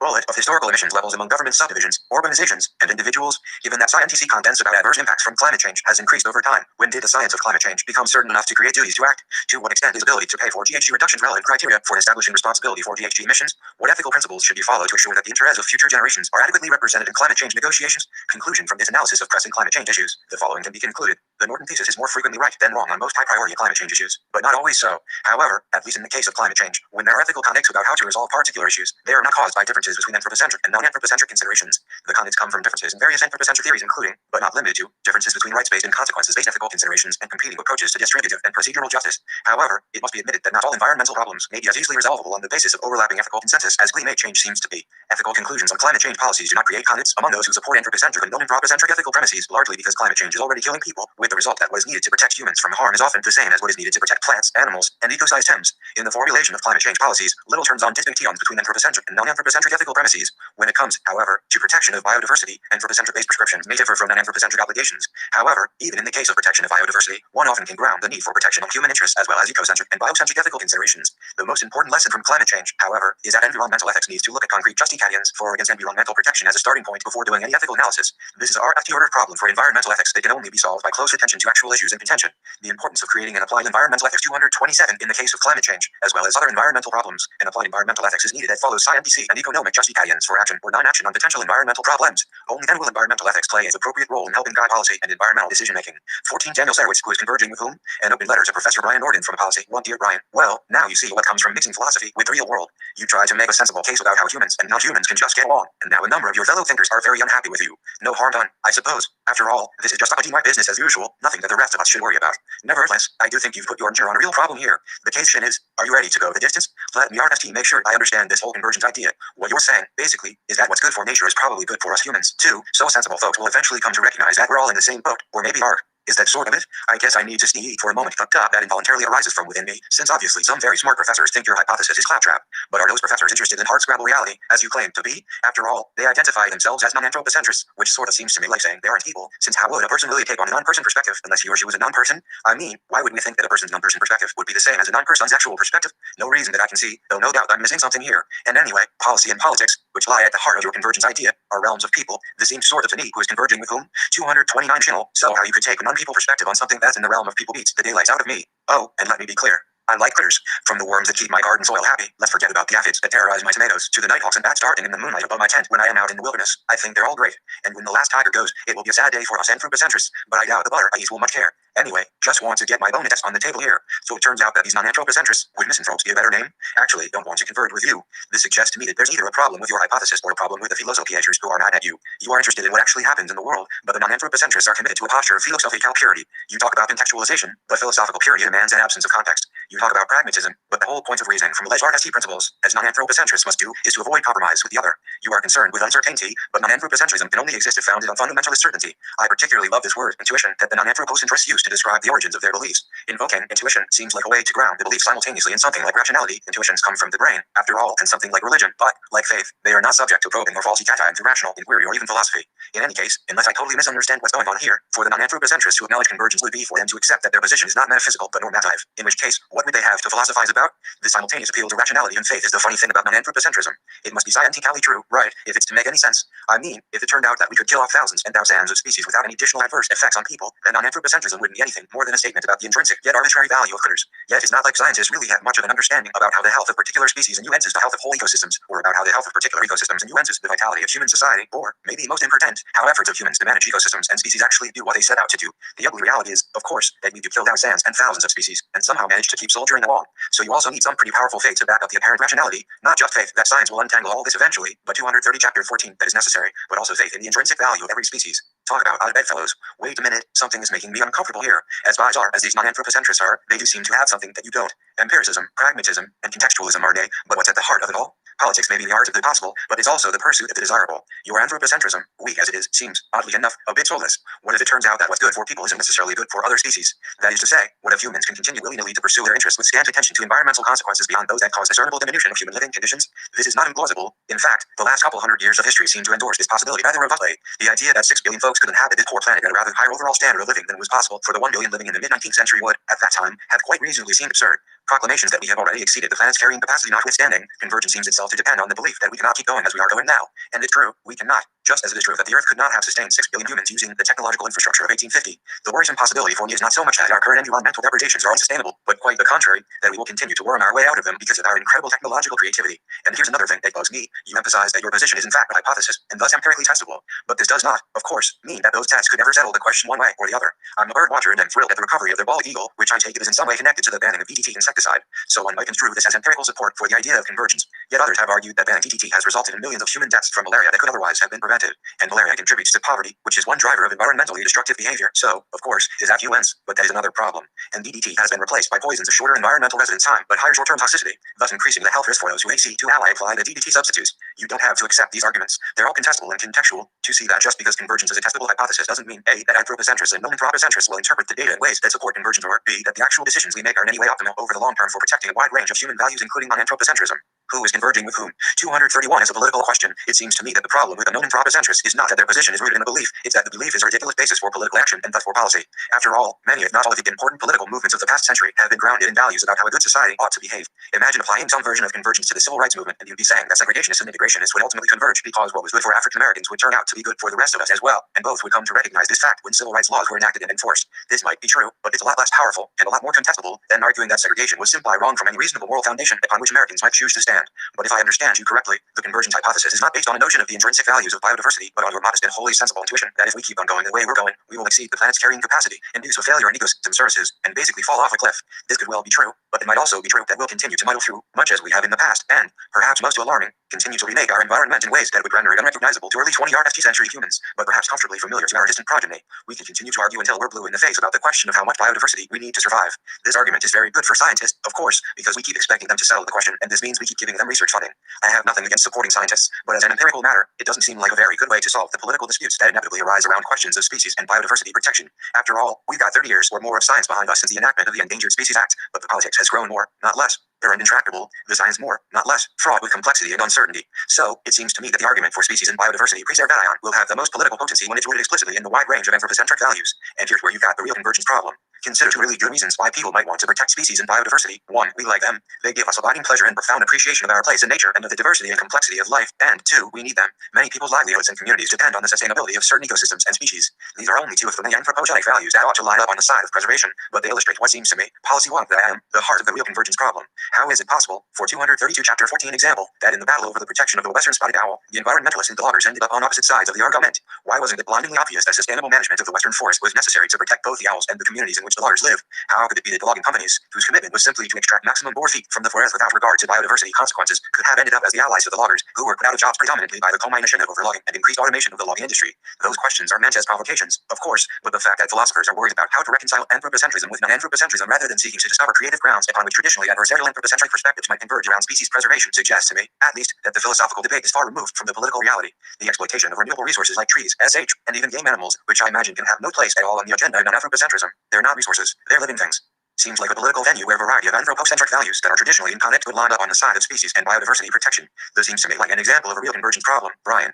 Have at it. Ivy replied by Brian G. Norton 15. Brian G. Norton Convergence and Divergence. The Convergence Hypothesis 20 years later. Introduction. Conceiving Convergence in 1985. Having received the Gilbert White Fellowship from Resources for the Future, I went to Washington, D.C., and began work on what would be one come toward unity among environmentalists. Having spent 2 previous years working in the D.C. area, I had made a number of contacts in the activist community there, and returning to the capital allowed me to continue working with those contacts. My prior work in environmental ethics had equipped me with a number of theoretical concepts and distinctions, and in my Preserve Natural Variety, 1987, I organized my arguments for protecting species and habitats into the standard categories of human-based reasons, Part A, and reasons based on the intrinsic value of natural objects, Part B. Point 2. I say this because I think I detect in some of my critics an attribution of some kind of primal animus against non-anthropocentrism and the intrinsic value attributions usually associated with it. In fact, my early work was quite sympathetic to non-anthropocentrism, as I attempted to give arguments for environmental protection the strongest formulation I could. Prolonged exposure to activists and their concerns, however, kept challenging me in my comfortable use of these theory-based categories. For example, when I examined the various players and groups, I generally found practical people working for well-to-do goals, but in explaining those goals, they never resorted to the justicadians we ethicists use. Similarly, in judging groups in terms of their effectiveness in achieving goals, I thought 236 chapter 15 worthy. I could indeed no basis for a sharp separation in either policy effectiveness or even in rhetoric between groups that could be categorized as anthropocentric in their goals and others that could be categorized as biocentric or ecocentric.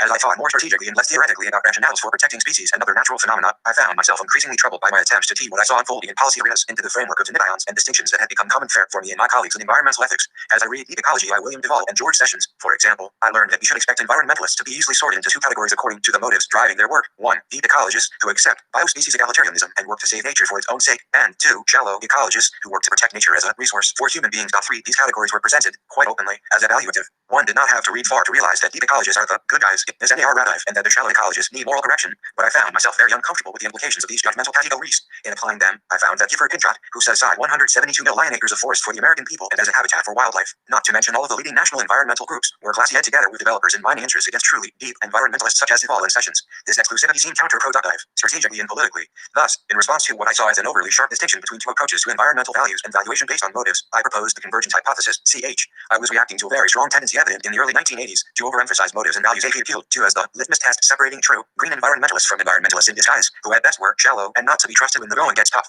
shying away from classy Cadians, especially dualistic ones based on distinctions between types of motives. I thought it useful to look not at motives for actions, but at actions themselves. I noted many times that the national environmental groups, even though they often emphasize the good effects of their efforts on humans and their well-being, were actually leaders in protecting habitat for other species, and generally strong advocates for endangered and threatened species. Accordingly, I found it counterproductive to lecture them for their lack of motives considered pure by some environmental ethicists. Looking at the problem of assigning and or measuring the value of species size from a policy perspective, I saw a range of effective efforts to protect species, and that these efforts were generally justified by proximate value convergence and divergence 237 rather than ultimate values. For example, the activists working on endangered species might disagree about whether conservation corridors creating larger populations and merged gene pool of isolated stocks was a good policy, but I never heard them disagree about whether populations or species should be valued for their contribution to humans or in their own right.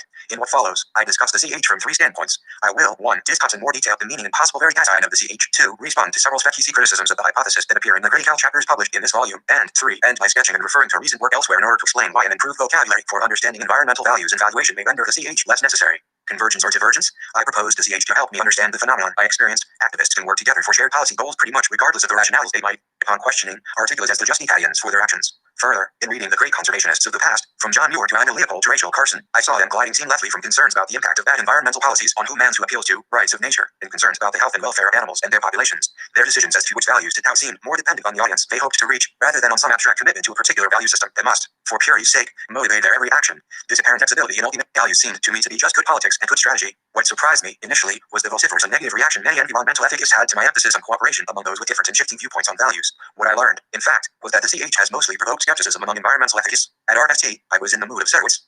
What's to disagree with?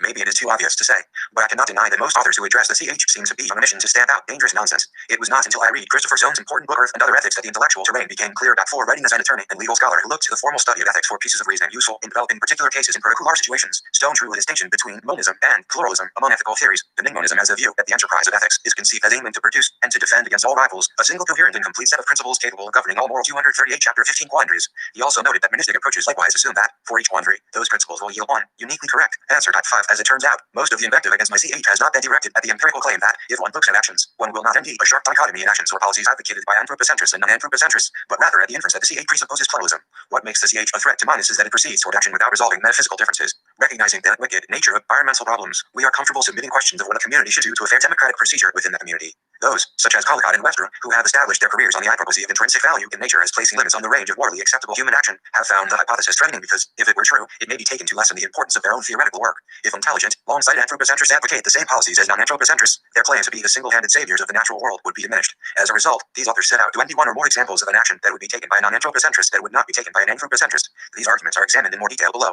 The CH, when viewed as an empirical hypothesis about the policy implications of popular and unpopular theories of morality, should not be seen as threatening unless one is committed to a narrowly monistic view of ethics. The hypothesis was formulated in a context that assumed the existence of two divergent theories of value and two groups of activists that can be divided according to their acceptance or rejection of these underlying theories. I did not create this context or the assumptions they covered it. Rather, I found a literature in environmental ethics that insisted upon the separation of deep from shallow environmentalists on the basis of their motives. 6 motive-based distinctions among environmentalists also infected the survey research of political scientists and sociologists of the environmental movement, as they asked leading questions and characterized the answers as revealing two different paradigms, the old dominant social paradigm and the new environmental paradigm. I have argued elsewhere that this polar separation of advocates had no explanatory role in characterizing the behavior of environmentalists. 7. When I now took off lenses colored by philosophical assumptions and denions, what I saw were environmentalists with differing philosophies and viewpoints, but all equally committed, pursuing pretty much the same policies of habitat protection. They all advocated protection of riparian corridors, tried to maintain as large as possible populations of indigenous but threatened species, strongly defended the Endangered Species Act, and so on. Convergence and divergence 239. Thus, when viewed as an empirical hypothesis about policy and about the policy implications of theories of morality, the CH predicts that, in an uncertain world and when considered over longer periods of time, sincere efforts to protect nature and natural systems will converge on efforts to protect the full range of value of humans.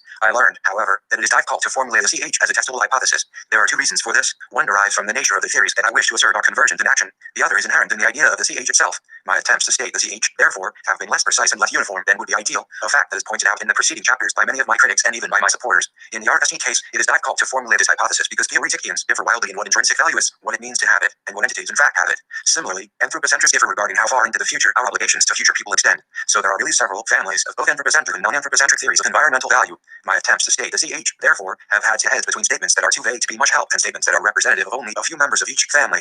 The CH can only be assessed intelligibly if we identify internally consistent versions of the two central doctrines of anthropocentrism and non-anthropocentrism. If, for example, one fails to specify whether non-anthropocentrism assigns intrinsic value to individuals or only to systems, one cannot associate the position with a particular strategy or policy, so comparisons of the policies implied by the two value positions are impossible. Stenmark, this volume, writing in criticism of the CH, carries this criticism further. He acknowledges, in contrast to anthropocentrists such as the Brundtland Commission and the Rio Declaration, which lay out policies that are argued to be in the broad interest of humans, that there is a dearth of spec-easy policy recommendations offered by non-anthropocentrists. So it is even difficult to begin to test the convergence hypothesis. Rather than fault the non-anthropocentrists for this apparent oversight, he gives them a free pass by avoiding discussion of spec-easy policies and compares the goals of anthropocentrists with those of non-anthropocentrists. So, his attack on the CH is not based on spec-ed policies, but on the claim that the goals for environmental policy making that anthropocentrists, biocentrists, and ecocentrists envision are not the same. 8 goals, however, are notoriously ambiguous with respect to the spec-easy actions and policies they are taken to imply. For example, in my work on endangered species and biodiversity, I would probably state the following goal: to protect wild species, their habitats, and the integrity of the ecosystems on which they depend nightly. What, exactly, is it that non-anthropocentrists, if they ever deign to offer actual 240 Chapter 15 policy implications of their ideas, disagree with in this goal? And, if I add to this goal the trailer that I would do so to mean the future generations of humans who will love and need these wild species and habitats, what policy different will be signaled by that addition to my goal statement, in distinction to the goal statement of a non-anthropocentrist, who might add, for the being of animals, ecosystems, species, and so forth, to their statement of goals? There is also, however, a difficulty built into the notion of convergence, because convergence is hypothetical upon gaining more scientific evidence, and because in practice the preponderance of scientific evidence is always subject to change. One never knows, at any given time with any given stock of scientific knowledge, all that one would want to know to determine whether the policies advocated by the two ideologies should be close, identical, or convergent. In spite of these two problems in precise formulation, I still believe the CH, if stated in more general terms, is valid within contexts that embody two exclusive types of values, human regarding and non-human regarding ethics. The point can be made using an alternative formulation that does not require precise formulation of each of the rival theories of value. In general, differences in the actions and behaviors of environmentalists cannot be illuminatingly explained by appeal to anthropocentric as opposed to non-anthropocentric motives. Let me try one more way to explain, if not justify, the chapter. Imagine two worlds very similar to our own, similarly populated and rich in resources but badly freed by the aggressive extraction of those resources in the search of wealth and consumption. Each of these parallel worlds will henceforth have their environments controlled by one of two omniscient managers. One of the managers is programmed to unfailingly decide and act, based on full knowledge, in every way to protect the full range of human interests over into night time. The other manager sets out, with perfect skill and full knowledge, to manage to protect nature and natural systems because of their intrinsic value. The CH says we can expect that the policies advocated by these two omniscient managers will converge upon a range of policies that are wise from both a human and a non-human perspective, whatever it means to talk about a non-human perspective. The effect of this thought experiment is to minimize the role of scientific uncertainty. Omniscient managers have the same knowledge, so if these managers create different worlds based on different ideologies, the divergence between the two managers' actions should be a measure of how predictive the CH is. By equalizing the scientific knowledge of our two managers, we focus exactly on the question of whether, and exactly how, ideological ideas affect policy. The story of the two managers is only an illustrative story. However, it is, of course, unrealistic to talk convergence and divergence 241 about environmental decision-making without recognizing uncertainty. What we do not know is a bigger barrier to choosing right actions than differences about what motives are used to justify the actions. One way to see the plausibility of the hypothesis is to consider its denial, the divergence hypothesis, DH, which would claim that, as we better understand and read our statements of anthropocentric and non-anthropocentric theories of environmental value, the policies proposed by the advocates of these theories will diverge further and further. 10.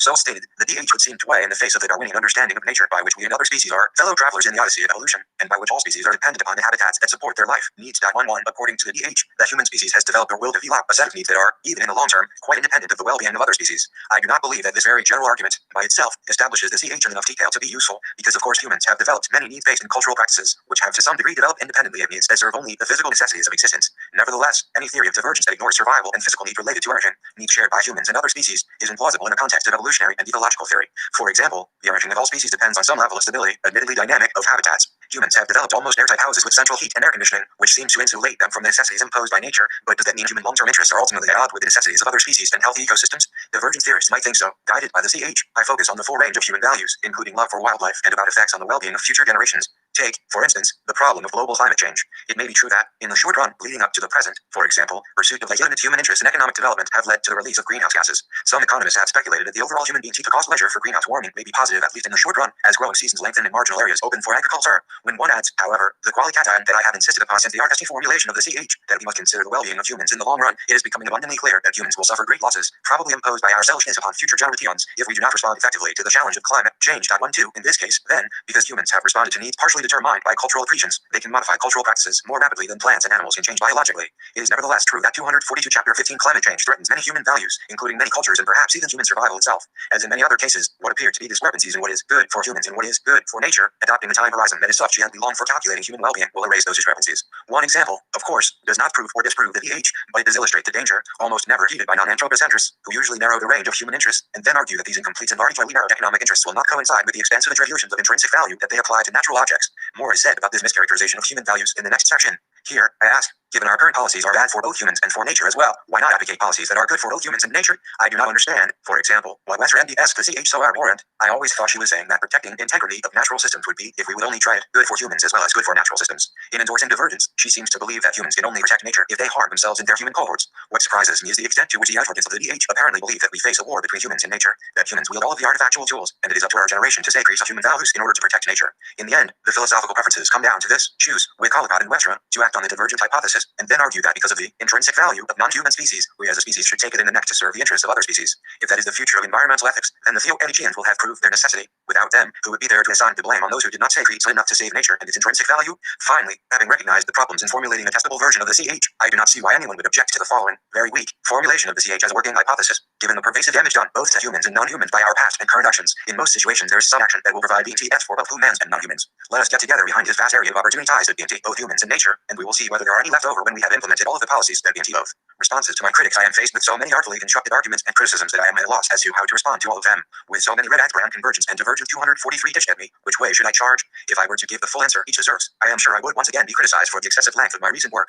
Unsatisfactory as it may seem, I will have to content myself with verbal nods in the direction of supporting arguments, give a few hints as to how some criticisms might be answered, and concentrate on a few key criticisms in hopes that this combination of inadequate responses will move the discussion forward. Let me start by discussing the relationship between pragmatism and environmental values, because confusion over my position on this topic leads to some remarkable claims by Collicott and Katz. Who is a pragmatist? When surveying some of the criticisms of my work in environmental pragmatism and the CH, both in this book and elsewhere, I have been surprised by what seemed to me to be odd conceptions of pragmatism and by odd characterizations of philosophical positions as pragmatic or not pragmatic. For example, in a series of papers, J. Baird Collicott has argued that his work is pragmatic. Indeed, he apparently thinks his work is more pragmatic than mine. 13 Eric Katz, in contrast, argues in this volume that my positions are not really pragmatist positions, even though I explicitly argue for those positions in pragmatist terms. What is almost as surprising is that neither author backs up these surprising claims with anything like a careful denial or explanation of what they believe pragmatism is or what criteria might be used to apply the label to practicing philosophers. Let me start, then, by listing the four interrelated substantive themes that create what Richard Bernstein calls the pragmatic ethos. 14. He lists these themes as 1. Anti-foundationalism, 2. Fallibilism, 3. The social character of the self, and 4. Recognition of radical contingency. I would add to Bernstein's excellent list an emphasis on the role of language and symbolic excretion as conventional tools of understanding and communication, a rejection of representationalism in epistemology and its companion, the correspondence theory of truth. Pragmatists emphasize action rather than pure thought, as in the understanding of problems and possible solutions. All of this can be understood as elaboration of Bernstein's four themes, which add up to a renunciation of the search for knowledge of reality beyond symbolized experience. It also marks the end of certainty and a rejection of a priori knowledge. One manifestation of this complex of ideas is a tendency, in discussion in the public policy arena, to favor a problem-oriented approach that expects theory to emerge from action in specie problem context rather than to develop and read a theory in the abstract and then to apply that theory to determine right action in specie situations. 244 Chapter 15. If these characterizations of pragmatism are at all accurate, then Collicott's claim that his viewpoint is pragmatic is truly remarkable and clearly implausible. He has explicitly declared himself a foundationalist, thereby departing sharply from Bernstein's RST theme. 16, as is explored in more detail below, his ethical views are based on and built out of individual and apart and pre-symbolic effects, which clashes with Bernstein's third emphasis on community theme. The distance between Collicott and pragmatist action-oriented conception of language is evident in a recent essay in which he describes his conceptual enterprise as rectifying names. 17. Collicott's explanation of rectifying names is charmingly appropriate for his own views, but anachronistic at best. He implies a view of language that is mainly denitive, reminiscent of Locke and Hume, who saw words as labels for ideas. By adding some rationalistic assumptions about natural kinds and nature, these ideas apparently stand in for Aristotelian essences in Collicott's view of language. Words, on this refuted theory of language, are symbols that denote pre-existent categories in the real world. Natural kinds. Without such kinds, what would the names of general terms refer to? Because he has an essentially denitive ideational theory of meaning whereby concepts are names of kinds in nature, he has not freed himself from the pre-Kantian conception of the mind as a sensorium of ideas that are copies of bits of reality. Pragmatists view language not as a series of labels but as a means of communication among members of a community bound by shared symbols. A true pragmatist would never fall into this form of essentialism or the foundationalism it supports, because a true pragmatist recognizes the conventional nature of language, that language is tied to actions and behaviors more than to ideas. Collicott's apparent commitment to language as labels of prior kinds apparently means he also rejects Bernstein's fourth theme, radical contingency. In addition, even if we tolerantly take Collicott's apparently denitive conception of language to be a misleading slip in the interest of dropping the names of Confucius and Shakespeare, reading further in the essay, one learns how easy it is to become a non-anthropocentrist. All one has to do is to attribute non-instrumental value to some or many objects in nature, and then, in one's rhetoric against developers, one should no longer make economic arguments, but rather assert that a contested wetland has intrinsic value. This rectification of names then changes the entire decision process merely by asserting that a wetland, for example, has intrinsic value. The burden of proof has been shifted, and, I guess, the bulldozers stop. As anyone with more than a frivolous study of pragmatism knows, the philosophy can appear in some surprising guises, but Collicott's attempt to solve environmental problems by adjusting the rhetoric could not be further from the core ideas of pragmatism. Pragmatists do not think of language as labels for ideas. They see language as convergence and divergence 245 conventional, as woven into interpersonal communication in the service of cooperative action. Language is a tool for changing the world, but Collicott's pseudo-pragmatism totally misses the point, as the only function of the newly named objects of intrinsic value is to characterize a new form of rhetoric. If Collicott means to claim that his views read ECT philosophical pragmatism, he is simply mistaken. If he means to claim that discussions of intrinsic value have actually been useful to environmental activists, he should advance some data, not anecdotes about PUP-SH. Others observing the same policy landscape have reported evidence contradicting with even this weak Collicottian claim. 18. Perhaps Collicott means to claim that his views are pragmatic only in the sense that they are useful to environmental activists, in that he claims environmentalists will do better in their battles with developers if, as suggested above, they declare development-targeted wetland to have intrinsic value. But even this explanation of his point seems to tout intrinsic value for its rhetorical effectiveness, rather than as an effective guide toward the best policies for a community in real situations. And, of course, compared to the pragmatist approach that starts from spec-EC problems and builds toward general theory, Collicott's whole approach to environmental ethics for the past 30 years has been to build and defend a theory in abstract terms, and then to use it to solve problems such as decisions about wetland protection generically without any social or environmental context. 19. If this is pragmatism, Immanuel Kant, for example, would be a pragmatist because he uses his categorical imperatives to help people know what to do in any situation where they are considering lying or breaking a promise. What Collicott has lost, in contrast to Kant, is that whereas Kant tried to offer objective criteria of right action that would actually justify a choice not to lie, Collicott's principles are constructed out of subjective and emotive effects of individuals who happen to feel a particular way. As such, they have no argumentative force against skeptics, so the most Collicott is offering for activists to apply are rhetorical devices that might work in some cases. I turn now to Kant's equally surprising claim that my positions in sustainability are not really pragmatist positions at all. 20. I credit Kant for at least trying to offer a very general characterization of pragmatism before engaging in classic category pronouncements. Unfortunately, however, while he gets his very partial characterization of pragmatism right, he seems to totally miss the point of my pragmatic analysis. He characterizes pragmatism as a philosophical worldview that requires that ideas have an effect on policy and action. If they have no effect, they are meaningless. 21. As he seems to see, pragmatists do not think all ideas are important because they have an impact. Some ideas are, in fact, rejected for lack of impact on experience or action. Peirce's pragmatic criterion has as its function to separate those ideas that 246 chapter 15 have empirical impact and those that do not. Consider what effects, which might conceivably have practical bearings, we conceive the object of our conception to have. Then, our conception of these effects is the whole of our conception of the object. 22. I may be wrong in my judgment if the CH proves empirically false, but I am clearly using Peirce's criterion when I say that the idea of intrinsic value in nature fails the pragmatic test. If adding the idea of intrinsic value to that of enlightened human interest creates no difference in mandated behaviors and indicates no real changes in behavior from following broad anthropocentrism, then the CH is a classic case of pragmatic reasoning. The metaphysical idea that nature has intrinsic value is shown to have at best only ideological and rhetorical use. Our conception of it has no conceivable bearings. So, I proudly state that I am a pragmatist. This also means, of course, that I am a fallibilist, and I may be proved wrong eventually. Even if I am proved wrong about the CH, however, by the discovery of important divergences between human well-being and the interests of nature, this would only make me a mistaken pragmatist, not a non-pragmatist. Some proposed counterexamples to the CH I found Holmes' roles in the first thoughtful discussion and analysis both interesting and challenging, and I am not sure they have convincing answers to all of his points. First, let me say that I do not disagree that motives are important in many situations. Motives do matter in courts of law. For example, intended motive can be definitive in separating accidental harms from assaults. My point is not, then, that motives never matter. Again, it is very important to remember that the CH is a hypothesis without policies. My point is that motives ought not to divide possible allies who seek similar policies for different reasons. Having clarified that point, I must also say that Rolston mentions some of the most difficult cases for the chapter. The RST type of case he mentions are cases where protection of a species has very high human costs, and he mentions the problem of protecting Bengal tigers in Nepal and the Needle-mouthed Y in California. RST step in giving clarity in cases like these is to ask exactly what policy is being proposed. Since 1987, the general policy Craig Ryan have advocated is to apply the safe minimum standard SMS of conservation, which says always save the resource, in this case, the species in question, provided the human costs are bearable. Furthermore, I have argued that the SMS rule is consistent with and supports the current legal status of the Endangered Species Act, which mandates protection of a species unless the protection conflicts with important regional or national interests. In that context, the issue shifts to determining, in particular cases, what level of costs become unbearable. Convergence and divergence 247 in the case of the AEs, we are talking about where to locate development for human habitation in a wealthy community where developers and some home buyers are demanding expansion into the habitat of an endangered species in a context where the possibility of building elsewhere or of increasing the density of human habitation elsewhere exists. Giving up those economic opportunities and involvement of preferences for more sprawl seem not to be unbearable costs for developers who can build elsewhere or for potential dwellers who can buy a house elsewhere. In this case, the endangered species clearly wins. The costs are bearable. The tiger case, however, involves choosing between a species and full element of basic human needs including food and access to resources that are necessary for human life. I have always found the tiger case one of the most difficult cases to resolve, as Ralston does, and anyone who has a simple answer to it invites suspicion. In such cases, both the anthropocentrist and the non-anthropocentrist face serious dilemmas, depending on the situation. Non-anthropocentrists such as Steverson, this volume, seem to believe that accepting the intrinsic value of all species means a species should be saved, no matter what the cost, that there should be no exceptions to endangered species legislation, period. This sounds reasonable, but imagine that a huge asteroid, large enough to wipe out all human life and most other complex life forms if it strikes Earth, is hurtling earthward. Suppose also that the technology is available that could probably explode or divert the asteroid, but the chances of success will be greatly increased because of the angle of the AP approach if the rocket launcher and the equipment needed to service it is placed on the habitat of the Needle-mouthed Y. Saving most of life on Earth thus depends on the likely extinction, by our act, of a species. Our bleedation is stronger than the SMS, he thinks, as he believes that we should save as many species as possible. Would Steverson then consider it possible to save species if the cost is most of life on Earth?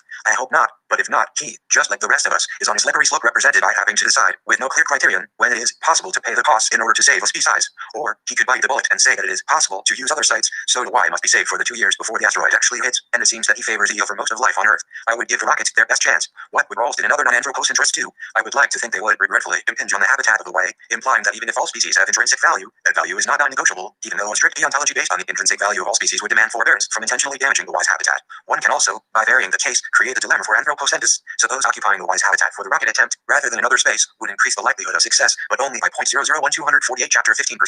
Would that be a bearable cost? If the anthropocentrist thinks not, then we could change the case to increase that percentage gradually until the anthropocentrist feels the dilemma. My main point here is that whatever the motive or the rule that guides one's policy with respect to species, there will be difficult cases and dilemmas that cause anguish. I and the strong Kantian interpretation of Steverson's possibility test never act so as to knowingly cause an extinction. To an example, I rule SMS seems to me a pretty good one, no matter what one's motives. If, however, non-anthropocentrists want a more restrictive basis for determining individual cases, this will require that they provide an alternative criterion and provide a philosophical justification for it. In the end, we will either have to follow an inexorable rule like Steverson's, or we will have to argue about what costs are bearable to save any particular species. If Steverson admits that possibility assessments count costs to determine what is feasible, then it is hard to distinguish this rule from SMS. It involves an assessment of costs. I do not think, therefore, that Steverson has provided a clear counterexample in policies advocated. The same answer applies directly to at least some of the 4 cases of Stenmark, this volume, who cites human population policies. In the tiger case, Ralston raises one of the most difficult cases possible, and makes a very perceptive point. In many cases where human actions threaten species, they do so as a result of a long series of choices that have been bad for humans as well as bad for nature. Often, bad choices affecting population, lack of land reform, and so forth create dilemmas in which there are no good choices. In cases like the Bengal tiger, Ralston wonders why the tiger species should be extinguished for our failures, and suggests we mend our ways on our own terms. This is a courageous choice, but I would make this point, since the dilemma of the tiger resulted from choices that can be easily criticized on purely human grounds, we cannot think of the tiger case as a clear counterexample to the CH, which expects that decisions made for the actual good of humans will converge with decisions made to advance non-human interests. It says nothing about the case in which humans horribly mismanage their own affairs, mistreat each other, fail to provide fair access to resources, and so forth. So, when Stenmark, this volume, mentions human population policies as a counterexample to the CH, I need only point out that human population policies have caused famine, destruction of human and natural habitats for species valued by humans, and untold human misery to show that this is clearly not a case where the full range of human values have been protected for the present and the future at the expense of nature. These terrible policies were pursued at the expense of human beings as well, creating havoc in the natural world, so this policy does not connect with multi-generational anthropocentrism. Convergence and divergence 249 in the tiger case, growing populations regulated only by each family's choice, but failure of land reform, and so forth created terrible human problems. If they had been effectively addressed, then both humans and non-human species would be better off. That judgment is certainly consistent with the chapter, so I do not know what to say except to try to create a win-win situation. If we fail, and we probably are failing, I doubt that declaring the tiger to have intrinsic value will create a more just system, or save the tiger in the face of human folly. In other words, I think the tiger case may, at this point, be a case on which it is impossible for anyone, anthropocentrists and non-anthropocentrists alike, to have a compelling position. However one comes down on the continuum of invasive management of human cultures in order to achieve a world-scale goal, one eventually has to count the costs of protection, as I argued above, and I think reasonable people can disagree about what the costs are, who suffers them, and at what point the human costs become unbearable, even as we agree that there is a strong obligation to act to protect all species. I cannot fault Ralston for drawing the line, perhaps somewhere near a protection of the tiger. Indeed, I envy the tiger dilemma virtually paralyzing in its difficulty, so I would have to study the situation a lot more deeply to make speculative recommendations in this complex case. However, the existence of cases in which, as a result of long-standing failure of humans to act in their own interests, we now face only bad choices, does not represent a failure of the CH, but rather a failure of human-oriented management. I also must react to Ralston's discussion of regrettable and unacceptable experiments that have terribly mistreated animals in order to advance human medicine or other human ends. I abhor the mistreatment of animals and have spent years of my life working with zoos, aquaria, and other facilities that keep wild animals in captivity. What I learned in that work is that ethics of human-animal relations are fascinating and very difficult. With respect to individual animals, I do believe that individuals of many species have moral standing. I am not sure how I would characterize the obligations I feel to individual animals, except to say that I strongly endorse norms for human ACTons that affect morally considerable animals. I would say that, if I knew a clear and compelling theory and explanation of human rights and justifiable interests, I believe a similar or analogous theory of ethics would apply to many animals. What I do not know is whether or not that makes me an anthropocentrist. In any case, I have concentrated on environmental, not animal, ethics, and I have argued since 1982 that I do not think distinctively environmental values, such as the value we place on ecosystems and species, are well explained using an individualistic ethic, whether human or biocentric. 23. I have thus devoted quite a few pages to explaining a special kind of values, which I call communal values, such as landscape and ecological integrity, 250 chapter 15, and healthy and fair institutions. 24. So I remain an anthropocentrist in environmental ethics in the sense explained above, that I reject the theoretical apparatus developed to characterize one kind of environmental values. Since my professional concern has been with environmental values and environmental policies in this area, I choose to accept the CH as a working hypothesis. Finally, while it often seems that Ralston and I are very far apart in environmental ethics, I think these disagreements about whether we should posit values independent of human beings, capable at least in some cases of trumping human values, have more to do with our theories of epistemology than with any differences about policies and problem solutions. He seems comfortable with theoretical terms for which I can see no operational meaning, so I believe that Ralston's attributions of intrinsic value to species and ecosystems cannot be just yet epistemologically, their ideology, not very able. I fear, therefore, that they cannot form the basis of strong arguments for protecting species or other policies unless people are already convinced species and ecosystems have that intrinsic value. Again, full treatment of this topic would be beyond the topic of convergence. 25. Legal standing and an incorrect interpretation. J. Baird Collicott develops a complex argument that the Endangered Species Act, together with judicial interpretations of it, have objecting at intrinsic values in species, by which I think he means that passing legislation protecting species creates legal rights, which include the possibility of anyone bringing suit on behalf of an endangered species. Since the suit can be brought in the name of a species itself, Collicott interprets this legal gambit as attributing intrinsic value to the object. By coupling this argument with another argument that anthropocentrists would not accept the same policies regarding species, he concludes that the CH is false. To put the argument in his own words, if we can identify a public policy that is clearly based on known anthropocentric intrinsic values, and it would not be the same policy had it been based exclusively on anthropocentric instrumental values, then the convergence hypothesis will be unequivocally false yet. There is one such public policy, the U.S. Endangered Species Act of 1973. Therefore, the convergence hypothesis is false. 26. It might be fun to try to figure out how Collicott can claim his RFT premise as, thanks to the legislature and the courts, the ESA is clearly my emphasis based on non-anthropocentric intrinsic values. In fact, his argument is so confusing that space available here is inadequate to address the confusion piled on ambiguities as he constructs his legalistic argument. Here is a sampling of his clear reasons that the ESA object yes, intrinsic convergence and divergence 251 value in species. To repeat, the ESA does not provide intrinsic value, legal rights, and standing for listed species. Rather, it provides implicit intrinsic value, operational legal rights, and de facto standing for listed species. 27. The standing, he says, comes with the RST court recognition of standing for all species. This is clear? Not to me. I am afraid, especially since this combination of legal standing with moral desert for standing then leads to a discussion of Kant's idea of intrinsic worth or dignity. Are we to believe that Kant, here cited as the locus classicus for moral dignity beyond price, but who was also the locus classicus for deriving his moral obligations from pure reason, would lend his support to rights by legislation? I have no idea how Collicott intends to connect operational moral rights as might be provided by legislator with a Kantian idea of moral dignity. 28. Rather than trying to sort out a mess, let me concentrate on the second, hardly defended, premise of his argument, that the ESA would not be the same policy had it been based exclusively on anthropocentric instrumental values, because addressing this aspect of his argument has more promise to eliminate our real differences. 29. What, exactly, is the policy that anthropocentrists and non-anthropocentrists fail to agree upon? Collicott argues that, by granting de facto and de jure standing to species as a matter of law, the legislature and courts have, in their passage and interpretation of the ESA, objecting at intrinsic value in nature, a moral value. He further argues that failure on the part of anthropocentrists to interpret the act as conferring intrinsic value somehow affects their viewpoint on legal standing. So far, this sounds like a difference of legislative interpretation, not policy. He goes on, however, to argue that no anthropocentrist could consistently attribute standing in some cases that could be brought by anthropocentrists, and he thinks this results in a difference in policy. This is a trivial problem that can be dealt with by simply invoking the distinction between legal and moral rights values. One need not attribute independent moral value or intrinsic value to an object in order to ascribe standing in courts of law, as is made obvious by the case of corporations that are considered persons before the law, but persons who are merely instrumental to stockholders. My policy regarding species, which has been stated in several of my books and articles, is the SMS, save the species provided the costs are bearable. 30.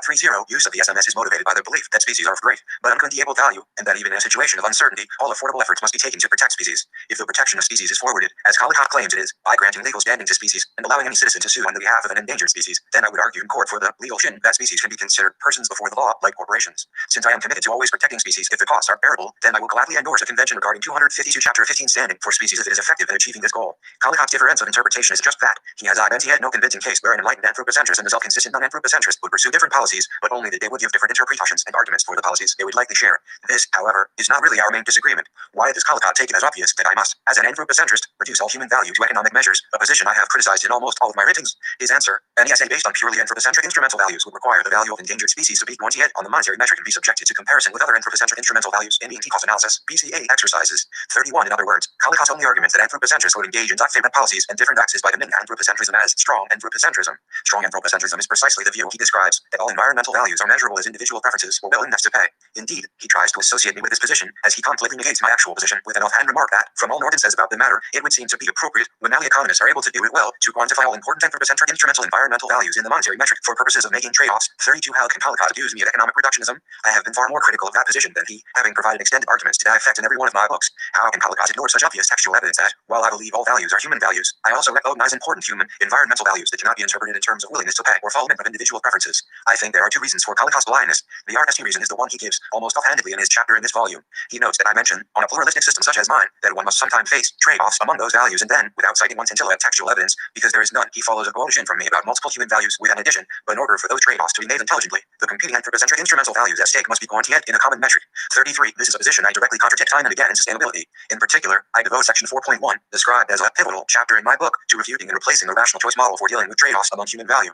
There, I argue that environmental problems are wicked problems, and that they are not susceptible to solution by algorithmic models. Since rational choice models are algorithmic, the pivotal convergence and divergence 253 chapter of my book is devoted to dismissing them in search of more appropriate models. I envy such a model in chapters 7, 8, and 10, where I reject methodological individualism, the view that all values must be values of human individuals, arguing for communal values. Since communal values are not individual values, as noted above, they cannot be represented in terms of individual preferences. So, Caldecott, by legitimately associating my position that all environmental values are human values with rational choice models, which I reject, turns my position into a straw man. I believe in broad anthropocentrism, and my whole approach to environmental values and valuation has been to introduce a variety of environmental values, associating these with different scales of our environment, and to show that reductionistic, individualistic models like rational choice and the microeconomic methods associated with it must be resisted as incomplete, not just in practice, but in principle. 34. As a pluralist about environmental values, believing that humans value nature in many ways, we must sometimes, as pluralists, trade off something we value for other things we value more. This is simply a consequence of our attitude. We cannot do everything we would like to do. Admitting that we make trade-offs does not commit us to quantifying all values, as is clear from countless cases where humans, appealing only to human values, trade off one kind of good for other goods,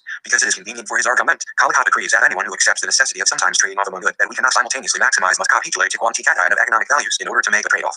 He then uses this decree as a general premise from which he argues that because I recognize the need for trade-offs, I must become an economist, theorist who claim all environmental values are economic commodity values. 35. His decree, however, seems not to govern people's actual behavior. There are many situations where people make trade-offs and make them in a rational, rule-guided way, even though economic measurements of costs and BTS are impossible or prohibited. For example, in parallel medicine, physicians often have to practice triage, which requires that they decide, based on prognosis based on available treatment options, to let some injured soldiers die so that they can save the lives of multiple soldiers with lesser injuries. In fact, physicians have a set of rules that guide such decisions, but the rules are not quantitative and they have nothing to do with costs and BTS. A physician who, for example, chose to save a soldier who is better educated and more likely to have a positive impact on human welfare if he lives, even though the prognosis is less positive than another injured combatant, would be violating well-established decision guidelines and would be subject to moral censure and perhaps legal liability. This example shows that Caldecott's claim that the only way to make trade-off decisions is through cost-BT analysis 254 chapter 15 is simply false. So, any argument he makes based on this premise is unsound. Unfortunately for his criticism of my work, all of his points depend directly on this false premise. Many decision rules then, including the ones employed in triage, allow rational choices without reference to economics or quantification. In the triage case, physicians are in one sense dealing with commensurate values, human lives, some of which will be saved and others not. We also, of course, make trade-off decisions among goods that are incommensurable, as for example when a young person who has a powerful drive to get an education is offered a scholarship at a distant university that will necessitate separation from the love of his or her life. These kinds of decisions are, in fact, made every day, and even if the young person does calculate the likely increment in income from a good education, that is probably not the denied formulation of the value of the education, and even if it were, the value of the education cannot be placed on the same scale of value with one's love. They are incommensurable. For this and other reasons, anthropocentrists should not be economists, and I have written hundreds of pages explaining why not and in developing alternative ways to consider plural values. If Caldecott could ever give up his prejudice that decision models must be monistic and comprehensive, then he would see that pluralism opens the door to a procedural approach rather than posing a metaphysical choice that must be resolved philosophically. If Caldecott had read further in the book he cites, he would have found that in chapter 8, I discussed the values people derive from love of place, from projecting their present values as community performatives, commitments that protect their place. And in chapters 7 and 10, I develop and extend argument that these values cannot be parsed as individual preferences, but rather constitute a whole new category of value, the aforementioned communal value. 36. Since economic values are a construction of individual values, and communal commitments to place are not commitments to individual well-being, but communitarian commitments, they cannot be, ipso facto, economic values. Similarly, I have argued for 20 years that nature has a transformative value, which, while accruing to humans, cannot be treated as the set individual preference values of economics. Since Caldecott clearly can read, but refuses to credit me with the positions I describe in plain English, we must suspect that another, less explicit argument is being employed. Here is that argument. In the literature of upper environmental philosophy and ethics, values are classified dichotomously as A, instrumental, or B, intrinsic. The value of something as a means to an end other than itself is instrumental. The value of something for itself, for its own sake, as an end in itself, is intrinsic.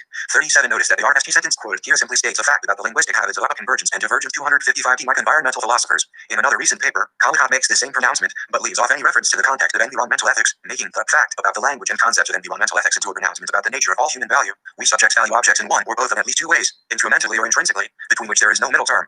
38. And, as one reads on in chapter 9 in this volume, one learns that this fact pronouncement becomes the basis for some remarkable restrictions about what one can or cannot say about values. Treated as a pronouncement, this is simply a bit of a priori rationalist dogma. Caldecott simply dened intrinsic value as non-instrumental value so as to make the only available choice seem to be between anthropocentric and instrumental values and non-instrumental and intrinsic. This denion, of course, is simply vacuous. Intrinsic value is dened negatively. It is value that is left over when all its instrumental value has been subtracted. In other words, intrinsic value and non-instrumental value are two names for the same thing.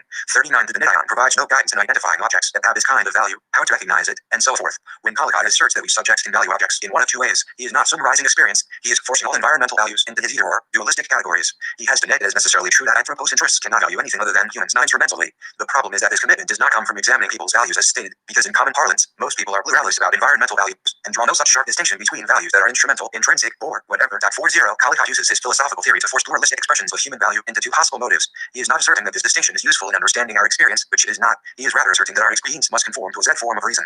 I, however, do not envy this dichotomous thinking helpful, and I have tried to reform academic environmental philosophy by avoiding the either-or choice that Caldecott places at the center of his ethic. Caldecott's victory by denion is supplemented with another sleight of hand. Having declared that all anthropocentric values, again, I guess, by denion, are instrumental, and having characterized all instrumental values as involving economic trade-offs, as noted above, Caldecott Caldecott has denuded the categories of ethics so that anyone who is an anthropocentrist is necessarily committed to the reduction of all human value to economic value.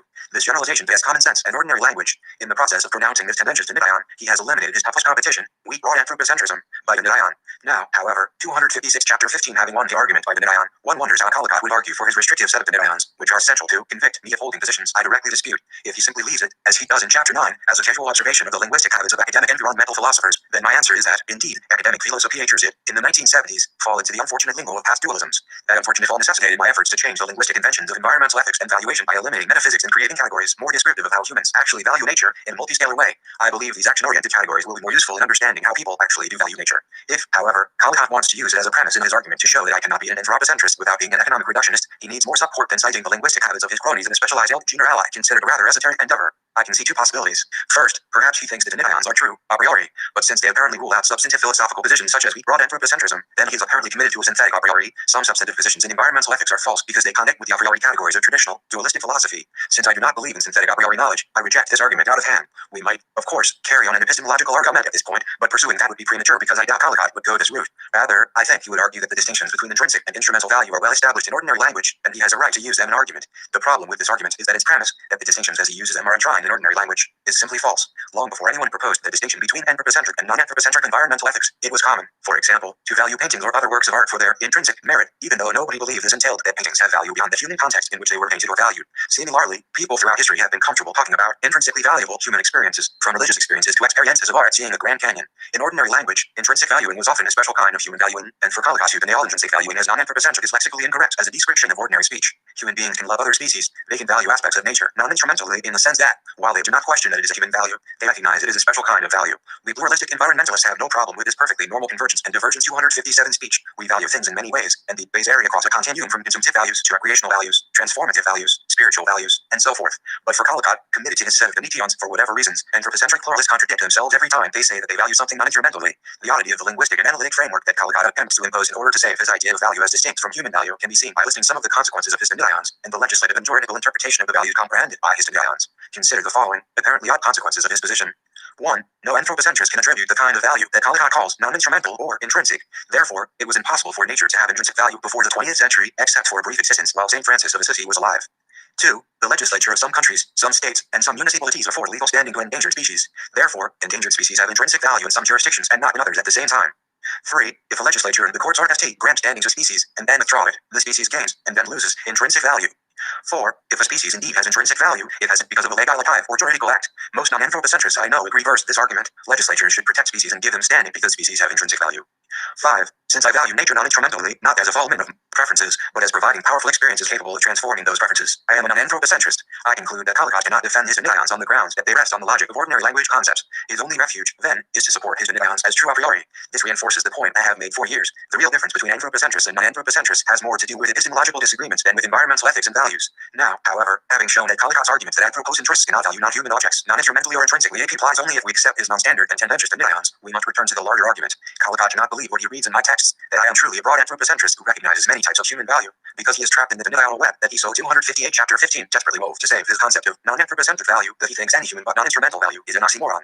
That, however, is a problem with his Benitians, not mine. I urge him to consider a truly pragmatic, conventional view of language in which language is used for communication, rather than invoke as harboring a priori rules forcing language users to toe the line and accept his dualistic and metaphysical categories of value. Having dealt with several of the more severe criticisms of my work, I close this response-oriented part by mentioning in passing my reactions to other critical essays, generally the ones that treat my work more gently. As noted, I am reassured by the fact that two authors who have significant experience in the world of Brown and Serwitz endorse the chapter. In general, it has been philosophers, especially those of a non-anthropocentric bent, who have violently opposed the chapter. I am appreciative, also, that Paul Thompson sees parallels and echoes between my community-based approach and the old agrarian movements. I welcome this kind of commentary, as it clarifies the implications of adaptive management to have it seen through another value lens. I do think sustainability theory has a lot to learn from good farmers, and the agrarian ideas may prove the most effective form of sense of place, which I include as a denial aspect of adaptive management in many areas of the United States. Douglas MacLean provides an analysis of one of my early attempts to develop a theory of intergenerational ethics suitable as a value theory for sustainability management, and experiment in trying to apply Rawls's contractual model to justify protection of ecological and other ecophysical systems. As I explain in sustainability, I decided during the 1990s not to develop a contractual model because I think it merely shifts the problem of what we owe the future into another unanswerable question.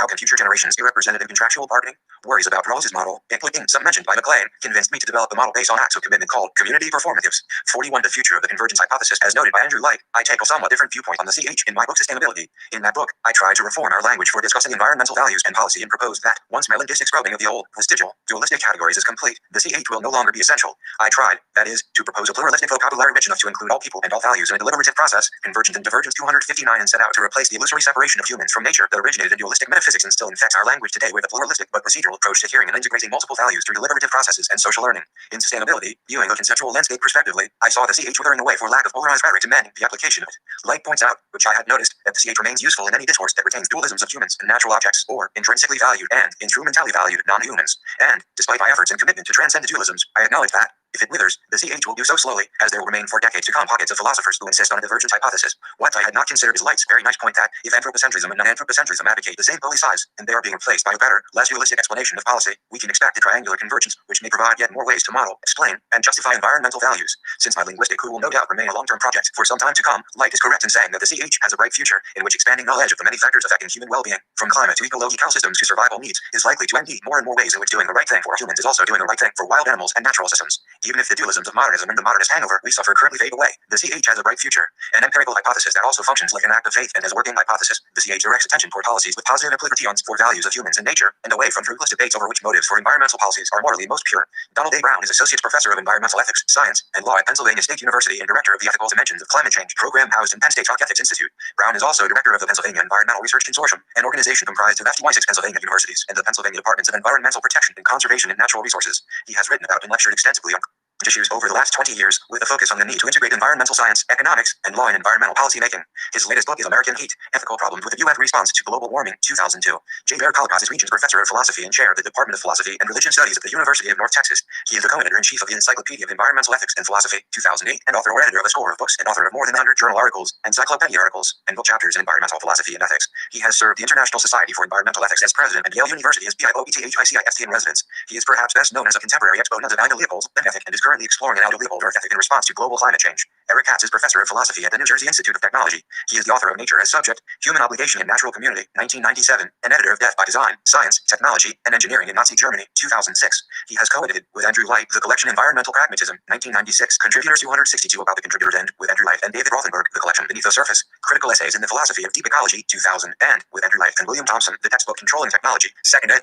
2003. Andrew Light is Associate Professor of Philosophy and Environmental Policy and Director of the Center for Global Ethics at George Mason University. He is also a Senior Fellow at the Center for American Progress in Washington, D.C. He works primarily on the ethical dimensions of environmental policy and emerging technologies, with special attention to restoration ecology, nanotechnology, and, more recently, climate change. He has authored, co-authored, and edited 17 books, including Environmental Values, 2007, Philosophy in Design, 2007, The Aesthetics of Everyday Life, 2005, Moral and Political Reasoning in Environmental Practice, 2003, Technology of the Good Life, 2000, and Environmental Pragmatism, 1996. Douglas MacLean is a professor of philosophy at the University of North Carolina at Chapel Hill. He is also an affiliate faculty member in the Institute for the Environment. His research focuses on moral philosophy and public policy, and he has published extensively on risk, energy policy, and the philosophy of environmental valuation. Robert E. Manning is Professor of Natural Resources in the Rubenstein School of Environment and Natural Resources at the University of Vermont. Manning teaches courses on the history, philosophy, and management of national parks, wilderness, and related areas, and conducts a program of research for the U.S. National Park Service and other agencies. He is the author of Studies in Outdoor Recreation, 1999, 2nd ed., and Parks and Carrying Capacity, Commons Without Tragedy, 2007, and co-editor with Ben Mentier of Reconstructing Conservation, Finding Common Ground, 2003.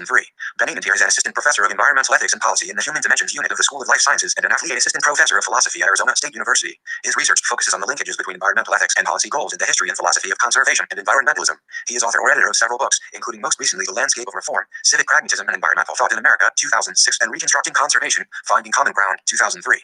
Brian G. Norton is Distinguished Professor of Philosophy, Science, and Technology in the School of Public Policy, Georgia Institute of Technology. Norton specializes in environmental ethics, biodiversity policy, sustainability theory, public participation, and in spatial scaling aspects of environmental problems. He is author of I Preserve Natural Variety, 1987, Toward Unity Among Environmentalists, 1991, Searching for Sustainability, 2002, and Sustainability, A Philosophy of Adaptive Ecosystem Management, 2005.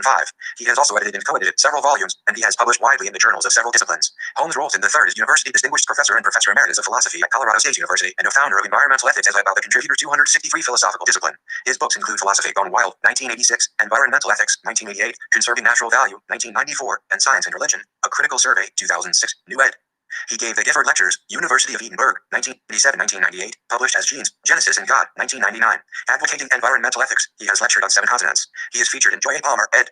50 Key Thinkers on the Environment, 2001, and is past and founding president of the International Society for Environmental Ethics. Daniel Sarowitz is professor of science and society and director and co-founder of the Consortium for Science, Policy, and Outcomes at Arizona State University. His work focuses on revealing the connections between science policy decisions, scientific research, and social outcomes. He is the author of Frontiers of Illusion, Science, Technology, and the Politics of Progress, 1996, the co-editor of 3 other books, and the author of many scholarly and general audience articles about the interactions of science, technology, and society. From 1989 to 1993, he worked on R&D policy issues as a staff member in the U.S. House of Representatives. Michael Stenmark is head of department and professor of philosophy of religion at the Department of Theology, Uppsala University, Sweden. His books include How to Relate Science and Religion, A Multidimensional Model, 2004, Environmental Ethics and Environmental Policy Making, 2002, Scientism, Science, Ethics and Religion, 2001, and Rationality in Science, Religion and Everyday Life, 1995.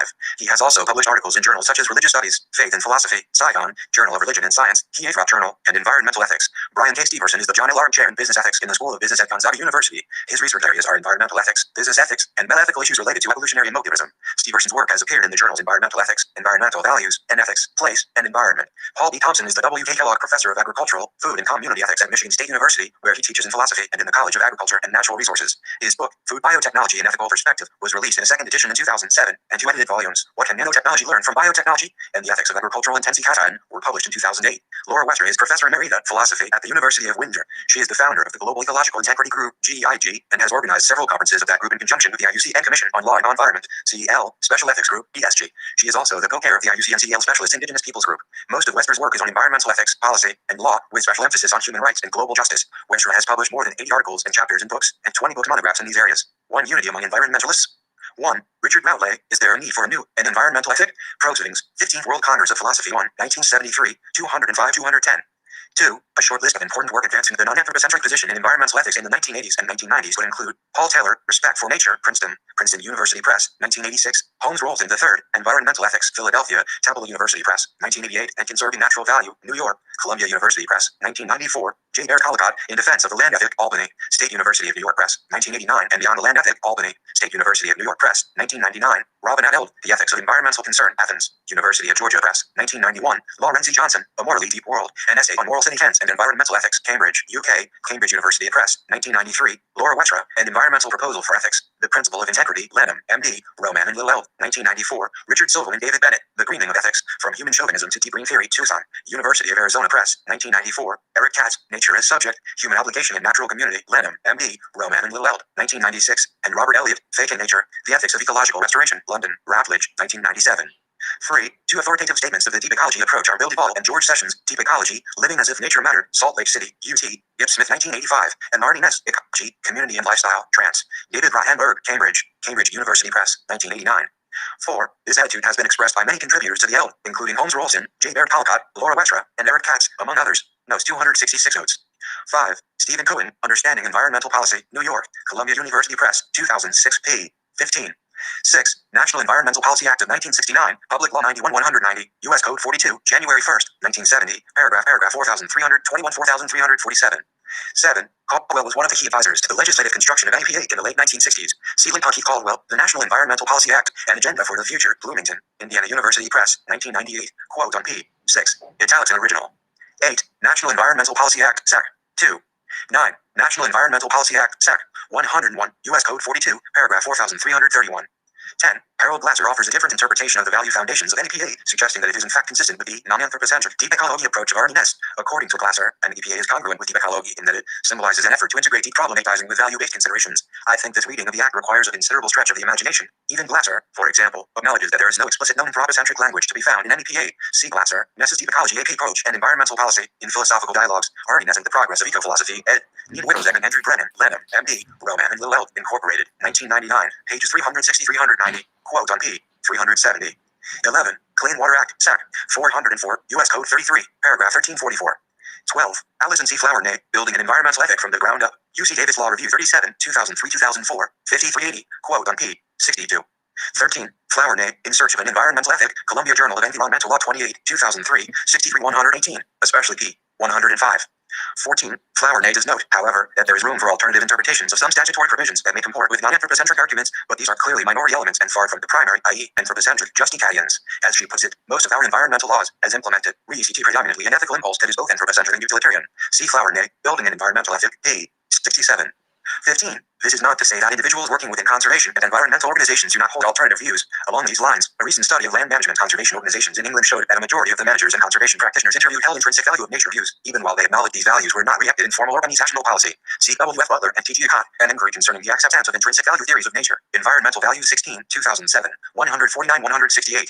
16. For example, Mark Sagoff, The Economy of the Earth, Cambridge, Cambridge University Press, 1988, and Price, Principal, in the Environment, Cambridge, Cambridge University Press, 2004.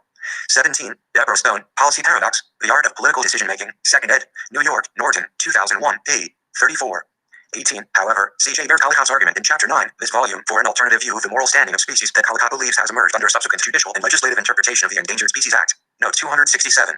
19. Eric Katz, Nature as Subject, Human Obligation in Natural Community, Lanham, N.D., Roman and Little Eld, 1997, p. 166. 20. J. Baird Collicott, The Pragmatic Power and Promise of Theoretical Environmental Ethics, Forward in the New Discourse, Environmental Values 11, 2002, 325, quote on p. 14, italics and original. 21. Josh Donlin et al., Rewilding North America, Nature 436, 2005, 913-914. 22. The Rewilding Institute, http://www.rewilding.org/. 23. J. Baird Collicott, Environmental Philosophy as Environmental Activism, the Most Radical and Effective Kind in Environmental Philosophy and Environmental Activism, ed.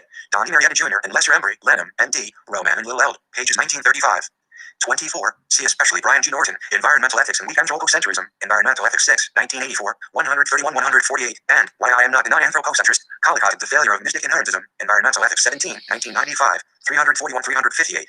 25. It is important to note that Norton was not the only, nor the RFT, philosopher to advance an anthropocentric project in these RST 2 decades of development, i.e., the 1970s and 1980s. John Passmore Man's Responsibility for Nature, New York, Scribner, 1974, in addition to being one of the RFT single-author works in environmental ethics, similarly rejected the notion that modern environmental problems require the replacement of Western, i.e., anthropocentric ethics with a new non-anthropocentric moral philosophy. 26. See the discussion of transformative value in Brian G. Norton, Why Preserve Natural Variety? Princeton, N.J., Princeton University Press, 1987. 27. Norton, Environmental Ethics and Weak Anthropocentrism, pages 131-148. 28. Norton's effort to make environmental ethics more relevant to environmental policy discourse and decision-making has gained momentum since the mid-1990s. Much of this work has emerged under the banner of environmental pragmatism, which received its philosophical coming-out party of Andrew Light and Eric Katz, EDS, Environmental Pragmatism, London, Routledge, 1996. This policy turn, as Robert Budinman puts it, though, includes philosophers outside the pragmatist tradition who nevertheless share the pragmatist concern that environmental philosophy has not engaged policy-making as much as it should. The latter include work beyond the usual broad discussions of environmental protection, such as concrete normative analyses of actual environmental dilemmas, study of the intersection of politics and environmental values in public decision-making, philosophical investigations of environmental CX policy, and related issues and problems. For a good discussion of this emerging multidimensional policy focus within environmental philosophy, see Robert Frohman, The Policy Turn in Environmental Philosophy, Environmental Ethics 28, 2006, 120. 29. Brian G. Norton, Toward Unity Among Environmentalists, New York, Oxford University Press, 1991, p. 12, italics and original. 30. IBID, p. 240. 31. IBID, p. 201. 32. IBID, p. 203, italics and original. 33. See Brian G. Norton, Epistemology and Environmental Values, Demonish 75, 1992, 208, 226, and Why I Am Not a Non-Anthropocentrist, pages 341-358, 268 notes. 34. C. E.G. Light and Katz, Environmental Pragmatism. Norton's depth of pragmatist philosophy became increasingly explicit and direct in the years since the public had on toward unity. In fact, his most recent book, Sustainability, A Philosophy of Adaptive Ecosystem Management, Chicago, University of Chicago Press, 2005, may be read as his attempt to work out the implications of a pragmatist epistemology and philosophy of language for a comprehensive, integrated model of environmental valuation. 35. Space limitations of the present volume did not permit the inclusion of Steverson's rejoinder to Norton's reply, but see Brian K. Steverson on Norton's reply to Steverson, Environmental Ethics 19, 1997, 335-336. 36. The convergence idea, we should remember, describes the potential policy compatibility within the environmental philosophy and advocacy community, the subgestion that there is common ground between environmentalists and other groups' interests, e.g., labor parties, property rights advocates, resource developers, etc., is another argument, though one that merits more scrutiny by environmental ethicists. I thank an anonymous reviewer for Temple University Press for emphasizing this important point. 37. See, for example, Brian G. Norton, Why I Am Not a Non-Anthropocentrist, Collicott, The Pragmatic Power and Promise of Theoretical Environmental Ethics, and Bending Interior, Environmental Philosophy and the Public Interest, A Pragmatic Reconciliation, Environmental Values 14, 2005, 3760. An interesting empirical study of the impact of environmental ethics in law and policy is Christopher Stone, Do Morals Matter? The Influence of Ethics on Courts and Congress in Shaping Environmental Policies, UC Davis Law Review 37, 2003-2004, 1351. To Contextualism and Norton's Convergence Hypothesis. 1. An early attempt at arguing for this convergence can be found in Brian G. Norton, Environmental Ethics and Weak Anthropocentrism, Environmental Ethics 6, 1984, 131-148. That argument has been developed and read in Norton's Conservation and Preservation, A Conceptual Rehabilitation, Environmental Ethics 8, 1986, 195-220, and is Toward Unity Among Environmentalists, New York, Oxford University Press, 1991. Recently, James Sturba has argued for a similar kind of convergence regarding principles of justice. C. Environmental Justice, Immorality in Practice, ed. James P. Sturba, 4th ed. Belmont, C.A. Wadsworth, 1994, pages 499-506. 2. Norton, Toward Unity Among Environmentalists, p. 187. 3. IBID, chap. 12. 4. IBID, pages 226-227. 5. IBID, pages 225-226. This baseline principle of species preservation was developed by S. V. Sirius Ewantrip in his Resource Conservation, Economics and Politics, Berkeley and Los Angeles, University of California, Division of Agricultural Sciences, 1959, as a way of dealing with the inherent limitations of quantifying resource ETS. Norton also defends the use of the SMS approach in his Why Preserve Natural Variety? Princeton, N.J., Princeton University Press, 1987, p. 36. 6. IBID, p. 224. 7. Ernie Ness, The Shallow and the Deep, Long-Range Ecology Movement, a Summary, Inquiry 16, 1973, 95. 8. Norton, Toward Unity Among Environmentalists, p. 224, notes 269.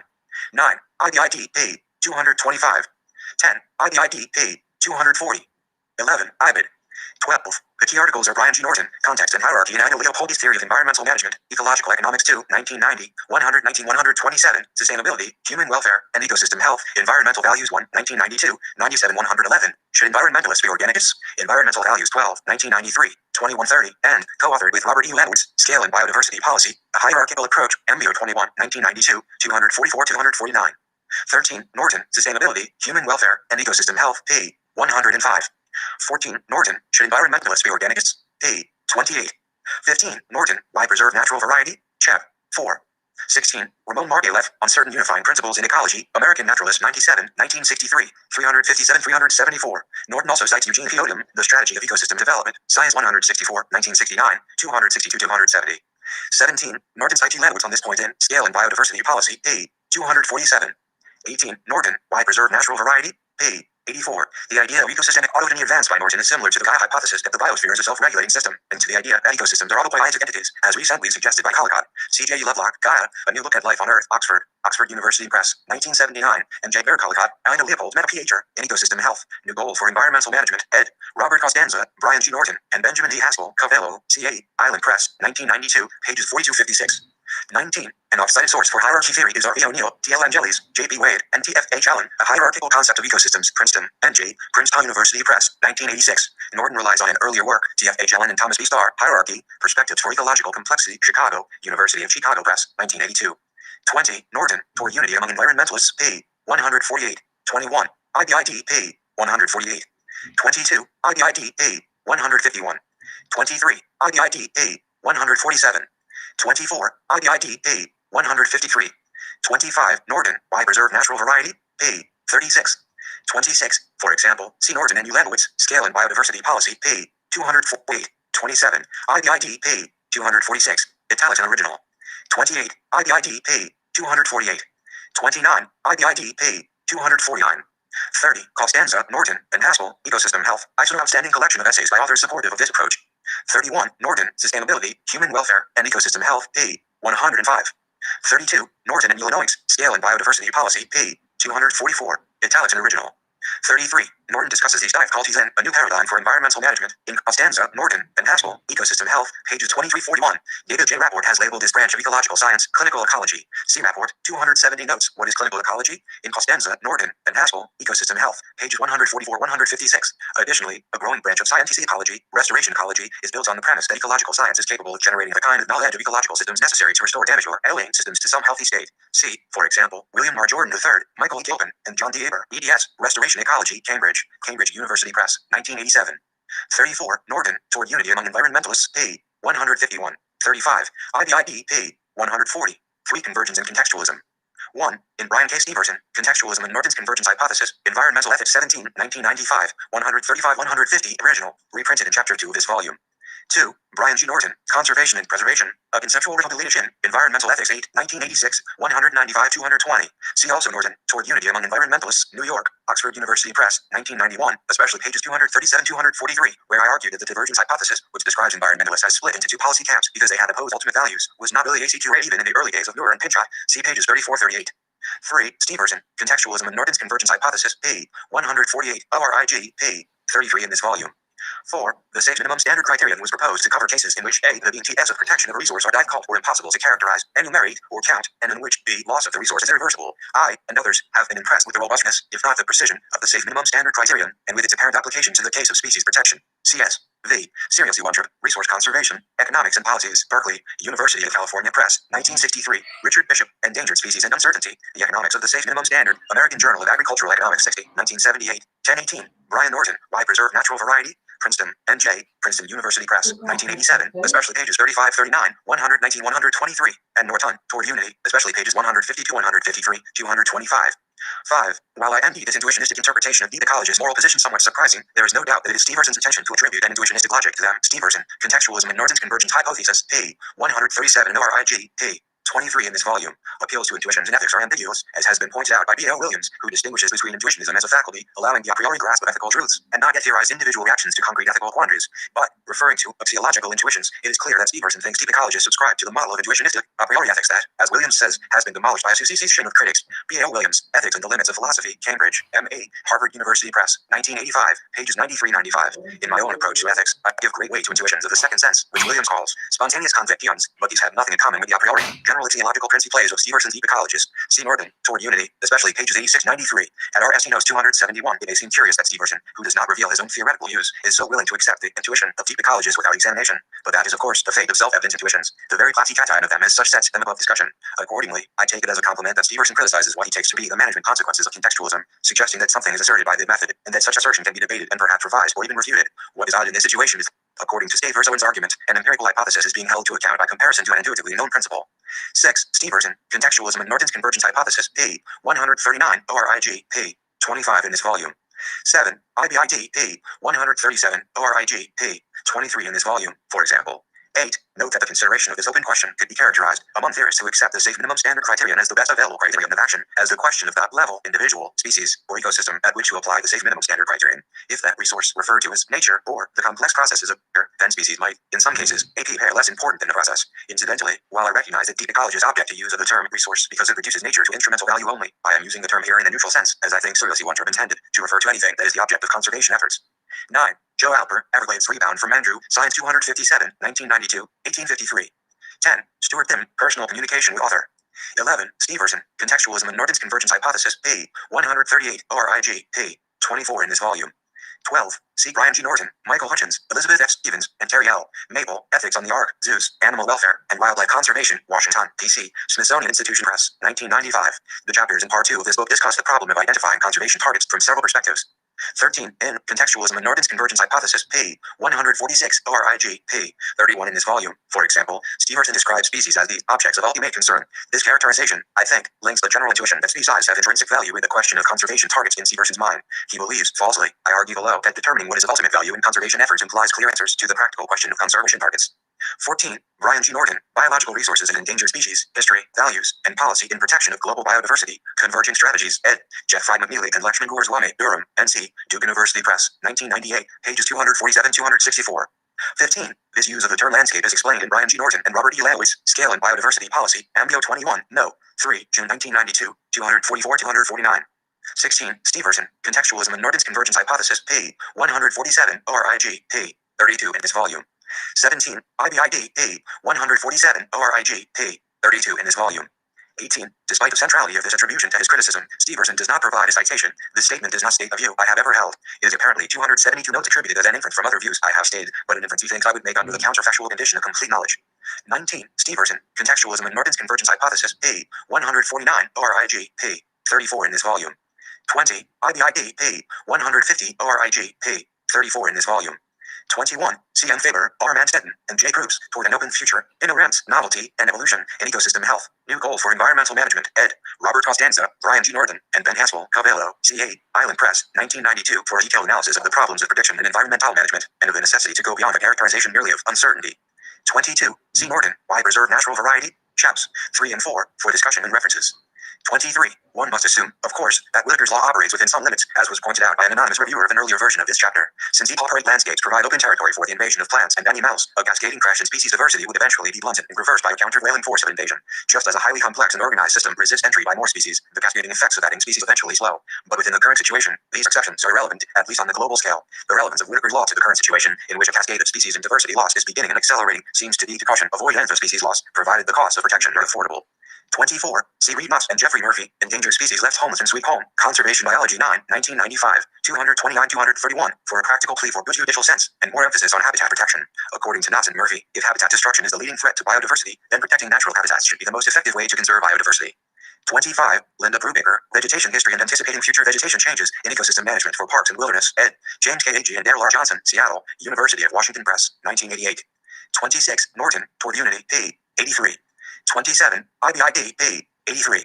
28. C. Lee, Compass and Gyroscope, Cavello, C.A., Island Press, 1993, for useful analysis of the political context of social learning in pursuit of environmental goals. Also see Brian G. Norton, Reduction or Integration, Two Approaches to Environmental Values in Environmental Pragmatism, ed. Andrew Light and Eric Katz, London, Routledge Publishers, 1996, for a proposal for a pragmatist approach to environmental policy and ethics. 4. Why Norton's approach is insufficient for environmental ethics. 1. Ken Sarowiwa, Right Livelihood Award Acceptance Speech, Stockholm, Sweden, the 9th of December 1994. 2. Carl Walters, Fish on the Line, Vancouver, David Suzuki Corporation into Fisheries Center, University of British Columbia, 1995. Notes 273. 3. The Globe and Mail, Toronto, Canada, the 13th of March 1995. 4. Kent H. Redford and Ellen M. Stearman, Forest-Dwelling Native Amazonians in the Conservation of Biodiversity, Interest in Common and Collision, Conservation Biology 7, No. 2, 1993, 248-255. 5. Robert Ulewicz, Ecosystem Integrity, A Causal Necessity in Perspectives on Ecological Integrity, ed. Laura Wesser and John Lemons, Dordrecht, Clear Appledemite Publishers, 1995, pages 77-87. 6. Walters, Fish on the Line, pages 50-52. 7. Monica Hammer, Anne-Marie Jensen, and Bento Jensen, Diversity, Change and Sustainability, Implications for Fisheries, Ambio 22, Nos. 2-3, 1993, 97-105. Italics in original. 8. Laura Westra, An Environmental Proposal for Ethics, The Principle of Integrity, Lanham, M.D., Roman and Little Eld, 1994. C. Laura Westra, Ecosystem Integrity and Sustainability, The Foundational Value of the Wild, in Westra and Lemons, EDS, Perspectives on Ecological Integrity, pages 1233. 9. Reed F. Nuss, What Should Endangered Ecosystems Mean to the Wildlands Project? Wild Earth 5, No. 4, 1995-1996, 21. 10. Robert Gulan, Environmental Sustainability and Power Sector, Part I, The Concept of Sustainability, Impact Assessment 12, No. 3, 1994, 276. 11. Laura Westra, Environmental Racism in the First Nation People of Canada, Terrorism and Oka, in Canadian Studies and Applied Ethics, ed. W. Craig and A. Wellington, Toronto, Broadview Press, 1997. See also J. Baird Collicott, In Defense of the Land Ethic, Albany, State University of New York Press, 1989, especially Chap. 10, pages 177-201. 12. Mark Sagoff, The Economy of the Earth, Philosophy, Law and the Environment, Cambridge, Cambridge University Press, 1988. 13. IBID. 14. Donald Scherer and Thomas Attig, EDS, Upstream Downstream, Philadelphia, PA, Temple University Press, 1990. 15. Robert E. McKinn, Technology, Demography, and the Anachronism of Traditional Rights, Journal of Applied Philosophy 11, No. 1, 1994, 5770. 16. Walters, Fish on the Line. 17. Brian G. Norton, Why I Am Not an Anthropocentrist, Collicott and the Failure of Mystic Inherentism, Environmental Ethics 17, 1995, 341-358. See also Norton, Environmental Ethics and Weak Anthropocentrism, Environmental Ethics 6, No. 2, 1984, 131-148. 18. Goodland, Environmental Sustainability in the Power Sector, Part 1, pages 275-304. 19. Robert E. McGinn, Technology, Demography, and the Anachronism of Traditional Rights, Journal of Applied Philosophy 11, 1994, 5770. 20. Sagoff, The Economy of the Earth. 21. Eric T. Freifogel, Justice in the Earth, Images for Our Planetary Survival, New York, Free Press and Macmillan, 1993, p. 27. 22. J. A. Hutchings and R. A. Myers, What Can Be Learned from Collapse of a Renewable Resource? Atlantic Cod, Gatus Morwood, of Newfoundland, Labrador, Canadian Journal of Fisheries and Aquatic Science 51, 1994, 2126, 2146. C. Hammer, Jensen, and Jensen, Diversity, Change and Sustainability, Implications for Fisheries, 274 notes, and M.C. Beveridge, M. Lindsay, G. Ross, and L.A. Kelly, Aquaculture and Biodiversity, MBO 23, No. 8, 1994, 497, 502. 23. William E. Reason, Matthews Wackernagel, Our Ecological Footprint, Gabriel Island, BC, New Society Publishers, 1996, p. 16. 24. IBID, p. 4. 25. IBID, pages 14-16. 26. IBID, pages 55-57. 27. Laura Wesser and Peter Wenz, EDS, The Faces of Environmental Racism, The Global Equity Issues, Lanham, M.D., Roman and Little Eld, 1995. 28. Robert Ulewicz, Ecology, The Ascendant Perspective, New York, Columbia University Press, 1997. 29. Donald A. Brown, The Role of Law in Sustainable Development and Environmental Protection Decision-Making in Sustainable Development, Science, Ethics and Public Policy, ed. John Lemons and Donald A. Brown, Dordrecht, Kluwer Academic Press, 1995, pages 6476. 30. Thomas Muir and Ann Zuider, Toxic Chemicals in the Great Lakes Basin Ecosystem, in Science Advisory Board Report to the International Joint Commission, Burlington, Ontario, Environmental Canada, 1987, p. 18. 31. Laura Westra, Ecosystem Integrity and Sustainability, The Foundational Value of the Wild, in Westra and Lemons, EDS, Perspectives on Ecological Integrity, pages 12-13, Westra, An Environmental Proposal for Ethics, The Principle of Integrity, pages 24-27, 41. 32. McGinn, Technology, Demography, and the Anachronism of Traditional Rights, pages 57-70.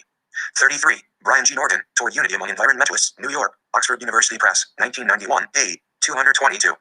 34. Brown, The Role of Law in Sustainable Development and Environmental Protection Decision-Making, pages 64-76.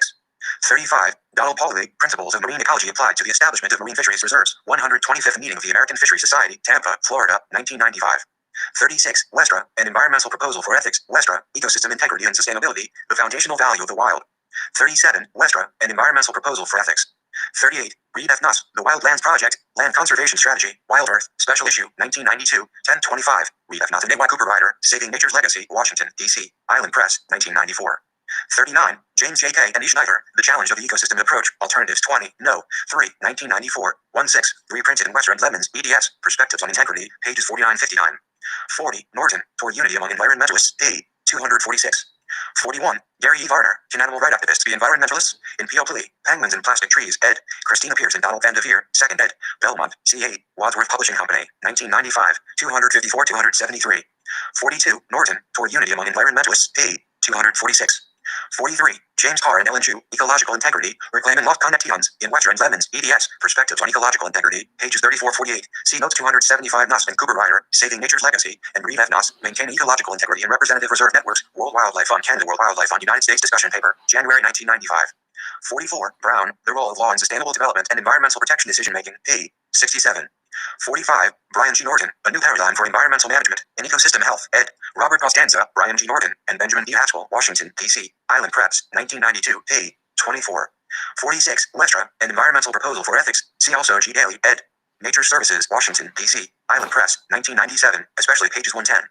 47. Brian G. Norton, Environmental Ethics and Weak Anthropocentrism, Environmental Ethics 6, No. 2, 1984, 131-148, Norton, Why I Am Not a Non-Anthropocentrist, pages 341-358.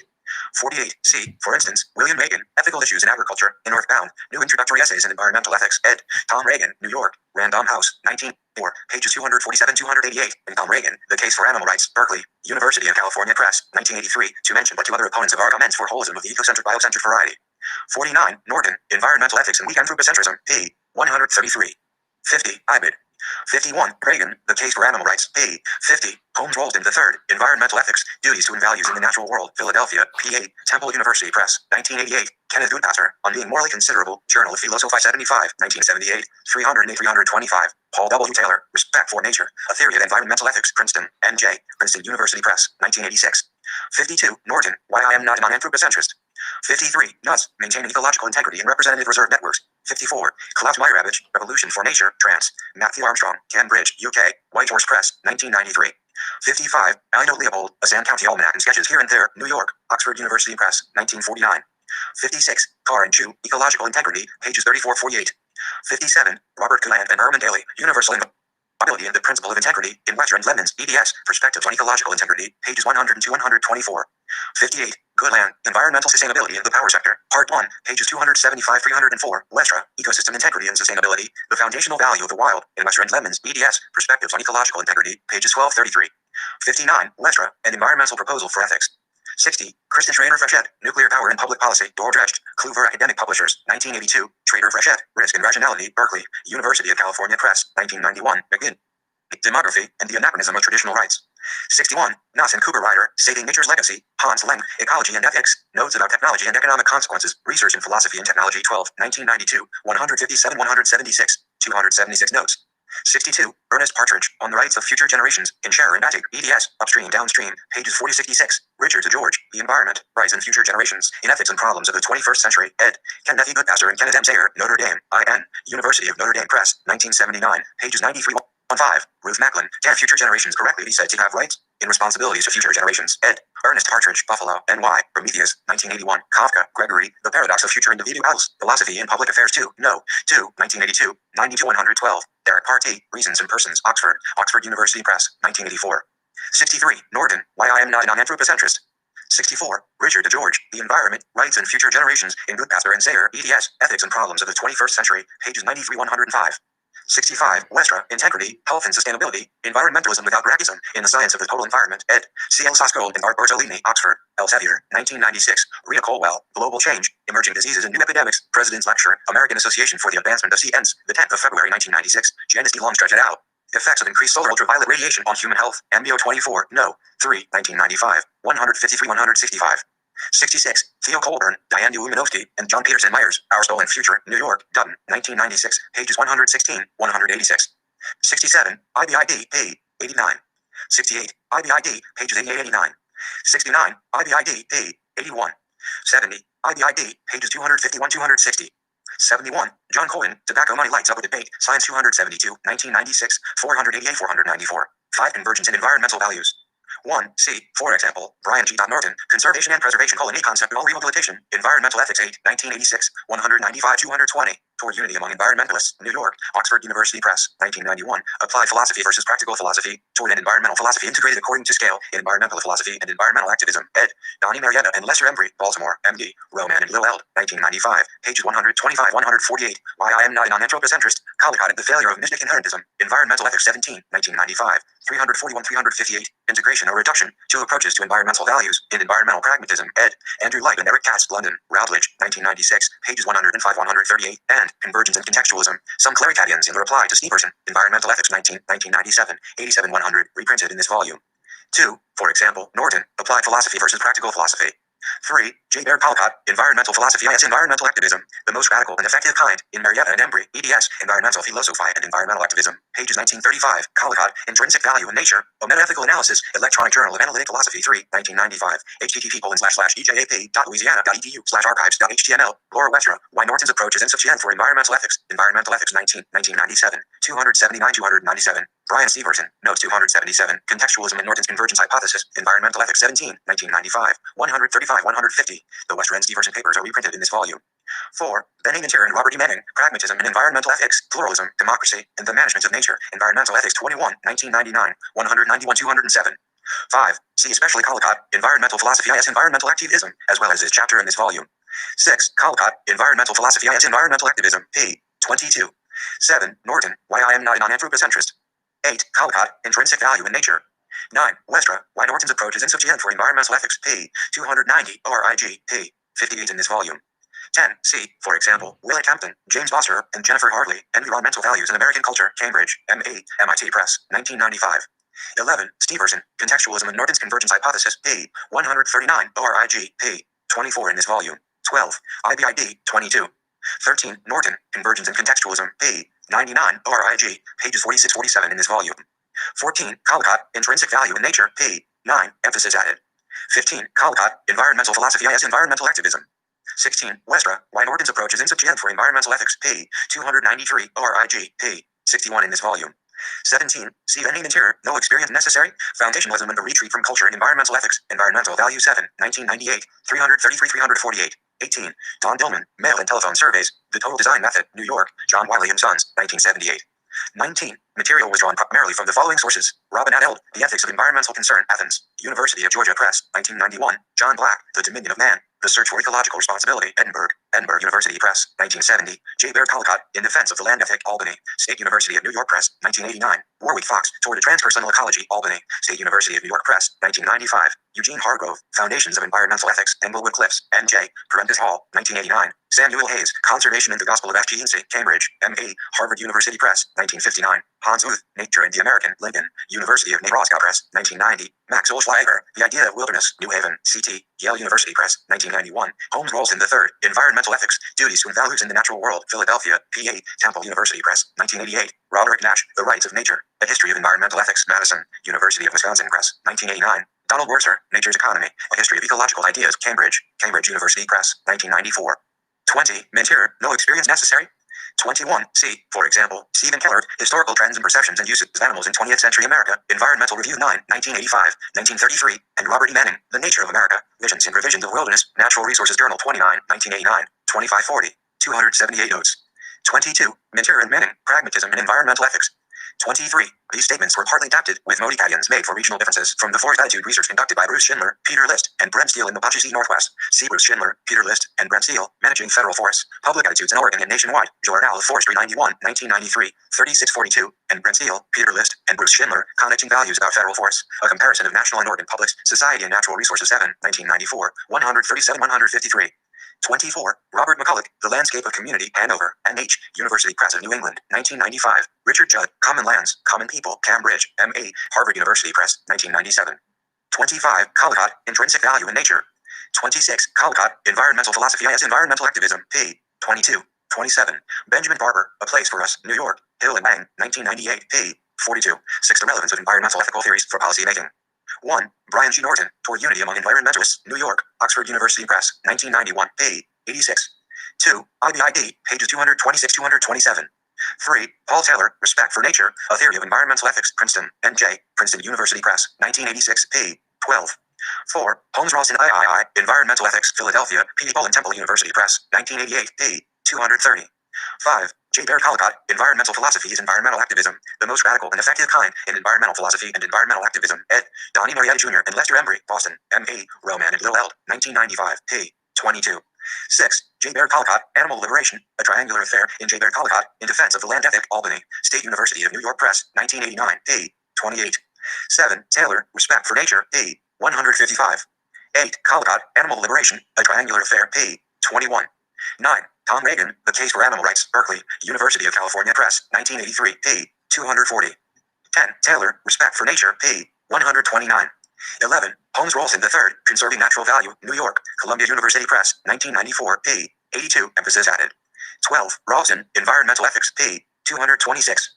13. Carl Henrik Brandholm, Epic Ocgerfo, Combining Diaresis, Rousseau, Combining Diaresis, K, Ethics and Animal Experimentation, A, Combining Ring Above, Rostock 1997, Fo, Combining Diaresis, Arfo, Combining Diaresis, Green Engine Law, Combining Diaresis, Rare Religion Concept, pages 93-94, my translation. 14. Andrew C. Caddick, An Intergenerational Approach to High-Level Waste Disposal, Nuclear News, July 1997, p. 50.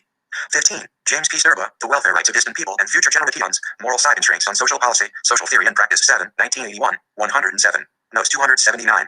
16. World Commission on Environment and Development, Our Common Future, Oxford, Oxford University Press, 1987, p. 1. 17. IBID, p. Ziv. 18. Reagan, The Case for Animal Rights, p. 357. 19. Ino Leopold, A Sand County Almanac and Sketches Here and There, London, Oxford University Press, 1949, pages 224-225. 20. Ralston, Environmental Ethics, p. 144. 21. World Commission, Our Common Future, p. 9. 22. IBID, p. 105. 23. IBID, p. 49. 24. IBID, p. 102. 25. IBID, p. 144. 26. Ralston, Conserving Natural Value, p. 233. Italics in original. 27. Ernie Ness, Ecology, Community and Lifestyle, Cambridge, Cambridge University Press, 1989, p. 29. 28. IBID, pages 140-141. 29. Collicott, Animal Liberation, A Triangular Affair, p. 27. 30. William Macon, quoted in J. Baird Collicott, The Conceptual Foundations of the Land Ethic, in Collicott, In Defense of the Land Ethic, p. 92. 31. Sandy Irvine and Alec Ponkin, A Green Manifesto, Policies for a Green Future, London, MacDonald Optima, 1988, p. 23. 32. World Commission, Our Common Future, p. 166. 33. IBID, pages 147-166. 34. Holmes Rolston III, Winning and Losing in Environmental Ethics, in Ethics and Environmental Policy, ed. Frederick Fair, Combining Acute Accent and Peter Hartle, Athens, University of Georgia Press, 1994, p. 231. 35, 36, 37, 38. C. Rolston, Conserving Natural Value, p. 68. World Commission, Our Common Future, pages 13, 147. Ralston, Conserving Natural Value, p. 27. Bill Duvall and George Sessions, Deep Ecology in the Environmental Ethics and Policy Book, ed. Donald Van Devere and Christine Pierce, Belmont, C.A., Wadsworth, 1994, p. 217. 39. Collicott, Animal Liberation, A Triangular Affair, p. 34. 40. Ralston, Conserving Natural Value, p. 91. 41. Reagan, The Case for Animal Rights, p. 357. 42. Taylor, Respect for Nature, p. 175. 43. Reagan, The Case for Animal Rights, p. 356. 44. Taylor, Respect for Nature, p. 183. 45. World Commission, Our Common Future, p. 1. 46. IBID, p. 137. 47. IBID, p. 138. 7. Convergent versus Reconstituting Environmental Ethics. 1. Brian G. Norton, Why Preserve Natural Variety? Princeton, N.J., Princeton University Press, 1987, p. 136. 2. IBID, p. 135, 280 notes. 3. IBID, Chaps, 8, 9. 4. Brian G. Norton, Toward Unity Among Environmentalists, New York, Oxford University Press, 1991, p. 86. 5. Brian G. Norton, Convergence and Contextualism, Some Claricadians in the Reply to Steverson, Environmental Ethics 1997, 87 100, reprinted in this volume. 6. Norton, Toward Unity, p. 239. 7. Millennium Ecosystem Assessment, Living Beyond Our Means, Natural Assets and Human Wellbeing, Statement from the Board, 2005, available at http://www.millenniumassessment.org/documents/document.429.aspects.pdf, p. 5. 8. Millennium Ecosystem Assessment, Our Human Planet, Summary for Decision Makers, Washington, D.C., Island Press, 2005. 9. Millennium Ecosystem Assessment and World Health Organization, Ecosystems and Human Wellbeing, Health Synthesis, Geneva, Switzerland, World Health Organization, 2005. 10. Millennium Ecosystem Assessment, Ecosystems and Human Wellbeing, Opportunities and Challenges for Business and Industry, Washington, D.C., World Resources Institute, 2005. 11. Millennium Ecosystem Assessment, Ecosystems and Human Wellbeing, Wetlands and Water Synthesis, Washington, D.C., World Resources Institute, 2005. 12. Millennium Ecosystem Assessment, Ecosystems and Human Wellbeing, A Framework for Assessment, Washington, D.C., Island Press, 2003. 13. Norton, Why Preserve Natural Variety? Pages 227-233, quote on p. 231. 14. Brian G. Norton, Convergence Corroborated, A Comment on Arnie Ness on Wolf Policies, in Philosophical Dialogues, Arnie Ness and the Progress of Ecophilosophy, ed. Nina Widowsek and Andrew Brennan, Lenham, M.D., Roman and Little L, 1999, pages 394-401. 15. IBID, p. 398. 16. IBID, p. 397.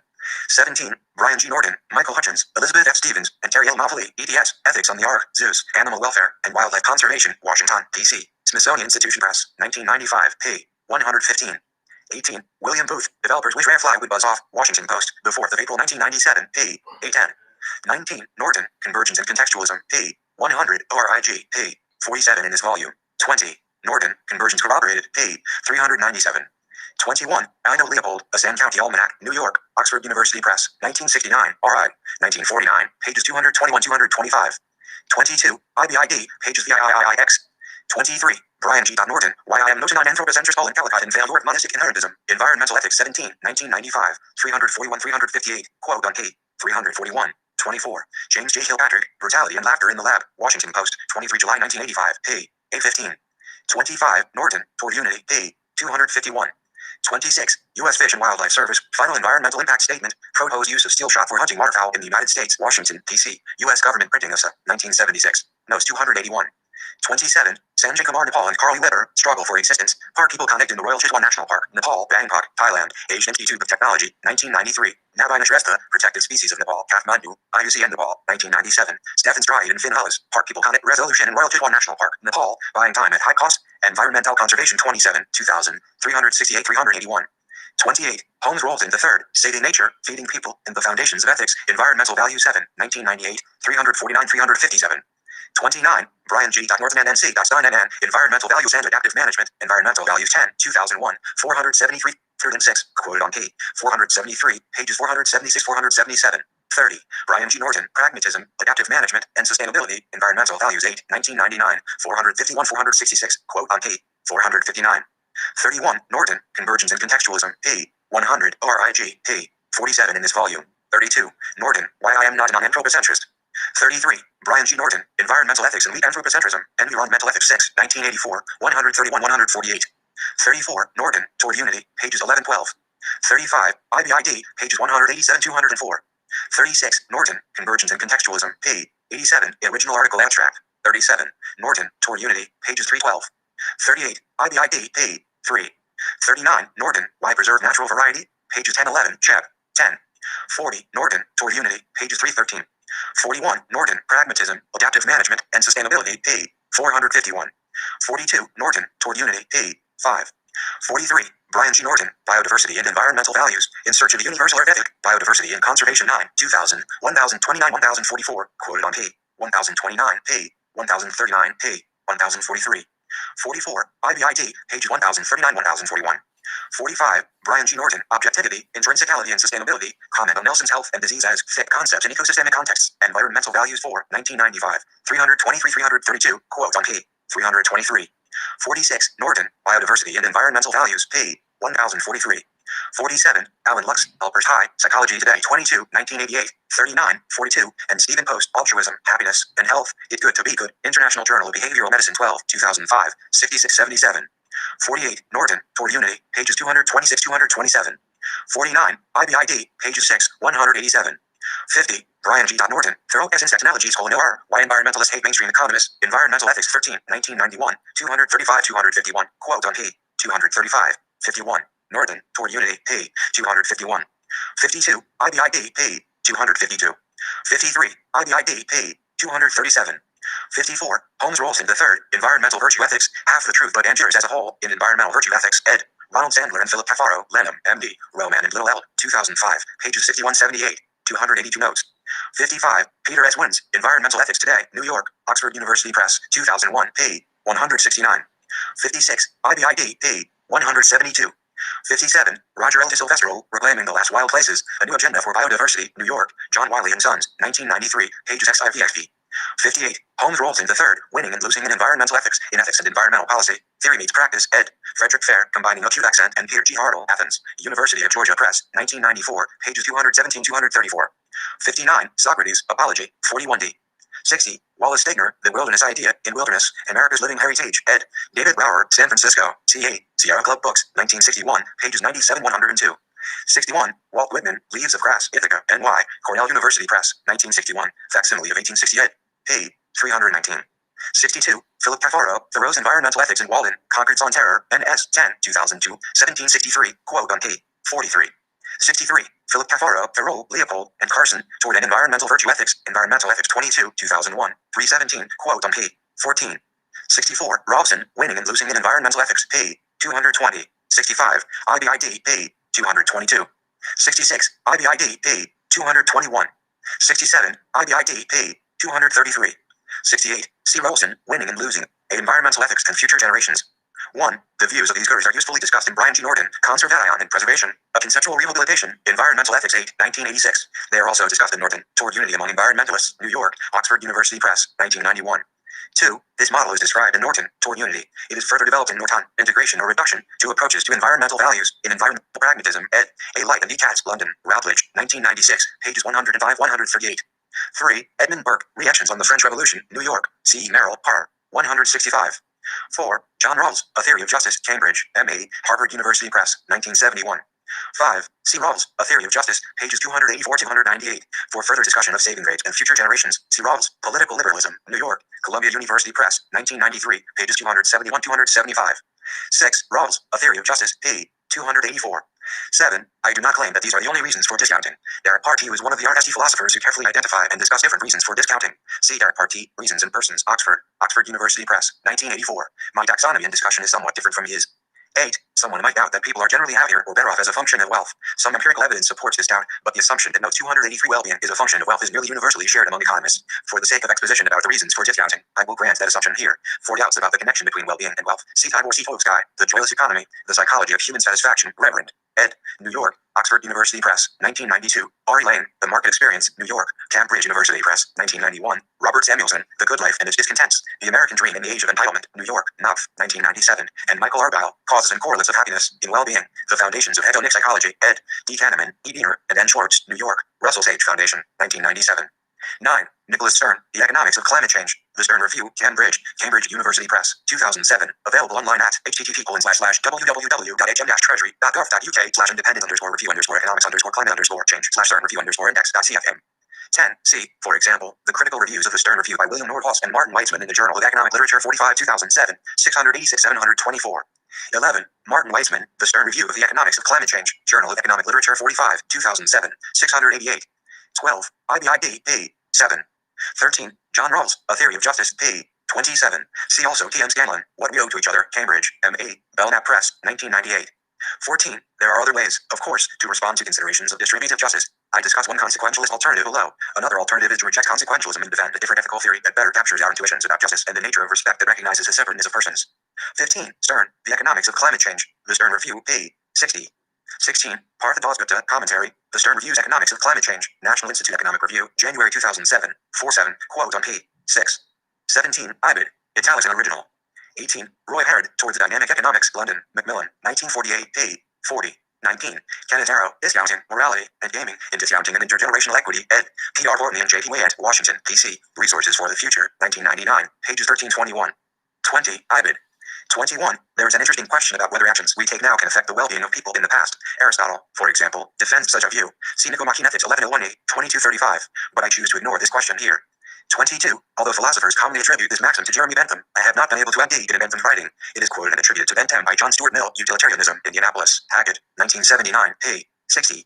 23. John Boone, Why Economics Need Ethical Theory in Welfare, Development, Philosophy and Social Science, Essays for Amartya Sen's 75th Birthday, Volume 3, ed. K. Basu and R. Canberra, Oxford University Press, forthcoming. This issue of Temporal Dissociation is explored in depth by Thomas Nagel, The Possibility of Altruism, Princeton, N.J., Princeton University Press, 1978, pages 2778. 24. F.P. Ramsey, A Mathematical Theory of Saving, Economic Journal 38, 1928, 543-559, quote on p.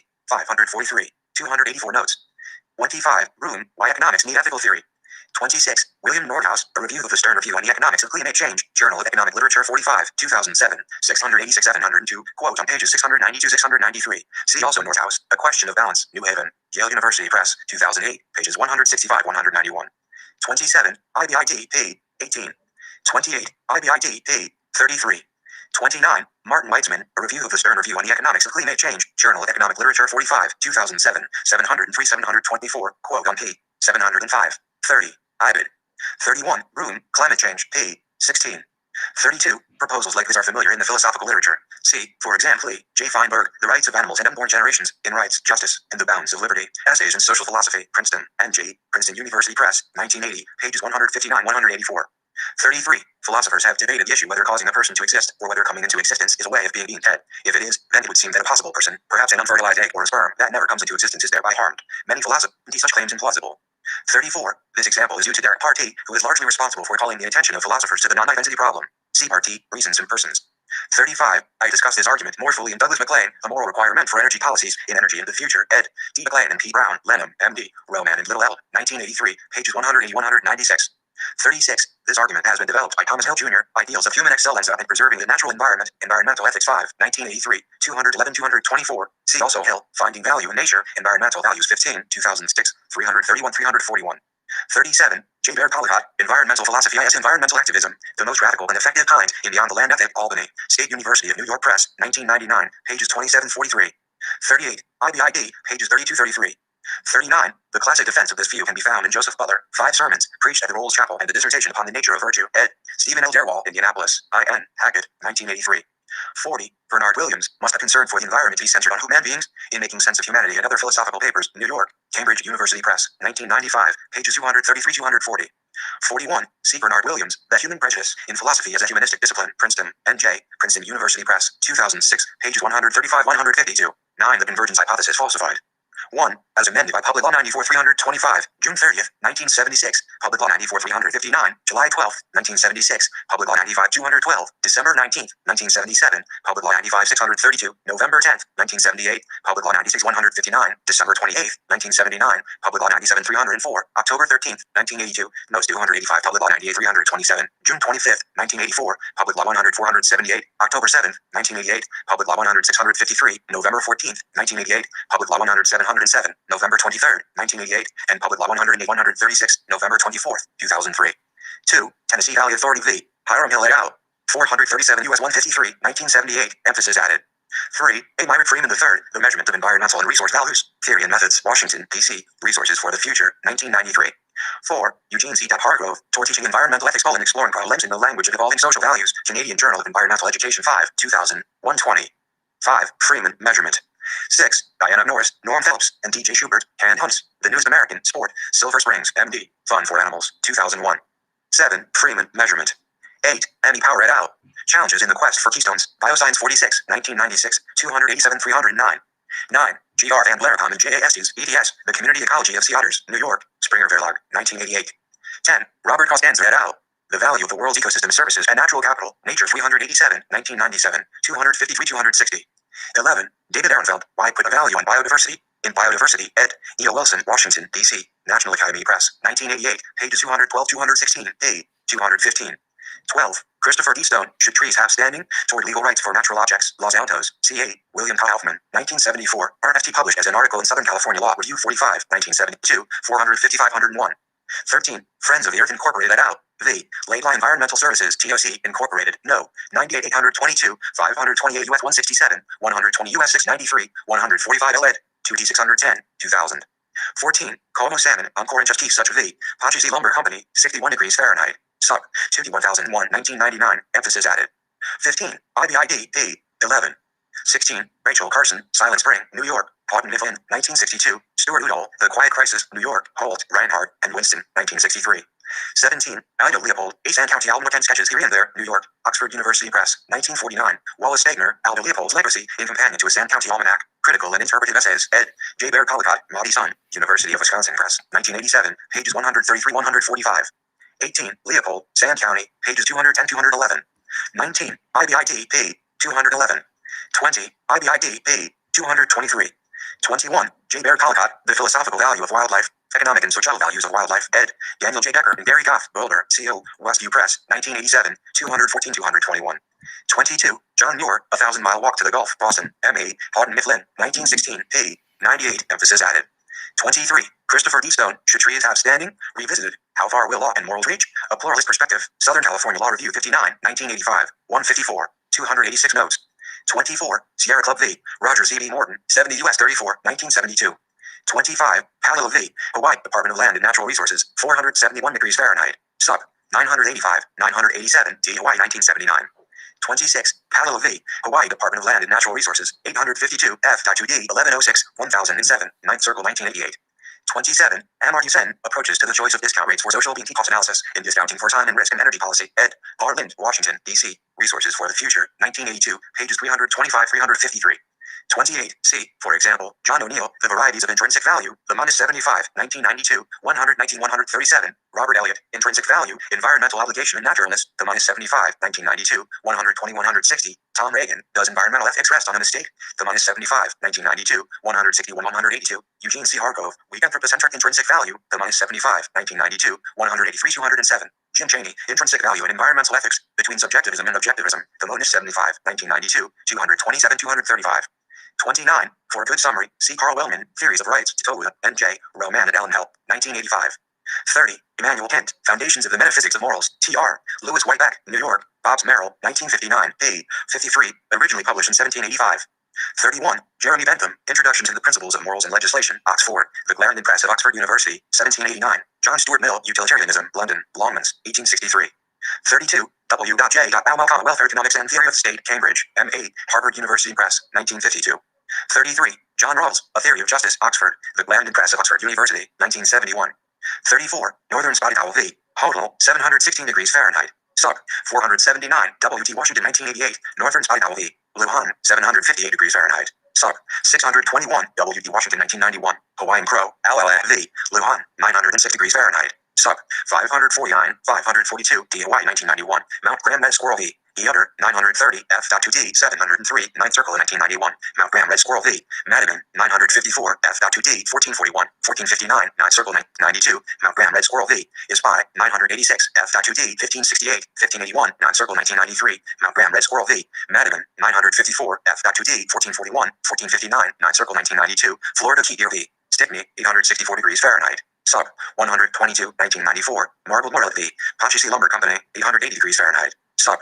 1343, 1346, MD Cal, 1995, Loggerhead Turtle v. County Council of Volusia County, Florida, 896 degrees Fahrenheit, Sup. 1170, 1177, MD Fla, 1995, Hawksbill C. Turtle v. FEMA, 126, F.3D, 461, 466, 3D Circle, 1997, Colo Salmon, Encore and Just Keys Such v. Pachisi Lumber Company, 61 degrees Fahrenheit, Sup. 2D 1001, MD Cal, 1999, Cetacean Community v. Bush, 249 degrees Fahrenheit, Sup. 2D 1206, E. Ha, 2003. 35. Donald G. Kyle, Spectacles of Death in Ancient Rome, New York, Routledge, 1998. 36. Kent, Foundations. 37. Roger Sawyer, Slavery in 20th Century, London, Routledge and G. Dan Paul, 1986. 38. John F. Decker, Prostitution, Regulation and Control, Littleton, C.O. F. B. Roth, Mann, 1979, James K. NCRD, The War on Drugs, Heroin, Cocaine, Crime, and Public Policy, Palo Alto, CA, May Eld, 1986, Notes 287. 39, D.J. Rothman et al. Bellagio Task Force Report on Transplantation, Bodily Integrity, and the International Trafficking in Organs, Transplantation Proceedings 29, 1997, 2739, 2745. 40, S. Savage Rumba, S.G. Chankry, and P.J. Taylor, Kanzi, The Ape at the Brink of the Human Mind, New York, Oxford University Press, 1998. 41, Tom Megan, The Case for Animal Rights, Berkeley, University of California Press, 1983. Peter Singer, Animal Liberation, A New Ethics for Our Treatment of Animals, New York, Avon, 1977. Kenneth E. Goodpaster, On Being Morally Considerable, Journal of Philosophy 75, 308, 325. Paul W. Taylor, Respect for Nature, A Theory of Environmental Ethics, Princeton, N.J., Princeton University Press, 1986. Gary Varner, In Nature's Interests, New York, Oxford University Press, 1998. 42, Henry Cohen, Federal Animal Protection Statutes, Animal Law 1, 2000, 143, 153. 43, J. Baird Collicott, On the Intrinsic Value of Non-Human Species in the Preservation of Species, ed. Brian G. Norton, Princeton, N.J., Princeton University Press, 1986, 138, 172. 44, for example, Jonathan Aldred, Existence Value, Welfare, and Altruism, Environmental Values 3, 1994, 381, 402. 45, A.N. Vargas, P. Lockhart, P. Maringari, and P. Gober, The Reintroduction Process, Blackfoot Ferrets as a Case Study, in Proceedings, American Zoo and Aquarium Association Western Regional Conference, Denver, Colorado, May 15, 1966, 829, 834. 46, Aldred, Existence Value.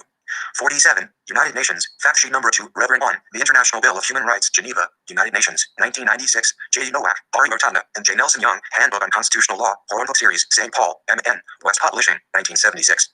48, Kent, Foundations. 49, Mark Sagloff, The Economy of the Earth, Philosophy, Law, and the Environment, Cambridge, Cambridge University Press, 1988. 50, Mark Sagloff, At the Shrine of Our Lady of Fatima, Why Political Questions Are Not All Economic, Arizona Law Review, 1981, 1283, 1298.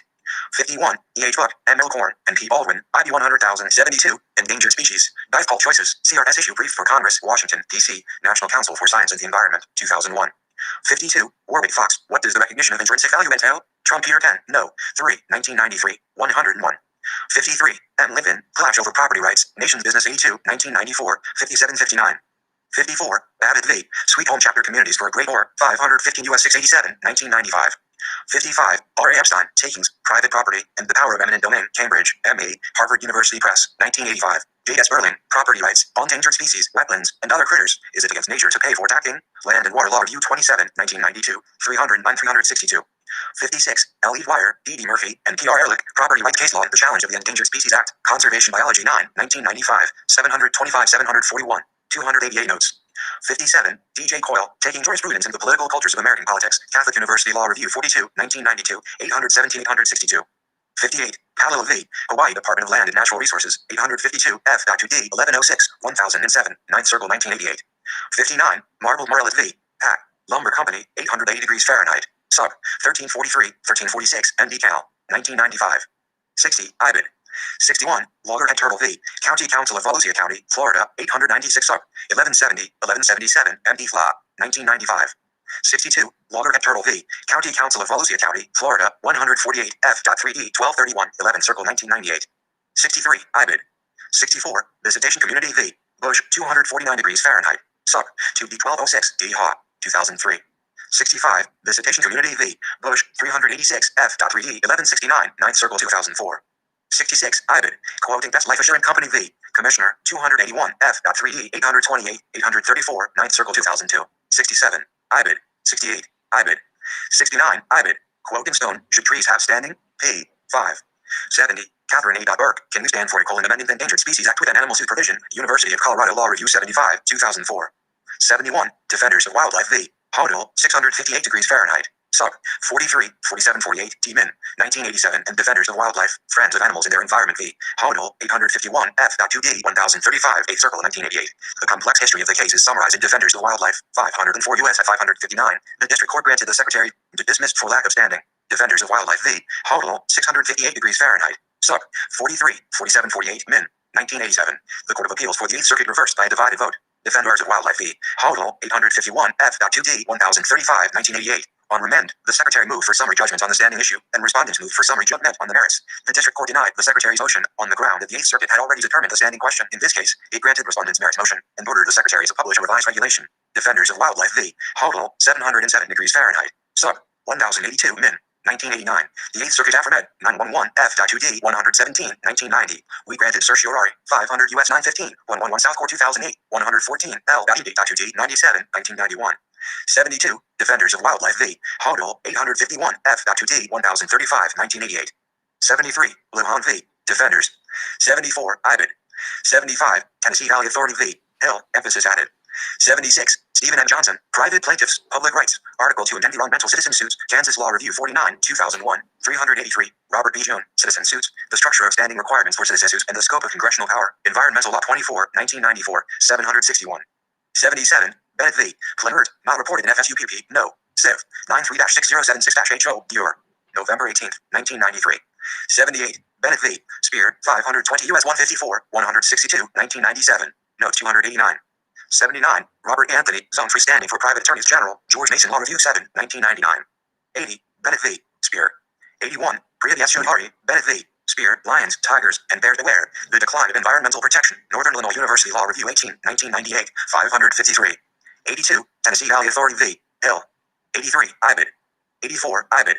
85. Rancho Viejo, LLC v. Norton, 334, F.3E, 1158, 1158. 10 Convergence in an Agrarian Key. 1. Thomas E. Hilda and Paul B. Thompson, Agrarianism and Pragmatism, in the Agrarian Roots of Pragmatism, ed. Paul B. Thompson and Thomas A. Hilda, Nashville, T.N., Vanderbilt University Press, 2000, pages 121. 2. Philip Cafaro, Split Decision, Book Review, Conservation Biology 21, 2007, 888-890. 3. Brian Norton, The Constancy of Leopold Land Ethic, Conservation Biology 2, 1988, 93-102. 4. Brian G. Norton, Sustainability, A Philosophy of Adaptive Ecosystem Management, Chicago, University of Chicago Press, 2005. 5. Paul B. Thompson, Agrarianism as Philosophy, in Thompson and Hilda, eds, The Agrarian Roots of Pragmatism, pages 2550, and Thompson, The Reshaping of Conventional Farming, A North American Perspective, Journal of Agricultural and Environmental Ethics 14, 2001, 217-229. 6. Paul B. Thompson, Expanding the Conservation Tradition, The Agrarian Vision, in Reconstructing Conservation, Finding Common Ground, ed. Benny Minter and Robert E. Manning, Washington, D.C., Island Press, 2003, pages 77-92. 7. Donald W. Mayonik, The Shaping of America, Volume 2, New Haven, C.T., Yale University Press, 1993. 8. Thomas Jefferson, Writings, ed. Merrill E. Peterson, New York, Literary Class 6 of the United States Library of America, 1984, p. 291. 9. IBID, p. 290. 10. IBID, p. 818. 11. C. Meinig, The Shaping of America. 12. Gary Wills, American Atom, New York Review of Books, the 6th of March 1997, pages 30-33. 13. C. Char Miller, Gifford Pinchot and the Making of Modern Environmentalism, Washington, D.C., Island Press, 2001. 14. Brian G. Norton, Toward Unity Among Environmentalists, New York, Oxford University Press, 1991. 15. Miller, Gifford Pinchot, p. 169. 16. Theodore Roosevelt, The Rough Riders and Autobiography, E.V. Louis Eugene Kloss, New York, Literary Classics of the United States Library of America, 2004, p. 306, 290 notes. 17. IBID, p. 374. 18. IBID, p. 350. 19. Theodore Roosevelt, Letters and Speeches, ed. Louis Auchincloss, New York, Literary Classics of the United States Library of America, 2004, p. 716. 20. C. Thompson, Agrarianism as Philosophy. 21. Roosevelt, Letters and Speeches, p. 443. 22. Quoted in Miller, Gifford Pinchot, p. 171.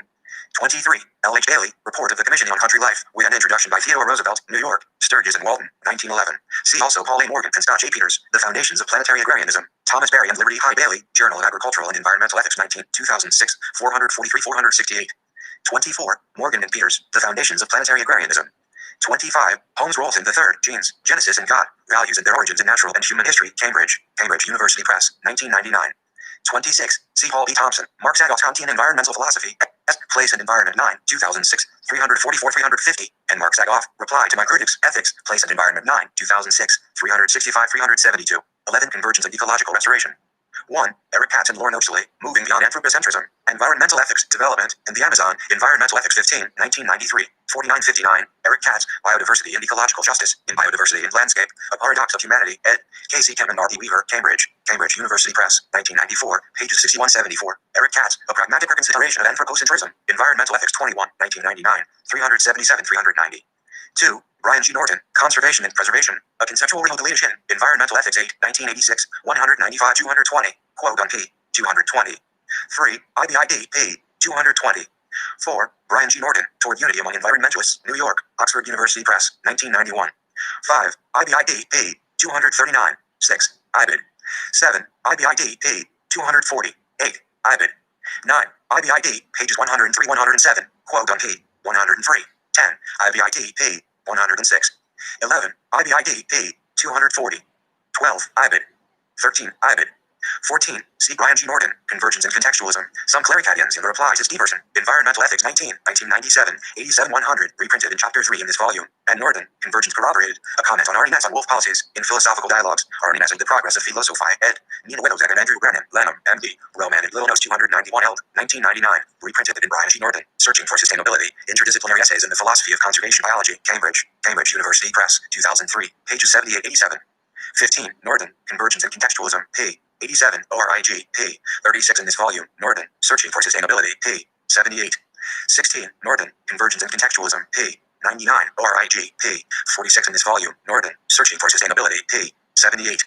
17. Brian G. Norton, Sustainability, A Philosophy of Adaptive Ecosystem Management, Chicago, University of Chicago Press, 2005, pages 508-510. 18. IBID, p. 510. 19. Norton, Convergence and Contextualism, p. 99, ORIG, p. 47 in this volume. Norton, Searching for Sustainability, p. 78. 20. Norton, Convergence and Contextualism, p. 99, ORIG, p. 46 in this volume. 21. IBID, Norton, Searching for Sustainability, p. 81. 22. Norton, Convergence and Contextualism, p. 100, ORIG, p. 47 in this volume. Norton, Searching for Sustainability, pages 81-82. 23. Norton, Toward Unity, p. 240. 24. IBID, p. 509. 25. IBID.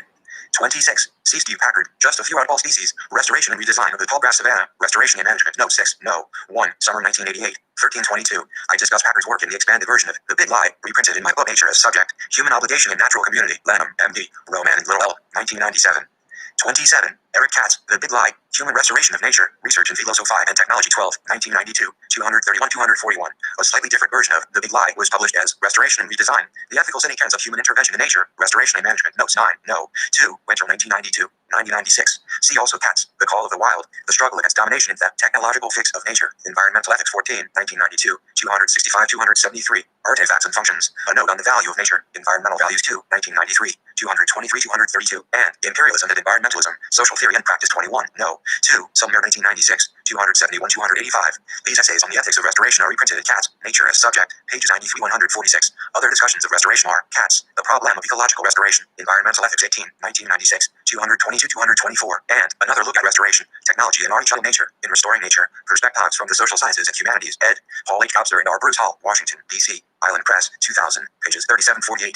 For critical commentary on my views, see Low, Natural and Artifactual, Restore Nature as Subject, Environmental Ethics 21, 1999, 247-266. Andrew Light, Ecological Restoration and the Culture of Nature, A Pragmatic Perspective in Gobster and Hall, ETS, Restoring Nature, pages 49-70. And Stephen Vogel, The Nature of Artifacts, Environmental Ethics 25, 2003, 149-168.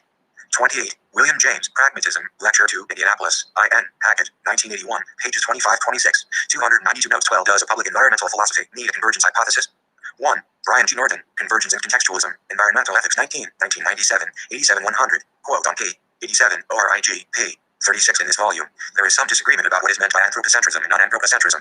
For reasons that I do not specify here, I take the view that the distinction should be drawn over the issue of whether or not one believes that direct moral obligations can be extended to entities other than humans. Following Norton's discussion of weak anthropocentrism, there seems to be no reason that an anthropocentrist could not value non-human individuals or collective entities like species or ecosystems for indirect reasons. Non-anthropocentrists, then, are those who extend direct moral obligations to things other than humans. This last category is admittedly very large, but still meaningful insofar as it marks a departure from most of the history of Western ethics.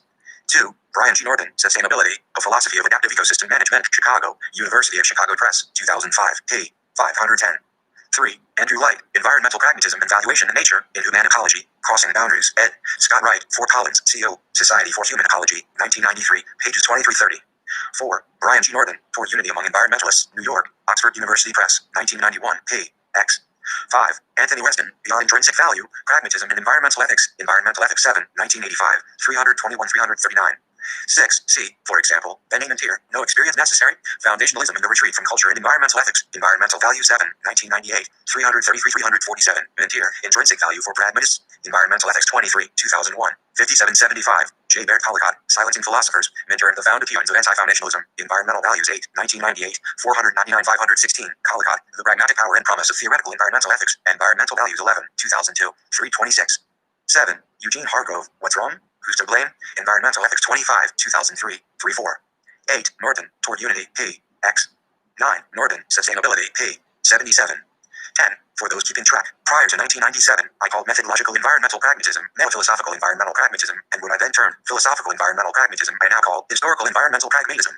I only point this out because as recently as 2007, there were still several references to people endorsing meta-philosophical environmental pragmatism, despite the abundant references in my work to methodological environmental pragmatism. See Kevin Elliott, Norton's Conception of Sustainability, Political or Metaphysical, and Environmental Ethics 29, 2007, 322.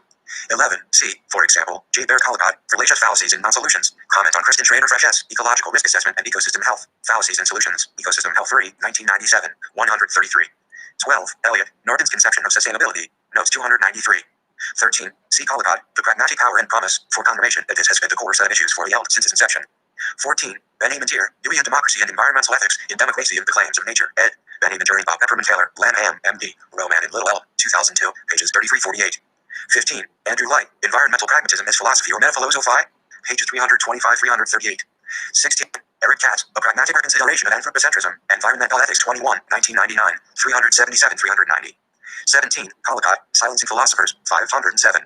18. Andrew Light, The Case for a Practical Pluralism in Environmental Ethics, an Anthology, ed. Andrew Light and Holmes Rolson III, Cambridge, M.A., Blackwell, 2003, pages 229-247. 19. For example, J. Baird Collicott et al., Biodiversity in the Big Thicket, Ethics, Place, and Environment 9, 2006, 2145. 20. C. Light, The Case for a Practical Pluralism. 21. That said, the core of philosophers working on climate change is exception ally good, including Priscilla Andrew, Don Brown, Simon Caney, Steve Gardner, Dale Jamieson, Henry Shue, and Clark Wolf. Interestingly, though I cannot pursue the issue or its implications here, I would not count any of these Gurs as traditionally oriented environmental ethicists in the sense of primarily being concerned with the sort of projects engaged in by Gurs like Collicott and Rolson. It should also be pointed out that arguably the best work produced by these Gurs and others has been published in more mainstream philosophical journals such as Philosophy and Public Affairs. I believe that this is partially because none of these Gurs are substantially departing from more traditional forms of ethical theory in pursuit of a moral response to global warming. 22. See, for example, J. Baird Collicott, Environmental Philosophy is Environmental Activism, the most radical and effective kind in environmental philosophy and environmental activism, ed. Donnie Marietta and Lester Embry, Lanham, M.D., Roman and Little L, 1995, pages 1936, and Collicott, The Pragmatic Power and Promise. 23. Andrew Light and Abner D. Shalit, Environmental Ethics, whose philosophy, which practiced in moral and political reasoning and environmental practice, ed. Andrew Light and Abner D. Shalit, Cambridge, M.A., MIT Press, 2003, pages 127. 24. Willett Kempton, James S. Bosser, and Jennifer A. Hartley, Environmental Values in American Culture, Cambridge, M.A., MIT Press, 1997.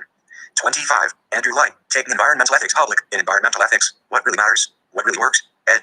David Schmitz and Elizabeth Willott, Oxford, Oxford University Press, 2002, pages 556-566. 26. C.J.I. Alperin, Warming Draws Evangelicals into Environmentalist Fold, Washington Post, the 8th of August 2007, p. A1. For more on the Evangelical Climate Initiative, go to http://www.christiansandclimate.org/.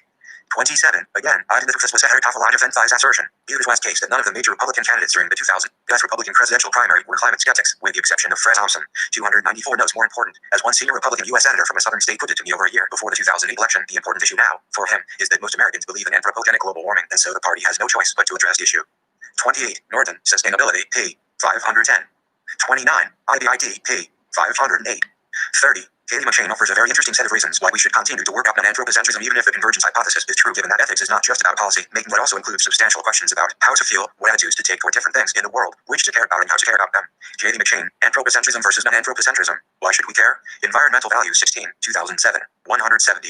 I cannot reply to McShane here, but only say that formally my methodological pragmatism is designed to be agnostic on the question of the truth of anthropocentrism versus non-anthropocentrism, so there is nothing necessarily incompatible with this particular aspect of my views and hers. I certainly also think there is more to ethics than just serving public policy, as should be evident in my recent book with John O'Neill and Ellen Holland, Environmental Values, London, Routledge, 2008. It would, of course, be absurd that there would be no differences between the possible worlds I just sketched. How much those differences matter in the service of sustainability, however, would be an interesting question to pursue.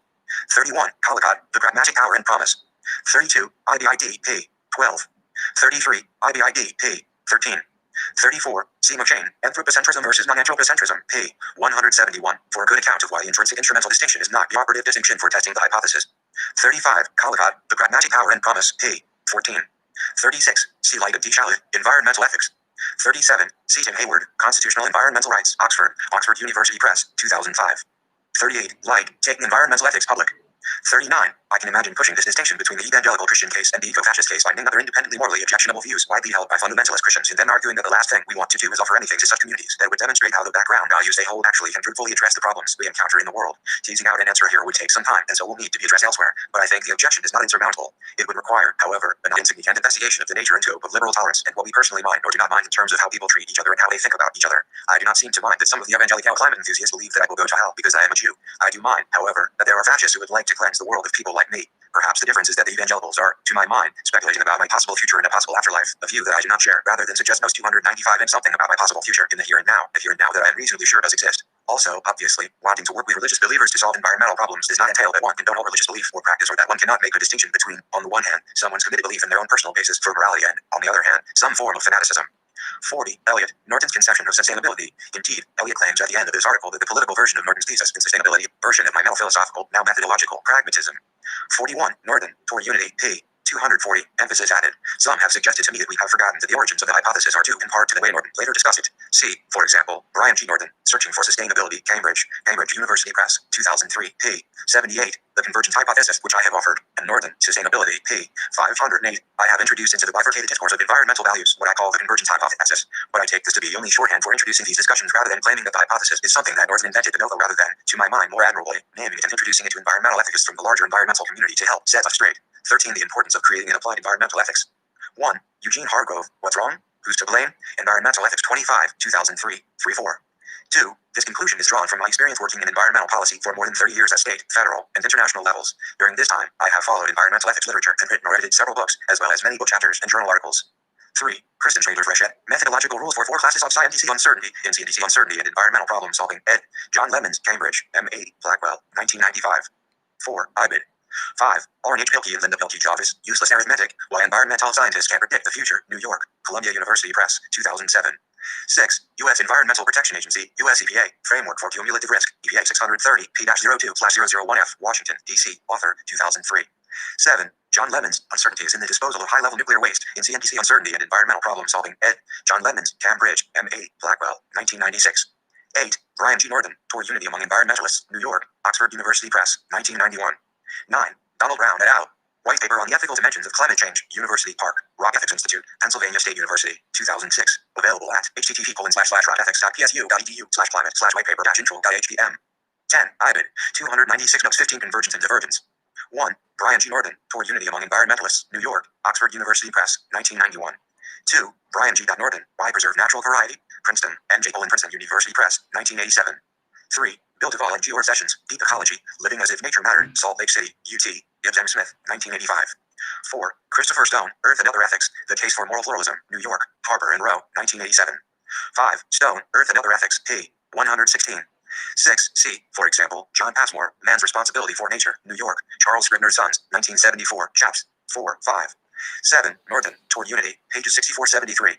8. Michael Stenmark, The Relevance of Environmental Ethical Theories for Policy Making, Environmental Ethics 24, 2002, 135-148, quote on p. 141, ORIG, p. 86 in this volume. 9. Norton, Toward Unity. 10. Although he does not clearly explain what he thinks such a hypothesis would imply about policy, Collicott apparently endorses the divergent hypothesis. C.J. Baird Collicott, The Pragmatic Power and Promise of Theoretical Environmental Ethics, Environmental Values 11, 2002, 326, especially p. 14. 11. Aldo Leopold, A Sand County Almanac, Oxford, Oxford University Press, 1949, p. 109. 12. Note that Donald Brown, one of the writers in this volume who was experienced in actual policy contexts, agrees with this assessment, while decrying the failure of environmental ethicists to recognize the key role of empirical science in policy development. C. Brown, Chapter 13 of this volume. 13. J. Baird Collicott, Environmental Philosophy is Environmental Activism, the most radical and effective kind in environmental philosophy and environmental activism, ed. Donnie Marietta and Lester Embry, Lenham, M.D., Roman and Lechley Eld, 1995, pages 1936, Collicott, Silencing Philosophers, Minter, The Foundations of Anti-Foundationalism, Environmental Values 8, 1999, 499-516, and Collicott, The Pragmatic Power and Promise. 14. Richard J. Bernstein, Pragmatism, Pluralism, and the Healing of Wounds, in Pragmatism, a reader, ed. Louis Menand, New York, Vintage Random House, 1997. 15. My elaborations do not, I think, depart from Bernstein's characterization in that they can be justified by reference to his list. They re-ECT my special interest in the pragmatics of language and the post-foundational epistemology of W. Theo Quine, C. Quine, Two Dogmas of Empiricism, in his From a Logical Point of View, New York, Harper and Row, 1950, and Quine, Epistemology Naturalized, in his Ontological Relativity and Other Essays, New York, Columbia University Press, 1969. My approach is also informed by Rudolf Carnap's interpretation, in the last years of his career, of philosophical questions as involving pragmatic choices. See Carnap, Empiricism, Semantics, and Ontology, in his Meaning and Necessity, Chicago, University of Chicago Press, 1949. These elaborations are developed in the appendix to my book, Sustain Notes 297 Ability, A Philosophy of Adaptive Ecosystem Management, Chicago, University of Chicago Press, 2005. 16. Collicott, Silencing Philosophers. 17. Collicott, The Power and the Promise. 18. Eugene Hargrove, What's Wrong? Who's to Blame? Environmental Ethics 25, 2003, 3-4. Christopher Stone, Do Morals Matter? The Innuendo of Ethics on Courts and Congress and Shaping U.S. Environmental Policies. UC Davis Law Review 37, 2003, 1352. Donald Brown, Chapter 13 in this volume. 19. Collicott, The Power and the Promise, p. 14. 20. Norton, Sustainability. 21. Eric Katz, Chapter 11 in this volume, p. 185. 22. Charles Sanders Peirce, How to Make Our Ideas Clear, in Pragmatism, a reader, ed. Louis Menand, New York, Vincent Random House, 1997, quote on p. 36. 23. Brian G. Norton, Environmental Ethics of Non-Human Rights, Environmental Ethics 4, 1982, 1736, and Environmental Ethics and Rights of Future Generations, Environmental Ethics 4, 1982, 319, 337. 24. Norton, Sustainability, especially Section 7.1. 25. Brian G. Norton, Epistemology and Environmental Values, -75, 1992, 208, 226, and Norton, Values in Nature, in Contemporary Debates and Applied Ethics, ed. A.I. Cohen and C.H. Wellman, London, Blackwell, 2005.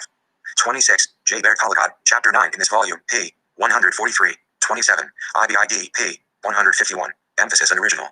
28. IBID, pages 150 to 155. 29. IBID, p. 143. 30. Norton, Why Preserve Natural Variety? 31. J. Baird Collicott, Chapter 9 in this volume, p. 166.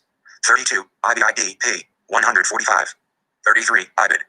34. Brian G. Norton and Douglas Noonan, Ecology and Valuation, Big Changes Needed, Ecological Economics 63, 2007, 664, 675. 35. Asden and Norton, Sustainability. 36. Norton, Sustainability. 37. Collicott, Chapter 9 in this volume, p. 143. 38. Collicott, The Power and the Promise, p. 16. 39. IBID, p. 21. 40. Benny Mature and Robert E. Manning, Convergence in Environmental Values, an Empirical and Conceptual Defense, Ethics, Place, and Environment 3, 2000, 4760, reprinted as Chapter 5 in this volume. 41. This idea was RFT developed in Princeton, The Ignorance Argument, What Must We Know to Be Fair to the Future, in Economics, Ethics, and Environmental Policy, ed.